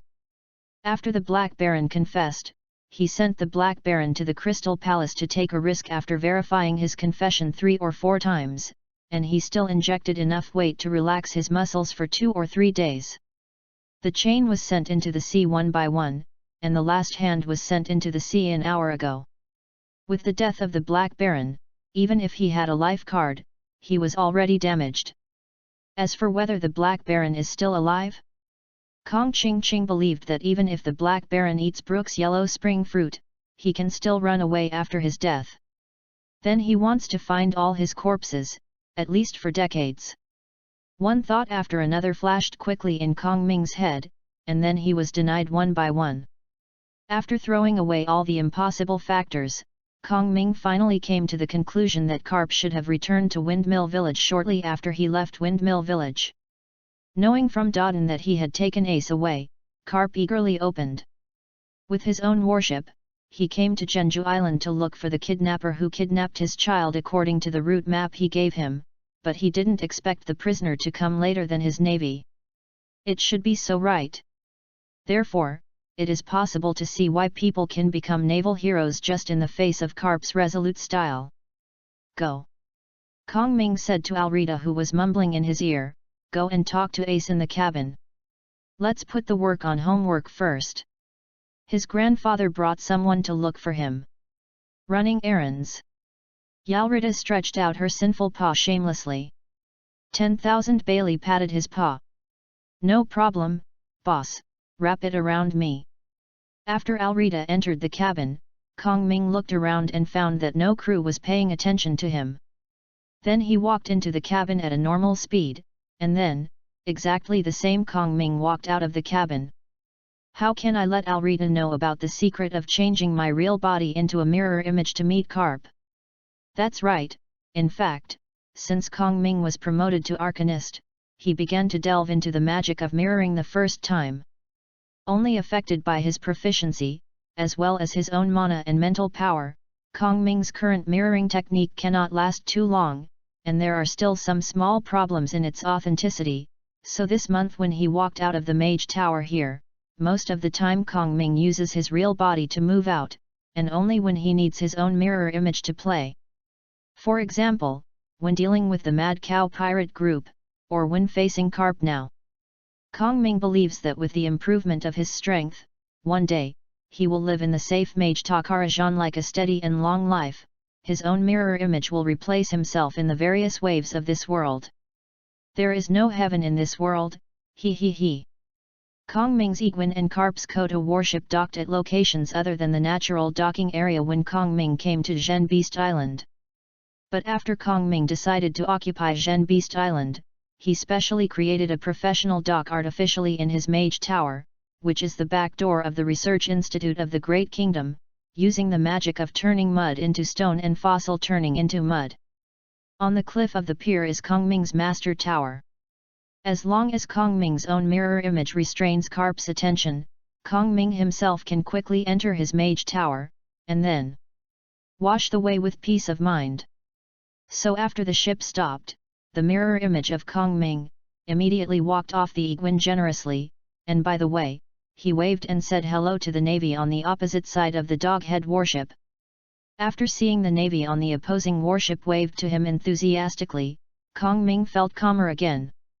Judging from the attitude of these navies, the worst possibility that Kong Ming was scrupulous about was that the navy had found out the news of the death of the Black Baron, and the possibility of sending Karp to arrest him into the city was a few percent smaller. "Excuse me, is Lieutenant General Karp on board?" In order to reconfirm, Kong Ming simply controlled his own mirror image and walked a few steps forward, and went directly to the bottom of the Koto warship. Well, these navies are completely undefended. Kong Ming once again lowered the possibility of Karp holding himself into the city by a few percentage points. Now this possibility is only 30%. Because it cannot be ruled out that these navies have been deceived, only Karp received the order to catch himself, and Karp is ready to wait for the possibility of a problem when he meets with him. Therefore, 30% is the smallest possibility that Kong Ming has been thinking about for a long time and can determine. Then, even if Karp's expression is friendly, Kong Ming will not reduce this possibility again. An appropriate level of psychological alert must be maintained. Lieutenant General Karp. After a navy who was packing up the sails on the Koto warship stopped to speak, he stuck his head and said to Kong Ming, "The Lieutenant General took his grandson and went to the island with a treasure chest stranger. I went for a walk in the woods. Treasure box weird. Karp's grandson. Did Karp bring Luffy? Ace, Sabo, Usopp?" Kong Ming turned to his boat and shouted, "The three of you come down, let's accompany Ace to find his grandfather." "Received, Captain." "Okay, boss." Although Ace's face was still a little reluctant, from his unhesitating steps, Kong Ming could feel that he was actually very happy to see Karp.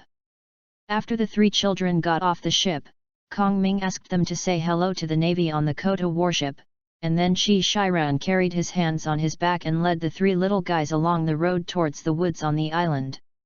Past. Taking the children into the woods, Kong Ming walked along and introduced the rare plants they saw to the children. For example, these plants can live for a few years, whether they like light or shade, and what kind of ingredients they can contain. What kind of medicine is used and what kind of effect can it achieve? Of course, the three children don't understand at all now, but Kong Ming didn't tell them to listen. Kong Ming knew in his life that Karp was a master of domineering and physique, possessing the most powerful armed domineering in the pirate world. Armed with such a dazzling weapon, then how much can Karp's domineering experience?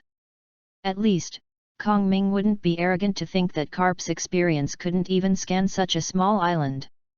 The first impression of a person is very important, and before he meets Karp, Kong Ming must determine the image of a scholar in Karp's first impression. Kong Ming, a cultural man. Such a first impression also helps Karp to lean towards himself slightly when investigating the affairs of himself and the Black Baron. For example, how can a cultural person like Kong Ming do such things to Robert? It doesn't matter if you fail to achieve this goal, you won't get pregnant if you try. When he walked almost halfway to the woods, Kong Ming's mental power finally discovered a pile of vitality on the cliff near the woods. It should be a large group of people crowded together. One of them was like a faint flame in Kong Ming's mental induction. It should be a 5-year-old Xiao Lu Fei, and the other stood there, giving Kong Ming the feeling of a round of the sun. To use the famous words of General Huang Yuan, it is as strong as a monster, which is really terrifying. In those fantasy novels that Kong Ming had read in his previous life, it was the kind of blood like a dragon, and standing there with blood and energy was enough to soar into the sky.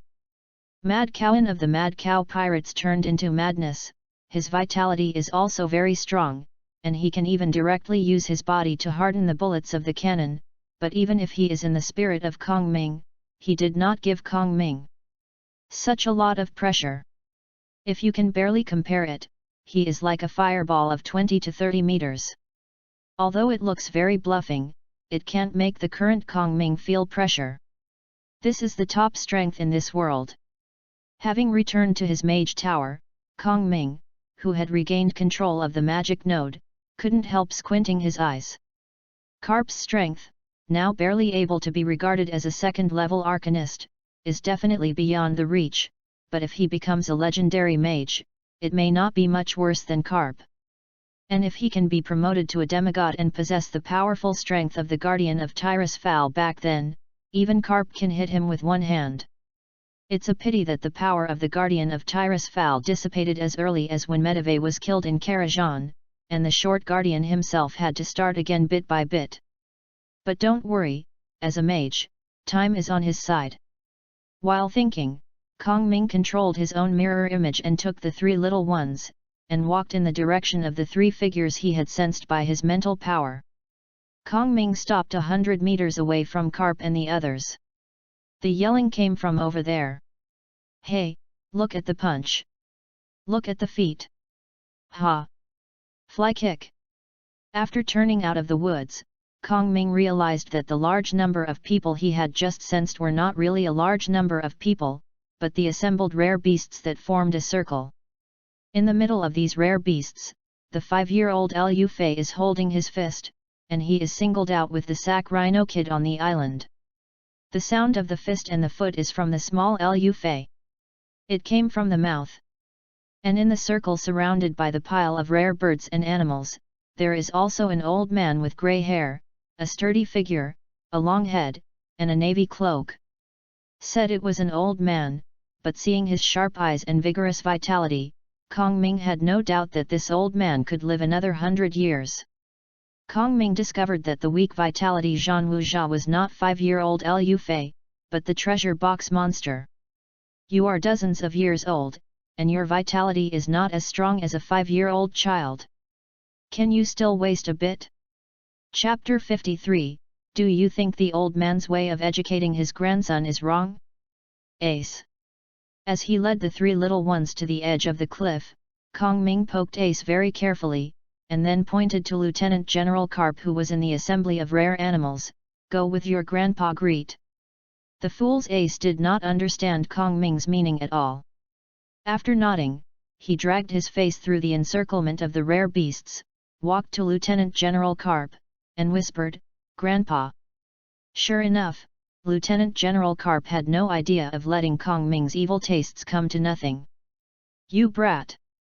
Lieutenant General Carp stretched out a fist almost as big as Ace's head, punched Ace unceremoniously on the head, and immediately conjured a big bag on Ace's brain.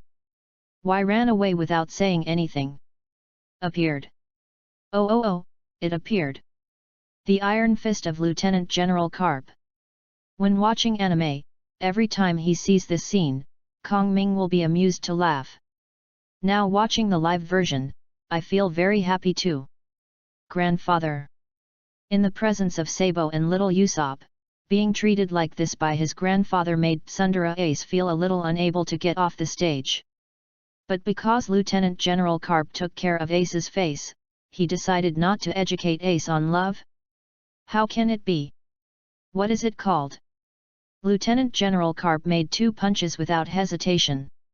Looking at it from Kong Ming's point of view, Ace's head was visible with the naked eye and 2 big bags grew out again, one of which was still stacked in the first place. On one, a gourd-shaped bag is formed. Does it make sense for you to run so far without saying hello to Grandpa? As the so-called experts watch the doorway, laymen watch the excitement. Kong Ming is different from the 2 people watching the show, Sabo and Usopp next to him. As an expert, Kong Ming was deeply shocked by Carp's lightly lifting 3 punches. Knowing that a punch is easy for people in this world, but like Carp, a punch can make the hit part swell to this level, without causing any damage to other parts of the body, this what a rare thing, only a master like Carp, a person with ever-changing punch strength, can guarantee that his punch will go down, hurt his belt, and not move his muscles. Well, the above is all Kong Ming's nonsense. Like Carp's iron fist of love as unscientific and unmagical, you expect Kong Ming to give a scientific or magical explanation, it is purely embarrassing. Carp taught Aston the heart of Luffy, who was fighting the trumpet rhino in the field, but when Luffy stopped his hand and turned to watch his grandpa hit someone, the trumpet rhino was immediately caught. At this opportunity, he jumped up and knocked Luffy to the ground with 2 bangs. Then this small-sized rhinoceros also raised his hands and went around the field. Although Kong Ming has stayed on Zhen Beast Island for a few months, the longer he stayed, the more he discovered the genetic technology of the Great Kingdom period. He can simply put these beasts together. For example, the rhino packs a kangaroo's pouch, and the genes of this creature can be stabilized after assembly. The formation of a new species, the pouch rhino, is already incredible. But what is even more exaggerated is that the intelligence of these assembled rare beasts is very high, which is slightly inferior to humans in this world, and the intelligence of some rare beasts has even exceeded the average level of humans in this world. For example, the trumpet sack rhino that I just sparred with Luffy can't be said to be an adult, because it almost always lives in its father's pouch, but after Kong Ming's test, the little guy's intelligence has reached human. Children are very smart when they are 4 to 5 years old. It can be seen from the previous battle that it keenly grasped the opponent, and when Xiao Luffy was distracted, he fisted decisively and confirmed his victory with 2 blows. In fact, in Kong Ming's opinion, these rare beasts that have been produced after gene surgery in the Great Kingdom can actually be called another intelligent species. It's just that genetic surgery has restricted the reproductive capacity of these rare beasts. Otherwise, it would be hard to say who will be the master of the pirate world if it takes a few hundred years. Well, you won this time. Although the downed Lu Fei looked very painful, he was still strong and did not cry. He turned over and jumped up, making a fist at the pouch rhino. Let's come again. Okay, Luffy. Lieutenant General Carp, who had just finished teaching Ace with an iron fist of love, moved his finger with satisfaction. And said to Lu Fei, come here first today, let's come back tomorrow to continue. Okay then. Xiao Luffy was quite obedient at this time. Grandpa said he stopped, and then he pointed the small bag rhino with his hand. We will continue tomorrow, don't run away. Lieutenant General Carp. Kong Ming didn't mean to get in front of Carp at all, but bowed away. Although I took your grandson away without your permission, I did not do it right. But I think it's a bit cruel to let a child live in the trash mountain at a young age. Do you think the old man's way of educating his grandson is wrong? Carp squinted his eyes, full of power. Just kidding, if you Carp's way of educating children is right, you won't even have sons and grandchildren, and the bounty will increase to billions of Baileys. How is your own education level? Don't you have an AC number in your heart? How dare I say that the naval hero's way of educating his children is wrong? Kong Ming chuckled. I said, I just think that letting a 7 or 8-year-old child live alone in Trash Mountain for several years is a bit of something. Too cruel. Really? Carp stroked his sleeves and walked towards Kong Ming.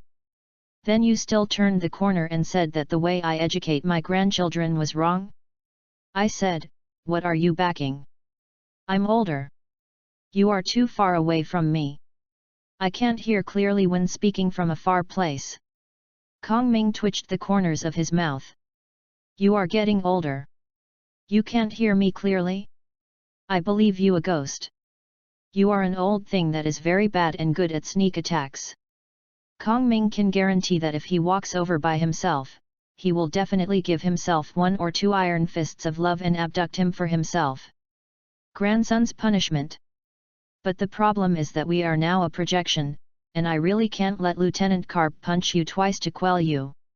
If Carp is allowed to go empty, who knows if this old guy has a violent temper, will he directly attack his mage tower, and then he will fight back or fight back. From 8 to 22, it's the time when a person's mind is the clearest and most suitable for learning. Kong Ming said, while keeping his projection at a safe distance from Carp. Although I think, let the child go from a little bit of hardship will allow him to see the reality of this society better, but all this should not be achieved at the expense of the best time for children to study. When you said this, it would be more convincing if you didn't keep running backwards. Carp's 2 sleeves have all been rolled up. Come on, stand there and don't move, let's talk. I feel like I can't accept you, Lieutenant General Carp. Kong Ming hasn't finished speaking, the whole person has disappeared in a whistle, and then appeared in another place as if teleporting, the iron fist of love, and what if Lieutenant Carp beat you to me? Could it be that the fact that Lieutenant General Carp has a bigger fist makes it not a fact? While saying these words, Kong Ming's figure was running around on the road in the woods, and Kapu's sturdy figure followed him like a teleport. People can understand this society at any time, but a person's creativity and learning ability are only a few years away. If you miss it, you may not be able to make up for it even if you spend 10 times the energy in the future.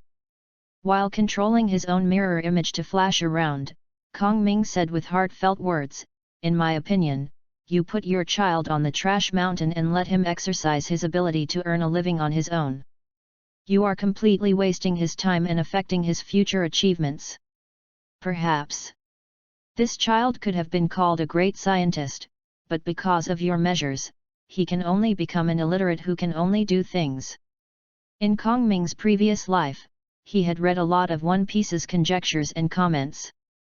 One of them is that Carp deliberately made Ace's life so miserable, so that Ace could see that in this era of pirates rising how pitiful people are, let Ace realize from a young age how abhorrent his father Roger, who caused this great pirate era, is to ensure that Ace will not go the same way with his father. Kong Ming felt that he did not need to think of Carp so dark, because from the card of Carp's life, Carp grew up like this when he was a child, and later Luffy's father, the revolutionary Long, also grew up like this when he was young. Not only Ace, but even Carp's grandson Luffy grew up like this. Therefore, Kong Ming estimates that boys are to be stalked and given various trials and tortures. As long as they can survive, they can become outstanding men. This is how Carp educates children. It's just that in Kong Ming's view, this illiterate man has no meaning. The reason why the science and technology of pirate world has not progressed from 1,000 years ago to the present has not advanced, but has also regressed a lot. The fundamental reason lies in the illiterate man. In this world there are too many, and there are too few real scientists. People like Vegapunk are special cases after all.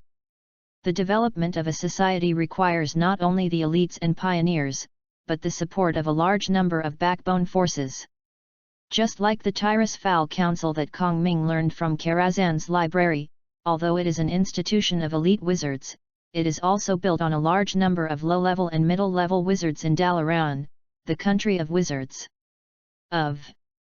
Therefore, there is a proverb among the mages, a mage's tower without a foundation, the more brilliant the upper level, the faster it will collapse.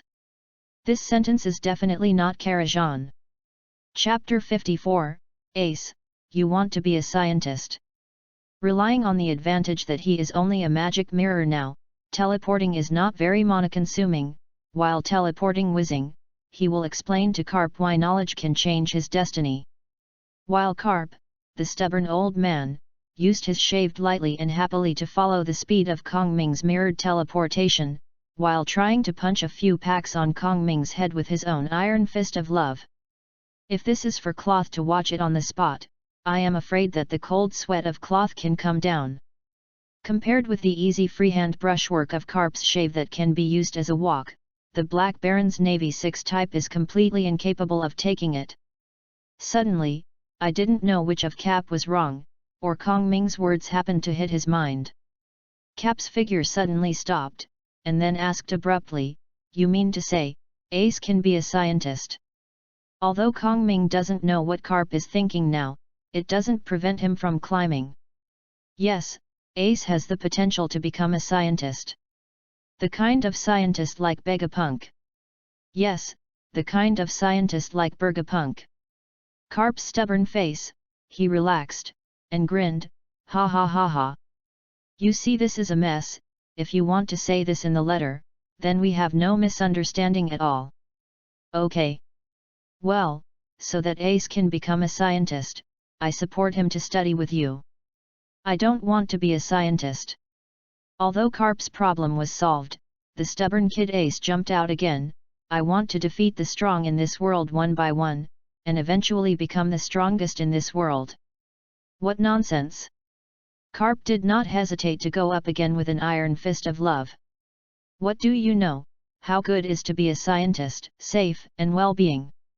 When Bergapunk goes out, even me you have to be a bodyguard too. This is a man. Listen to me, Ace, you will become a scientist in the future. I want to be the strongest man in the world. Boom. You want to be a scientist? I want to be the strongest in the world. Boom. No. You don't want to. I do not know is not going to not just beat people to vent their grievances or all in the Ice's body or any other reason. In short, under the iron fist of love Carp, a fat will be Ice's head in a circle, modeling it can be compared with a certain big curl. But Ace is such an iron, or Carp's children are all such iron. Even if he was beaten like this by his grandfather, Ace still did not change his mind, insisting on becoming the strongest desire in the world, and let Kong Ming not beside him. I watched a good show solidly. Of course, Kong Ming did this not because of his cold-blooded or wicked taste. He thought that the appearance of Ace being beaten up by his grandfather Carp was very interesting. This was all because of Kong Ming's low strength and could not stop Carp, who possessed the strength of a Navy general. So I can only bear the pain to watch Ace being taught love by Carp. That's right, it's Jiangzi. Is he Kong Ming a person who likes to watch other people's jokes? Puff ha ha ha, the look of Ace is so funny. This is more fun than watching anime. In the end, Ace still did not give in under Carp's iron fist, but Carp was used to Ace's rebellion a long time ago. Isn't it because he didn't educate his grandson today? What a big deal, it won't be over tomorrow. Therefore, the heavens will surrender to the people of Sri Lanka, and he must first suffer his mind, forge his muscles and bones, and beat his skin. So in the afternoon, Carp, who was beaten up and refreshed, returned to the Mage Tower with Kong Ming. As for the three little ones, it was because Kong Ming watched the theater very well today. To understand the current situation of Ace's suffering today, make an exception. After a day off, the three of them took a small road to fly to the island to familiarize themselves with the environment. Is this the first time I'm here in your place? Carp, who entered the Mage Tower, looked around. The butler you stayed behind said that the master is not here, and he resolutely refuses to entertain me. Look now, there is nothing I can't see people. Something. This is my laboratory. Kong Ming's mirror image pushed his own glasses. Of course it is impossible to let outsiders come in casually when I am away. After all, many research materials are very dangerous. That's right. Kong Ming turned to look at Alfred, who was standing respectfully on the side wearing a housekeeper's suit. Afu, go and prepare tea for Lieutenant General Carp. Yes, Master. Afu nodded respectfully, and then walked towards the next room. Come on, Lieutenant General Carp, please. When talking to Carp, Kong Ming deliberately kept himself at a distance of more than 3 meters from him, so as not to be discovered by him as a mirrored secret. Strictly speaking, as a very difficult mirroring technique in six-ring magic, it is impossible to be discovered so easily. The mirror image formed by magic is different from things such as optical three-dimensional imaging. It is not a phantom, but an entity composed of magic. Under the control of magic, it can do most of the things that the body can do, even seeing and hearing color domineering. Can't recognize it as a doll or something. It can be said to be a perfect spell. But this mirror image of Kong Ming is different. Maybe Kong Ming's current mental power is not as high as the 6th ring. The magic power has just entered the 1st ring. It is impossible to use the original mirroring technique. Therefore, Kong Ming used my thinking technique, combined with some optical knowledge of my previous life, to combine the 2nd ring spell. The projection technique has been slightly improved, forming its own simplified version of the mirror technique. Compared with ordinary mirroring, Kong Ming's thing is actually to set a magic core in the projection of the projection technique, filling a part of the magic into it, so that the projection can pick up things, press the button, and use the magic to activate something like a trap that was prepared long ago. But the mirror image that Kong Ming currently controls still has a fatal flaw. That is, it is actually a projection. As long as people reach out and touch it, they can immediately find out what is wrong. And Carp, the old guy, is very bad.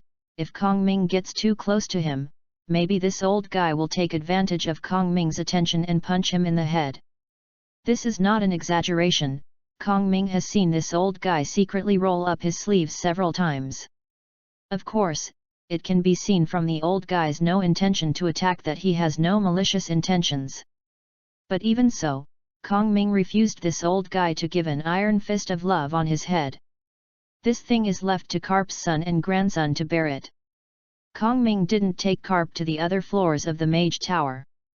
Instead, he asked him to tidy up the meeting room next to the hall on the first floor. All the chairs were taken away in advance, and only 2 were left. The 2 ends of the conference table are at least 7 or 8 meters away. Then in front of one of the chairs, besides tea, there was also a dish of donuts and a dish of senbei. Sure enough, after seeing such a decoration, Carp didn't hesitate to turn around and sat down on the chair with donuts and senbei. Kong Ming controlled his mirror image and sat on another chair. Humph! Everything is under my control. Lieutenant General Carp. Kong Ming controlled the mirror to hold up the teacup in front of him, then put it to his lips and said, pretending to drink it, then put the teacup down, "Are you coming to the East China Sea this time on vacation?" Click. Click. Lieutenant General Carp. Click. Click. Ka, P, in, will. The 2 cheeks were bulging, and Carp, who was still delivering snacks to his mouth, raised his head, looked at Kong Ming with a confused expression. His mouth squirmed a few times, as if he was planning to ask something, and then suddenly found out. What? Then he raised his head and chewed vigorously in his mouth a few times, then stretched his hand down his head and neck, just like eating a duck. After smoothing the snacks in his mouth, he spoke again. Ah! You just called me. I said, are you going back to the East China Sea this time on vacation? Kong Ming asked helplessly. Click. Click. That's right, Kong Ming is now sure that the generals of the Warring States period and Carp are absolutely true love, and ordinary friends cannot tolerate this kind of friendship. So, why did I get into my head just now, and I plan to entertain this bad old man? Oh, by the way, I'm planning to inquire from Carp's side to find out what the Navy headquarters has to do with the Black Baron's affairs? Could it be that the old guy Carp saw my purpose, so he deliberately interrogated me here instead of answering my questions directly? Can't tell, this old guy is still very alert. Kong Ming, who was sitting next to the magic node, nodded slowly. That's right, anyway, Carp is also a lieutenant admiral, and he still has the quality of not revealing secrets.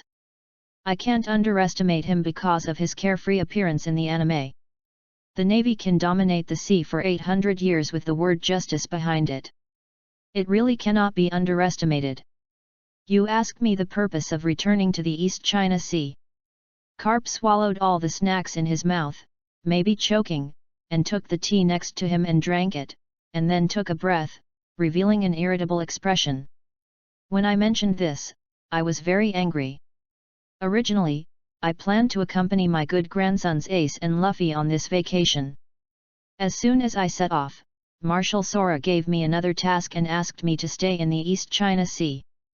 The Creek pirates who attacked the Navy were caught, but I have been in the East China Sea for several days, and I can't find where the Creek pirates is.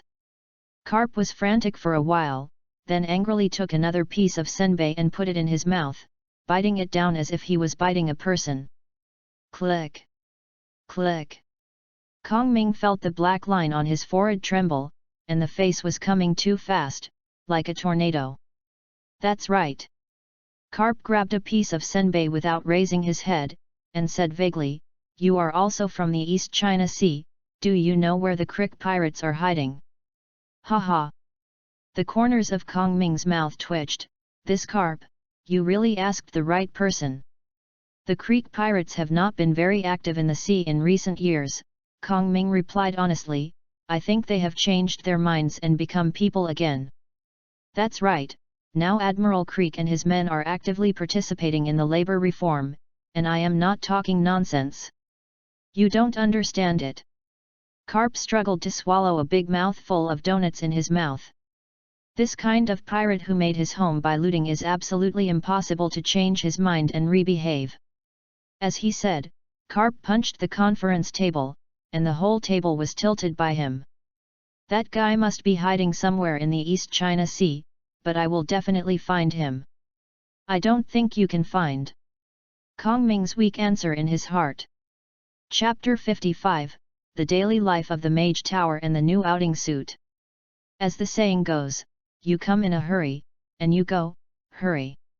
After attending classes with Ace and the others for a few days, they found that they didn't understand what Kong Ming taught, so they really determined that Kong Ming was a cultural person, and Ace could learn cultural knowledge with Kong Ming, and could become a person in the future. After being a scientist like Burgapunk, Carp was pleased to take his warship and leave. After all, Carp's vacation came with a mission, and there is also a Creek pirate group that attacked the navy that needs to be caught. Carp's departure made Kong Ming feel a little depressed. He originally wanted to pull out from Carp, a world-renowned domineering master, learn about the practice methods of armed color and sea herd color domineering, and what you have learned of things. So Kong Ming silently blessed Carp's trip to go smoothly. However, it will be long in Japan, and Kong Ming believes that Carp will return sooner or later. He certainly won't be completely at ease with Ace's own learning situation here. After all, Ace's life background is very clear. Whether it is Carp as a lieutenant admiral or Ace's grandfather, he will worry about whether Ace will be there. Under some bad influence, he took the path of his father, and ended up just like his father. In fact, Kong Ming thinks Carp thinks too much. Living in the Dodon family, which is a professional bandit, and then haunts the trash mountain of Goa Kingdom every day, what you see in your eyes is not the scavengers who have been tortured by life like Walking Dead, or cruelly squeezed from these scavengers. The scumbag of oil, and then the scum that controls these sapphire pirates. Oh, yes, there are also the arrogant guards of the city gates, the insensitive citizens of the Goa Kingdom who are indifferent to the trash mountain, and the nobles who claim to be lofty. Ace has lived in such an environment since he was a child, and you are not worried about him being badly affected. Now that you send your child into the hands of me, a good person in the East China Sea, you are actually worried that he will be badly affected? Where is your brain? Have they all changed to donuts? Sabo gave Kong Ming a big surprise. When he first entered the Mage Tower, he was keenly aware of something under the Mage Tower. Although Sabo's description was not satisfactory, Kong Ming knew very well what Sabo felt. The magic node of the second floor underground. This discovery more or less answered a question in Kong Ming's mind.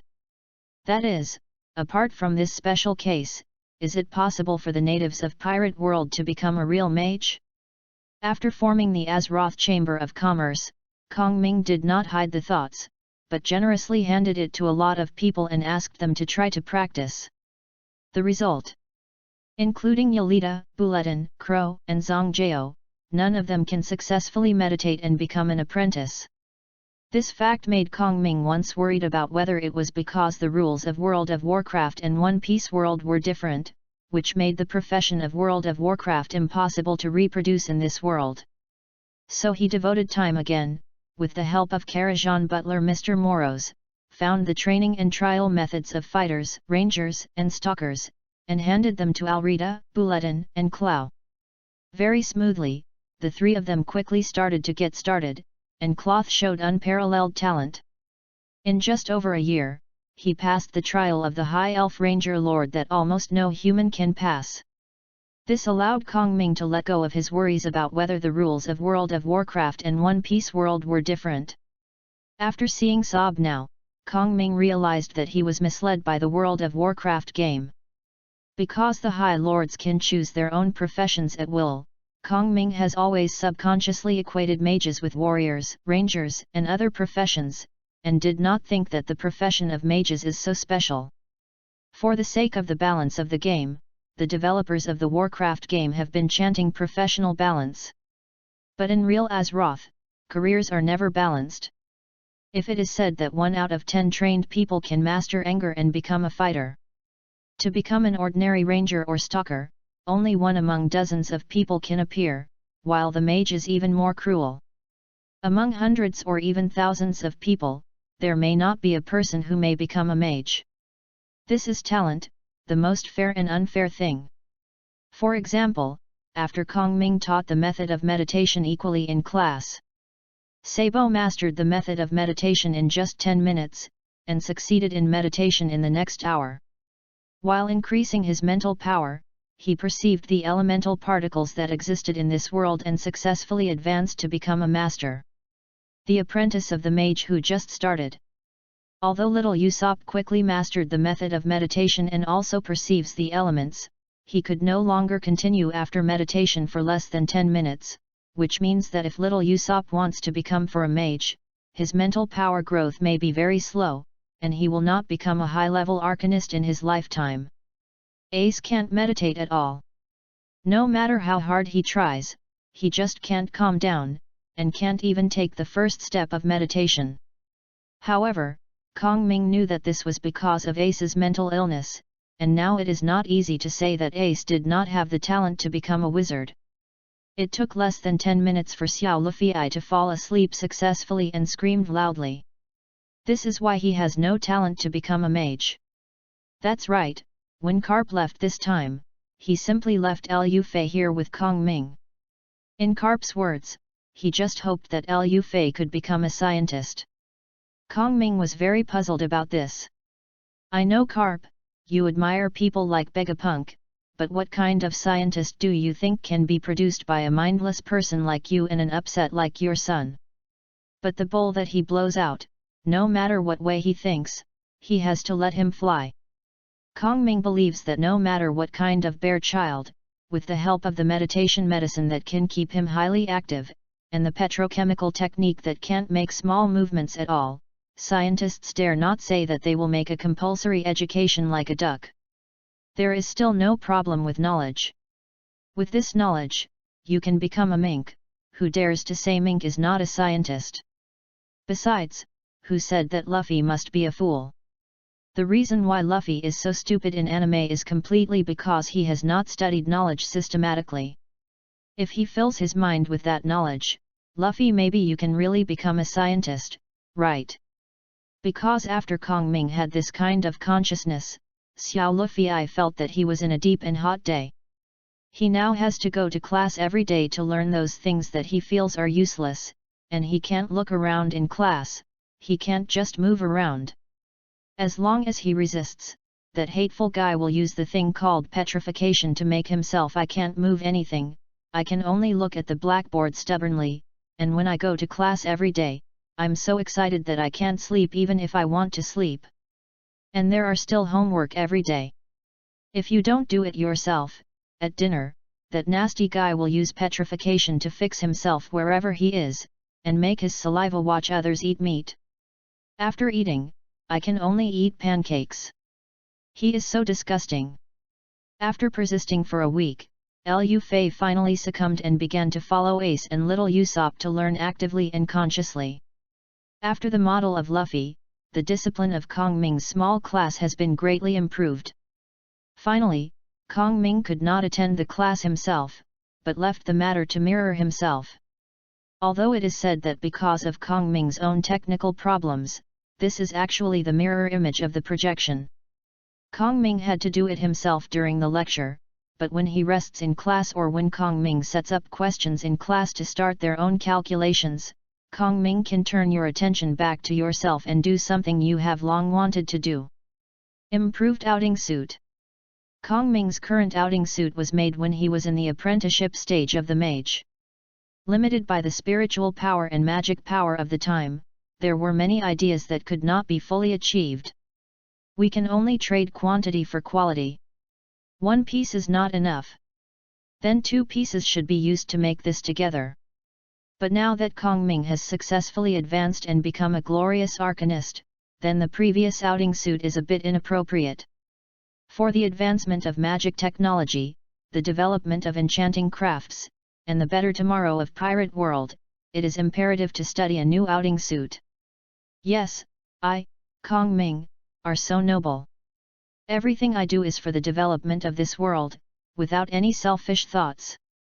That's right, it's Jiangzi. The first is the underwear. The original underwear for the outing suit, Kongming uses the Sea King-like skin, which is characterized by toughness and smooth skin. If it is hit by a sword, it can act as a defense and deflect the opponent's blade. At that time, out of consideration for stability, Kongming attached a hysteresis force field that could be activated to prevent damage from projectiles such as arrows. In fact, this force field is a bit redundant, but the problem is that Kongming really couldn't find a better way at the time, so he could only do it hard. With this change, Kongming intends to use tough potions and magic power to soak the material of the underwear, so that this underwear can greatly increase the defense against swords and other cutting weapons on the basis of having a silk-like texture. An additional layer of leather with the characteristics of animals and plants, which I have researched based on the treasure box monster, can effectively achieve the effect of absorbing sweat. As for the enchantment of the hysteresis force field, all the magic horses will be cancelled and changed to a constant temperature technique to keep this underwear at a certain fixed temperature. Finally, Kongming added a few small pockets on the chest and back of this underwear. Now that this underwear is put on, even if you are standing under the sun, your sweat will be quickly absorbed by the underwear to keep your skin dry. Not to mention the improvement of toughness potion and magic power, so that this underwear has a defensive ability not inferior to ordinary plate armor. The underwear of this outing suit now has both comfort and safety. It can be worn in all seasons. This is the perfect underwear. Then there is the middle of the outing suit. Chapter 56, New Outing Suits and Bad News. It turned out that because Kongming's technique at the time was not enough, the additional resistance element damage on the clothes could not achieve the effect he wanted, so he could only wear 2 middle clothes because there were too many layers. Don't let yourself appear very bloated. Kongming can only work on the material, so the thickness of the original shirt is very touching. But now it's different with the element pool.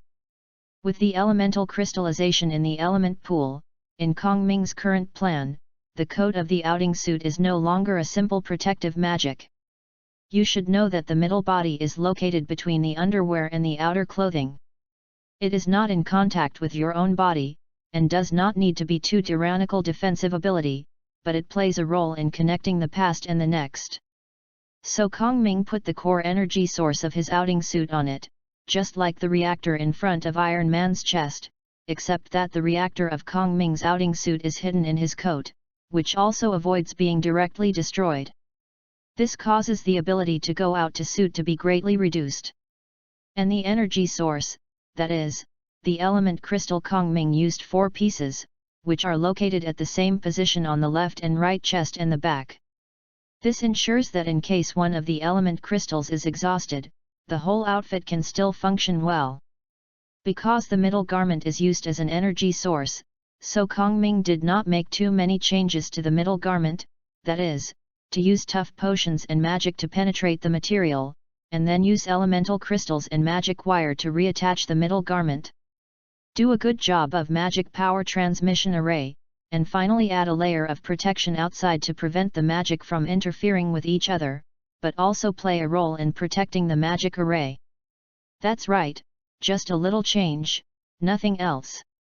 As long as the middle clothes of the current outing suit are worn, it means that Kongming can use the magic power in the element crystals to release spells at any time, and he can also use these magic powers to activate the enchantments on his coat or pants, so as to instantly cast some of himself. The prepared spell has no shortcomings except that the energy source element crystals are worn in the clothes and cannot be switched at hand when changing. Therefore, Kongming designed a few small pockets on his underwear for the element crystals used for equipment. Although one-click switching is not possible, because of the four-piece relationship between the element crystals, Kong Ming believes that seamless connection can be achieved. This time when going out, Kong Ming decided not to do anything that seems to be all around, proficient in everything but sparse. His specific plan is to put on a basic outing suit on his body, and then get ready. All kinds of response modules, whatever problems are encountered, load which modules targeted, and reverse restraint. Therefore, for the outermost outerwear, trousers, shoes, and magic robe of the outing suit, Kong Ming didn't simply have the same defense as before, but designed different styles. For example, the number 1 outing suit is a special suit for natural fruits. Under the condition of the same underwear and middle clothes, it mainly focuses on elemental damage. The enchantments involved are: resistance to elemental damage is used to directly reduce the damage to their own body after the elementalization of the natural fruit ability. Steel lungs are used to reduce toxin damage, in order to avoid damage to their own body due to the changes in the surrounding environment caused by the natural fruit ability, such as the sublimation attack of Smog's nose and mouth with smoke. Suppressing disease is used to reduce disease damage, in order to avoid complications caused by natural fruit ability. Mage armor is used to reduce direct damage, in order to avoid damage caused by natural fruit abilities using domineering or weapons. Breeze is used to blow away some smoke-based fruit-powered ability. The 10 or so attached magic spells above are the basic components of the natural fruit suit. If they are specifically targeted at a person with fruit ability, they are based on the above suits and add specific targeted strike modules, such as speaking of dealing with the red dog. Then on the basis of the above, we will continue to install the Ice Ray module, the Ice Pearl module, the Ice Ring Technique module and so on. Since there is number 1 outing suit, there are naturally number 2 outing suits, number 3 outing suits, etc. At present, Kong Ming's preliminary plan is that number 1 outing suit is exclusively for natural devil fruit abilities, and number 2 is for animal devil fruit. Only for those with abilities, number 3 is for swordsmen, and number 4 is for masters of physique. Of course, this is just a current idea of Kong Ming. After all, he hasn't even finished the transformation of his underwear, let alone a full set of outing suits. Although this is a big project, Kong clearly is full of interest and enthusiasm. In this world, what is more important than something that can enhance your sense of security? In the following days, in this simple class, correcting homework, meditating, studying, modifying outing suits, trying alchemy formulas, considering engineering drawings, looking for alternative materials, etc., I quickly slipped over. In a blink of an eye, 2 or 3 months passed. During the period, Lieutenant General Karp came back once or twice. There is no doubt that he did not find the trail of the Creek pirates. The Creek pirates are just like ghosts. They appeared in the south of the East China Sea today, and they will run to the north tomorrow. And arrived in the southwest the day after tomorrow. And Admiral Creek also appeared on this island for a while, not to mention Karp himself, but the entire East China Sea Navy was exhausted because of the relationship with the Creek pirates. In this regard, Kong Ming can only say one thing. The True Magic 3D holographic projector, you deserve it. The underwear of Kong Ming's outing suit has been initially completed. Kong Ming tried it on. The effect was very good and it was very comfortable to wear. It was completely different from the previous things. Kong Ming decided to wait for himself to test this kind of underwear, and then take out part of the craft, which is to make the underwear material soft and the leather and wood material that he invented based on the treasure box monster, and specialize in the production of high-end underwear, and then sell it to those nobles and Tianlong people who are stupid and rich, believe that they can make a fortune. That's right, this matter is very important, so Kong Ming carefully wrote it down on a small notebook. As for the middle clothes of the outing suit, except that the magic wire is a bit stiff, which makes Kong Ming feel a little restricted in his actions, there is no other problem. Finding the right magic metal has now become a top priority, and Kong Ming has also recorded this matter in his notebook. A part of the suit modules for the natural devil fruit abilities have been made, but these are all test items. It is hard to say whether they can be used or not, because Kongming has not done any confrontation experiments. The suit for the animal demon fruit ability is almost complete. Thanks to Mad Cow, this suit is the most successful. Basically, as long as Kongming has any new ideas, he will go to Mad Cow immediately. Experiment again with his body, keep the ones that are suitable, and talk about the ones that are inappropriate. Therefore, the development of science will never be possible without those little guinea pigs who give silently. But by studying the body cells of those with devil fruit ability of the animal type, the purpose of finding that they can strengthen themselves without eating devil fruit has not yet been achieved. Although Kongming discovered the secret of Mad Cow's powerful body, that is, his body can secrete a substance that effectively strengthens his body's cells. It is through the strengthening of this substance that only those with the ability of animal devil fruit can have. The average person has much stronger physical fitness. But this substance Kongming has not yet figured out how it is composed, let alone synthesis. Kongming also tried to inject the substance extracted from Mad Cow's body into the body cells of other mice, but without exception, the body cells of those mice could not bear the substance brought about by it. Transformation. In other words, if this substance is extracted from the animal demon fruit capable person and injected into an ordinary person in the pirate world, the ordinary person will suffer from various strange symptoms because the cells cannot bear it. Then die. This is simply a quick-acting poison. Those with devil fruit ability are really terrifying. As for the other little white mouse swordsman of the Crazy Bull Pirates, Kongming still doesn't care about him, so the swordsman suit is still far away. Oh, by the way, there is also a little white mouse Staley who has been thrown somewhere since he was caught.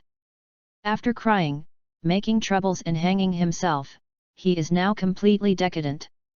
Kongming did not actually forget him. In fact, Kongming had collected some of Staley's handwriting during this time and wrote a suicide note in his handwriting. Roughly speaking, when he went to the palace, he heard that His Majesty the King told several princes how to deal with Audiobook 3. Specifically, he abducted and sold his child, extinct him, and then quietly poisoned him. And then confiscated all of Audiobook III's family property. As a result, he might have been discovered by His Majesty the King, so he was abducted by His Majesty the King in the same way and sold to a slave trader, becoming a slave to the Tianlong people, how miserable he was, etc. Then, Kongming planned to wait until the Black Cat Clow killed several princes of the Goya kingdom and hooked up with the little princess to usurp the throne, and handed this credited old friend and diplomat Kong Liang to Audiobook 3. What, you said that such a ridiculous thing, Audiobook 3 will not believe it. Just kidding, for the nobleman, it doesn't matter whether it is absurd or not to believe or not. It has nothing to do with whether he intends to believe it. Kongming dares to use Crow's head to bet that Audiobook 3 will believe it. Just when Kongming turned a blind eye to things outside the window and became a great master, another bad news came. Someone ran to Xilobia village, Kongming's site, and swaggered to dig the corner of Kongming. Chapter 57, Go to Silob village again. After hearing this bad news, Kongming was trembling with anger. His whole body was sweating cold on a hot day, and his hands and feet were cold. How could this world be better? As an ordinary and kind person, how could he live with Kongming, these things? The guy will be satisfied, looking up to the sky 45 degrees, bright and sad, and tears are streaming down. This world is full of oppression of kind people like Kongming. Where is fairness and justice? When can a kind mage really stand up? The is empty, the devil is on earth. Kongming just wanted to be an otaku in his mage tower, is it so difficult? Ah, is it so difficult? To complain is to complain, but things still have to be done. This time Kongming came to a conclusion with little thought. Go, he must go. From the news from my agent in Silob village, you can know that the person who came to dig his own corner this time was the red-haired Shanks. You said that when Bulatin's life was like a stagnant pool, you came to dig people. As a result, gave up his wife and son and ended up with a wife and a girl.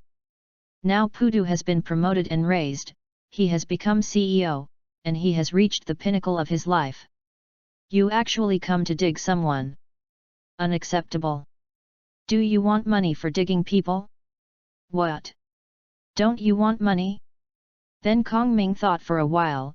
It seems that the red-haired face fruit-powered person is indeed relying on his own face, not money. Unacceptable. The transfer does not intend to pay the club transfer fees, but engage in private contact. The business atmosphere of Pirate World is really bad. Alrita. Miami Amia. Alrita. Boss, what's the matter? Check the Egwin number, tomorrow. No, I will set off in a while and go to Silob village. No problem, boss. Sure, there is no problem. Don't worry, boss, everything is under my control. Alrita was confident. Kong Ming thought about it seriously. Should we arrange for Afu to check the Egwin number? Can we walk again tomorrow? Kong Ming, who has no intention of working, hastily arranged the things after he left. In fact, there is nothing to arrange, the most important thing is the homework of a few children. Because little Usopp wants to take away by himself, then it is the matter of the three brothers Ace, Sabo, and Luffy. Sabo doesn't need Kong Ming to make arrangements. After he discovered the effect of meditation, he is now practicing very diligently. In fact, what Kong Ming wants to do is not to encourage him to meditate, but to make him read more and study more. In Azeroth, the reason why mages are more powerful than other professions is not because they throw big fireballs, but on the knowledge that mages can master. In addition to fireballs, a mage who knows how to change sheep, teleport, flash, make spell scrolls, and enchant magic items, is definitely stronger than a mage who can only throw fireballs. Ace's psychological problems are very serious. This is not Kong Ming's alarmist talk. In fact, because of Carp's wrong teachings, Ace has been burdened with a sense of guilt that he shouldn't bear since he was a child. In Kong Ming's view, in the original history, Ace has been advancing all the way and challenging all kinds of powerhouses. Deep down, there may not be a tendency to self-destruct in a vigorous battle. It's just that he who lacked love met the Whitebeard who also went to sea to find his family, so he settled down. This psychological problem is completely Carp's pot. But Kong Ming didn't have a better way to solve this problem in the first half of the meeting. The psychological problem was impatient and he had to take his time. Fortunately, Ace is accompanied by Sabo, and will not reach the level of world weariness for a while, and wait until he solves the problem of red hair digging his corner. Xiao Lu Fei has nothing to say. He is full of vitality, born with a big heart, and always full of vitality. Now he chases behind the other three people every day and wants to become good friends with them. To treat him, he must assign a lot of homework and tell him that after he comes back, if the homework is not finished, not only will there be no meat to eat, but he must also watch others eat meat while eating. This is called teaching students in accordance with their aptitude. Next, Kong Ming closed his laboratory, sent his 2 spare go-out suits to the Egwin, and continued to leave Afu to watch the house, and asked Afu not to let the crazy cow pirates go. The 2 important mice in the regiment. After getting assurance from Afu that there would be 3 teams of people taking turns to take care of him 24 hours a day, Kong Ming was still uneasy, and he went to the prison area on the 4th basement level. In addition to the halostone handcuffs and shackles, Kong Ming put an explosive collar on all 3 important prisoners, including Staley, and in front of these prisoners, he exploded a collar on the spot to show them directly. Mad Cow and Jian housecotters turned pale in fright, and Steely urinated his pants. Then Kong Ming put the 2 iron golems that he had just modified on this floor, and then turned on the electric current flowing on the prison railings, and experimented with Mad Cow. When Mad Cow screamed by the time they were half familiar, all the prisoners became silent, not to mention how honest they were. Kong Ming felt relieved a lot. Now, as long as no one of his men was bought by these pirates, took away the iron golem, and stopped the electric current on the prison railing, it was impossible for anyone to escape from it. Of course, when he finally left, Kong Ming opened up some of the unworthy backhands he had installed in the prison area. As long as the monitor installed on this floor detected a power outage on the 4th underground floor, they would directly use magic power. The driving force will be stimulated. If necessary, even if this layer is directly flooded with water, Kong Ming cannot let the prisoner escape. Although it is impossible to ensure perfection, it can only be done so far.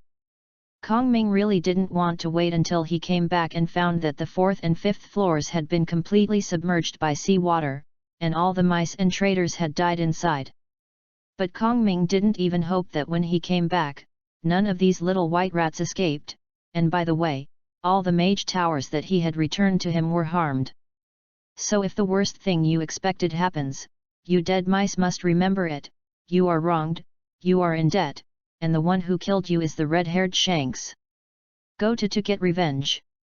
If you do, you must not find the wrong person. If it weren't for the redhead who came to dig me, how could I leave my mage tower?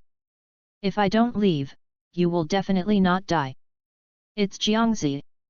After dealing with these things that need to be dealt with, then change into your newly made outing suit.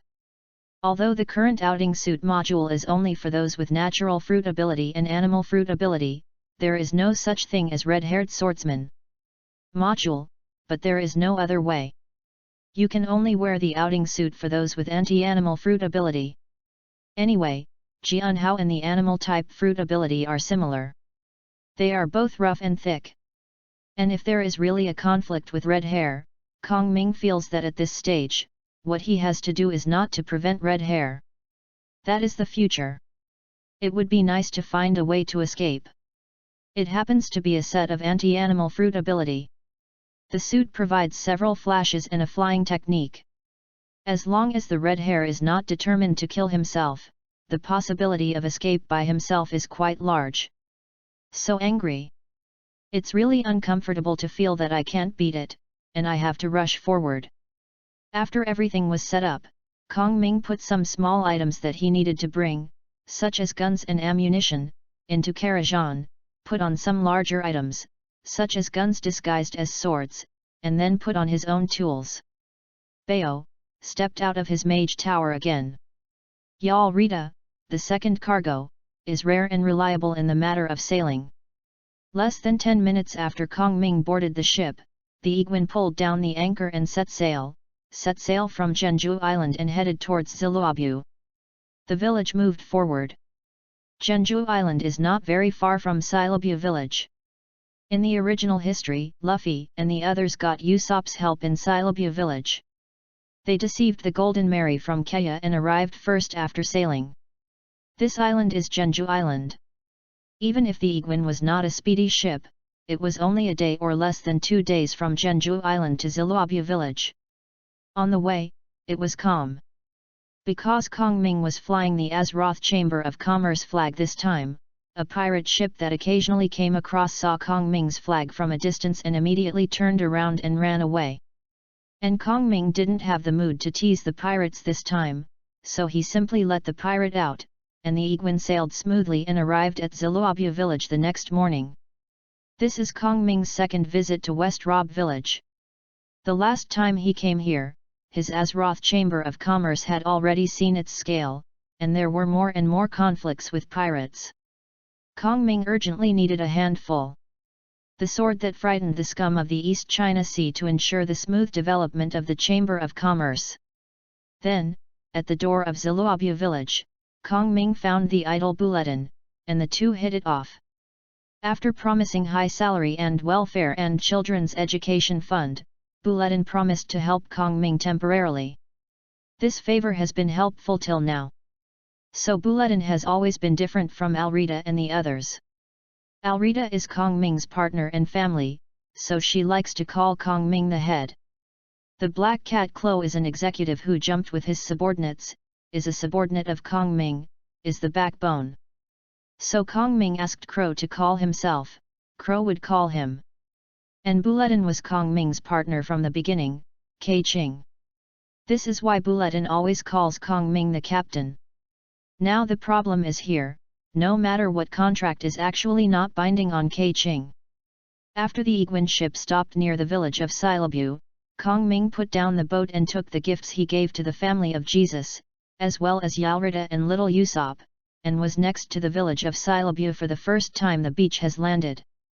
Waiting for 2 men and 1 woman on the beach, it was the second-level agent of the Azeroth Chamber of Commerce in West Rob village who reported the red-haired Shanks to dig the corner of Kong Ming in time. After Kong Ming and the others landed, the man in casual clothes came up to greet him, and claimed to be Steve.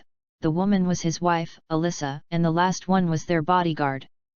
When Kong Ming was considering how to thank the 2 enthusiastic Steves, he heard the words of little Usopp, "Uncle and Aunt, why didn't ye not be with you?" Yay?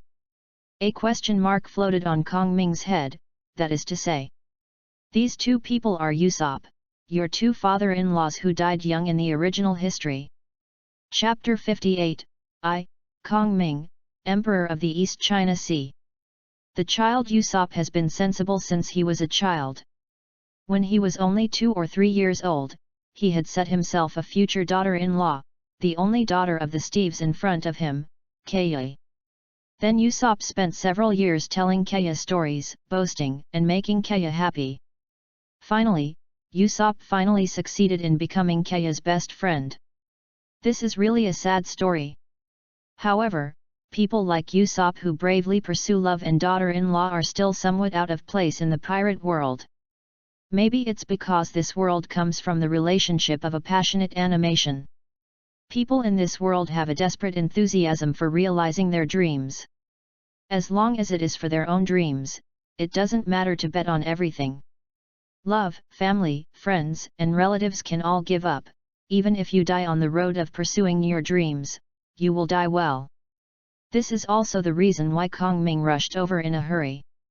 After all, in the original history, bought everything because of the sentence, "The pirate banner is calling me," including his wife Bansana.